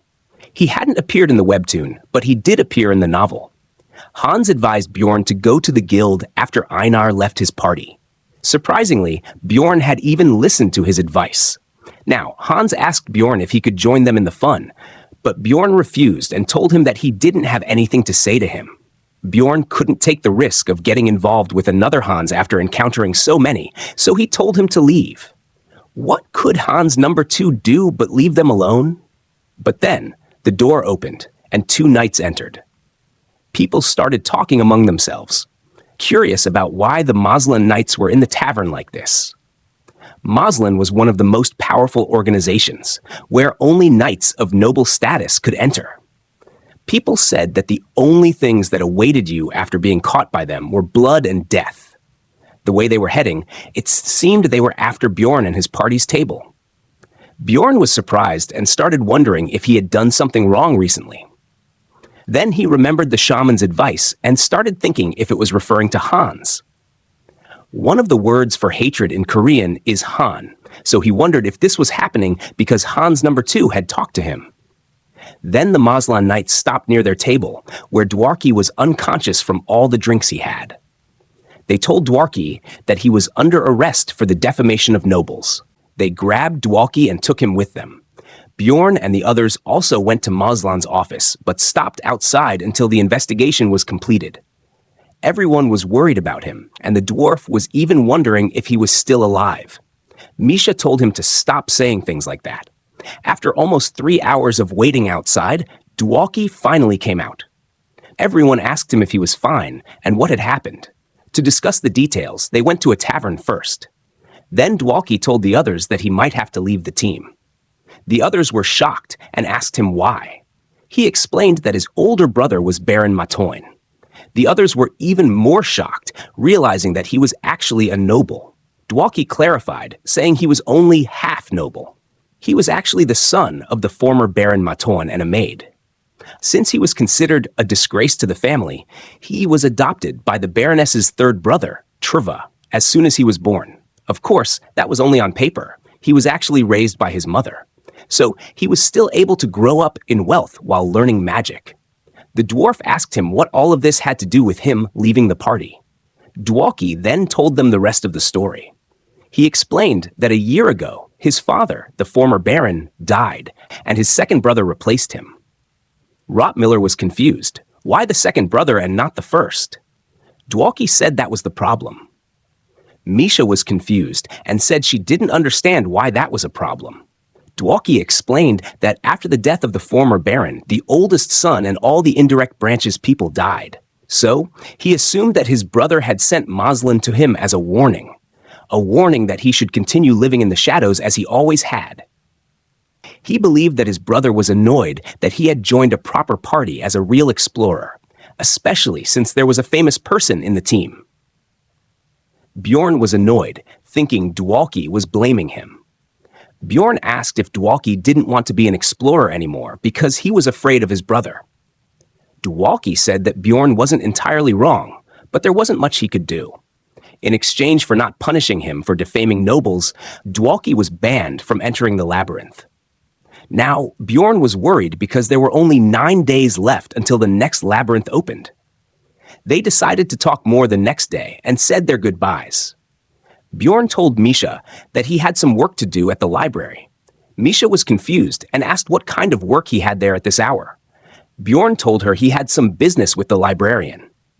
Misha asked Bjorn if he wanted her to come with him. Bjorn told her it was fine and that she could go and rest. Misha said that she didn't have anything to do even if she went back. It was clear that Misha didn't want Bjorn to go alone. Bjorn got angry and asked what she meant by saying she had nothing to do. If she had time, she should train more. Misha didn't know what to say and was almost about to cry. She had been thinking of resting all day and training the next day. But now the situation was different. She couldn't even take a day off to rest. After that, Bjorn went to the library and formally introduced himself to Lagna, saying that they hadn't actually introduced themselves before. However, Lagna didn't play along and said she already knew his name. She asked Bjorn if he planned to stay because the library was almost closing. Bjorn told her that he didn't come for books this time. She asked him why he was there, and Bjorn called her by her full name, Lagna Leonil Pefroch. But Lagna corrected him, saying it was Gel, not Litanel. Then Bjorn asked her if she wanted to enter the labyrinth and take a break from her librarian job, but she instantly refused. Of course, Bjorn had expected that. Bjorn then shifted to business mode and asked what he could do about it, implying she was so terrible that she couldn't even enter the labyrinth. Lagna asked Bjorn what he had just said. Bjorn smiled and asked her if that meant she was skilled enough. Lagna became a little nervous and asked if this was what he had been curious about. But then Bjorn ended the conversation, saying he couldn't change her mind. It seemed like Bjorn was trying to plant a seed in her mind for later. Then Bjorn asked her about the thing Shavin mentioned she had prepared for him. Lagna looked confused and asked, "Prepared something? Is that how she said it?" Bjorn was confused about what she was talking about. Lagna explained that Shavin was the one who wanted to treat him because her status at work had increased due to recent events. But Shavin told Lagna to treat him instead because Lagna owed her for something. So this wasn't from her, but from Shavin. Then she asked Bjorn if he understood now. Bjorn just said yes, thinking there was no need for such a long explanation since all he cared about was receiving things. So he asked her what she was giving him. Lagna replied, "Books," then cast a spell on him. This one was a little different from her usual spells. It helped locate books with high security protection that wouldn't react to regular book detection magic. These books were only accessible to nobles or a select few. Bjorn asked if it was okay for her to do this. Lagna nodded and said it was fine as long as he didn't go around talking about it. She also mentioned she had only used this spell a few times, and no one really cared about this place anyway. I think there might be a limit to how many times or on how many non-nobles she can use it. Bjorn wondered what her story was, but didn't ask and just started reading the books. The high-security books were very different from regular ones. Many of their contents were so helpful that he wanted to read every single book available to him. He almost wasn't able to read them, as he had arrived near closing time, but thankfully, Lagna agreed to stay late, saying she would arrange the books in the meantime. Thanks to her, he managed to read quite a few useful books. One of them was titled Rafdonia Organization Chart. This book contained a list of the city's public facilities with detailed descriptions. It also included information on organizations that ordinary citizens wouldn't know about, like the secret police. Bjorn noted that agencies of power were pretty similar no matter where you went. The next book he read was The World of Evil Spirits, a masterpiece delving into the world of malevolent entities. It was written by a secret police agent who had ventured into the spirit realm and returned half dead. Bjorn felt a bit relieved after learning about the security system of the spirit realm, realizing he didn't need to worry much about it. The next book was Complete Analysis of Ruptures 2. This book covered everything known about ruptures, but only discussed 4 of them due to length issues. It was like a tutorial, containing all the hidden details that Bjorn had painstakingly uncovered over 9 years. It even seemed perfect to Bjorn. When he checked the author's name, he was shocked. Oriel Gabbis. That was the developer of Dungeon and Stone. Bjorn started thinking about the possibilities. Either a player wrote this book, or the developer did. If it was the latter, that made things much more complicated. It would mean his presence here was intentional, and in my experience, that's worse. Bjorn began to wonder if the developer was not a person, but some kind of divine being. Personally, I think the developer could be someone from this world who cleared the last floor and somehow entered his world or gained some kind of power.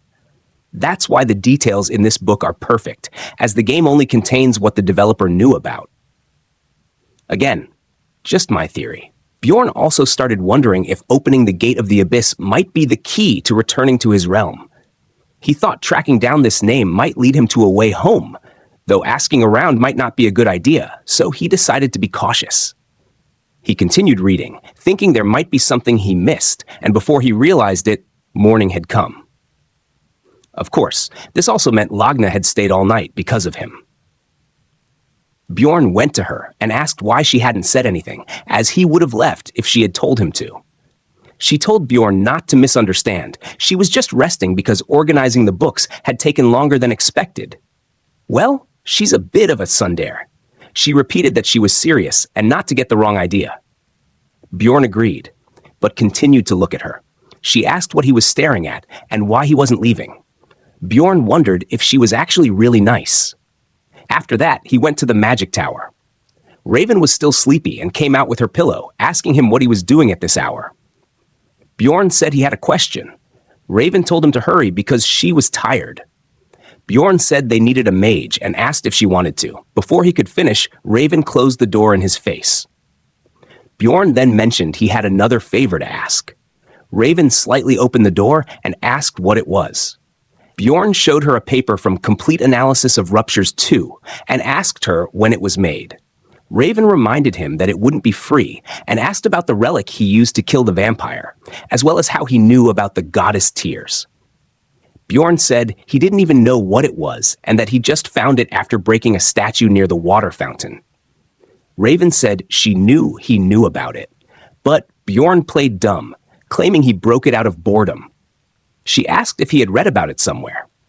Bjorn was confused and asked what book she meant. She clarified that she was referring to Complete Analysis of Ruptures, the first part. Bjorn was shocked. Raven also found it strange that he used the relic in such a precise situation despite not knowing what it was. Bjorn explained that he just assumed it would be useful since it had a drawing of a goddess on it. Of course, she didn't believe him. Frustrated, she said she had hoped to finally get her hands on a proper Complete Analysis of Ruptures. Bjorn couldn't tell her the book was in the library. Bjorn asked again about the favor, and Raven agreed to do it if he helped her seniors with their research. Bjorn agreed, but said he'd only do it once. Raven accepted, saying she would tell him the results of the paper analysis next week. She also told him one important thing, not to visit her so early without notice.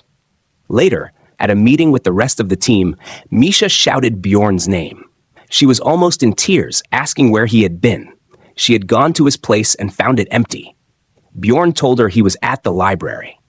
Misha was shocked and tried to ask what he had been doing there all night, but hesitated and stopped mid-sentence.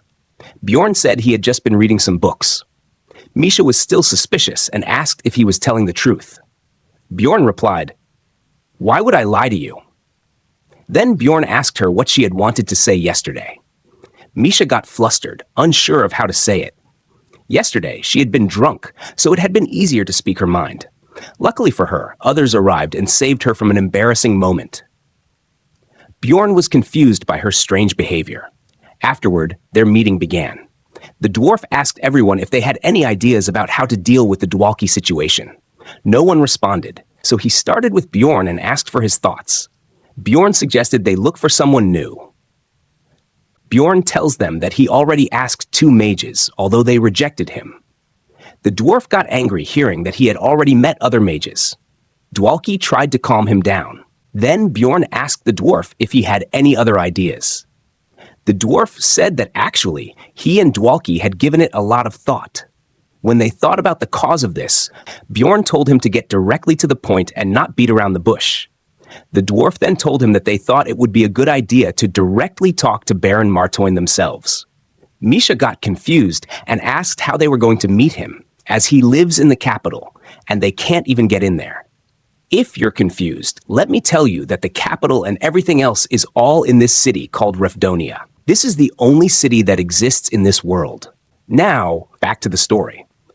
The dwarf laughed awkwardly and told them that this is the tea house Baron Martoin frequently visits, and he usually shows up right around this time. Bjorn got angry, asking if they were meeting him right now. The dwarf and Dwalki made cute faces and said that they'd have to wait a whole month if they didn't meet him now, and since it's the Baron, it would be less scary if they all met him together. The dwarf said that no matter what happens, he would give them 300,000 stones each, and all they had to do was not leave him alone. Bjorn was so angry that he would have left right away if it weren't for the 300,000 stones. Then the door opened, and Baron Martoin entered the tea house. Dwalki was a little scared, but Misha encouraged him to go. So Dwalki somehow went up to him and introduced himself. He got on his knees and asked the Baron to hear him out just once. The Baron said that he had heard of Dwalki somewhere before. Then his butler told him that the Dwalki household is the family of the former Baron's 3rd wife, Carolina. The Baron remembered and asked Dwalki what business he had with him, but Dwalki was unable to speak. He was so scared and nervous that he almost froze. Seeing his condition, Bjorn couldn't help but step in to help, so he came forward and introduced himself to the Baron. The Baron was a little surprised and said it had been a while since he had talked to a barbarian. Then he asked Bjorn what business he had with him. Bjorn told him that Dwalki had been dragged off by the Moslin and was banned from entering the labyrinth. So he asked the Baron to lift the ban. The Baron said it was a shame, but why had he brought that up to him? Bjorn was confused by his behavior, as the Baron acted like he didn't know anything about it. Then his butler told him that this Dwalki was actually the Baron's illegitimate son, and he hadn't reported it since it wasn't really significant. The Baron remembered that there was indeed someone like that, and told his butler that he did a good job, as it would have only wasted his time. Dwalki was surprised and depressed after hearing their conversation, thinking about how insignificant his existence was and how he had just wasted their time. That's all his existence was worth. Bjorn then asked the Baron again if he could lift the ban. The Baron asked why he would do that. Bjorn was feeling annoyed, especially by the fact that he couldn't sense any malicious intent from the Baron, yet it really felt like they weren't worth anything in his eyes. Then again, the butler whispered into the Baron's ear, telling him that this barbarian was the Little Valkan. The Baron was very surprised after hearing that. Of course, Bjorn was confused about what was going on. The Baron was so happy, saying he hadn't expected to come across the explorer the Count was so interested in this manner. He was so happy that he decided to reward his butler with 200,000 stones, as it was because of him that he got to meet Bjorn. Bjorn was nervous, hearing them talk about him like that. Then the Baron asked Bjorn if he had said his name was Bjorn. This time, the Baron was a little more serious, for the first time in the conversation so far. He told Bjorn that he would lift the ban or whatever, but Bjorn would have to do him a favor in return. Bjorn was a little nervous and asked what it was. The Baron told him that the Count was going to hold a big banquet in 2 months, and he wanted Bjorn to be his +1 for that banquet. Bjorn asked if that was all. Then the Baron asked if Bjorn had any talents he could show off at the banquet, like bending metal with his bare hands. The Baron was really planning to make Bjorn a joker at the party. Bjorn was also angry. Then the Baron said he would give him 1 million stones in return. Bjorn started twitching, then gave him a big thumbs up and told the Baron to call on him whenever he needed. He said he could do anything for the sake of his party members. It was too large an amount for Bjorn to refuse. If you're wondering why others didn't speak to the Baron like that, it's because barbarians cannot be charged for defamation of nobility, even if they don't behave or speak according to the rules of etiquette. They were granted this privilege because of a great accomplishment they had made a long time ago. So if others had decided to do it, they might be in a similar situation as Dwalki. The next morning, Dwalki went to Moslan's office again and was allowed to enter the labyrinth once more. It was almost too easy, and from this, Bjorn realized how nice it was to have power. He started thinking that he needed to make plans to reach a higher status. But for now, his current fame and strength were enough. Even though Dwalki was allowed to enter the labyrinth, he didn't seem very happy. Misha asked him why, but he simply denied it, telling her that she must be imagining things. After that, Hikarod brought out the promised reward, but the others decided not to take it. Bjorn felt too guilty to take it all by himself, so he also refused. The dwarf thanked Bjorn and said it must have been hard for him to set aside his ego as a warrior. But Bjorn was thinking, why would I reject 1 million stones just for some ego or warrior's honor? The dwarf was emotional and said he would never forget this and would repay Bjorn somehow. Bjorn told him that he didn't have to. Then Dwalki asked the dwarf why he would repay Bjorn for this. Dwalki told Bjorn that he would repay the favor tenfold. As team leader, the dwarf insisted on repaying him. Bjorn got angry and told them he didn't care who repaid him. Misha laughed and said Bjorn was just being shy. Time passed quickly after that, and the day of the labyrinth's opening arrived. Bjorn led some new barbarian recruits to the labyrinth gate, and they started cheering for him. That made me wonder, how did the other barbarians before Bjorn find the labyrinth without getting lost? Then Bjorn told them what to do inside the labyrinth and what they might experience. Things like how people might want their hearts or about the friends of the night. The newcomers asked Bjorn if they would become famous warriors like him if they followed his advice. Bjorn assured them that they could all do it. After hearing those words, they got excited and promised to do as he said. Bjorn wished them good luck.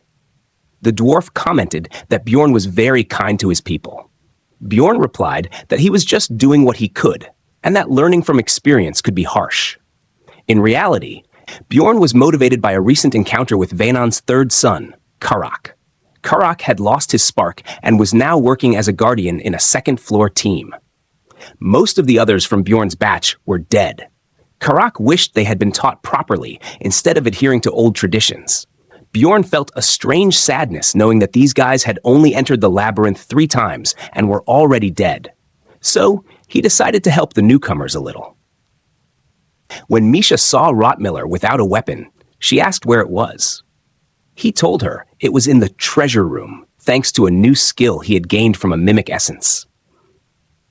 They entered the portal, but this time, Bjorn couldn't use his usual trick to enter last and get ahead of the others. He was just worried about what they would encounter this time. Since Bjorn had reached the maximum number of essences, he wanted to level up. Thanks to a lucky starting point, they reached the second floor's stone desert in just 9 hours. There, they hunted all kinds of monsters to farm experience points. Remember, you can only gain experience from each type of monster once, so they had to hunt different kinds to continue leveling up. They kept hunting and reached the next floor's portal in just 4 days. On their 8th day, they crossed the Witch's Forest and reached the portal to the 4th floor. The 4th floor was a tower-type dungeon. In it, monsters from the 3rd floor reappeared, along with some exclusive ones, including 6th-rank monsters. It was a great opportunity to farm massive amounts of experience, which is why many called it the Training Tower. They devoted themselves to hunting and earned 3.9 million stones in profit, 780,000 stones per person. They earned this much thanks to the Mimic's passive skill, Greed, which increased the magic crystal drop rate by 30%. While it wasn't a small amount of money, after the huge haul from last time and the Alicia incident, they felt a bit disappointed. The dwarf laughed and said it looked like Bjorn's terrible luck had run out.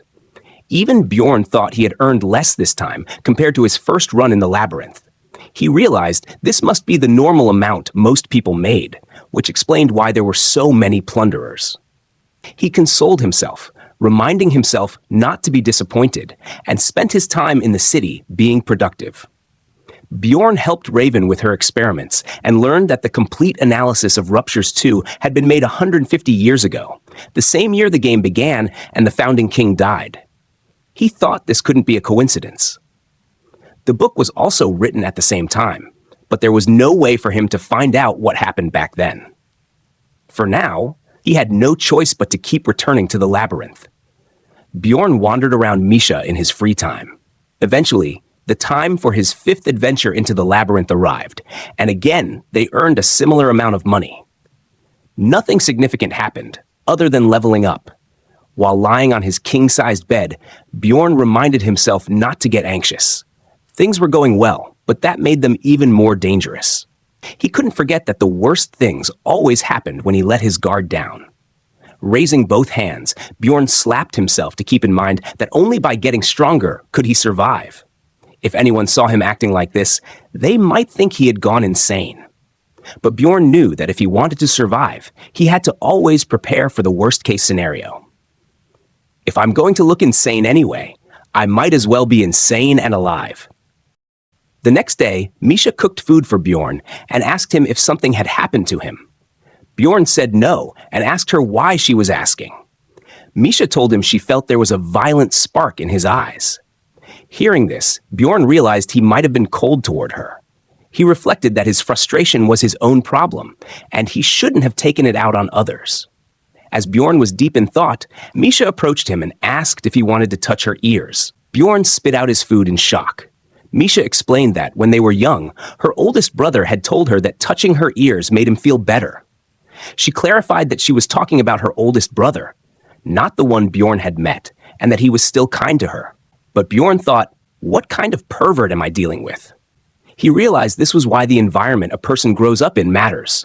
Misha looked at him with innocent eyes, genuinely trying to be nice, probably unaware that anything she said could be inappropriate. Bjorn told her, "You shouldn't say things like that to others. They might misunderstand you." Misha seemed confused. What would they misunderstand? Bjorn thought to himself that if he didn't know Misha was into skinnier men, he might have thought she was trying to seduce him. In fact, she was trying to seduce him, but he hadn't figured it out yet. "You're not like other people, Bjorn," Misha said. Bjorn replied sternly, "Don't talk back. Just say you understand." Misha shrugged. "All right, but if that's not what you want, do you want meat instead? I wonder if she means meat in a different way." After that, Bjorn headed to the library. There, he and Latna exchanged greetings. Bjorn said, "I need to ask you something, but you can go first. Say whatever you were planning to say." Latna was surprised. "How do you always know I have something to say?" Bjorn smirked. "Your eyes give it away." Latna hesitated before speaking. "I'm not entirely sure, but I think I should warn you." Bjorn's expression didn't change. "Spit it out." Latna didn't seem bothered by his brusque manner.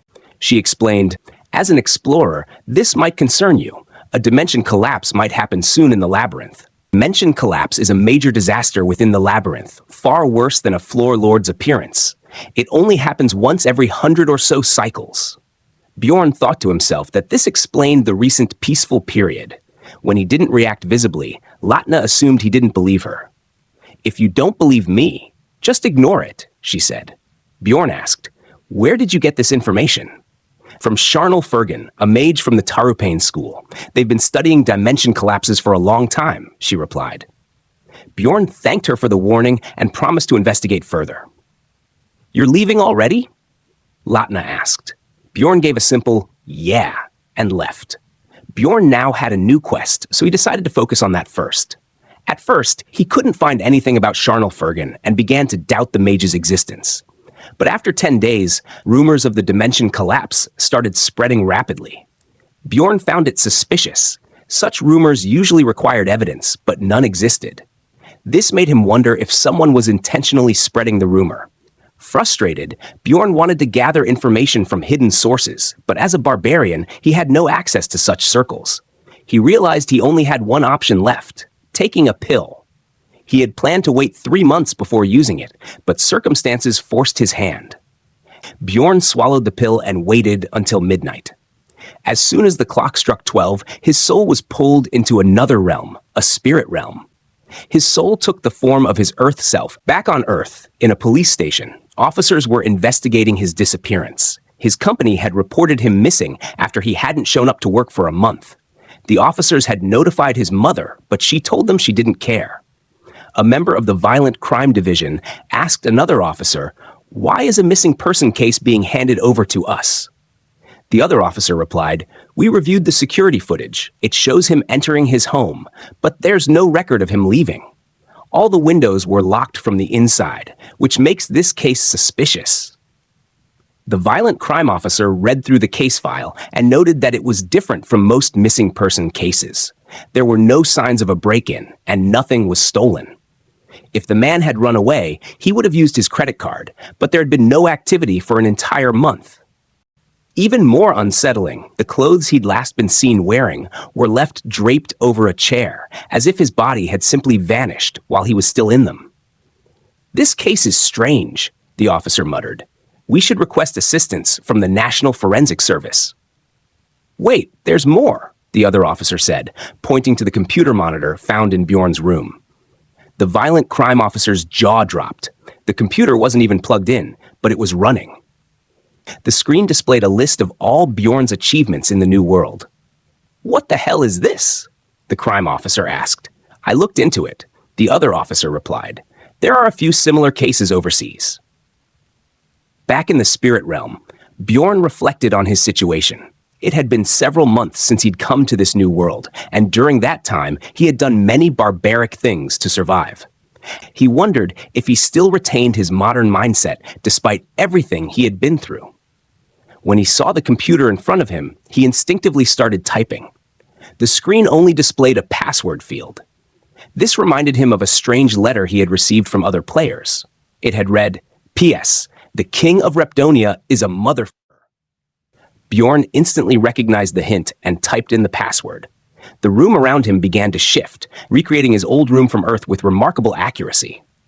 It looked almost real. He rushed to the fridge, flung it open, and found cans of Coke inside. Excited, he grabbed a can, popped it open, and took a long sip, hoping to taste the familiar flavor he had missed for so long. But to his disappointment, it tasted like nothing. There was no carbonation, no sweetness, just the dull sensation of drinking water. A knock came from the door. A voice from the other side asked, "Can I come in?" Then he let the person inside, and they explained to him that everything he was seeing was a manifestation of the place he felt most comfortable in. Because his defense stats were high, she could only see things as smoke. The password he entered initially was fake, and she had come to check it for herself. He tried his best not to speak like a barbarian. She told him that a person from the game couldn't manifest clothes or spaces from Earth. The woman's name was Soul Queen, and she appeared to be the guide for the ghost hunters. There might be a mistake here. She could be something else. He asked about the doorbell he had heard earlier, wondering if she couldn't see the things that had manifested from his mind. She explained that what he heard was her calling out to him. Bjorn began wondering if she could see the suit he was wearing, the one he got from his ex-girlfriend, and, if not, how she would confirm his identity as a player. After all, she couldn't see the things he had manifested. She reassured him that there were other ways to confirm his identity, and that he was now an official member. There were methods she wouldn't reveal to him, but he didn't need to worry. She also mentioned that they no longer used the method of killing people by splitting souls from their bodies, like they had done with the NPCs, referring to the people of this world. The Soul Queen then taught him how to use the community forum, which was similar to other ordinary forums. She asked him to create a username. Bjorn tried to use the same name from the Dungeon and Stone community forum back on Earth, but someone had already taken it. Confused about why anyone would use a name like that, he changed the spelling slightly. The Soul Queen then asked if he was a fan of his too. Bjorn was puzzled by what she meant. Afterward, she left, telling him that if he had any issues, he could request one-on-one help. It felt to him like he had just finished a tutorial. Bjorn started exploring the community, and it wasn't difficult. He soon entered the newbie chat room to get used to the forum. Upon entering, he was welcomed by several people, including the room leader, who greeted Bjorn and asked where he was from. Bjorn answered that he was from Korea.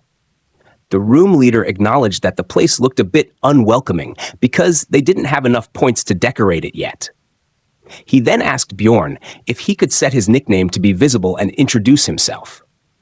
Bjorn wasn't sure how to do that, but the room leader, Dartman, explained that he only needed to think about it, as things here could manifest through thoughts. Bjorn quickly realized it was similar to how he used active skills. He manifested his nickname, Elf Nunna. Everyone in the room was shocked upon seeing it. They recognized the name as the one who had written the stat analysis. One person mentioned that they thought the person behind the name was a developer. Bjorn was confused by all the attention. People started getting excited, saying they knew he was Korean.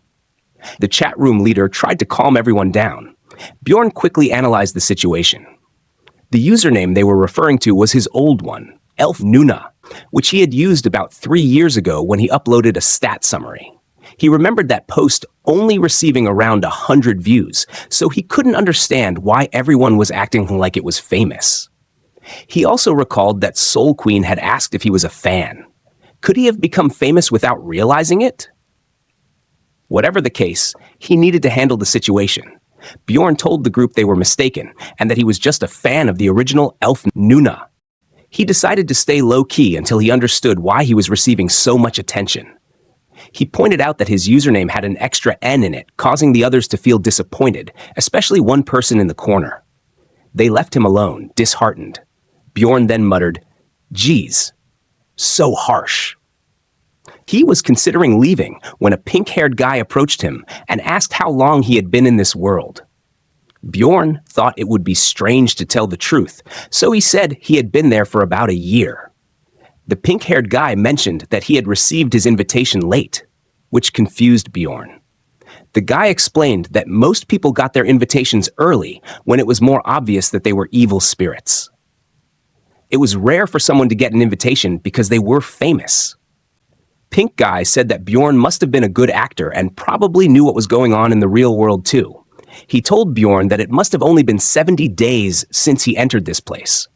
Bjorn was confused until Pink Guy explained that time flowed differently here than it did on Earth. A month on Earth was equivalent to 5 months here, about a 1:5 ratio. That meant, in Bjorn's case, only a month had passed on Earth. Bjorn began wondering if someone had reported him missing. Bjorn was able to learn a few things from his conversation with Pink Guy. His first question was how to return to Earth. Pink Guy replied that there were many theories, but nothing was certain. Bjorn had expected that answer. Then he asked about the first ever player to arrive here. Pink Guy told him that those players had been there for 20 years, which was when the community was created. "Isn't that amazing? They cleared the game in just 5 years," Pink Guy remarked. Bjorn agreed, though he felt his ego as a veteran player crumble. It had taken him 9 years to clear the game, yet all these people had reached the Gate of Abyss before him. They must have been incredibly impressive, or so he thought. Pink Guy asked Bjorn what difficulty he had beaten the game on. Bjorn was stunned, unable to grasp what the question meant. "You didn't beat the original game, right? I mean the remake. What difficulty did you play on?" Pink Guy asked. Bjorn still didn't understand. Pink Guy assumed that, since Bjorn was Korean, it must have been what they called cheat mode. He went on to explain that 5 years ago, someone had uploaded a game file on the forum that allowed players to adjust experience and drop rates. "I'm not bragging, but I beat it on 50x. Pink Guy said with a smirk. That was the moment Bjorn realized how these people had managed to clear the game so quickly. The image he had of them shattered. The max experience and drop rate was 100x, with the maximum level being 30. Bjorn had thought the max level was 11. To make things worse, players could open the Rupture gates whenever they wanted, allowing them to collect numbered items easily. Bjorn was overwhelmed with frustration. "So, what difficulty did you beat it on?" Pink Guy asked. Bjorn, masking his anger, responded, "Same as you, 50x. Pink Guy nodded. "Even at 50x, it was tough. You know, the person who created this community beat it at 15x. Most people do it between 60x and 80x. Although Pink Guy was clearly trying to show off, Bjorn seethed internally. The scene shifts back to Earth. An old man asked a woman, "Did you take the computer?" "Yes," she replied, "and we erased their memories as well as any traces. There won't be any articles or records." The old man asked about the player. "I looked into everything," the woman said, "and he was completely ordinary in every aspect." "In every aspect except for this game," the old man noted. "Yet he beat the Oriel Gabbis legacy." The woman added, "The world building was incredible, but the game was shut down 5 years ago because no one could clear it." "But the fact that he managed to clear it means it wasn't a failure," the old man mused. Now, the old man was curious about who this person, Lee Han-soo, really was, the only one to beat a game everyone thought was impossible. Lee Han-soo was Bjorn's real name on Earth. We can only speculate about who this old man might be, but it seems possible that he was a member of the Oriel Gabbis team. Perhaps they were the ones who opened the Gate of Abyss together, and something happened afterward. Anyway, talking to the Pink Guy was quite beneficial to Bjorn. Bjorn also had some casual conversations with him, which, while not directly useful, helped him relieve stress. It had been a long time since he'd had an ordinary, Earth-like conversation with someone. The space Bjorn is currently in will close in 12 hours on its own, and now he has only 7 hours remaining. So he decided to look into information about the dimension collapse. There's a trading market here, a place to buy and sell goods or information using ghost points. 100,000 ghost points is equivalent to 2 million stones. To get the information he needed, Bjorn had to earn ghost points by selling information he already possessed. Fortunately, he's an expert in this field. Bjorn sorted requests by price and decided to offer a few pieces of high-value information. The first was a strategy to defeat the first floor lord, priced at 70,000 ghost points, and the second was information about Skill Island on the 6th floor for 69,000. After negotiating, he earned a total of 139,000 ghost points. Bjorn was confident that he knew everything there was to know about the game. As soon as he posted an ad using his newly earned ghost points, a seller named Elf Nunalov appeared. Elf Nunalov was a middle-aged man who looked like he'd been around for quite some time. Bjorn didn't directly ask whether the rumors about the dimensional collapse were true. It's hard to know if someone is lying. Instead, he asked about the source of the rumor and inquired about Tartutane School and the mage Charnel Fergan. He wanted to know what Charnel had been doing recently. Elf Nunalov, sensing Bjorn's motive, asked if he was inquiring because of the dimensional collapse. Bjorn confirmed, and Elf Nunalov explained that while Charnel had spoken about a collapse, one wasn't actually going to happen. When Bjorn asked for clarification, the man told him it was a matter involving high-ranking people and political strife. Bjorn offered him an additional 20,000 ghost points for more details, and the man agreed, beginning his story. He explained that Tartutane School focuses on the study of dimensional magic, specifically labyrinth research. The school's master wanted to conduct an experiment, not a dangerous one, but one that required fewer explorers entering the labyrinth. So, Tartutane School spread the rumor of a dimensional collapse to keep people out. Bjorn then asked if it was really okay for him to share this information. Elf Nunalov replied that it wasn't for free. He was selling it, and it didn't concern him personally. Plus, he added, the royal family would soon step in to control the rumor, so it was nothing significant. Bjorn was surprised at the mention of the royal family, and the man elaborated, saying that if fewer explorers ventured into the labyrinth, the supply of magic stones would also decrease, something the royals wouldn't ignore. Satisfied with the information, Bjorn promised to send him the additional 20,000 ghost points. However, Elf Nunalov declined, saying it wasn't necessary. Bjorn was shocked, realizing the man was giving up ghost points worth 400,000 stones without a second thought. This made Bjorn realize just how well established this person was in this world. Elf Nunalov's vast knowledge confirmed that he was deeply embedded in this world, with resources that Bjorn couldn't access even after days of effort. This reminded Bjorn of his own beginnings. It was clear that in this world, harshly governed by survival of the fittest, he was still a newcomer with a long way to go before he could afford to be arrogant. But for some reason, this challenge excited him. Bjorn began to think about the status of the people he sold information to and the ones he bought from. Never, even once, did he doubt he could reach their level. It was only a matter of time for him. On Earth, the old man sat at his computer, watching Bjorn's achievements unfold on the screen.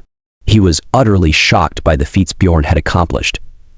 Turning to his assistant, he asked, "How many people have reached the second floor on their first attempt?"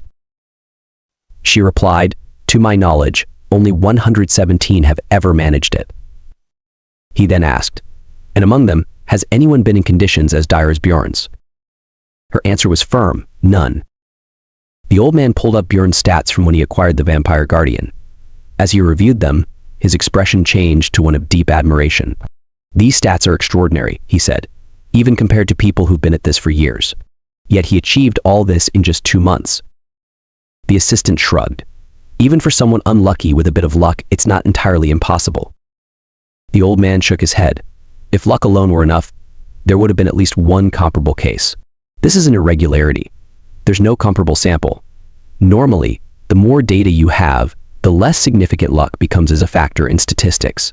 But then there are cases like Bjorn's cases that defy the odds. The story of Bjorn's first day came to mind. The party that saved Bjorn through the portal had later discovered blood marks where he had dragged himself. Bjorn had pulled himself 15 kilometers before encountering them.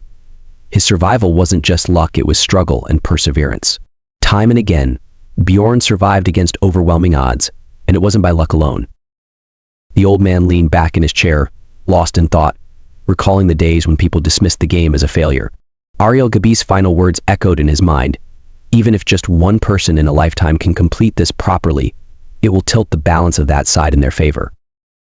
Back to Bjorn. Bjorn returned to reality from the spirit realm. As they had explained, an hour in the spirit realm equaled a second in this world. It had only been 12 seconds since he entered, but he remained cautious, knowing that this also meant he would be defenseless for 12 seconds. Exhaustion weighed on him. His mind had been active for 12 hours. Deciding to rest, he went to bed, knowing he had to visit Baron Mardon's house in the morning. The next afternoon, in the first district of the imperial capital, Bjorn was dressed as a typical barbarian from old tales. He walked ahead of Baron Martoin's wagon, escorting him to the Count's party. Along the way, the Baron's butler stopped him, clearly annoyed. "I told you to maintain dignity. Look straight ahead and carry yourself as the leader of this procession," the butler barked. Bjorn casually pretended to clear his ear and ignored him. The journey to the Count's house was 6 kilometers under the blazing summer sun. Bjorn was alone in his role, but Baron Martoin noticed the attention they were drawing. "This is the first time I've received so much attention just by arriving," the Baron commented. "I'll reward you generously for this." When they entered the party, whispers began to circulate among the noble families. A woman remarked, "It's dangerous to leave him alone." A little boy said innocently, "I want to buy one like him." Bjorn hadn't expected to be treated like a zoo animal. Then, a man approached him and said, "Good job. Walking that far in such an outfit without a break is impressive. Do you want to rest until the Baron arrives?" Bjorn, slightly surprised, agreed and followed the man to a quiet corner. Curious, Bjorn asked, "Is it okay for you to not mingle with the others?" The man smirked. "Even if I went, I wouldn't be welcomed. I used to be an explorer like you." Bjorn nodded, understanding why this man saw potential in him. Introducing himself, Bjorn asked for the man's name. "Karl's Aramor?" the man said. Bjorn found Karl's refreshingly decent, unlike the typical arrogance of knights. His thoughts were interrupted by the arrival of the butler, who hissed at Bjorn, "Who told you to rest?" Karl's interjected, "I did." The butler didn't argue but leaned closer to Bjorn and whispered, "If you're done resting, get up. What will people think if they see a barbarian sitting down?" Bjorn smirked. "What else would they think? Oh, he's resting." The butler's tone grew louder. "They'll think you're weak. Today you must embody the warrior of iron and blood." Bjorn thought to himself, if it weren't for the 1,000,000 stones, but then, as if deciding to embrace the role entirely, he stood up and declared to himself, "Fine. Since I'm here, I'll act exactly as I want as an iron-blooded warrior. A barbarian who rejects civilization. A barbarian the wild." Donning his horned helmet, Bjorn let out a thunderous shout, drawing everyone's attention. The butler looked aghast. "What are you doing?" Bjorn grinned. "I just felt like it." He grabbed a piece of meat with a bone and began eating it savagely. At first the butler was confused, but as the murmurs of the crowd grew, his expression shifted to delight. "This is perfect," the butler exclaimed. Bjorn placed a heavy hand on the butler's shoulder, his voice low and menacing. "I feel like crushing your skull." The butler paled. "You're going too far with your jokes." Bjorn bit into the bone, his teeth cracking it audibly. "Does it sound like a joke to you?" The butler grew very scared and thought about how he could forget the kind of things Bjorn had done at the guild. He quickly started moving away, stating that he had something to tend to, and told Bjorn he could rest there if he wanted. Then the butler hastily ran off. Karl started laughing, saying he never knew the butler could make such a face. The banquet started feeling fun for Bjorn. After that, he enjoyed the banquet like a true barbarian for a while. Some nobles, curious about Bjorn, approached to talk to him. First, 2 noble ladies came over and asked if they could touch his arm. Bjorn agreed and extended his hand. The ladies touched it and were delighted. Next, an old man and woman approached. They asked if Bjorn could shout again, as he had done earlier. Bjorn, slightly confused, agreed, and bellowed as though he were singing in an opera. The old couple became emotional, with tears of happiness streaming down their faces. After that, a crowd began to gather around him with various requests. Bjorn started to feel like one of those animal mascots. 3 knights observed Bjorn, clearly displeased. One remarked that he wasn't little Vulcan, but little clown. Another added that the little part of his name must refer to something small about him. They laughed, mocking Bjorn, saying he was kissing up to nobles and had lost his pride as a warrior.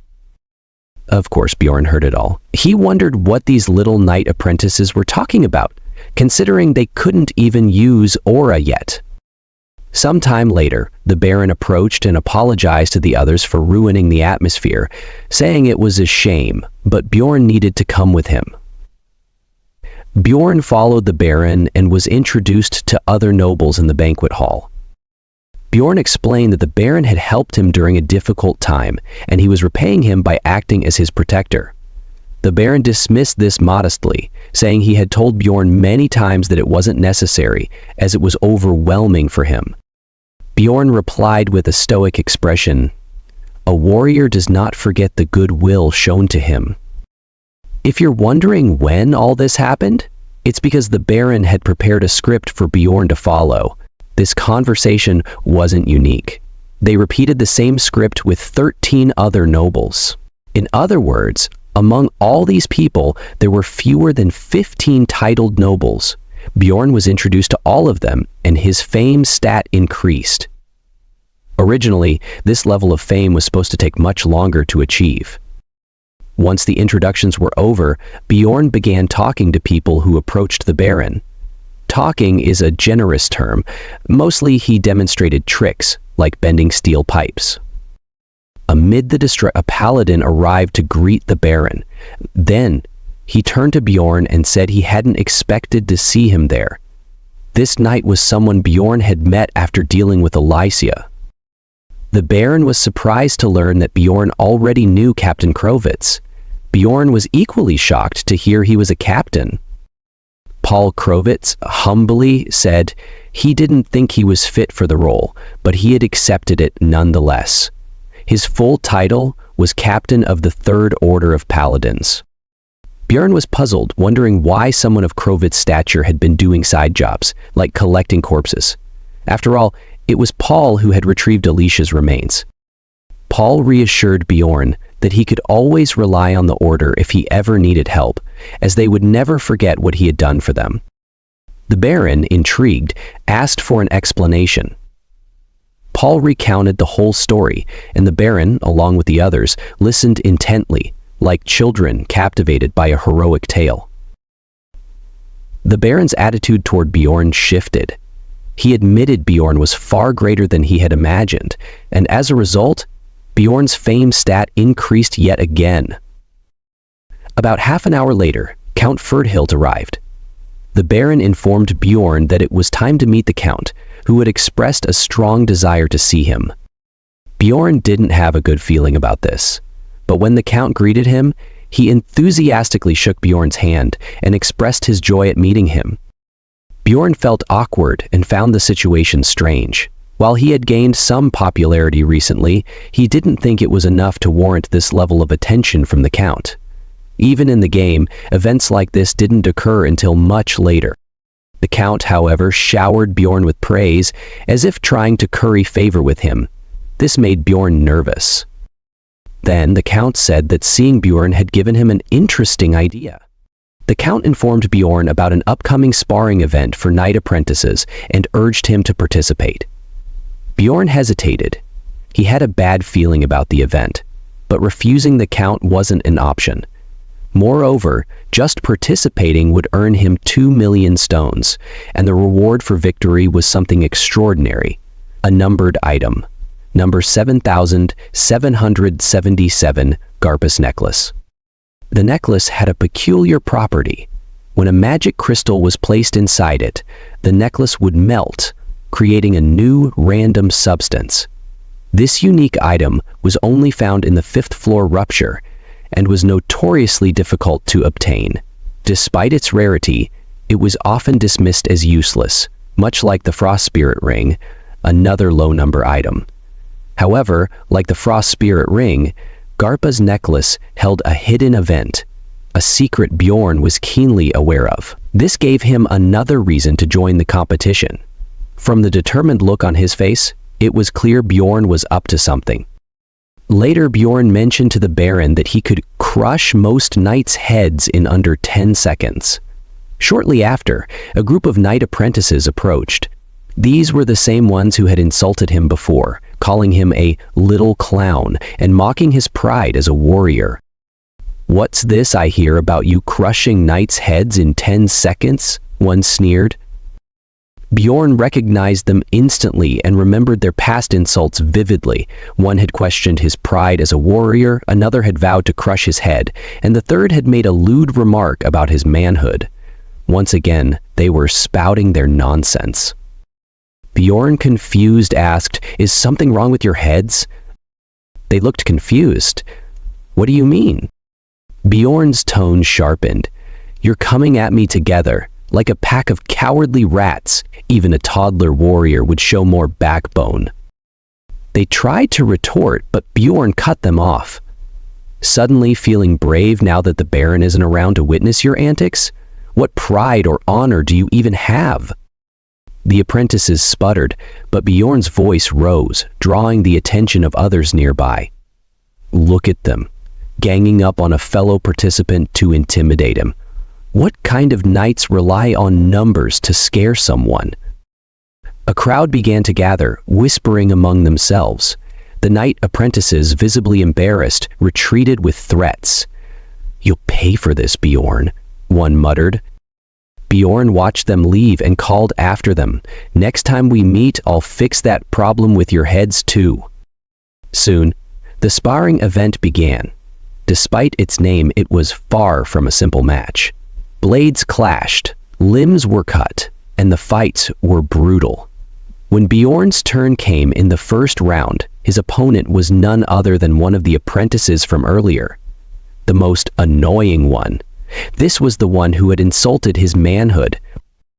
The orange-haired apprentice stepped forward, lifting his sword with a flourish. "I swear on my honor and my barons that I will fight fairly," he declared. Bjorn, on the other hand, simply roared, drawing cheers and laughter from the crowd. The referee signaled the start of the match, and the orange-haired apprentice charged at Bjorn, yelling, "Die!" He was fast, his technique precise, and his strikes difficult to predict. Bjorn couldn't immediately discern the true attack among the feints, but it didn't matter, he deflected every blow with ease. The orange-haired apprentice was skilled, undoubtedly a future knight for his baron, but against Bjorn, his efforts were futile. Bjorn activated Wild Outburst, enhancing his bodily stats significantly. Though the ability didn't affect humans as much as beasts, it made Bjorn an even greater force to reckon with. With plenty of time left before the 10-second mark he set for himself before, Bjorn decided to toy with his opponent. He wanted to ensure this apprentice would never think of taking revenge again. As we already discussed, the threat level stat doesn't work on humans the same way it does on monsters. But actually it does work, just differently. For those already afraid, it intensifies their fear, making them cower. For the courageous, it bolsters their fighting spirit. So, what about the orange-haired man? Which category does he fall into? The answer? The latter. I guess he's an elite after all. He charged at Bjorn with his sword. Bjorn instinctively tried to block it with his shield, only to realize he didn't have one. Forced to react quickly, he blocked the attack with his hand. To Orangehead's disbelief, the sword left only a scratch on Bjorn's hand. "How can this happen?" Orangehead exclaimed in shock. Bjorn, unfazed, told him plainly, "You're just that weak." Bjorn then shook his hand to disarm Orangehead, but in the process, some of his acidic blood splashed onto the man's face. Screaming in agony, Orangehead accused him, "What a dirty little trick you're playing." Bjorn grabbed him by the neck and asked, "Do you remember what I promised you? I told you that the next time we met, I'd solve the problem in your head for you." Lifting Orange's head into the air by his neck, Bjorn dropped his axe and prepared to punch. "What's the best way to deal with a problem in the head?" he mused aloud. "Simple. You get rid of the head." That's what Bjorn thought, and surely any barbarian would agree. If not, well, bad luck for Orangehead, assuming it's still orange and not red now. After the match, Bjorn visited the temporary medical tent to check on him. The healer informed Bjorn that Orangehead was still alive, but added, "You should have gone easier on him." Bjorn shrugged. "I didn't think he was this weak. He's a knight, after all. And I only hit him with my fist, not my axe. How was I supposed to know he'd get knocked out from that?" The healer stared at him incredulously. Knocked out? You hit him hard enough to make his cerebral fluid leak out. Bjorn, unbothered, replied, if he's still alive, then it's a knockout. The healer priestess sighed, feeling as if she were witnessing the stupidity of 3 barbarians combined. Not long after, Orangehead woke up, groggy, and asked, where am I? I was on my way to the duel.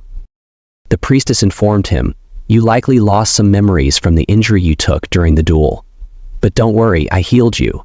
Your memories should return soon. He thanked the priestess, but froze when he noticed Bjorn. Leaning in, Bjorn asked, do you really not remember anything? Terrified, Orangehead backed away, pleading, don't come near me. You give me an unpleasant feeling. Bjorn chuckled, fine, I'll leave right away, if you just do one thing for me. Orangehead asked Bjorn what he wanted. Bjorn told him to repeat what he had said about him earlier. Orangehead asked if that was all he needed. Bjorn told him to just do it. Then Orangehead started repeating what he had said before. He mentioned that the little part in Bjorn's title was because his thing was small. As soon as he repeated those words, he remembered everything that had happened while fighting Bjorn. Bjorn leaned toward Orangehead and said it was good that his memories were back, and that he should continue what he was saying. Orangehead started begging and asked Bjorn to stop. He admitted he was in the wrong. Bjorn said it looked like the problem in his head was now gone. Then Orangehead crawled under the bed, saying he didn't want to die. The priestess told Bjorn to get out, and Bjorn, feeling proud of himself, said he had fixed a problem that even a priestess couldn't solve. Later, he met the Baron. The Baron told Bjorn he had been looking for him. Bjorn explained that he went to check on the knight apprentice's condition. The Baron was shocked and said that was unexpected since Bjorn had been attacking him mercilessly earlier. Bjorn replied that if it had been in the labyrinth, he would have used his axe instead. He said he hadn't expected the knight apprentice to be that weak, and thought he would be sturdier since he was slow. The Baron laughed and told Bjorn he wasn't to blame. It was their fault for not training properly. Bjorn asked the Baron if it was okay, reminding him that the knights in training were from noble households. The Baron assured Bjorn it wasn't a big issue, even if someone died, and that he would resolve any issues that arose. He told Bjorn to focus on winning because the Count would be pleased if he fought wildly. That was exactly what Bjorn wanted to hear. He vowed to crush all their skulls. In the next match, Bjorn faced another one of the 3 knight apprentices. This one accused Bjorn of having no shame after putting someone in that condition, claiming this match wouldn't be as easy as the last. Before he could finish speaking, Bjorn launched an attack, cut him down, and won the match in just 3 seconds. The audience was ecstatic, calling Bjorn the Night Slayer. Seeing their excitement after watching someone's head get crushed, Bjorn thought, who is supposed to be the savage here? The sparring competition continued, and in the semifinals, Bjorn showcased the barbarian way of fighting by throwing his opponent into the air and slamming him onto his knees. However, Bjorn didn't get to fight the reticent knight from the 3 earlier. That knight was so terrified after seeing the others that he went to the priestess, asking if he could become a believer. The Baron was thrilled by Bjorn's method of defeating opponents. He jumped like a child, asking Bjorn where he had learned that last technique. Bjorn thought to himself, of course, from cartoons. On the other hand, the Baron's butler was terrified, imagining his own head being crushed. Now only the finals remained. Bjorn's opponent was a trainee knight under Count Ferdehilt. Bjorn had observed him during earlier matches and noted that he had essences of a great orc warrior, a giant golem, and a cyclops, a stereotypical strength-focused combination.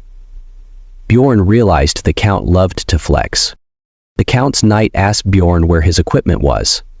Bjorn replied that it was uncomfortable, so he removed it. The knight said that was good, as he had been worried the match would end too easily. Now he was relieved that Bjorn was taking it seriously. Once the match officially began, the Count's knight invited Bjorn to attack, clearly trying to flex in front of the Count. However, he let his guard down, and Bjorn was ready to show him what that truly meant. Bjorn used a combination of his skills, gigantification and wild outburst, dramatically increasing his physical stats and threat level. At that moment, Bjorn looked like a demon to the Count's knight.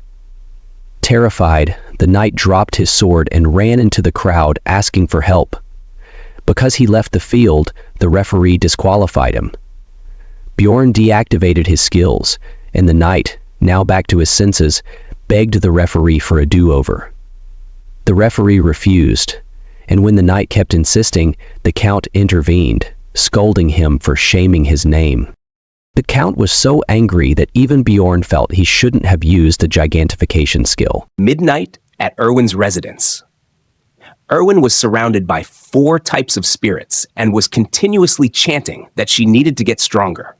She appeared a bit disheveled, lost in her own thoughts. Her sister entered the room and asked if she was okay. Erwin's demeanor changed entirely as she cheerfully replied that she was fine, explaining that she had been talking to her spirits. Since she was training, she asked her sister to come back later. Her sister agreed and closed the door, but couldn't shake off the oddness of Erwin's behavior. She wondered whether she should tell Erwin that Bjorn was alive and well. However, everyone was talking about little Valken, and keeping Erwin in the dark didn't seem wise. Yet, at the same time, she feared that telling her might shatter Erwin's drive to grow as an explorer.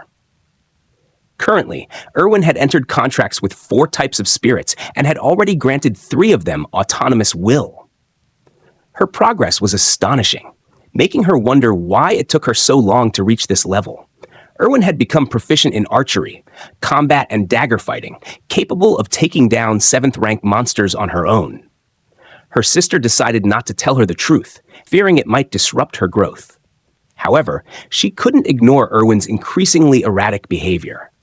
Seeking answers, she went to the library and picked up a book called Basic Essence Analysis, which contained information about monster essences from ranks 9 to 7.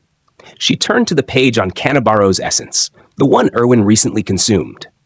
The text explained that while the essence enhanced many stats, it also significantly increased obsessiveness. As she continued reading about the other essences Erwin had consumed, she noticed a common theme. They all heightened the user's obsession. This realization made her nervous. She couldn't simply erase all the essences Erwin had consumed. Instead, she resolved to find a suitable replacement essence first. Armed with this understanding, she felt more prepared to manage Erwin's behavior. Even so, she lay awake that night, troubled by the thought of Erwin discovering Bjorn's survival on her own before they replaced the essences. She dreaded to imagine how Erwin's obsession might shift. Bjorn's return. At 2 a.m., Bjorn returned home from the Count's party. He examined his earnings: 1 million stones for attending the party, 2 million for participating in the tournament, 1 million for winning, and 300,000 for giving the trophy to the Baron. Altogether, he earned 4.3 million stones in a single day. The Baron, pleased with Bjorn, promised to help him in the future if needed. The Count, on the other hand, seemed irritated. He met Bjorn briefly and cryptically mentioned calling on him again once he was more prepared. When Bjorn asked for clarification, the Count told him not to worry about the details, but warned him to ignore invitations from other nobles in the meantime. The Count's demeanor left Bjorn uneasy, as though defiance would lead to severe consequences. The most significant reward Bjorn received was Garpa's necklace, an extremely rare item. He marveled at his luck, but also grew wary, realizing he needed to tread carefully with so much fortune coming his way. The next morning, as the Count predicted, Bjorn's residence was flooded with letters from nobles inviting him to banquets. While the offers were tempting, Bjorn couldn't risk angering the Count. He carefully declined every invitation, fearing the repercussions of defying such a powerful figure. He wondered why a Count was so invested in a barbarian explorer like him. Bjorn decided to investigate during the next Earth People community meeting. Meanwhile, he still had 1 month left to help Raven with her research. He headed to the magic tower, knocked on her door, and asked who he was helping that day. Raven hesitated before answering. Bjorn promised to help her senior in exchange for her help in determining the age of the paper from the Book of Ruptures. But he didn't expect it would be her senior, her literal teacher, none other than the old man Bjorn had met before. Of course, Bjorn was not happy to see this old geezer. Raven looked nervous, explaining that she had no choice in the matter. The fact that she was forced into this situation did not sit well with Bjorn. The old man claimed he wanted to test a magic tool he had invented, one that could detect the soul of an evil spirit. Bjorn remained calm and simply repeated, "A magic tool?" He quickly deduced that the old man suspected him of being an evil spirit. Therefore, the key to his response was not reacting to the mention of evil spirits, but rather focusing on the tool itself. Leaning toward the old man, Bjorn asked if it was safe. This was the most reasonable reaction he could think of, given what Raven had put him through in the past. The old man asked if Bjorn didn't trust him, boasting that he was the master of the Altimian school and implying that doubting him was an insult. If Bjorn still had doubts, Raven could verify the tool's authenticity. Raven was taken aback. "Me?" she asked. The old man made a dismissive face. "It's no different," he said. Though unsatisfied, Raven agreed to check the formulas. Bjorn knew she would likely side with her master, making it hard to trust either of them. However, the old man's expression betrayed his own uncertainty. In other words, such a magical tool did not exist. At least, not in any true sense. If it had suddenly appeared, the old man would have found a way to trick Bjorn into testing it rather than blatantly telling him about it. It was as if he were throwing bait and waiting for Bjorn to bite. If Bjorn refused and tried to make excuses now, he would be walking straight into the old man's trap. So he decided to play along. The old man asked again, "What are you going to do now?" "It will only take 5 minutes, he added. Bjorn simply said, "All right." The old man seemed slightly shocked. "Are you sure?" he asked. Bjorn raised an eyebrow. "What do you mean by that?" The old man hesitated.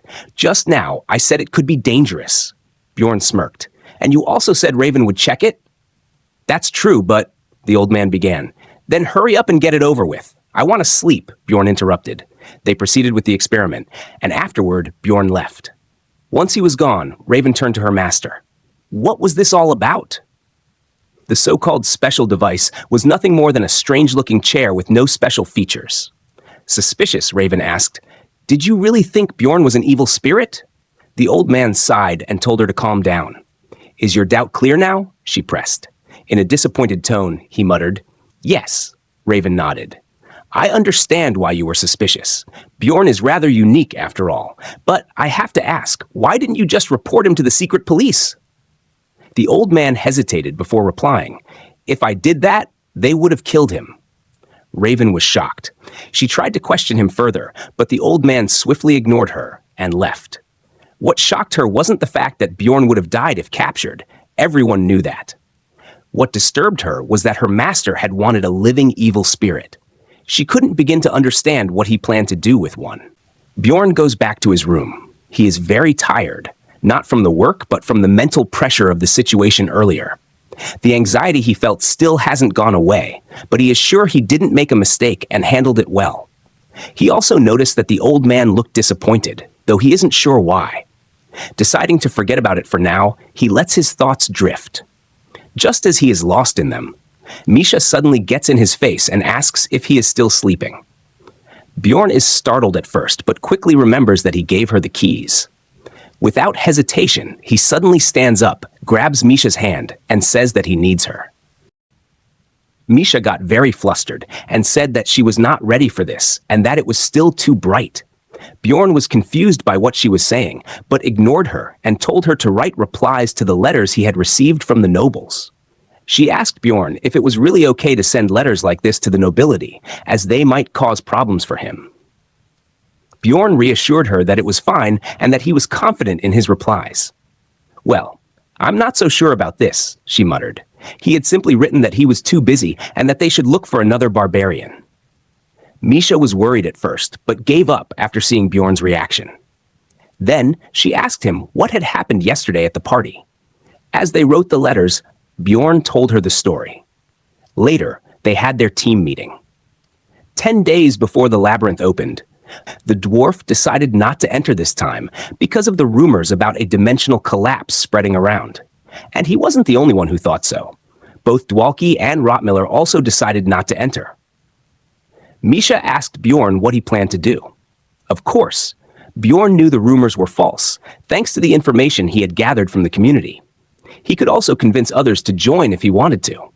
However, this time, He had other plans. And it was better for him if the others didn't enter with him. It had been 3 months since he had entered the first floor Rupture, the blood-tinted castle, which meant the Rupture was about to reset.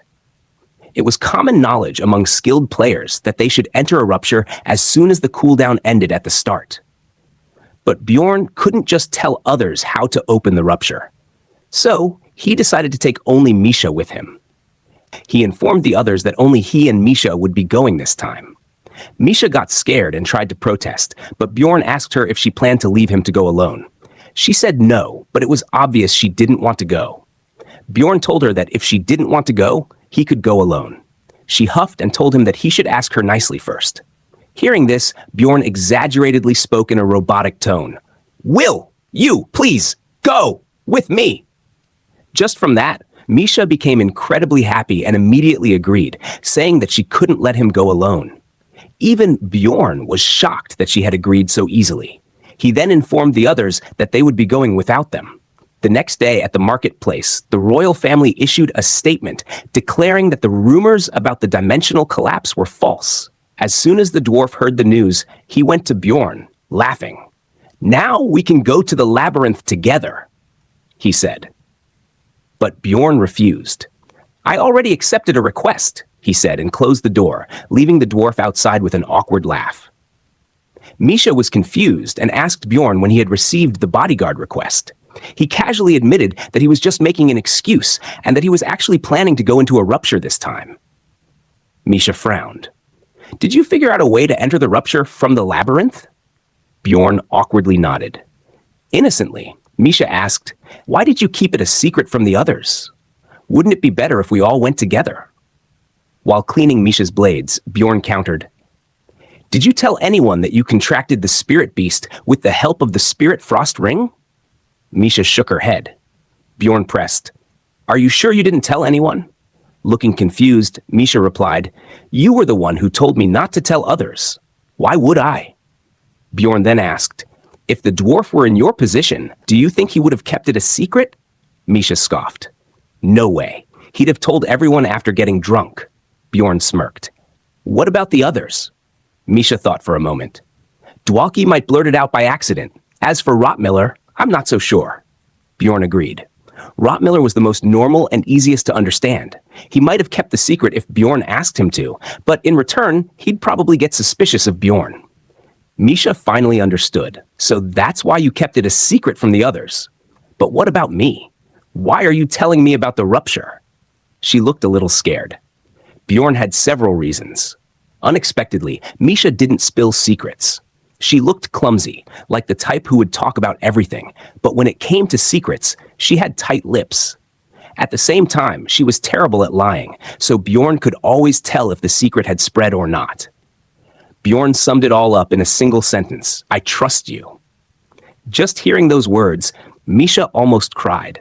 Her face turned red. To hide her embarrassment and happiness, she started making excuses. "It's getting hot." Bjorn simply told her to drink some water. There were 8 days left before the labyrinth opened, and Bjorn was going to use all that time to prepare.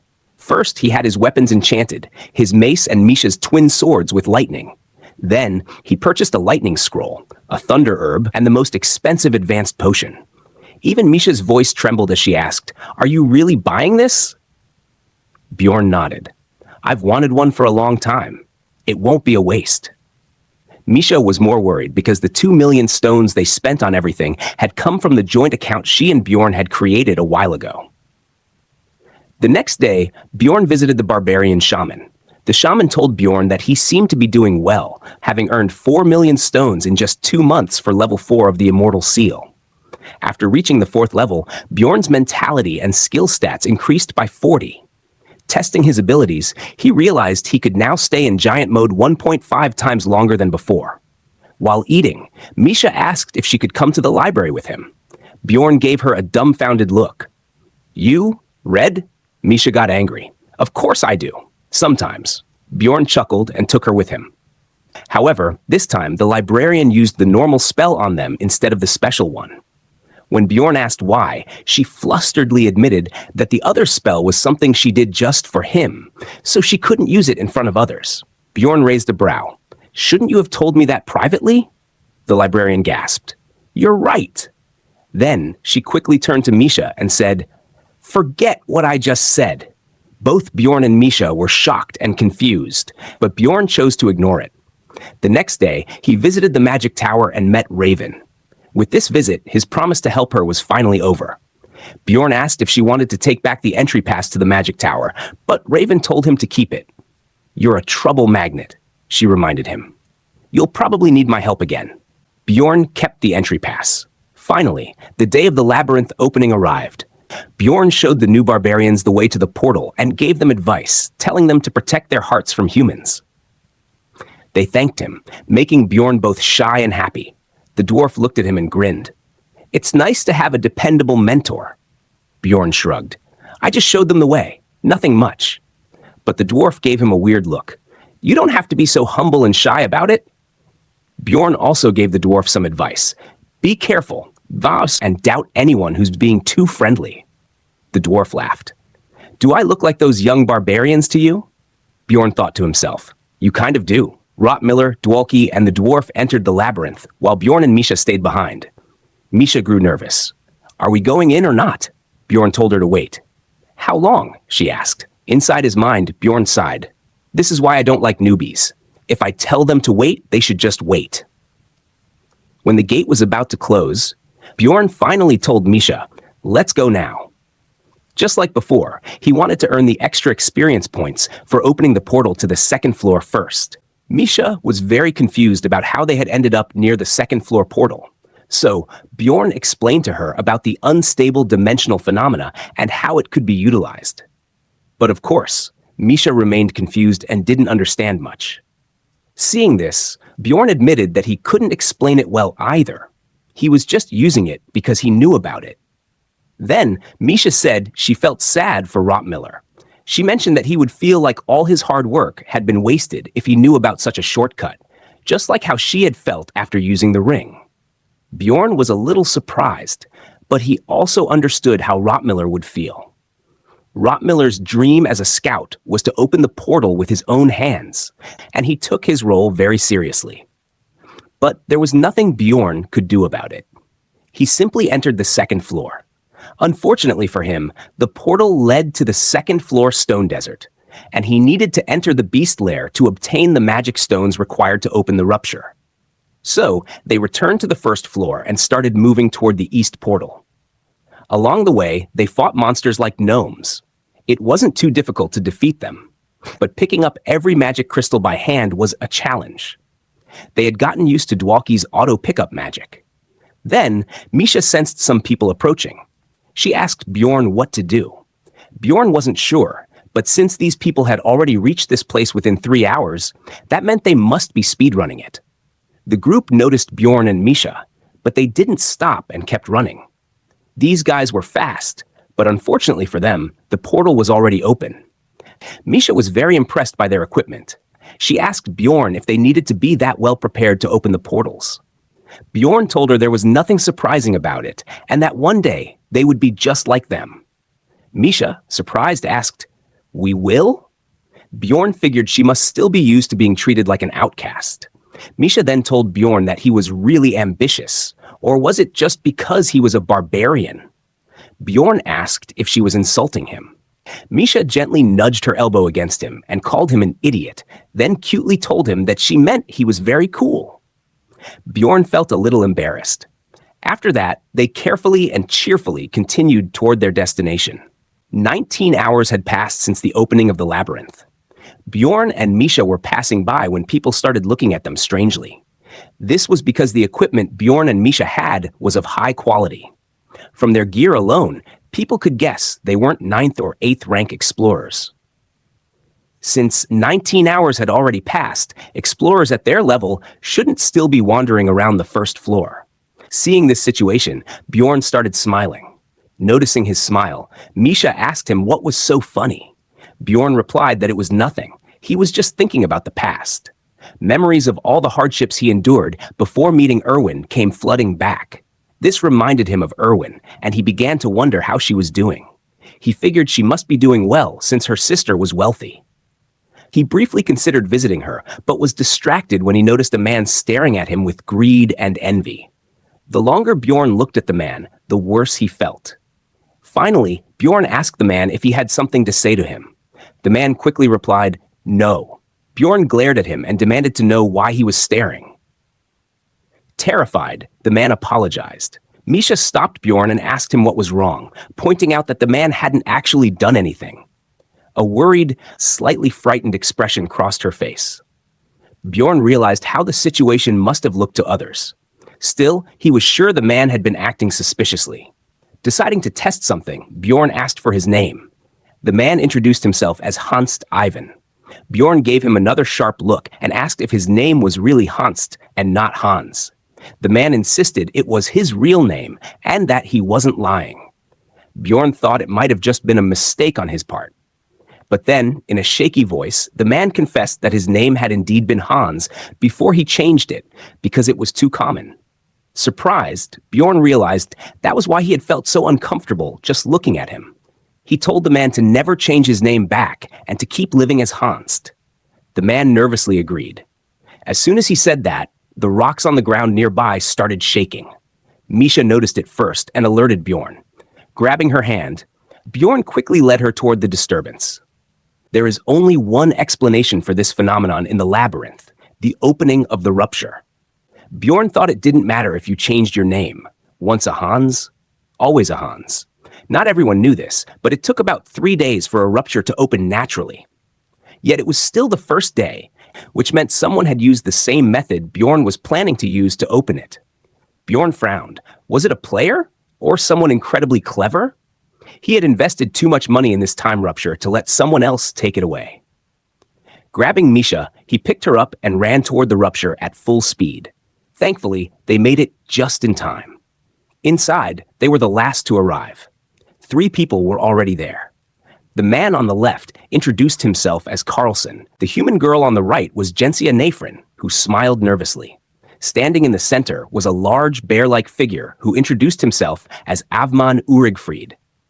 Bjorn smiled confidently and introduced himself as Thor's son, Bjorn, while calling Misha Michelle. It was a bold move, but he didn't want to give away their real identities. Misha looked at him, confused, but caught on quickly and tried to play along. She attempted a poker face, failing miserably. Bjorn spoke to cover for her. "I'm best suited as a tank. What about you all?" Jensia stepped forward. "I've been a scout since childhood. I also ate goblin archer essence." She seemed proud of that fact. Carlson followed. "I use a sword and shield. I fight at the front during team battles." Bjorn nodded, trying to read their abilities. Based on their experience, they were clearly first or second floor explorers. Beginners. Well, it made sense. A rupture usually opened naturally after 5 to 6 months in city time, or 4 months if forced. In other words, it hadn't even been 5 months yet, so there was no way an upper floor explorer would be wandering around the first floor. If Bjorn and Misha had stopped by the beast lair and opened the rupture 3 days after the labyrinth appeared, then the others had to be complete beginners, people who had never even stepped onto the second floor. At least a day had passed since then. Still, that only made the bear guy stand out even more, raising Bjorn's suspicion. Bjorn glanced at the bear guy. Something felt off. He couldn't shake the feeling that the bear guy didn't belong here. "What about you?" Bjorn asked, folding his arms. The bear guy didn't say much. He simply pointed at his massive crossbow. "That's not enough," Bjorn said firmly. "We need details." The bear guy crossed his arms. "Maybe you should introduce yourself properly before you demand information from others." Bjorn narrowed his eyes but decided to play along. "I'm a 6th rank explorer. Michelle is a 7th rank. We're mostly active on the 4th floor." The bear guy raised an eyebrow. "I'm 5th rank," he said. "Then why are you on the 1st floor?" Bjorn asked, his suspicion deepening. The bear guy shrugged. "I could ask you the same thing. What's a 6th rank explorer doing on the 1st floor?" The room grew tense. Bjorn knew he couldn't press too hard without giving away too much. "We usually have a team," he explained. "But this time we're alone. No scout, so we had to stay on the 1st floor when the rupture opened." The bear guy smirked. "What a coincidence. Same here. I left my team long ago." Bjorn was taken aback. An archer strong enough to go solo? That was rare. But looking at the bear guy's massive frame and deadly crossbow, it wasn't impossible. Still, something didn't add up. Someone here had opened the rupture, and Bjorn was almost certain it was the bear guy. Bjorn needed answers. Who got here first? Carlson spoke first. I think we all arrived at pretty much the same time. Jensia nodded in agreement. Why does it matter? The bear guy asked, his eyes narrowing slightly. Bjorn felt like he was in a game of Mafia. Or, for modern players, Among Us, where someone was clearly the imposter, and it was up to the rest to figure out who. An old game like Werewolf came to mind, where villagers had to find the wolf among them. Bjorn snapped back into focus. Bjorn made it clear. He, Misha, and the bear guy would each take a share, while Carlson and Jensia would split one person's worth of loot. They'd also give them the remaining essences. Misha would consume the Guardian Essence, and if they got a Rupture Stone or a numbered item, they'd roll the dice for it. The bear guy agreed without fuss. With the deal set, they stepped onto the formation and began moving. Bjorn couldn't help but feel a bit lucky. Whoever had opened the Rupture had unknowingly chosen the exact one he had planned to open. That meant all the preparations and items they had ready wouldn't go to waste. They walked in silence for a while. No monsters in sight. 30 minutes later, they finally came across their first one. A 7th rank Yeti blocked their path. The creature loomed in the icy corridor, its white fur blending with the surrounding frost. Jensia froze. Do we have to fight that? The bear guy answered calmly. The correct paths are usually guarded by monsters. Bjorn frowned. That was a very player-like response. His suspicion of the bear guy only grew stronger. Bjorn stepped forward. Carlson, stay back. We'll handle it. The bear guy tightened his grip on his crossbow. I'll go first, he said, pulling back the string and launching a heavy arrow at the Yeti. The Yeti raised its massive arms and blocked the shot. The arrow struck its hand and got stuck. The Yeti struggled to pull it out, but couldn't. Bjorn recognized the skill immediately. Hook arrow. The bear guy looked a little disappointed when his arrow was blocked, but he accepted it without complaint. He shot a quick glance at Bjorn. You two can finish it off, he said. The bear guy was strict when it came to sharing the workload, but Bjorn didn't mind. In fact, he liked it. He tightened his grip on his mace and charged at the Yeti. Come on, he taunted, meeting the beast head-on. The Yeti roared and swung at him, but Bjorn dodged and countered with a heavy strike to its arm. The others watched, stunned, as Bjorn fought fiercely without hesitation. After a few exchanges, Bjorn called out, "Now!" Misha leapt into action, using her cat-like skills to land on the Yeti's back and strike its eye with precision. The Yeti thrashed for a moment before collapsing with a loud thud. Bjorn straightened, his expression calm but confident. He wanted to make sure the others knew how strong he and his cat's skills were, just enough to discourage any funny ideas. You two work pretty well together, the bear guy said. Thanks, Bjorn replied. They moved on, deeper into the ice cave, cutting through monsters along the way. Bjorn kept his guard up, still wondering who had opened the rupture and what they were hiding. After entering the snow caves, they fought off countless frost wolves. It made sense since frost wolves were the only monsters that appeared in the outer parts of the frost caves. They were just 9th rank monsters, but their strength lay in numbers. Bjorn and Misha handled most of the fighting. The bear guy helped too, but his crossbow was built for single, powerful attacks, not crowd control. Once they cleared the wolves, they reached a large stone pillar. Bjorn recognized this part of the path clearly, but waited to see if anyone else would step up and lead. No one did. That meant either the person who opened the rupture wasn't a player or was playing dumb. After wandering for a while, they found a set of ominous stairs. As they descended, Bjorn kept an eye on a particular hidden piece inside a nearby pillar. No one reacted to it, so he decided to ignore it for now and come back later. At the bottom of the stairs, they found a bright crystal cave, its radiance surprising despite being deep underground. Both Jensia and Misha lit up at the sight. In the center stood a massive ice pillar. Jensia reached out and touched it, and the pillar began to glow. Jensia flinched in surprise, but the bear guy calmly said, "Nothing to be surprised about. It's probably the key. I bet a few monsters will appear, and then the path will open." Bjorn narrowed his eyes. The bear guy's way of thinking was suspiciously like a gamer's mindset. He wasn't wrong. Monsters were coming, But it wouldn't just be a few. Suddenly, the first wave began. 20 frost wolves charged toward them. "Get to the stairs," Bjorn ordered. "It's easier to defend from there." The group hurried up, holding the higher ground. The wolves came fast, but Bjorn and Misha cut through them. In the second wave, stronger monsters appeared. Snow leopards and ice golems. Bjorn immediately focused on the golems, knowing their slowing debuff would be trouble if left alive. With a few powerful swings of his mace, he took them down quickly. After the waves of monsters, the mini-boss appeared, a mutated yeti called Frost Lord Cthulhu. As soon as it appeared, it cast a suppression skill. Bjorn had seen this before. It froze most people in place unless they were hit by something or increased their resistance. Misha bit her tongue to draw blood and break free, while Bjorn shrugged it off using his high resistance stats. Bjorn activated Wild Outburst, boosting his stats and raising his threat level. Misha frowned. I told you not to jump into battles on your own." The Frost Lord roared and unleashed a cold outburst, shooting a freezing beam from its mouth.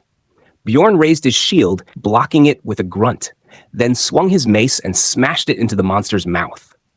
Cthulhu staggered back and retaliated with a heavy punch, but Bjorn deflected it with his shield and countered with another powerful strike. The battle seemed evenly matched until Bjorn heard a voice behind him.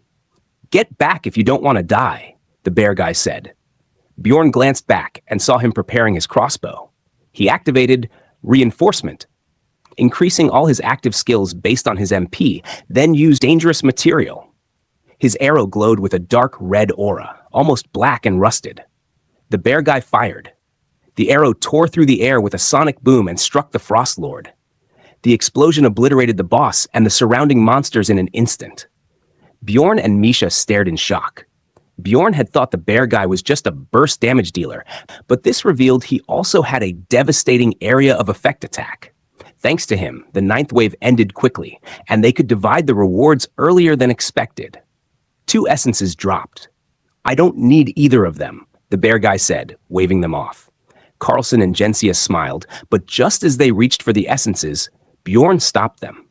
Bjorn told them to take the red one. Bjorn didn't care whether it was frost wolves or any other kind of essence. However, he wanted the essence of the boss yeti. Bjorn asked them if they had any problem with that. Carlson nervously said no. Well, Bjorn didn't care whether they had a problem or not. If they wanted it, they had to get stronger. Then, Misha congratulated Bjorn for obtaining the essence and becoming even stronger. Bjorn was confused and told Misha that this essence was hers.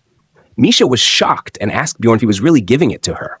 Bjorn asked if there was a problem. Misha nervously said that it wasn't that. She wanted it badly, but she was just asking, just in case, and that he shouldn't take it the wrong way. Bjorn said okay and told her to ask. Misha, now very nervous, asked Bjorn how much she would owe him if she ate it. Bjorn was stunned and confused about what kind of person she thought he was. Then, Bjorn started thinking about the boss Yeti's essence. This guy's essence provided a pretty good stat increase. It increased bone hardness as well as cold resistance, both of which were S-tier stats for defense. The main thing was that it also came with cold affinity. An affinity stat was an essential element for elemental users, helping to buff their pre-existing element. This essence would be useful for several years. While Bjorn was deep in thought about all of this, Misha grew more and more nervous about what he was going to ask for in exchange. But Bjorn kept thinking about the essence. She would also gain 1 passive skill, which didn't matter much, but she would also get an active skill that greatly increased her affinity when used. This skill had great potential and would become even more useful as they ventured deeper into the labyrinth. Bjorn was making weird faces as he thought about all this, and seeing his expressions, Misha became more and more scared of how much he was going to ask. She grabbed Bjorn's hand and made a face as if she were about to cry. In a trembling voice, she asked him how much he was going to ask for, since he was taking so long to answer. Bjorn hadn't realized she was still thinking about it. He told her that small things like this were for temporary members. Misha got flustered and asked, "Then what are we?" Bjorn asked her why she was hesitating so much and told her that it was enough for him that she stayed by his side. Misha grew even more flustered and said that it was nice to hear, but she asked why he kept saying things like that. Then she took the essence. After consuming it, Misha said it felt a little weird, probably because it had been 2 years since she last took one. Bjorn told her she would get used to it again. Then he asked the newbies what they were going to do. Carlson hesitated before saying that neither of them was going to take it. Bjorn was shocked. They were going to waste a precious essence, even though they were just newbies. Carlson said that it was because Miss Gensia saw that this essence was dropped by the Frost Wolf, so he thought it might not be a good fit for him. Bjorn asked him what he even knew about the Frost Wolves. They weren't that well known. Carlson admitted that he didn't know anything, but since it was a 9th rank essence, he thought a better one might pop up later. That was a bit suspicious, but Bjorn couldn't judge too much from their response alone. Besides, this Rupture had a high chance of dropping essences. Bjorn then asked Gensia if it was the same for her. She said that erasing essences was very expensive, so she figured she shouldn't make the same mistake again. She was a swordsman, but she had eaten the goblin archer essence before. If one of them had taken the essence, Bjorn would have ruled them out of his suspicion. However, neither of them took it, and their answers were also perfect. Now Bjorn started to wonder if all of them were on the same side and just fooling him. Just when they thought it was all over, the ceiling cracked and a paw emerged. Then the final boss came down, a wolf holding a weapon in its arms, or rather, in its paws. But it still wasn't time to fight it yet. The wolf boss smashed its weapon onto the ice floor, causing it to collapse, and everyone fell down. They entered a special area, and just like in the witch's forest, field effects were applied to them. The first effect was hypothermia. Their agility stats were also greatly reduced, and the ice element damage they would take was doubled. They fell into the water. In the game, you would just wait for the loading screen to finish and start already out of the water, though with less HP. But in reality, they were tossed left and right by the currents before being thrown off a waterfall. That was the real reason they started with less HP. While Bjorn was thinking about taking a break to heal up a little, Misha came running to him, crying, and asked if he was all right. Bjorn told her he was fine, and asked how she was. She hadn't even been thinking about herself, but when she realized it, she said, "Yes, I also seem fine." The bear guy was already sitting next to a fire. He called out to the others, saying that if they were awake, they should come over. Misha was surprised to see the fire and asked him if he always carried firewood with him. He said yes, since he always traveled alone. Gensia and Carlson both said that it felt strangely cold and that they weren't getting any warmer despite sitting near the fire. The bear guy told them that meant this place might be a special area. Misha was surprised and said, "Like the witch's forest?" She then realized she wasn't feeling cold at all. Her cold resistance was pretty high, so it made sense. She looked at Bjorn and asked if he was cold. Bjorn said yes, but it wasn't like it hurt him. Misha frowned. "What do you mean?" Bjorn explained. "I mean, my body is shivering from the cold, but it doesn't actually hurt." Misha sighed. "You're really stupid." Then she opened her blanket and told him to come closer. He would feel better that way. Bjorn got embarrassed, and the bear guy started whistling, making Bjorn sure he wasn't misinterpreting the situation. Anyway, they decided that this area was safe, so they set up camp there for the night. However, Bjorn chose to sleep a little further from the others, since he didn't even know what the other party's intentions were. The bear guy warned him that it would be cold away from the fire, but Misha told him that they had their own firewood. Bjorn and Misha lit their own fire separate from the others.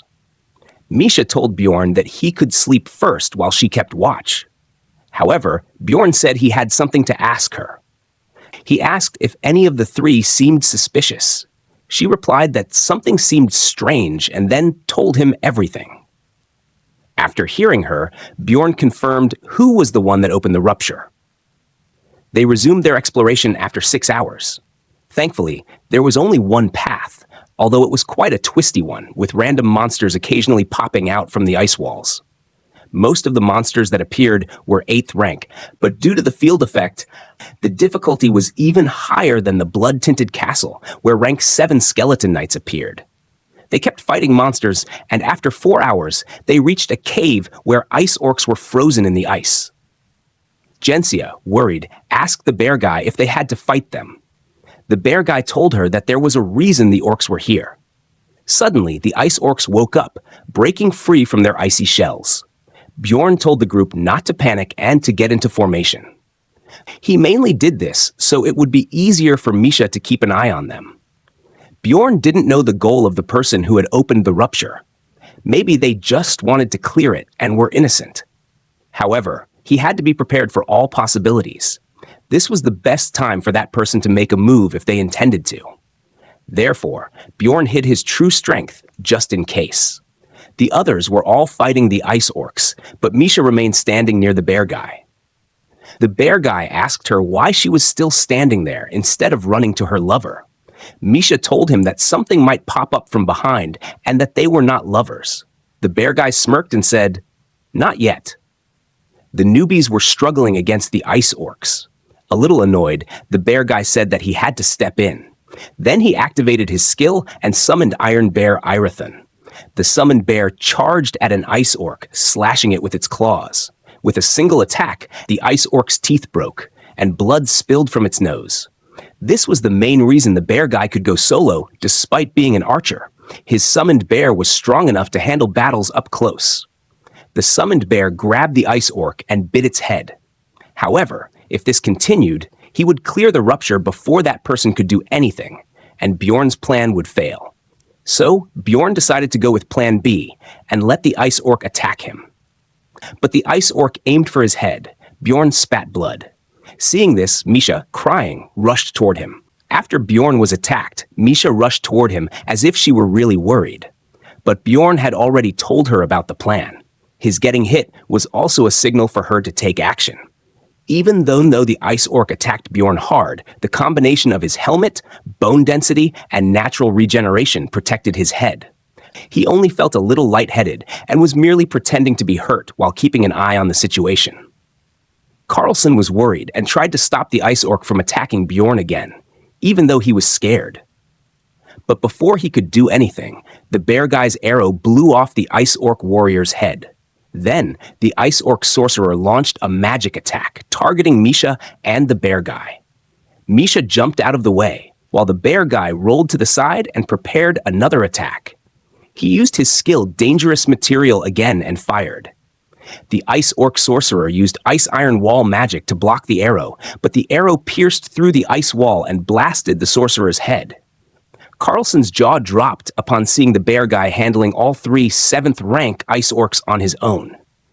Just as Bjorn's plan to create a difficult situation was becoming pointless, the culprit made her move. She used the skill Armor Change, upgrading her equipment to high-ranking gear. Then, she activated her stealth skill to hide herself.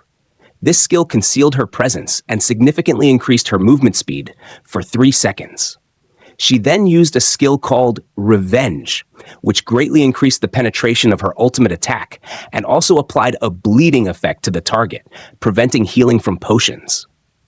While the bear guy was busy reloading his crossbow, unaware of her presence, she plunged her sword through his heart. Because of the critical hit, his summoning was also cancelled. Gensia laughed, saying she could easily earn 30 million from him. While she was reveling in her moment, Misha threw a bottle at her. Gensia, confused and angry, demanded to know what Misha had thrown. But before she could react, Bjorn appeared behind her, activating Wild Outburst, and attacked. Gensia barely dodged in time, shocked that Bjorn had anticipated her move. She tried to use her stealth skill again, but it was immediately cancelled due to the witch's lamp solution Misha had thrown earlier. Laughing, Bjorn called her a dumbass, mocking her for revealing that she had consumed Goblin Archer Essence. If she hadn't mentioned it, Bjorn wouldn't have known about her stealth ability. There had been many hints from the start that she was the imposter who had triggered the rupture. She kept pointing out key details while pretending to know nothing. If you had guessed she was the one, you have great observation skills. However, what confirmed Bjorn's suspicions was something Misha told him. Gensia's scent had changed after she fell into the water. Before that, she smelled like the beast lair, and her shoes were covered in dust from it. To reach the ice cave's rupture, one must pass through the beast lair. Absolute proof that she was the imposter who had opened the rupture.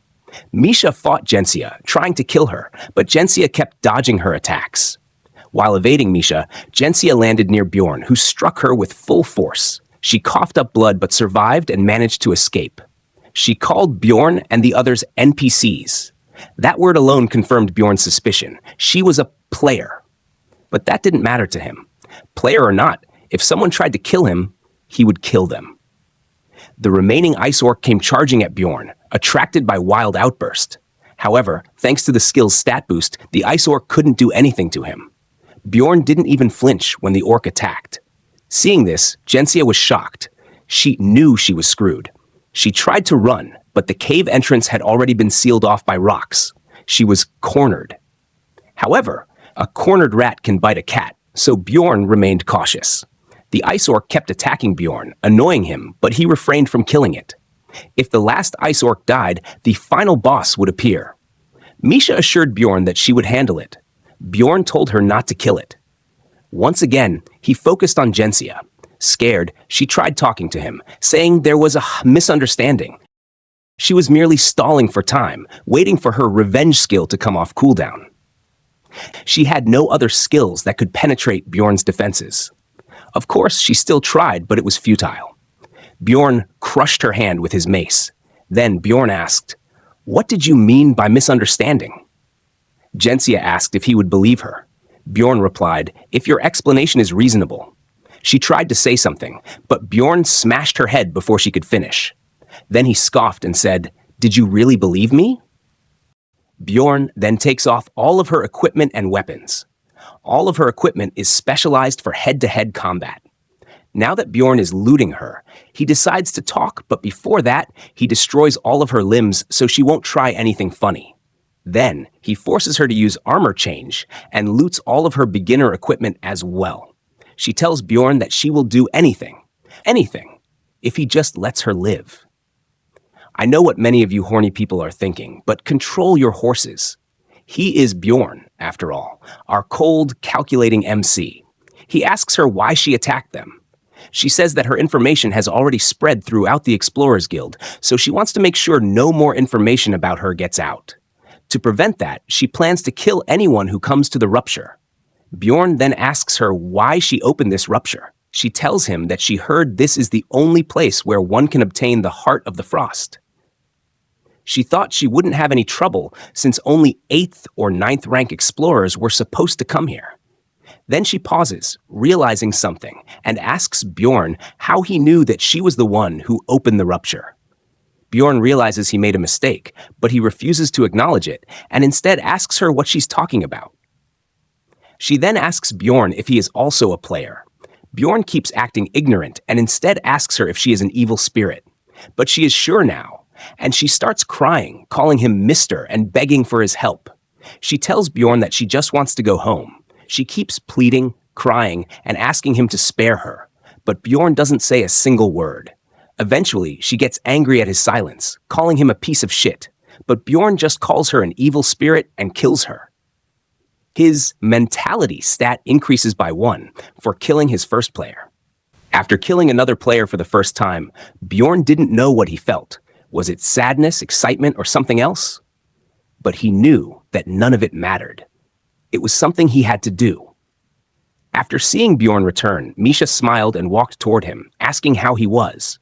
She had been worried because he had taken so long. She had left Carlson to deal with an ice orc alone, and now Carlson was calling for help. Bjorn told Misha that she could kill it now, but she should try using her new skills while she was at it, and to finish it off quickly. Misha nodded. On the other hand, Carlson was on the verge of being killed by the ice orc when Misha used her skill to start attacking. She first sliced its wrists, and thanks to her skill, the ice orc received the frostbite status effect. It stopped the bleeding, but also prevented the wound from healing. Depending on the type of monster, this effect could be very useful. However, the biggest advantage of frostbite was that it restricted movement. Unfortunately, since the ice orc had high cold resistance, it only affected its wrist. A normal monster of the same rank would have taken frostbite damage up to its elbow. Bjorn told Misha to go for its neck this time. She jumped from behind, stabbed her dagger into the ice orc's neck, and then asked Bjorn if that was good enough. Bjorn checked. The damage had reached its brain. Satisfied, he decided to end his experiment. He then asked Misha if she was ready for the final fight. After that, he cracked the ice orc's head open. As soon as the ice orc died, the wolf boss Tyrant Tarnbus appeared. Tyrant Tarnbus had some special traits. First, he was 1.5 times bigger than others of his kind. He also had about twice the stats of a normal lycanthrope. On top of that, he wielded an ice club that maximized his damage and boosted the hypothermia status effect. However, Bjorn was confident he could finish him in under 10 seconds. Why? Because he had prepared for this moment. Bjorn used a lightning herb and a lightning scroll, significantly increasing his lightning damage for 10 seconds. And this guy's weakness was lightning. The lightning paralyzed Tyrant Tarnbus. But Tarnbus had a skill that cleared movement-restricting debuffs. However, since it only removed the restriction rather than granting immunity, he could still be paralyzed again. And Misha was already ready. With lightning bombs. She threw countless lightning bombs at Tarnbus, sending him into a state of unconsciousness. In this state, he was easy to deal with, just like how Bjorn used to handle monsters with Einar. They simply beat the boss to death with their lightning-imbued weapons. Carlson was shocked by what had just happened. They earned 3 experience points for defeating him and 3 more because he was a guardian. He also dropped his essence. Bjorn told Misha to consume it. As always, Misha was hesitant, but Bjorn reminded her that they had already agreed at the start. She would take the guardian essence. She was still hesitating. So Bjorn simply pushed her toward the essence, forcing her to absorb it. After it was done, Bjorn turned his attention to the bear guy and was surprised that he was still alive. The sword had pierced his heart. Barely able to speak, bear guy weakly asked for a potion from his bag. Misha and Carlson took out the best quality potion bottle from his bag. Misha warned him not to regret using it later. Bear guy told them not to worry and just pour it. Misha poured the entire bottle onto his wound, but it didn't heal. Bear guy told them to keep pouring, but Bjorn realized the blade must have been imbued with something that prevented healing and regeneration. Bear guy then asked for an antidote, but Bjorn knew that wouldn't work against this kind of poison. The injury wasn't getting better, and the bleeding wouldn't stop. Then Misha suddenly remembered something. She asked Bjorn for a top-tier potion. Bjorn wasn't prepared for that request, but since it was Misha, he handed it over. Even with the top-tier potion and 5 advanced potions from Bear Guy, the wound only closed up a little. The poison must have been extremely powerful. A top-tier potion could even regenerate a severed limb, yet all it did for Bear Guy was provide basic first aid. After that, Bjorn gave Carlson his share of the loot. Carlson was shocked. It was more than what was promised. Bjorn told him to just take it, since he hadn't received any essence. In truth, Bjorn had given him extra so he would stay quiet about what had happened today. Bjorn told him that if he felt guilty for taking more than he was owed, he could make up for it by keeping quiet. But Misha was staring at Bjorn with an odd look, one that seemed proud. Bjorn felt nervous seeing that weird expression in her eyes. Meanwhile, Bear Guy finally woke up after Carlson left. Bear Guy said he was lucky to have survived. He knew full well how much Misha and Bjorn would have benefited if he had died. Then he told Bjorn that he would pay him back for the top-tier potion and asked how much it cost. Bjorn replied, 5 million stones will do. Bear Guy scoffed. It only costs 1 million stones for a top-tier potion. Bjorn shrugged. Is that so? Then I must have been scammed. Bear Guy smiled. Yes, the value of an item changes depending on the situation. But since Bear Guy didn't have that much money on him right now, he decided to pay Bjorn later. As collateral, he left behind one of his numbered items. This numbered item was called Necromancer's Arrogance. It could save its user's life 3 times if they were hit by a fatal attack. This item was the reason Bear Guy had survived. Bjorn considered keeping it in exchange for 5 million stones. But before he could even say anything, Bear Guy suddenly called Bjorn by his real full name, Jandel's son, Bjorn. Then he warned Bjorn not to even think about keeping it. Misha was shocked. How do you know his name? But Bear Guy didn't answer. Instead, he simply said, I won't forget this kindness.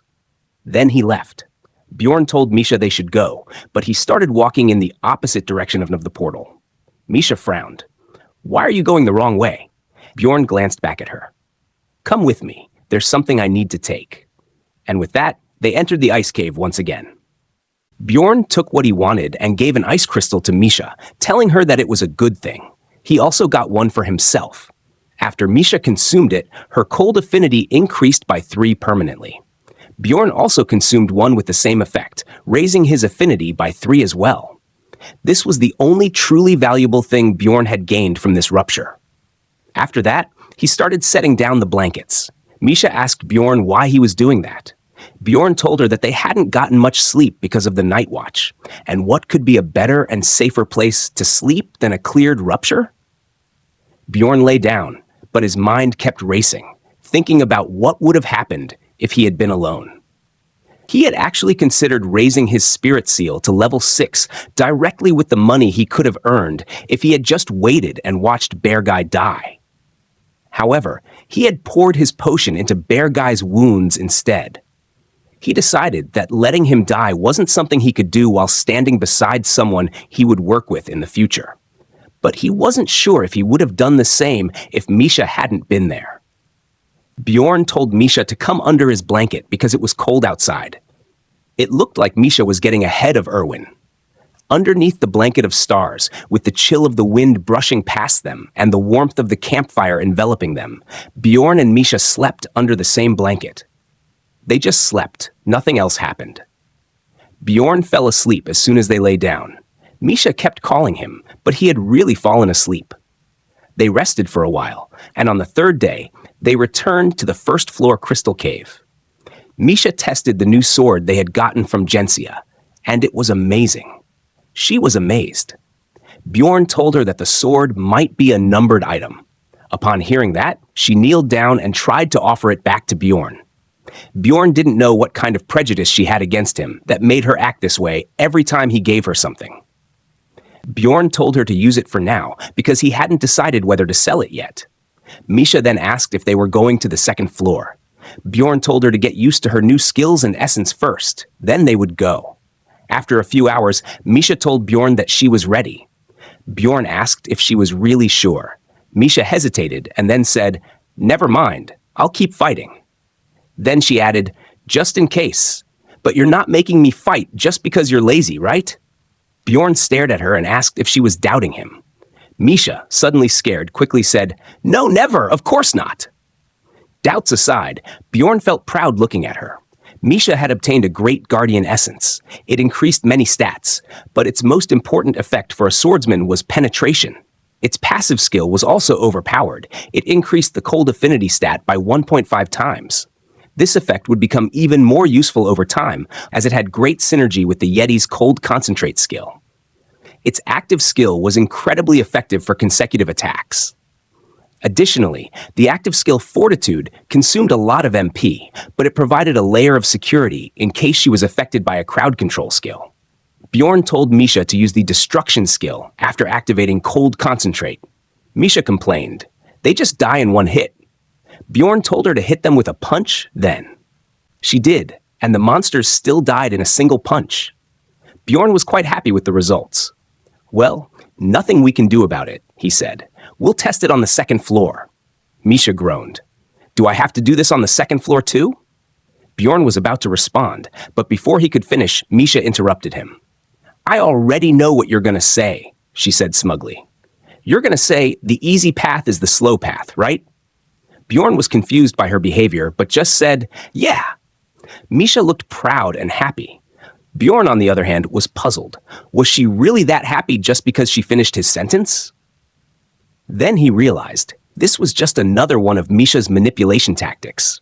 She would probably calm down if he just pretended to lose to her in an argument after he did something wrong. As Misha and Bjorn walked through, the blue crystals turned red. Misha was confused and asked Bjorn about it. Bjorn told her that someone must have summoned the Floor Lord. "It's not a big deal. We should just keep moving." At first, Misha simply said, "Oh, okay." But then she realized what he had said and suddenly shouted, "Floor Lord?" Because of Ryakis, she had extreme fear of Floor Lords. Bjorn tried to calm her down, explaining that the first Floor Lord was calm, unlike the third Floor Lord, Ryakis. There were no changes in monster behavior, and the portal didn't close. Unlike Ryakis, who massacred the entire floor, this one simply disappeared quietly if the raid against it failed. After a lot more reassurance, Misha finally calmed down. Then, she asked who could have summoned it, since it was common sense not to stay in groups larger than 5 here. Bjorn speculated, it might be on purpose. There might be a clan trying to take down the Floor Lord. After all, someone had bought the strategy to defeat the first Floor Lord from Bjorn. But that person had only 2 weeks to prepare, which meant they were quite impatient. Bjorn decided to look into it later. For now, they entered the second floor, the Land of the Dead. It took them almost a day to get there. Without Rottmiller, they were really slow.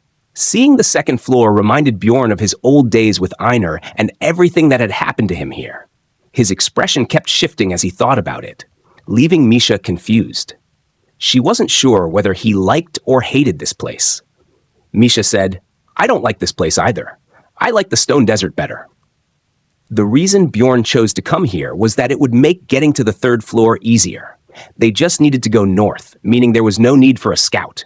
Plus, since it was just the two of them, Bjorn could summon a Death Knight for a raid. It was a 6th rank monster, so it would help Bjorn gauge Misha's strength while giving them some valuable experience. Soon, they encountered 2 Death Fiends, and the fight began. Since Bjorn hadn't been able to properly test Misha's abilities on the first floor, he started testing her skills now. One of the Death Fiends used the skill Call of the Dead to summon zombies. They started biting Bjorn, but because of his acidic blood, their mouths burned. Misha took care of them quickly. She then asked, "How's your injury?" But his wounds were already healed. She narrowed her eyes at him. "Are you some kind of monster?" Bjorn looked a little embarrassed and muttered, "Stop staring and keep fighting." They continued heading north while training. As a result, Misha got the hang of how much cold elemental attack she needed to use to inflict hypothermia instead of frozen status. They even encountered a Chimera wolf with a crowd control skill, which gave Misha the opportunity to learn how to use fortitude. Bjorn warned her, "This skill uses a lot of MP. You need to be careful with it." Misha smirked and said, "Do I look like a kid to you?" As Bjorn expected, a little while later, Misha did exactly what she wasn't supposed to do. She used up all her MP. Bjorn sighed and picked her up like a cat. Misha squirmed in his grasp. "Put me down," Bjorn simply said. "Just focus on recovering your MP." Sometime later, while Misha and Bjorn were resting, Bjorn heard voices nearby. A group had unknowingly set up camp close to them. Since it was already time for Bjorn to wake Misha up and start moving, he was about to do so, until he overheard something that made his blood boil. They were talking about a barbarian sleeping nearby, laughing about how they could deal with him later. One of them joked that mages liked fresh materials. Bjorn clenched his fists. Somewhere among these hyena-like explorers, a young barbarian was sleeping, unaware of the danger around him. Bjorn was furious. The barbarians who went through the coming-of-age ceremony with Bjorn are mostly dead, and it's impossible that it was really just the monsters that did it. Bjorn was angry because he had also gone through something similar. But, from what he heard, they didn't seem to be doing anything today. He thought about what he should do. Should he just kill them? That would be easy, but not good for the young barbarian. So he came up with a plan, woke Misha up, and told her to change her gear. The other group was resting when Bjorn shouted. Misha asked him why he did that. Bjorn said he just felt like it. Then they walked right into the other group's camp. He acted cheerful upon seeing people. They stopped Bjorn and woke up the barbarian with them. The young barbarian asked, "What is it? Is it a monster?" They told him it was an explorer. He asked, "Then why wake me up? I was sleeping nicely." The archer guy reminded him that they had been told to be cautious of explorers as well as monsters.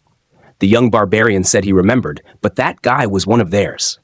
Bjorn also acted very happy to see him. Then the two met cheerfully and introduced themselves. The young barbarian's name was Charon. son of Tarsan. Bjorn used his fake full name again. Bjorn, son of Thor. They acted so friendly that both Misha and the others began to feel weird. Even though Misha knew Bjorn was acting, she still wanted to keep her distance for now. Charon made a weird face and told everyone to put down their weapons, saying that Thor's son Bjorn wasn't a bad explorer. Bjorn also made a weird face and repeated that he wasn't a bad explorer. Seeing their expressions, the group gave in, and their leader addressed Bjorn as Barbarian. Bjorn corrected him. It's Thor's son, Bjorn. Then the leader called him Thor. Bjorn replied, That's my father's name. Then the leader called him Bjorn. Bjorn said, We're not that close. Call me by my full name. Their leader was so angry he was almost about to hit Bjorn, but Bjorn acted innocent and asked what was wrong. The leader, controlling his temper, asked Bjorn to leave, saying they were resting. Bjorn replied, Ah, perfect then. We're also looking for a place to rest. The leader, confused, asked what he was talking about, but Bjorn kept going, saying he heard it's called Night Buddies. The enemy team was speechless at Bjorn's shameless and stubborn face. Their leader asked what he meant and told him that from the second floor onward, people don't form night buddy groups. It's common sense to form trustworthy parties. Bjorn asked, So you don't do night buddies? Their leader said, If you understand that, then leave. But Bjorn got angry and called them stupid. He asked if their heads were just for decoration. Bjorn pointed out that there were 4 of them and 2 of Bjorn's group. So if 7 people rotated night watch, everyone could sleep more. He did the math wrong on purpose and acted like a dumb barbarian. Charon was shocked. He asked, If such a good method exists, why haven't explorers done this from the start? The enemy team was too stunned by the stupidity to say anything. Their leader looked at Misha and asked her to handle things, but then he noticed her, really noticed her, and his thoughts went wild as he scanned her body. He asked Misha what she thought. Misha was angry at his lustful eyes, but she held back and said she wasn't sure. But since they have a barbarian with them, they must be good people, she added. Actually, Bjorn lost his weapon, and I don't feel comfortable with someone doing night watch without one. The enemy leader got excited hearing that, but tried to hide his suspicion. So, Bjorn explained that he was bashing a monster when his weapon slipped from his hand and disappeared. The man believed the lame excuse. Bjorn asked again if they were doing the night buddy thing or not. The enemy group got greedy and said that while it wasn't normal, if they wanted to, they could rest for the night. Bjorn and Misha lay down, pretending to sleep. Misha whispered, Do we really have to do all this? Bjorn told her to stay quiet, and in return, he'd grant her one wish. Misha smiled and said, You promise? Then the enemy team started preparing to attack. 1 moved to Charon's side, and 2 approached Bjorn and Misha. They wanted to finish it in one blow. Bjorn yawned and pretended to wake up. He asked if anyone else was hungry. The others quickly hid their weapons and said yes, they also wanted to join. Bjorn said, Sure, and started moving. They couldn't wait any longer. Their leader attacked Bjorn with full force, but it barely affected him. Bjorn turned back with an angry look and asked, What are you doing? The man said his hand slipped.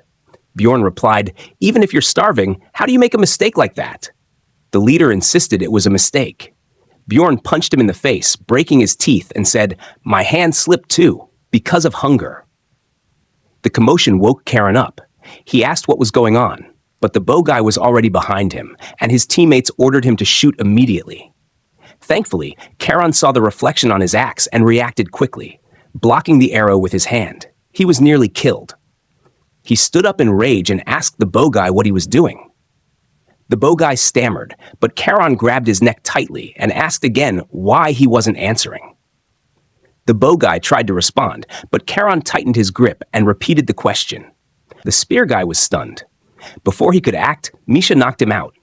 She said, I wasn't sure at first, but yeah, they really are plunderers. Bjorn turned to the archer, the only one still conscious and aware, and ordered him to read the notebook they had been passing among themselves. Loudly, Bjorn added. The archer hesitated, but opened the notebook with trembling fingers. He began to read aloud the words scribbled on the pages. Why would you expect that from a barbarian? Are you planning to kill them too? Their supposed leader had responded, "They're practically asking to be killed, so there's no reason to spare him." Another voice chimed in, "I found him suspicious. No barbarian can be that stupid." And then a third, "Suspicious? I'm all for it.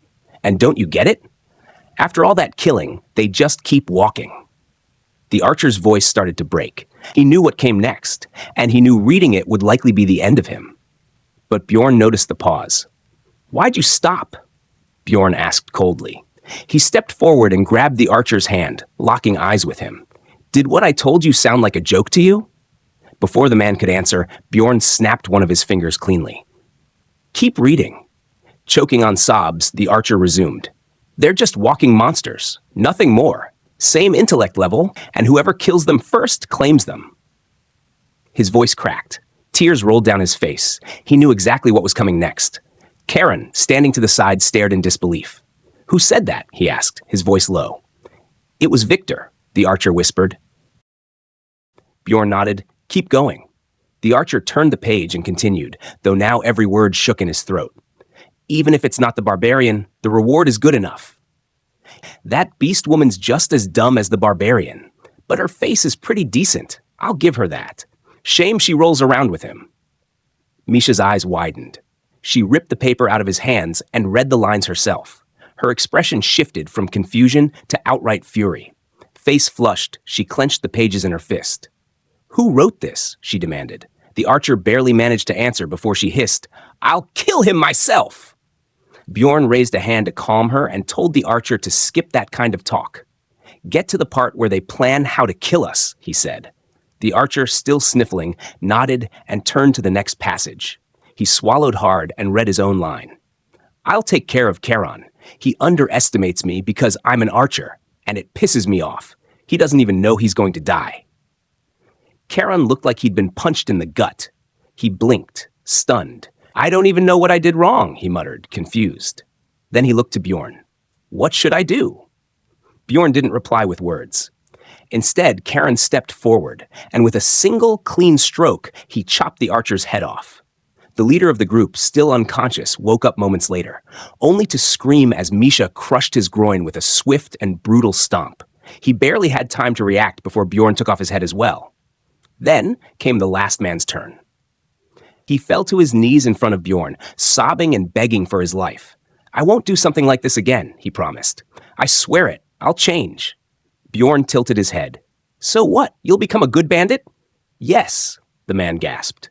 "I'll do what you say. I don't even know what I'm saying anymore." Bjorn said nothing. He reached down, grabbed the man's head and jaw, and with one brutal twist, ended it. His eyes, cold and unreadable, didn't waver for a second. After everything had settled, Charon poured only half a bottle of healing potion on his wounded hand. He left the rest untreated on purpose. Barbarians saw scars as badges of honor, marks of weakness overcome, reminders to become stronger warriors. Bjorn walked over and told Charon to take whatever he needed from the hunter's belongings. "I'm not that shameless," Charon replied. "I took something myself," Bjorn said. "At least take one thing." Charon nodded. "If that's the case..." He picked up a hammer and gave it a few test swings. "If my axe can't get the job done, I'll use this instead." "That all you're taking?" Bjorn asked. "It's all I need," Charon said. "Besides, the rest of the stuff's too small to carry around." Bjorn shrugged. "You can always sell what you don't need. Just advice." Soon after, Bjorn offered to accompany Charon back to the first floor. When they returned, Bjorn reintroduced himself, this time with his real identity. Charon raised an eyebrow. "Wait, you're that Bjorn?" Bjorn smirked. "Yeah, people call me Little Vulcan." Charon's eyes widened. "Then I'll sell what you gave me without hesitation and get myself some proper gear." Bjorn nodded in approval. "Good thinking. The stronger you get, the easier it'll be for young warriors to survive." "I'll make sure of it," Charon said firmly. Bjorn was doing all this for a reason. The barbarian tribe was the weakest among all the races. Individually, they had potential, but too many were targeted, and without proper education or support, most died before they had the chance to grow. But what if that started to change? What if it began with Charon? If more young barbarians survived, if more reached the top ranks as explorers, the cycle of success would strengthen the entire tribe. Whether Bjorn liked it or not, he was one of them. and a stronger tribe would benefit him too. Mages were the perfect example. Without the Magic Tower community behind them, could they really have been so arrogant, so untouchable? The revival of the barbarian tribe was still far off, but planting small seeds like this made it possible. So Bjorn began giving Karen advice. How to pick a good team, why it was smart to include at least one person from another race, and other tips he'd learned the hard way. Karen listened to every word carefully. Then, in a tone much darker than before, he said, "Thank you, Bjorn, son of Yandel. Hiding an axe behind kindness, it's a strong tactic. From now on, I'll only take humans as my overnight companions. And if any of them show their true nature," he paused, "I'll crush their skulls." His eyes were cold, his expression unreadable. The incident had clearly left a deeper mark on him than expected. He added, "If I ever meet a young warrior, I'll tell them what happened to me. I'll pass on your advice for the sake of our kind." Bjorn felt a little nervous hearing that intensity. "Okay," he said. One thing was clear. Whoever messed with Karen from now on was absolutely, irreversibly screwed. After that, Bjorn and Misha returned to the second floor. Land of the Dead. They had been searching for the Death Knight for 2 days now, and Bjorn was starting to wonder if it was time to give up. Misha noticed his frustration and said, "Don't be so down. I haven't heard anything about a large gravestone where the Death Knight is summoned on the 7th day. Not every book is going to be right, you know? Maybe you should stop cooping yourself up in the library and come out with me once in a while." Bjorn raised an eyebrow. "That's the alternative?" Misha turned a little red, but before she could reply, Bjorn said, "Forget it. Let's keep moving." Suddenly, both of them felt a cold chill crawl down their spines. A status effect, resentment, had been triggered. It reduced their healing and regeneration speed. To confirm it, Bjorn bit it into his lower lip and started counting. Normally, the small wound would heal in seconds, but it didn't. That's when a grin spread across his face. They had found it. The Death Knight was close, very close. They broke into a run. Resentment was one of the Death Knight's active skills, and if it was already active, that meant it had just been summoned. Someone else had found it, and likely already attacked. A player, maybe. Bjorn had to be careful, but all he cared about was the experience points. And if the Death Knight was already in battle, there was still a chance to land the final blow. Misha looked uneasy. "What are you going to do?" Bjorn didn't answer. He already had a plan. As they approached, they saw another team fighting the Death Knight. Without hesitation, Bjorn dashed forward and struck the final blow. "You have defeated the Death Knight, gained 4 experience points. Reminds me of that one friend who always stole my kills with a last hit." With the Death Knight down, Bjorn switched to his signature stupid face and shouted, "Don't worry, I've come to save you." The other team was stunned by what just happened. Misha was shocked too, but in a very different way. The other team's reaction was immediate, especially the elf girl. She looked furious. I could feel her emotion through the scene, and honestly, I understood. I'd be pissed too if someone stole my kill. Then again, maybe she was extra angry because elves and barbarians didn't exactly get along. Bjorn kept playing dumb, asking why they were mad when he just helped them. Misha jumped in, pretending Bjorn was out of control, and apologized on his behalf. Then one of the team members stepped forward. "I know this guy. He's the 3rd floor guy, Little Vulcan." Bjorn recognized him too. He was the one who had warned others to leave early and shared bits of info about Ryakis. So he was a player after all. The rest of the team softened. If he's Little Vulcan, then maybe this really was a misunderstanding. Maybe he acted with good intentions. The elf girl still didn't look convinced. The player stepped forward and said, "There's no way a hero like him would do something as petty as kill stealing." That's when Bjorn realized the real purpose of building a good reputation. It covered you. Meanwhile, Misha stood beside him, failing miserably at hiding her terrible poker face. The player extended his hand. "Let's introduce ourselves properly." Bjorn took his hand and nodded. "Bjorn?" "And I'm Hans Kriesen," the player said. The moment the name left his mouth, a familiar fear shot down Bjorn's spine. Bjorn was so afraid of Hans that the moment he heard the name, his body tensed up. Without hesitation, he backed down and raised a hand, shouting at the player who possessed Hans's body. "Stop! Right there! Then, without waiting for a response, he grabbed Misha by the arm and took off running. The presence of a player inside Hans' body brought too much chaos for Bjorn to handle at once. He couldn't think, only react. Misha, breathless and struggling to keep up, glanced sideways at him. "Why are we running like this? What's going on?" "I'll explain later," Bjorn muttered, eyes scanning ahead. "Right now, we need to get out of here." Behind them, the player stood still, just as confused by what had happened. But Bjorn's heart was already pounding, not from the sprint, but from the dread of what might happen next. Meanwhile, the first floor had finally reopened. People who had been waiting inside began to spill out, and among them was Charon. As soon as he stepped into the open air, he threw his head back and laughed, loud and booming. The other barbarians noticed him instantly. Relief washed over Charon's face as he spotted his comrades alive and well. "You're all still standing," he said with a grin. They eyed the heavy bags and unfamiliar equipment strapped to his back. "Where did all that come from?" one of them asked, suspicious. "You looted someone?" Charon chuckled and motioned for them to gather around. No. Let me tell you what happened to me." As he told his story, the group's expressions darkened. Anger and disbelief filled the air. They weren't monsters, they said. They were warriors. But Charon's tale only fueled their emotions more. He spoke of Bjorn, how he had seen into the minds of vile plunderers and survived where many would have fallen. The others began to glorify what Bjorn had done, their respect for him growing even deeper. Word of their loud voices spread quickly. People nearby began whispering, but not all of it was praise. Some scoffed at the barbarians, calling them useless, noisy, only good for their big hearts. That mockery was the spark that ignited Charon's fury. He clenched his fists and turned to his kin. "From this moment on," he declared, "I'll pass on the same teachings that Bjorn, the son of Yandel, spoke. This will be our first noble step. All of us." The winds were shifting, and Hans's presence or curse had already begun to ripple through them all. In the depths of the labyrinth, Bjorn had already reached the third floor. He barely managed to find the portal, navigating without a scout.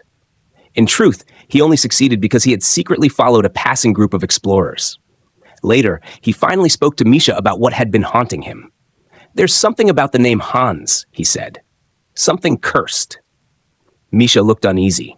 "If that name really is such a bad omen, shouldn't we just return to the first floor?" "It's not confirmed," Bjorn replied. "And even if it's true, going back to the city wouldn't change anything. In times like this, the best way to minimize loss is to finish the job." Misha sighed. "If you say so. But don't mention that name again. I feel uneasy now, too." Bjorn chuckled. "I don't know much about happy things, but sharing the bad ones, it really does cut them in half." She gave him a half-hearted glare. "Is that really something you should say, you crazy barbarian fool?" His smirk widened. "I was just kidding." "Don't lie. I saw it in your eyes. You meant every word." Bjorn hesitated, then said more softly, "Maybe I was, unconsciously relying on you." Misha's breath caught in her throat. A blush rose to her cheeks, and her anger melted into something gentler. "Well, thank you for telling me. You don't have to carry everything alone. From now on, you can rely on me for anything." She was smiling, bright, warm, sincere. And for a second, it felt like something had changed between them. Bjorn blinked. Then with a grin, "I was joking." He turned and bolted. "Bjorn!" Misha shouted, laughing and furious at the same time. "You idiot!" And she chased after him, her footsteps echoing in the depths of the labyrinth. After some time, they reached the resting point at the mouth of the Black River on the third floor. Bjorn carried Misha in his arms because she didn't like getting wet. But since they were late, all the prime spots were already taken. Misha said she'd let it slide and wouldn't beat him this time, claiming it was because she was generous. In truth, she was just afraid of water and didn't want to get wet. Bjorn put her down, and then he heard some voices. A man was loudly saying, "There's no tree that doesn't fall after being struck 10 times. Then another, in a timid voice, said, "As you know, she's..." But before he could finish, people nearby told him to keep quiet since everyone was trying to sleep.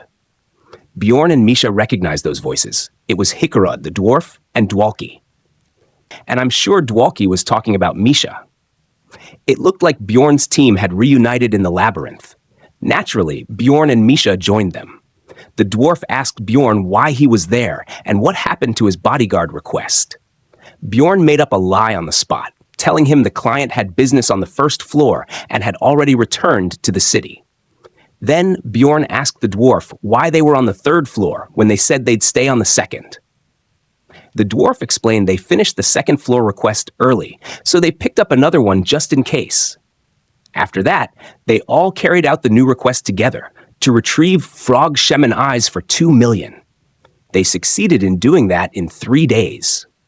Dwalkie used his magic to preserve the monster corpse so it wouldn't vanish. He said it really felt like luck was on their side when Misha was around. The dwarf muttered that this guy's love blindness was something else, and he believed it was Bjorn who brought the luck, not Misha. Bjorn felt really weird. He told everyone they should start heading toward the fourth floor, and everyone agreed. After running non-stop for 3 days, just 3 hours before the third floor closed, they finally reached the portal. Bjorn told Rottmiller he did a great job. After a while, when the portal's color changed, they prepared to enter. If you forgot, the fourth floor is a little special. Every team enters a different space depending on the color of the portal. And when the color changes, you can't enter the same space as the previous team. That's why they waited. They began to enter, and when Bjorn was almost fully inside the portal, he heard a voice from behind calling him Mr. And we all know who calls Bjorn that. It's Erwin. Finally, after so much time, she's back in the story. Bjorn recognized the voice, but it was too late. They had already entered the fourth floor. As you know, that means Erwin can't enter the same space as Bjorn. Bjorn was dazed, thinking about Erwin, when everyone shouted at him to move quickly. Because the fourth floor, known as the Tower of the Sky, is dangerous. As soon as you enter, monsters pour out. The monsters that appeared were an orc shaman, stone golems, living armors, and even a Dullahan, a pretty strong combination. The Dullahan attacked the dwarf, who was barely dodging its attacks. He warned everyone to be careful. Even if the monsters were lower rank, their combination was tough. But before he could finish his speech, Bjorn and the others had already defeated all the monsters. While they were chatting, Dwalkie was showing off his spells in front of Misha to impress her. Seeing all this, the dwarf was confused. Was combat always this easy? After the trial on the first floor of the Tower of the Sky ended, 4 gates appeared, each a different color.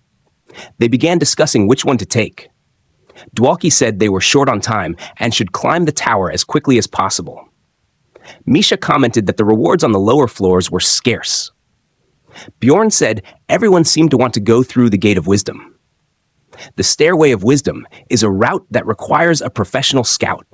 The paths are complex, filled with traps, and occasionally monsters appear. But if successful, you can ascend 5 floors at once. So Rottmiller, as the team's scout, was ready to lead them through the Golden Gate of Wisdom. After choosing the Stairway of Wisdom on the first floor, they then selected the Stairway of Courage, and once again the Stairway of Wisdom, eventually reaching the 12th floor. There they encountered a top-tier X-class monster among 5th-ranked creatures, a troll. Everyone was shocked. Why was a troll appearing on the 12th floor? Even Bjorn was stunned.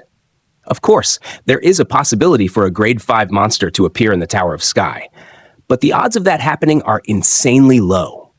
In the 10 years Bjorn had been playing this game, it had only happened 7 times, and all of those occurrences were above the 100th floor. For such a high-level boss monster to appear on the 12th floor, it could only mean one thing. The gods were truly against Bjorn today. But Bjorn quickly calmed himself and shouted at the others to do the same and focus. He used his savage outburst skill to attract the monster's attention, keeping it from attacking the rest of the party. The troll struck at Bjorn, and he barely managed to block the attack. The dwarf rushed in to help, shielding Bjorn from the blow by using his skills Knockback Immunity and Shock Absorption. The dwarf's shield shattered on impact. He restored it quickly with his Emergency Restoration skill, but Bjorn pushed him back and snapped, reminding him that he had told him to switch shields earlier. Bjorn then attacked the monster, but his efforts barely left a mark. Dwalkie and Rottmiller followed up with their own attacks, also ineffective. Rotmiller's arrow bounced off the troll's thick hide, and Dwalki's ice arrow was smashed to pieces by a single punch from the troll. Misha tried to target its ankle, but its hide was far too tough for her dagger to penetrate deeply. Seeing their attacks fail one after another, Dwalki began to lose his nerve. "We should run," he shouted. "Shut up and focus." Bjorn barked back. He knew there was nowhere to escape. He remembered the last time they faced a rank 5 monster, in the blood-tinted castle. Back then, they had a grade 6 mage with them, and since mages' levels are calculated as 1.5 times that of normal explorers, it was like having a grade 5 plus damage dealer on their side. That mage had even attacked the vampire with sun attribute spells, while Bjorn used the Tear of the Goddess, a relic strong enough to one-shot a Death Knight. And still, even then, the vampire didn't go down in one hit. That vampire had strong regeneration, but weak defense. This troll had both high regeneration and high defense, meaning if they couldn't control the flow of battle and manage their timing perfectly, not even a lucky shot would save them. Still, the probability of Bjorn and his team surviving wasn't zero. Bjorn had a plan. 15 minutes had passed since the fight began. Dwalki focused all his magic on course spells. Bjorn and the dwarf held the front line as tanks for as long as they could. Rotmiller occasionally diverted the troll's attention, giving Misha the chance to strike the same spot Bjorn had ordered her to. They were fighting with their lives on the line every second. It felt like walking on thin ice. Bjorn and the dwarf did their best to keep the troll's attention focused on them and away from the others. But Dwalki was running out of both breath and mana. Bjorn noticed and called out to him, "How much magic power do you have left?" "I can last 2 or 3 more minutes if I push myself," Dwalki replied. "And if you stop casting slow, then I can hold for 7 minutes. Okay, don't cast slow anymore." Then Bjorn turned to Misha. She frowned. "Even if you call out like that, it's not going to cut it." Bjorn didn't argue. Instead, he told the dwarf to handle the defense alone for now. Then he joined Misha, targeting the same arm she was attacking. But the troll didn't take it lying down. It activated its frenzy skill, eliminating pain and greatly increasing its physical stats. It attacked Bjorn again. Bjorn blocked the blow, then tossed aside his nearly broken shield. He went into full assault mode, no longer caring about defense, and began attacking the troll's arm like a madman. Once the arm was fully exposed and vulnerable, he shouted to Misha, "Now! Cut it down!" Misha sliced through the arm completely. The troll howled and immediately activated hyper-regeneration, an active skill that targets a specific body part, rapidly restoring it to its original state. But this skill had a 2-minute cooldown before it could be used again. Bjorn saw his chance. He tore off his armor and activated his giantification skill, growing nearly as large as the troll itself. Compared to him, the dwarf now looked even smaller. With hyper-regeneration on cooldown, if they could destroy the troll's brain or heart in the next 2 minutes, they could win. Of course, help but wonder. What if he obtained the troll essence and got hyper-regeneration for himself? Then, he could focus solely on protecting his heart, while the rest of his body would handle itself thanks to vampire essence and hyper-regeneration. But dreams are dreams. For now, they'd see what happened. Bjorn grabbed the troll and shouted to Misha, "Stab its eyes first, with my blood on your blade." Misha did as told, coating her weapon in Bjorn's acidic blood and plunging it toward the troll's eye. The monster thrashed violently, shaking its head and trying to throw her off, but Misha held on with all her strength, stabbing again and again while applying the corrosive blood. But no matter how many times she struck, her attacks couldn't pierce the troll's skull. Bjorn held onto the troll's other arm and tried to restrain its head while Misha desperately attempted to reach its brain. Then, suddenly, the troll shifted targets. It began focusing on Dwalki, stomping toward him with murderous intent. Rotmiller did everything he could to protect Dwalki, even though the troll was blind. It somehow knew where Dwalki was, perhaps sensing his mana. Whatever the cause, the situation turned to chaos in an instant. The dwarf rushed to intercept the troll, but had completely run out of mana. Without the strength to activate his skills, he was knocked out in a single blow. Misha turned her head, eyes wide with worry for the dwarf. "Don't stop," Bjorn barked. "Keep attacking." The troll charged ahead, relentlessly pursuing Dwalki. In just a few moments, it reached him and struck. Seeing her friend attack like that filled Misha with rage and anguish. Tears welled up in her eyes, but she didn't stop. Bjorn's voice came again, firm, unyielding. "Keep going. We can't stop now." With a scream, Misha continued her assault, stabbing wildly, ferociously, blood and tears spilling together. Bjorn fought beside her, but he had reached his limit. His mana depleted, his giant form collapsed. But then, finally, the troll fell. Dead at last, the troll finally fell. Its body hit the ground with a lifeless thud. Silence settled. No dramatic drop of essence, no shining reward. Just a single magic stone rolling to a stop in the dirt. Bjorn stared at it blankly. His heart felt hollow. This wasn't a dream. This place was real. Every decision, every mistake they made had consequences. Dwalki now lay drenched in blood, broken and still, because of the path Bjorn chose. Misha scrambled from body to body, checking them through her tears. Rotmiller, wounded legs but alive. The dwarf, just fainted. A healing potion would be enough. But Dwalki, his spine was shattered, his breathing shallow. He clung to life by a thread. Bjorn rushed to him and began pouring potion after potion into his mouth, desperately trying to save him. But it wasn't working. Dwalki's body was too fragile. A human mage, lightweight and vulnerable. The potions healed surface wounds, but not something this deep. Bjorn's hands trembled. I should have saved that supreme potion," he muttered, remembering the one he'd used on the bear man in the cave. The regret hit like a punch to the gut. His chest tightened. Damn it. Then, quietly, Rotmiller stepped forward. He pulled something from his bag, a supreme-grade potion. "I brought this, just in case," he said calmly, offering it. Bjorn took it with both hands, speechless. He didn't hesitate. He gave it to Dwalki. He was still weak, but no longer dying. Misha fell to her knees, sobbing in relief. "We made it?" "We all made it." Bjorn didn't speak. His hands were still clenched. They hadn't survived because they were strong.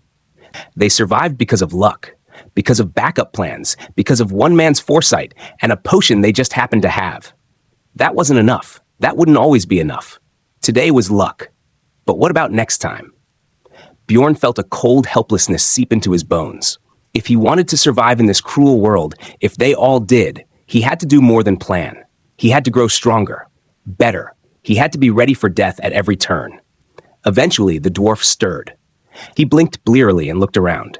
"So, we're alive," he said, surprised. Rotmiller laughed faintly. "Surviving a troll, that's a miracle. We should offer thanks at the temple." Bjorn bowed his head. "I'm sorry. I didn't know the troll would act like that in the end." The dwarf waved it off. "It's not your fault. If it weren't for you, we'd all be dead." Rotmiller nodded. "Don't blame yourself. You carried us through this." Soon, Dwalki stirred, groaning faintly as his eyes slowly opened. His face was pale, his breath shallow, but he was alive. "Is everyone okay?" he whispered, barely able to speak. Misha knelt beside him, smiling through her tears. Yes, we're okay. You're okay."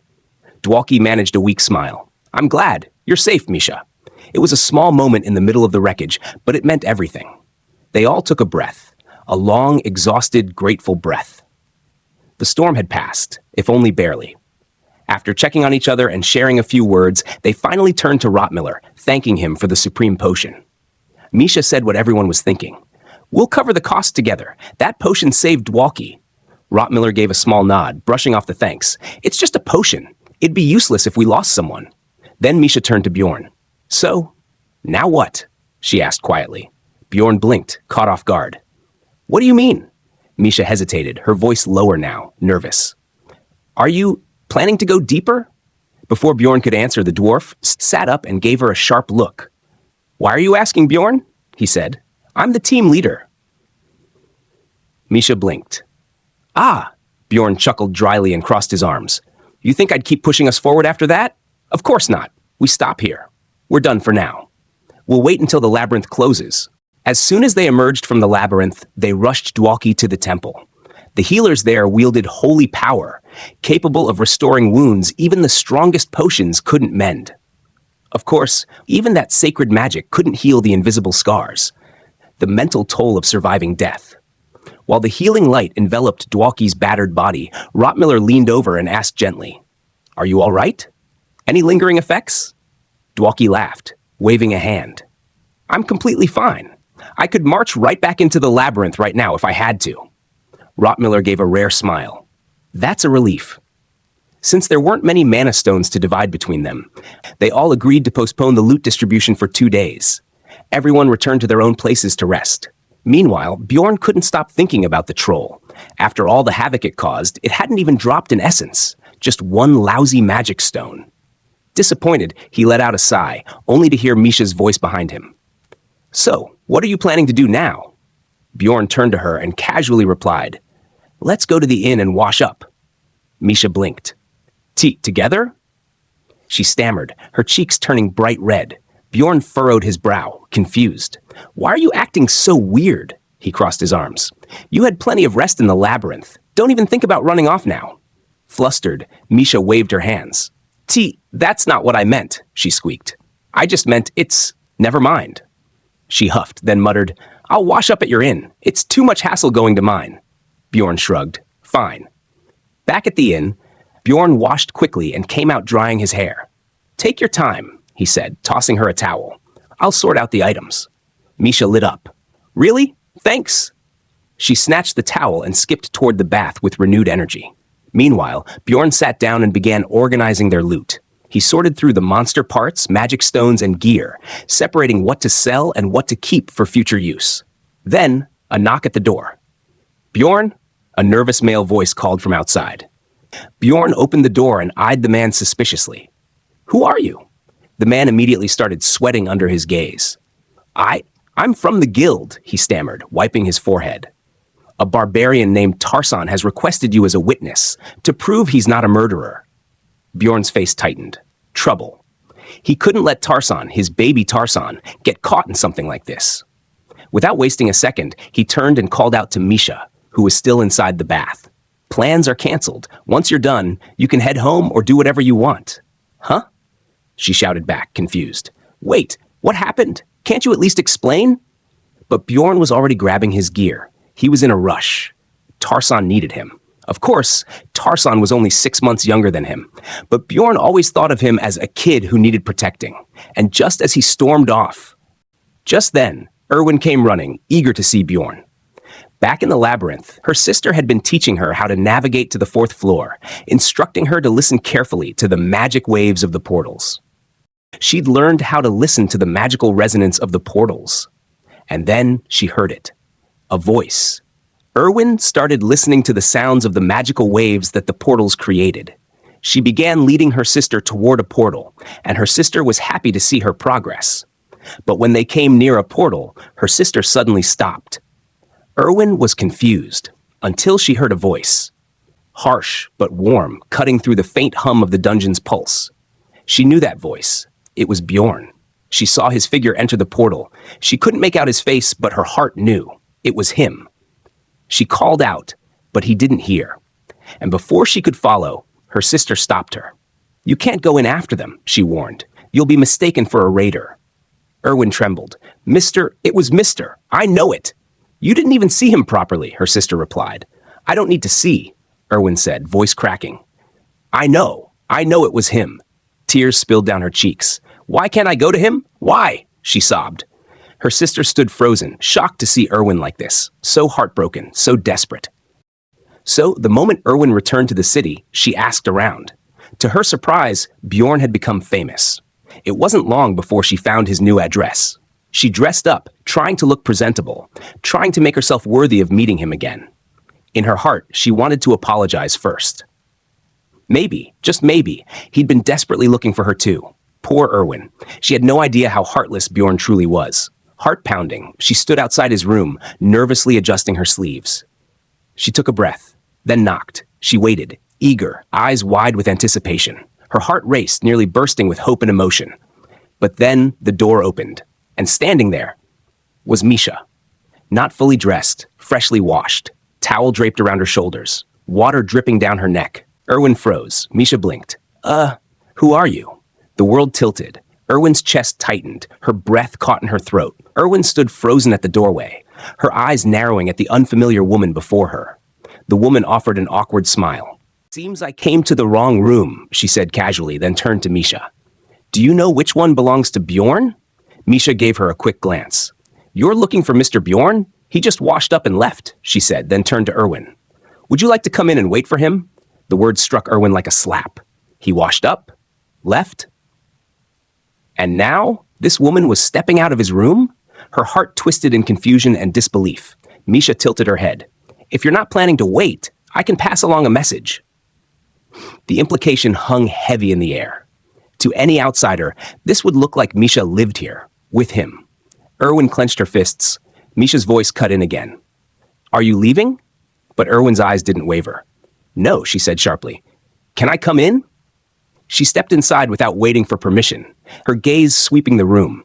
Sets of armor lay scattered, battle-worn, blood-stained, heavy with stories. "It's not always like this," Misha said quickly, brushing hair behind her ear. "It's just a little messy right now."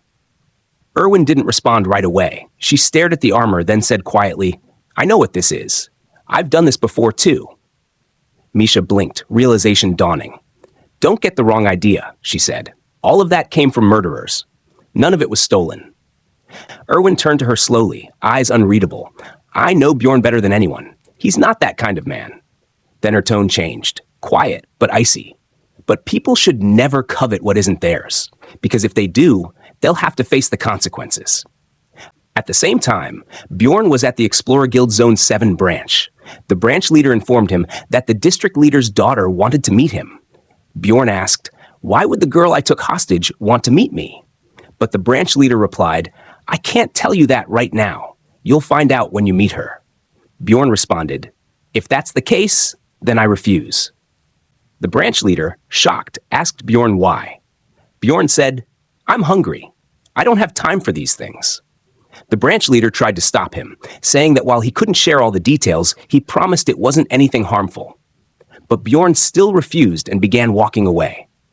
Back when Bjorn came to testify for Tarsan, they said Karen could go because the mages had already confirmed it was self-defense. But they asked Bjorn to stay. In short, Karen was bait to lure Bjorn here. The branch leader had planned it from the start, as Lady Urbana, the daughter of the district leader, wanted to meet Bjorn. Of course, Bjorn didn't remember her, so the branch leader explained that she was the one he had once taken hostage. But Bjorn didn't care. Urbana didn't want to live under her father's shadow all her life. The branch leader planned to use her to climb the ranks, intending to control her from behind the scenes. Of course, her father knew all of this. He wasn't a stupid man. He could take rebellion from his daughter, but not from someone else. So, he planned to get rid of both the branch leader and Bjorn. Even though Bjorn refused to meet or join his daughter, he was still seen as a thorn in the district leader's eyes. Well, we'll see what happens in the future. For now, when Bjorn left the guild, it began to rain. To get out of the rain, and also because he was hungry, he decided to go to a restaurant. As he started eating, he realized that Misha really cooked better food. Seeing the rain, Bjorn suddenly craved pancakes and rice wine. Of course, he couldn't get those here. But still, they were just a few of the things he missed from his old world. He had grown used to things here. His creaking bed, the inn with only a single toilet, and the daily laughs and chats with his comrades.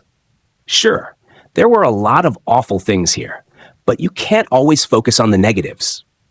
Still, if he wanted to reach the upper floors, he would need to form a new team. It was something he'd been thinking about for a while, but now, after the troll incident, he had made up his mind. If he wanted to reach the upper levels, which were swarmed by monsters far worse than trolls, he couldn't do it with his current team. As Bjorn was thinking about all this, a voice called his name. The one calling him was the Bear Man. Bjorn had forgotten his name, like he usually did. The Bear Man told Bjorn that he just called him AB, short for Abman. Then AB sat on a chair and said he didn't expect to see Bjorn here as a customer. Bjorn was confused by what he meant. AB explained that the restaurant was run by his wife.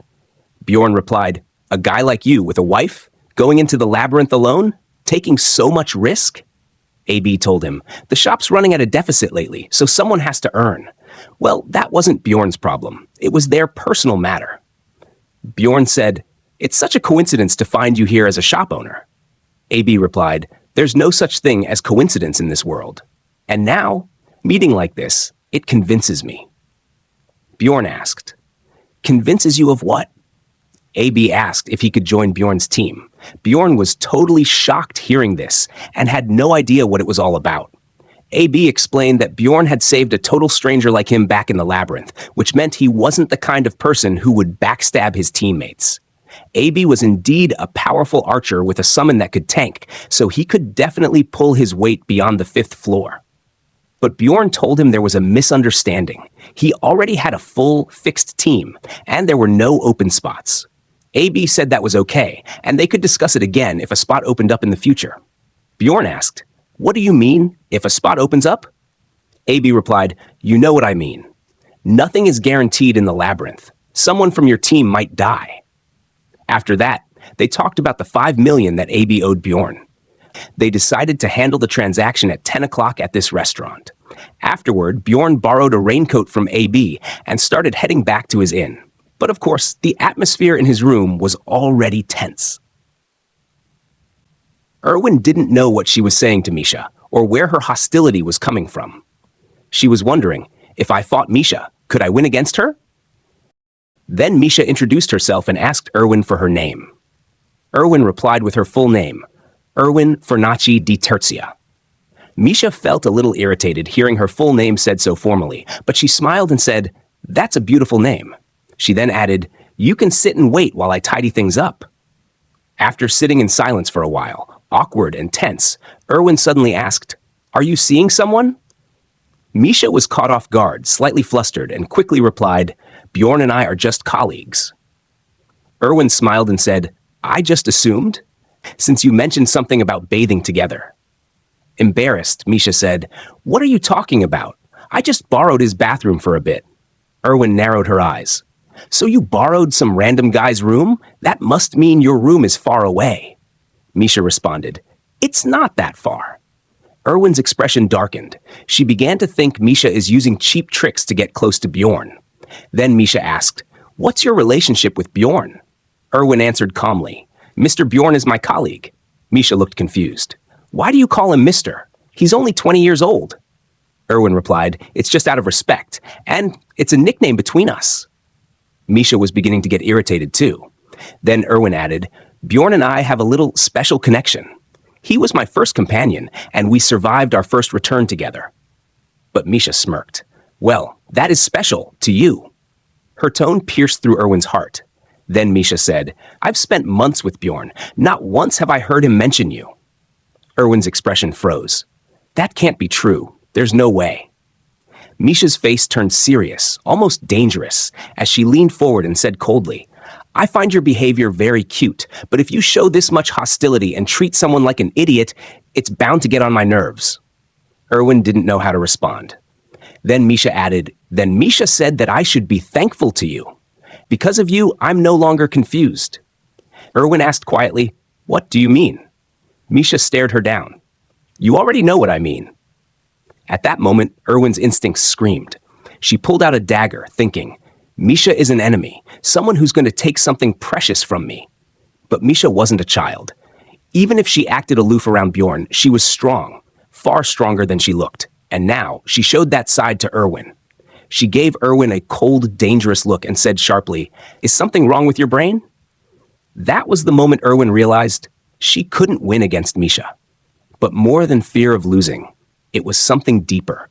She was afraid of losing someone precious again. Memories from her childhood came flooding back, moments of pain, loss, and helplessness. I can't lose someone important again. I just can't. Tears welled up in her eyes as she broke down crying, and with a trembling voice she begged, "Please, don't take Bjorn away from me." Just as Erwin was about to kneel in front of Misha and beg, Bjorn returned. And the moment Erwin saw him, she quickly wiped her tears. Misha smiled. "You're finally here. You have a guest." The moment Bjorn entered, Erwin rushed toward him, but Bjorn sidestepped her without thinking. "Hurt?" Erwin asked. "Is it because of that woman?" Bjorn was confused. "What are you talking about?" Suddenly, Misha jumped in, speaking in a romantic, sweet tone. In a nasally, playful voice, she said, "What took you so long? Is everything all right?" Hearing her speak like that gave Bjorn goosebumps. "Nothing much happened. It ended well," he said awkwardly. Then Misha tried to touch him, but the way she was acting made Bjorn nervous. He stepped back and asked, Why are you acting like this? Misha tilted her head innocently. Acting like what? I'm just praising you for your hard work. She held out her hand. Now, hand over your wet clothes. You'll catch a cold. She was clearly trying her best to make Erwin jealous. Misha then grabbed a towel and started rubbing Bjorn's hair. You'll catch a cold if you stay like this, she said with a smile. Erwin clenched her fists. She was seconds away from bursting in anger. Bjorn, noticing the tension, said, Good timing, Erwin. I was thinking of visiting you anyway. Erwin's eyes lit up. Really? Were you really going to look for me? Yes, I was, Bjorn replied calmly. Erwin smiled brightly. I'm so happy. I thought you had forgotten about me. Bjorn shook his head. You were my companion on my first labyrinth expedition. Of course I haven't forgotten. Erwin's heart fluttered. So, our first expedition wasn't just special for me, but Misha didn't like what she was hearing. Erwin started chirping away like a happy bird, telling Bjorn everything that had happened while they were apart. Without stopping, she proudly said, I can now handle all 4 major spirits. 3 of them have already fully blossomed. Bjorn was surprised. You already blossomed 3 spirits? That's impressive, especially in such a short time. He began thinking, if she manages to awaken all 4, I might have a plan for her. But because of her sister, he wasn't sure. I'm glad you're focusing on your growth, Bjorn said. Honestly, I thought you couldn't find me because I changed lodgings. Erwin quickly replied, It's not like that. But Misha placed a hand on Erwin's shoulder and interrupted. Bjorn is right. It's only been half a year. You should focus on your own path. Bjorn was confused. What's going on? What happened while I was gone? Misha gave a sweet smile. Nothing happened. Bjorn narrowed his eyes. It looks like you two fought or something. Misha waved her hand. No way. Nothing like that. We're getting close, actually. Right, Erwin? Erwin hesitated, then softly said, Yes, Miss Carlston? Misha chuckled. You can call me Unnie. No need to be so formal. Bjorn wasn't convinced by their awkward acting, but he changed the topic. Bjorn told them that the rain had stopped, so they should go back to their own homes and that he wanted to rest. Coincidentally, Misha and Erwin's destination was in the same direction. Misha turned to Erwin and said, You can go first. I'll come later. But Erwin replied, No, you go ahead. I'll follow. Neither was willing to leave Bjorn behind with the other. After a long, silent stare, they reluctantly decided to go together. Erwin was thinking to herself, if Bjorn hadn't come at that moment, I really might have started begging Misha, no matter how pathetic I looked. I must have seemed like a crazy woman to her. Later, the road forked, and they decided to split up. Before parting, Misha asked, Are you planning to come back tomorrow again? Of course, Erwin replied. Why? Misha muttered under her breath. How did I end up like this? She sighed and said, I'm going. You should go properly too. Erwin paused. Thank you for not telling Bjorn what happened. Misha looked away. Whatever. You're going to come no matter what I say anyway. So let's make a deal. A deal? Erwin asked, confused. Misha looked her in the eyes. Let's promise to keep what happened between us a secret from Bjorn. I don't want him worrying over something like this. All right, Erwin said quietly. She returned to her inn, where her sister was waiting. The moment she saw her, she ran into her arms and hugged her tightly. Her sister smiled and asked, Did you meet the person you were looking for? Erwin nodded. Yes, he's really alive. Her sister thought, now that she's met Bjorn, maybe her motivation to train will fade away. But to her surprise, Erwin said, I'm going to become a lot stronger. I have someone I must absolutely defeat. Please keep helping me. She's starting to look like a future psychopath. I just hope she doesn't become one. If you enjoyed the video, please like, subscribe, and hype it. Your support will greatly help and motivate me. Next day, early in the morning, Misha started knocking on Bjorn's door non-stop, waking him up from his sleep. It was only 6:30 in the morning. Bjorn opened the door and asked her what had happened so early. There stood Misha, fully dressed up and smiling brightly. Today, I'll treat you to something delicious, she said. And we need to settle our accounts too. It seemed Misha was doing this so Erwin wouldn't get a chance to meet Bjorn. They went to settle their joint account from their personal expedition. Before meeting the others, they had gained a total of 640,000 in profits. Bjorn and Misha returned late at night. When Bjorn entered the inn, Erwin was waiting in front of his door. Who knew for how long? But she was still very happy to see him. Bjorn asked how long she had been waiting. Erwin simply said, "Not for long." She then asked if he and Misha had gone together. Bjorn replied yes, because they had to settle their expedition accounts. Disappointed, Erwin muttered, "Figured." Bjorn asked why she was there. Erwin explained that she was going to begin special training with her sister starting tomorrow, so she probably wouldn't be able to come more than once a week to see him. She added that she would like to visit more often, but that would take forever. Bjorn was confused about what she meant. Erwin was actually thinking about defeating Misha, but she couldn't say that out loud. Embarrassed, she ran off, saying she would come back next week. Bjorn was left with a strange, heavy feeling, though he didn't know what it was. At the same time, at Zone 7 Guild Regional Office, the regional leader called Rotmiller to meet him. Rotmiller was confused as to why someone like the regional leader would call for him. The guild's regional leader, or district leader, told him that he liked Rotmiller, especially the fact that he had waited without asking anything despite being curious. Rotmiller told the leader to get to the point. The regional leader gave off an evil smile and said he had a great offer for him. The following day, Bjorn and his team gathered at the tavern to divide the spoils of their latest expedition. This time, Bjorn had earned about 550,000 mana stones from the exploration with the dwarf and the others, plus another 400,000 from the rift and the first and second floors. On top of that, he gained 320,000 from selling the equipment taken from the plunderers. In total, his earnings came to 1,270,000 mana stones, more than he had managed in the last 2 months combined. And beyond that, he was still due to receive 5 million stones from the Bear Man. The thought of it all left him excited, and he began drinking on his own. The dwarf frowned and scolded him. "How can you drink the first glass by yourself? We should be celebrating our return together." So they drank, and the celebration began in earnest.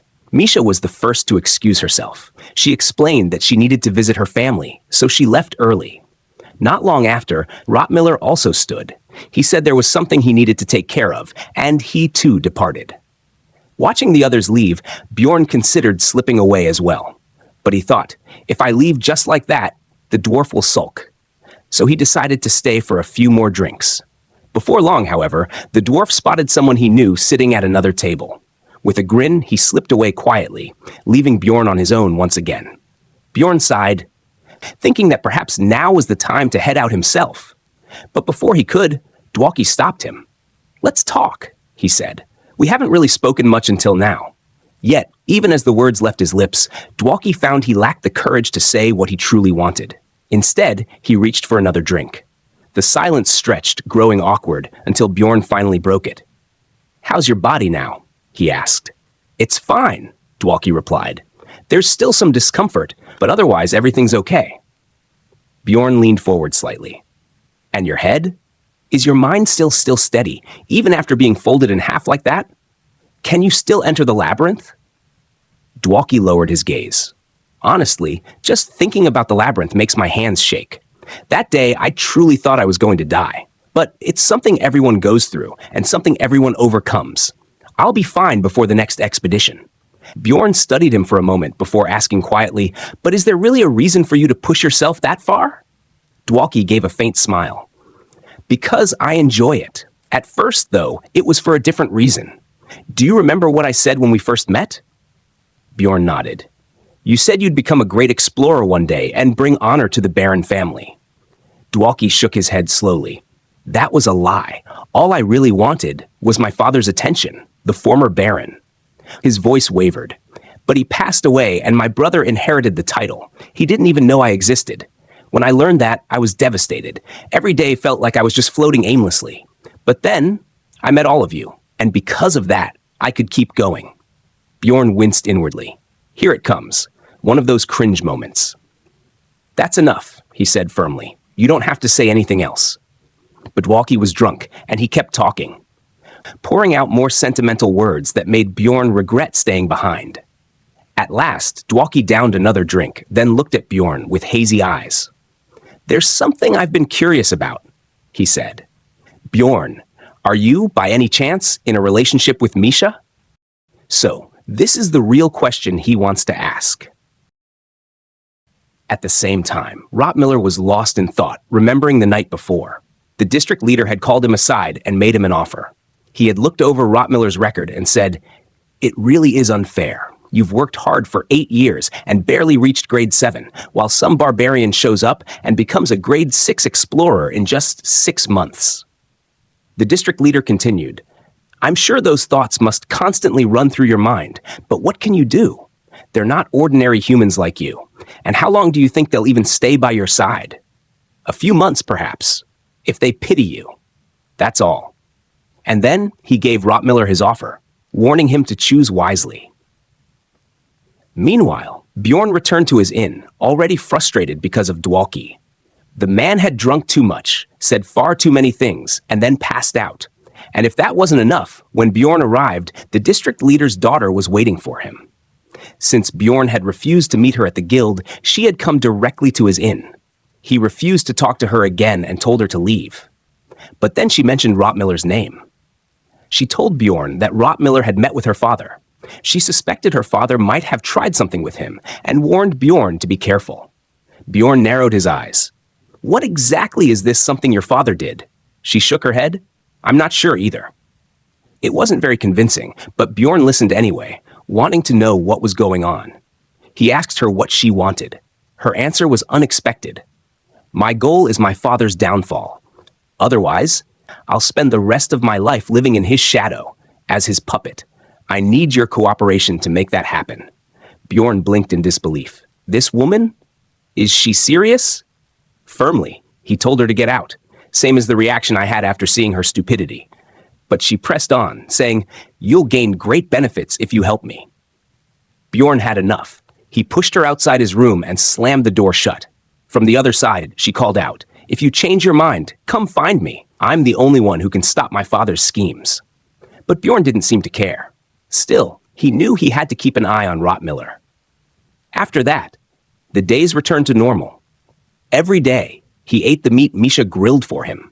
From lunchtime until late afternoon, he spent his hours in the library, gathering knowledge about this world. The game he remembered and the reality he now lived in were subtly different. Once a week, Erwin came to visit him, which left him caught between 2 women. The 3 of them shared meals together, trying to strengthen their bonds, or at least they tried to. There were also regular team meetings to keep everyone connected. At some point, Bjorn also received his 5 million stones from the Bear Man. Of course, that meant he had to return the numbered item he had taken as collateral. He really didn't want to give up such a good item, but the Bear Man took it back regardless. And so the days passed. On the night of the 15th day, Bjorn's soul once again entered the player community. He began browsing through the chat rooms. The Barbarian chat room had 0 active users. Looks like barbarians really don't last long, he thought. Next, he checked the tanker chat room. It had only 3 users, so being a tank isn't very popular either. Finally, he found a Korean chat room with a single active user. The moment he saw it, he couldn't stop himself from entering. When he did, he expected it to be something simple, maybe a plain field background. But instead, it was a luxurious room. And as soon as he stepped inside, a voice called out,